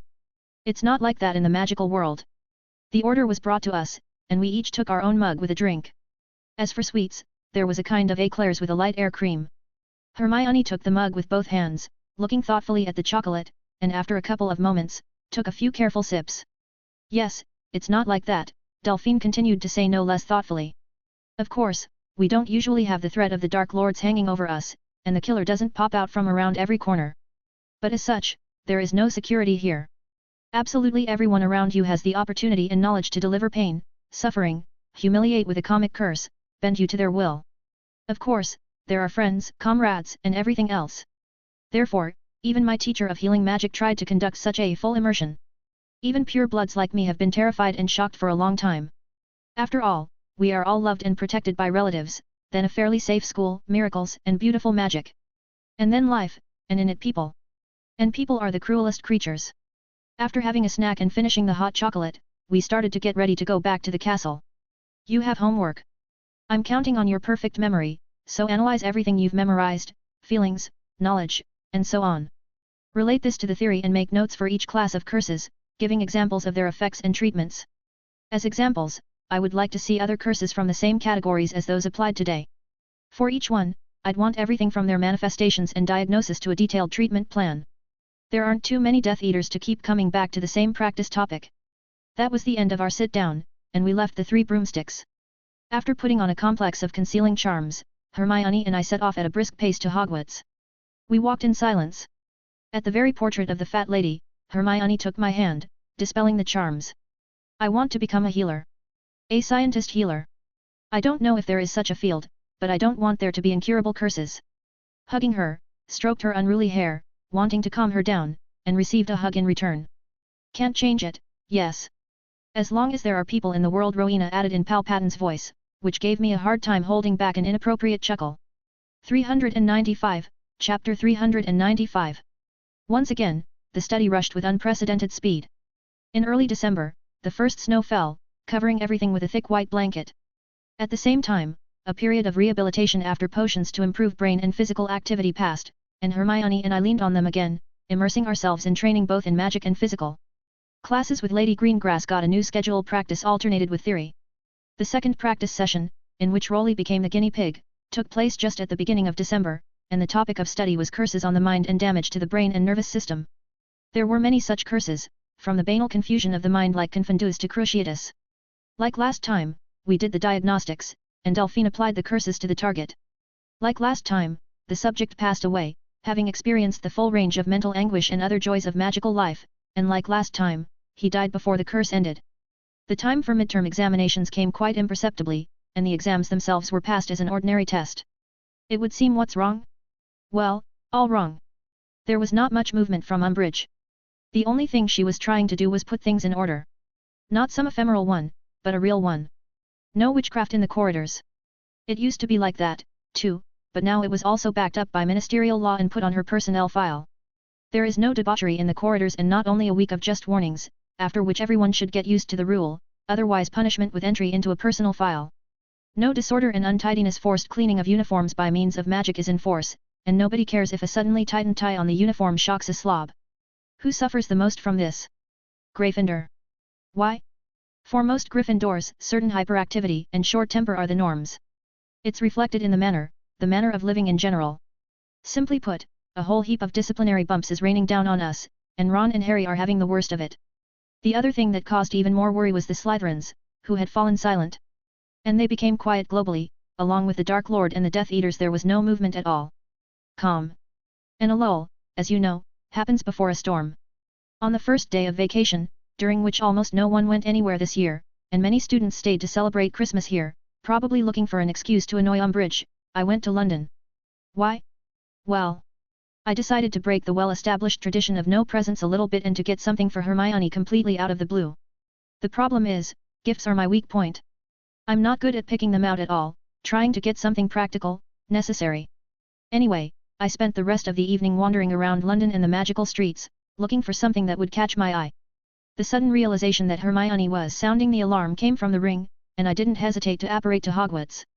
It was the moment Tonks had chosen to activate the mirror we occasionally use to communicate, sharing information or opinions about this or that life situation. Speeding through the snow, I pulled out the mirror on the run and seeing Nymphadора's worried face there, I spoke. I'm kind of busy. Did something happen? As happened! Shouted Tonks, and in the background, the reducto whistled familiarly, followed by, judging by all the same sounds, a collapse of something massive and stony. Sirius is gone, the Order and the Aurors are repulsing some mossy little town. Bombarda Maxima. Stop talking. Came Moody's voice. Change in 30. 1 second. Max. From the liaison at the ministry, they say there's some shit going on. McGonagall is fighting with Umbridge, but she said Potter and a group of students snuck out of the castle, and she didn't have time to stop him. He kept yelling that Sirius was in danger. The puzzle began to form in my head, and I stopped, listening to the ring. The alarm was not from Hogwarts. Don't leave the castle. It's unknown. In 5. Tonks turned off the mirror. Where the hell did you go?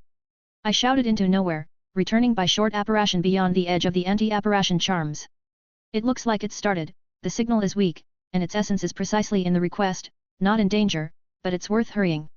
Save everyone first, and then it could be very bad because the headmaster has one foot in the grave. 396, Chapter 396. A/N, want to read ahead, up to 40 chapters? May the magic be with you. Enjoy. The white blanket of snow, even in the night, flickered quickly beneath me as I moved to the edge of the Hogwarts anti-apparition charms. As soon as I reached them, I immediately landed en route to London on Whitehall Street. Appearing across the street from one of the entrances to the Ministry of Magic, I accidentally pushed a person with my shoulder and immediately checked for the presence of concealment charms on myself. Muggle-repelling charms worked. Ignoring the bewildered man, I headed in the direction of the sensations from Hermione's ring. Not the Ministry, but close by. Just in case, pulling out my wand and checking, as far as possible, the space around with the help of the architect's abilities, I got to the alley between the buildings that stood across the street from the Ministry. It was here that I felt Hermione. Actually, here, out of the reach of street lighting, she was standing, holding her wand at the ready. Miona, I called out to the girl, stepping closer. Is everything okay? I'm fine, she sounded like she was looking for someone on the other side. There's another problem. Tell me.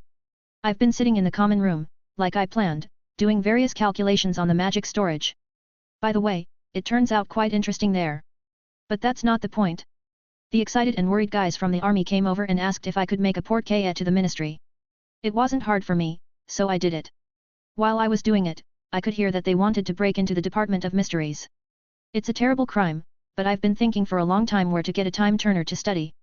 Hermione told quickly, and there was excitement on her face, despite the occlumency. Figured I could secretly follow them and, under the guise of their con, get the time-turner, and maybe something else unique. Following the guys in stealth, I operate after activating their portal.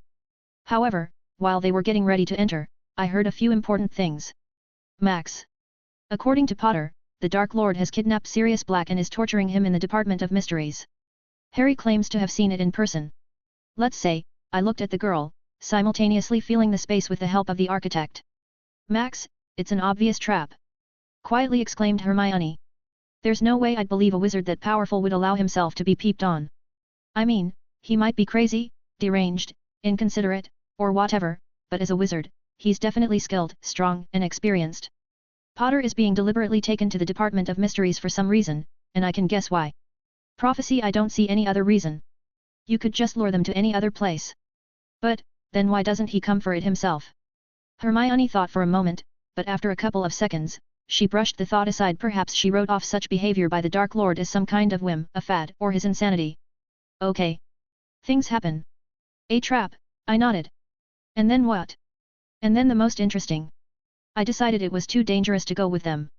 When their group infiltrated the Ministry. Hermione shook her head, smiling sadly. Through the elevator in the booth. In general, as soon as they got inside, access to the Ministry was closed. What do you mean? There. I've already listened to a few wizards trying to get in. The fireplaces are blocked. The elevators are not responding. The guest passageways and the ones for staff don't work. Above the Ministry's dungeon itself is the dome of the prohibition of apparition and short apparition. You can't get there by conventional methods. No one has entered the Ministry in the last 20 minutes. They just went out, but there was no way back.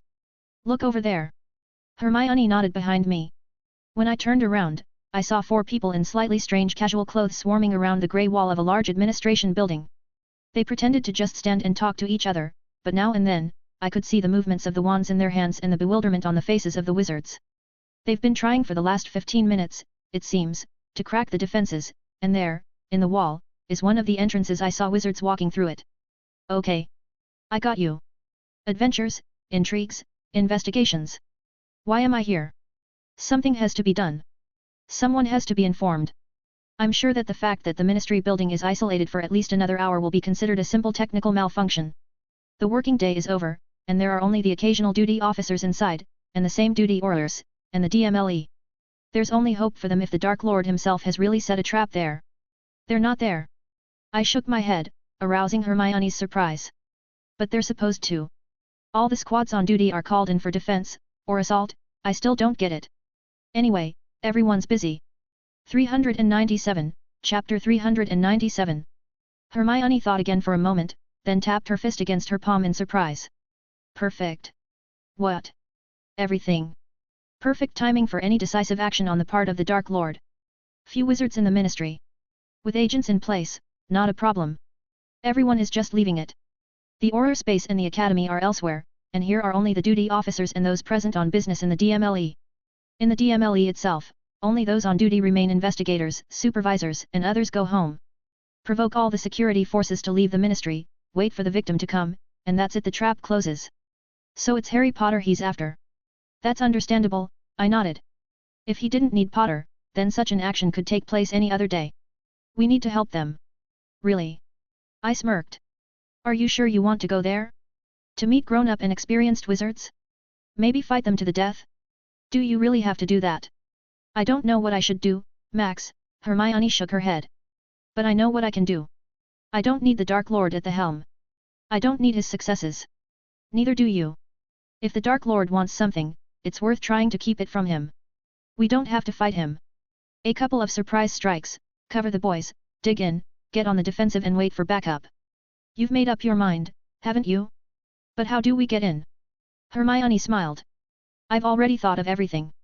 Modern fields of transfiguration prohibition are based not on the prohibition of transfiguration itself but on the impossibility of passing through them, the contours of spells for it. The same applies to the prohibition of spatial transfiguration, as well as short apparition. Most likely, those inside will not want to deprive themselves of the advantage of short apparition. The prohibition field spends more magic than a dome or a sphere, which means there's a sphere. And if it is a sphere, then it is worth applying phasing magic. But I haven't started calculating these moments yet. I'm still having fun with lasers. No problem. Look, Hermione reached into the bag behind her shoulder, and after rummaging through it for a few seconds, pulled out a notebook, quickly flipping through it to the right place. Here. Taking the notebook, I immersed myself in reading the notes in the girl's neat handwriting. I know what you are going to ask, so I'm already processing. Rowena's voice echoed in my head, and I literally physically felt a sudden heaviness in my head. Rowena didn't seem to be sparing my body's resources. As I was reading, I began to use magic to add or correct the arithmetic nuances and rune combinations that seemed to be forming themselves in my head. I was very good at refining Hermione's unfinished, incomplete, but structured notes. Not a minute later, I gave the notes back to her, and now she was looking through them quickly, memorizing them, and the wand in her hand seemed to be reflexively and unconsciously twitching. Cool, the girl smiled. I don't understand why you haven't finished your laser project yet. I mean, you calculate everything so quickly. I'm doing a full adaptation of the physical model to minimize the magical costs. If you don't mind the effort spent, then a couple of samples are ready right now. I see. Let's go quickly. Only on one condition. I stopped the girl who was heading out of our dark corner and already wanted to put a concealing charm on herself. You don't go into battle. Defense. And when we find the guys, you help them in defense, do treatment and other support. I'm too worried about you. So am I for you, Hermione nodded gravely. But it's not like I'm trying to keep you from all your questionable and extremely dangerous adventures. Have a little more faith and trust, Max. Under a complex of concealing charms, we ran across the road, providently skipping a couple of cars, and approached three wizards who pretended to be ordinary citizens talking about their business. It wasn't clear why they were doing it, though, being under Muggle repelling charm, but what if that was the protocol? Without hesitation, I created a contour for Somnus on the tip of the wand, putting the wizards to sleep, and holding Hermione's hand so as not to lose each other due to our invisibility, I pointed the wand at the area of the wall, which is particularly well felt in magic. To begin with, I tried to penetrate beyond this area with the help of the architect's shadow, but, as I thought, nothing came of it. Spatial transfiguration seemed to run into a wall, beyond which it was simply impossible to penetrate. I modeled the construct. Launch it. Listening to Rowena, I launched the construct. It was as if a translucent light wave spread out from the center of my chest, stopping within 2 meters of Hermione and me. An extremely strange sensation pierced through my body.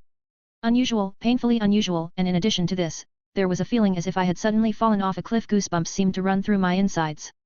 But what was much more interesting was that inside this hemisphere, air and light acquired a greenish glow, and at the very edge, in the area of transition from the sphere to ordinary space, a funny visual effect of the aurora appeared. Now, in theory, all magic and spells emanating from this area have a reverse phase. If you can call it that at all. Wasting no time in dialogue with my schizophrenia, I launched the shadow, which turned out to be not the usual black but a rotten green. It passed easily through the barrier that had stopped it moments before. Yanking Hermione's arm, all I got was the sound of gagging and, from the looks of it, the sound masking charms turned off. Disgusting feelings. Hermione whispered softly, and I agreed with her. I could hardly contain myself. Now I'll get us there, then we'll use short apparition if the space is free. Got it. Concentrating as much as possible, I sent the shadow of the architect further along the magically closed area from ordinary people. A mixture of shadow and transfiguration of space, and even mostly under the control of Rowena, easily passed along a kind of thread of charms that connected this wall and the hall deep underground and other games with space, hiding areas, and other nonsense. However, it was enough for the architect's abilities to play the role of a trolley on these magical rails, transferring Hermione and me from point A to point B. 398, Chapter 398. A/N, do you want to finish reading the book today? Do it. Now you can. May the magic be with you. Enjoy. 3. Literally falling out of the wall in a low round hall with many elevators, we came out of the short apparition, and I turned off the magic inverter. Nonsense, Hermione shook her head. I thought it wasn't like that. Yet. I was also expecting not fields in any way, but an outgoing flow of magic. It will need to be redesigned for a different form. But did you notice? The smoke of the short apparition was green, like Avada. And this leads to interesting thoughts. Won't Protego, based on phase inverted magic, stop Avada? We looked at each other stupidly for a couple of seconds, after which Hermione shook her head and with it a lush ponytail of hair as if driving away stupid thoughts. Waving her wand in the direction of one of the elevators, Hermione, judging by the devastating explosive effect that occurred, launched Bombarda Maxima into the elevator, tearing the doors and the cabin to shreds. The meaning is clear. It is extremely difficult and incredibly costly to apparate through matter with a rigid crystal lattice. Even for water, there is its own special, somewhat more costly modification. Without wasting any more time talking, we went into short apparition, descending down the elevator shaft in black clouds of smoke. The absolute darkness did not prevent us from moving. All the first elevators lead to the atrium, Hermione's distorted voice came to me, laced with metallic notes. The various pamphlets did not gather dust in bookstores for nothing, and the information in them could come in handy at the most unexpected moment. Very soon, a bright spot appeared at the end of the shaft. I flew out into the atrium of the ministry and quickly looked around. Even with the overview vision in short apparition, it is impossible to pay attention to the entire field of vision at the same time. Consciousness is not immediately ready to rebuild and process a completely different amount of data. The light in the atrium was much dimmer than at normal times, and the hall was in semi-darkness. There was no fire burning in the fireplaces, but the golden symbols on the ceiling continued their unknown dance, filling the space with very weak light. We flew under the atrium ceiling towards the fountain and then to the hall with elevators. There was no one where the wizard on duty was supposed to be sitting at the inspection point, and this is a 24-hour post. Another bombarda, performed by Hermione, blew the hell out of one of the elevator booths, scattering large shards of stone, iron, and other material aside, along with a dense cloud of dust. We flew down the elevator shaft again, and I asked Rowena to participate as fully as possible in the whole thing. No time to test my own abilities. If I were alone I would try out my skills without her help, but right now, I'm too worried about Hermione, even though I'm suppressing this feeling. Ideally, I'm worried about the others, even though I don't know who went with Potter. It's funny how long coexistence in childhood affects this. I probably wouldn't even be able to kill the jerk and scoundrel Malfoy in cold blood. But Selwyn, whom I saw only occasionally, I could easily. How cunning the founders were. I'm willing to bet that it wasn't just for the sake of unified and versatile basic education that they built Hogwarts. You live like that and see someone almost every day for 7 years, and then it's hard to kill them. Intrigue, plotting, you're welcome. But to kill. Of course, that doesn't stop some people or even vice versa, but still. The elevator shaft didn't want to end. Miona, wait, I shouted into space, stopping. Yes. Came Hermione's voice nearby. We were hovering in this completely black space. Only through sensitivity to magic did we retain the ability to sense each other. I need to answer. It didn't take me long to realize that the slight discomfort of being in short apparition was caused by the communication mirror. As I pulled it out and brought my hand with it out of the apparition, I saw Tonks' face in the reflection, with the bustling members of the Order of the Phoenix in the background, but far from in its entirety. Tonks was about to say something, but all she saw was darkness, of that I was sure. Max. I'm in the dark and in short apparition, my voice was distorted but recognizable. Where are you? It doesn't matter, though, Nymphadора's face read slight tiredness and relief. At the Ministry. In the Ministry. Moody flashed in the background. He immediately turned in our direction, walked briskly to Tonks, and snatched the mirror from her hands. Listen carefully, rookie, Moody was now looking at me with his new prosthetic, and his voice was quiet and judicious. The Ministry is surrounded by a bunch of blocking barriers, and we, like other wizards, have an extreme need to get there. We need to find whoever's putting up those barriers, which is definitely human, and he must be as garlanded with artifacts as a Christmas tree. What are you even doing there? Here Potter went with the company to rescue Sirius. Apparently, I will have to save him. Ugh! Spat Moody angrily. Dragon shit! So that's it.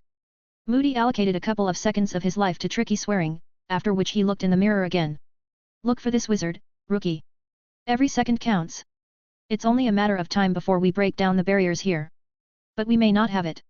Most likely, there are several Death Eaters, and most likely, the barrier holder is among them. And if I were the leader of the group, I wouldn't entrust this matter to anyone.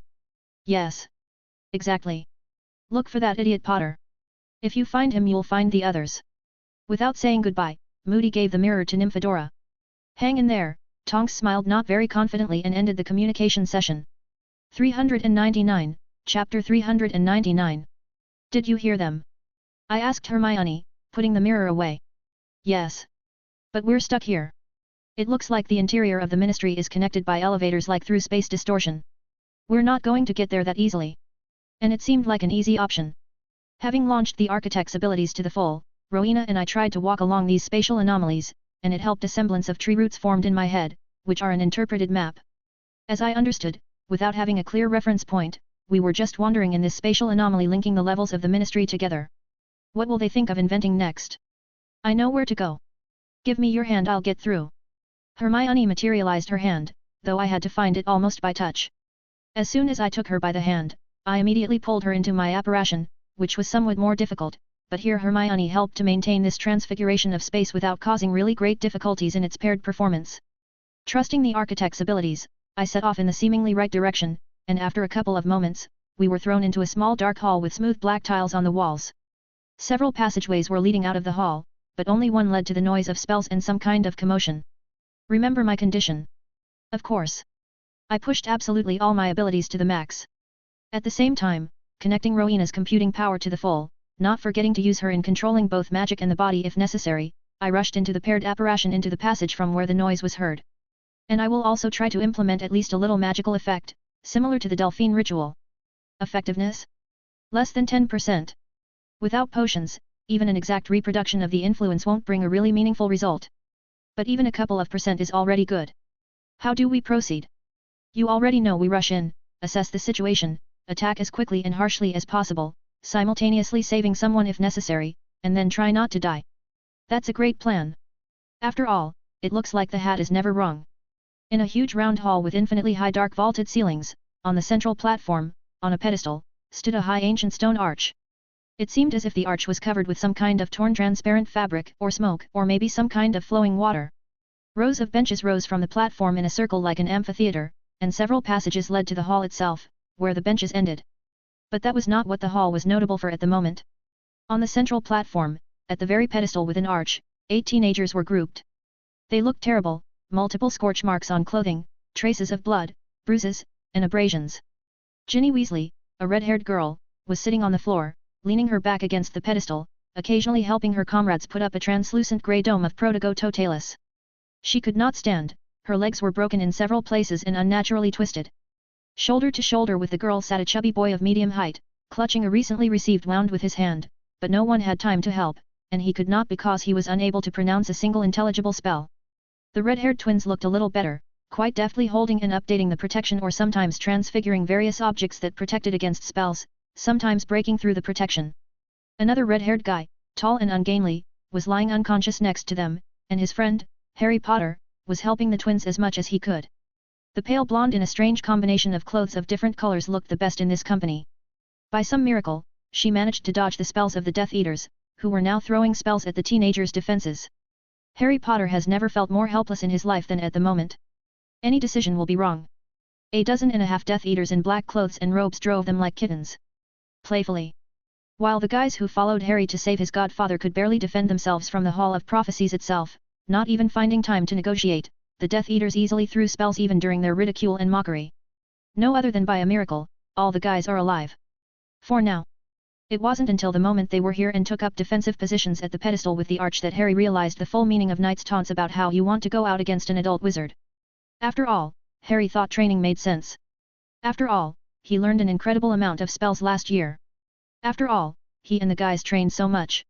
And now Harry realized the gulf of difference between a student, an ordinary wizard, a layman, or an employee of the Ministry's Peace Department. Now, when none other than Barty Crouch Jr., standing 10 meters away from the protection of the guys, held a wand at the Temple of Sirius, who was kneeling, tortured and broken, demanding a ball of prophecy that Harry held in his hands, and his friends and comrades, like Sirius himself, shout, "Don't you dare! I'm sick of it!" Crouch shouted, smiling furiously, licking his lips. "Stop playing with them! They've arranged Mordred knows what here. Oh, our little Barty is upset," a tall, statuesque witch with a crown of unruly black hair and a crazy smile and all 32 perfect white teeth spoke as if talking to a small child. Bellatrix Lestrange, and it was she, lazily pointed her wand at the Protogo Dome, under which the teenagers were hiding. A spell or two came at the dome every second, either spreading out or breaking it cleanly, and Harry clearly understood that if the Death Eaters wanted to, they would have smeared them with a thin layer on the walls of the Ministry long ago. Avada Kedavra, Bellatrix lazily uttered the words of the unforgivable curse, and the bright green ray passed through the protection unhindered. 400, Chapter 400. A/N, do you want to finish reading the book today? Do it. Now you can, Winky Face, may the magic be with you. Enjoy. 3. George reacted in time and placed a transfigured steel tray under the beam, which collapsed, but also stopped the spell. Look, Barty, Bellatrix danced joyfully around her comrade, causing Harry a painfully persistent déjà vu. They're still holding on. It's great, isn't it? Another spell from one of the Death Eaters flew into the defense again, smashing and collapsing the dome as if it were made of glass. Protogo Totalis, Ginny restored it immediately, still leaning her back against the pedestal. Fientuduri, Luna Lovegood strengthened the defense but suddenly looked up somewhere. Darkness, is coming. How much worse can it get? Thought Harry. If it hadn't been for Max's advice, they might have been killed even sooner. Crouch Jr. was acting too tough. Suddenly one of the doors to the hall swung open. Another black smoke flew through the opening at an incredible speed, in which the Death Eaters fly. It was flying so fast that Harry couldn't follow it with his eyes.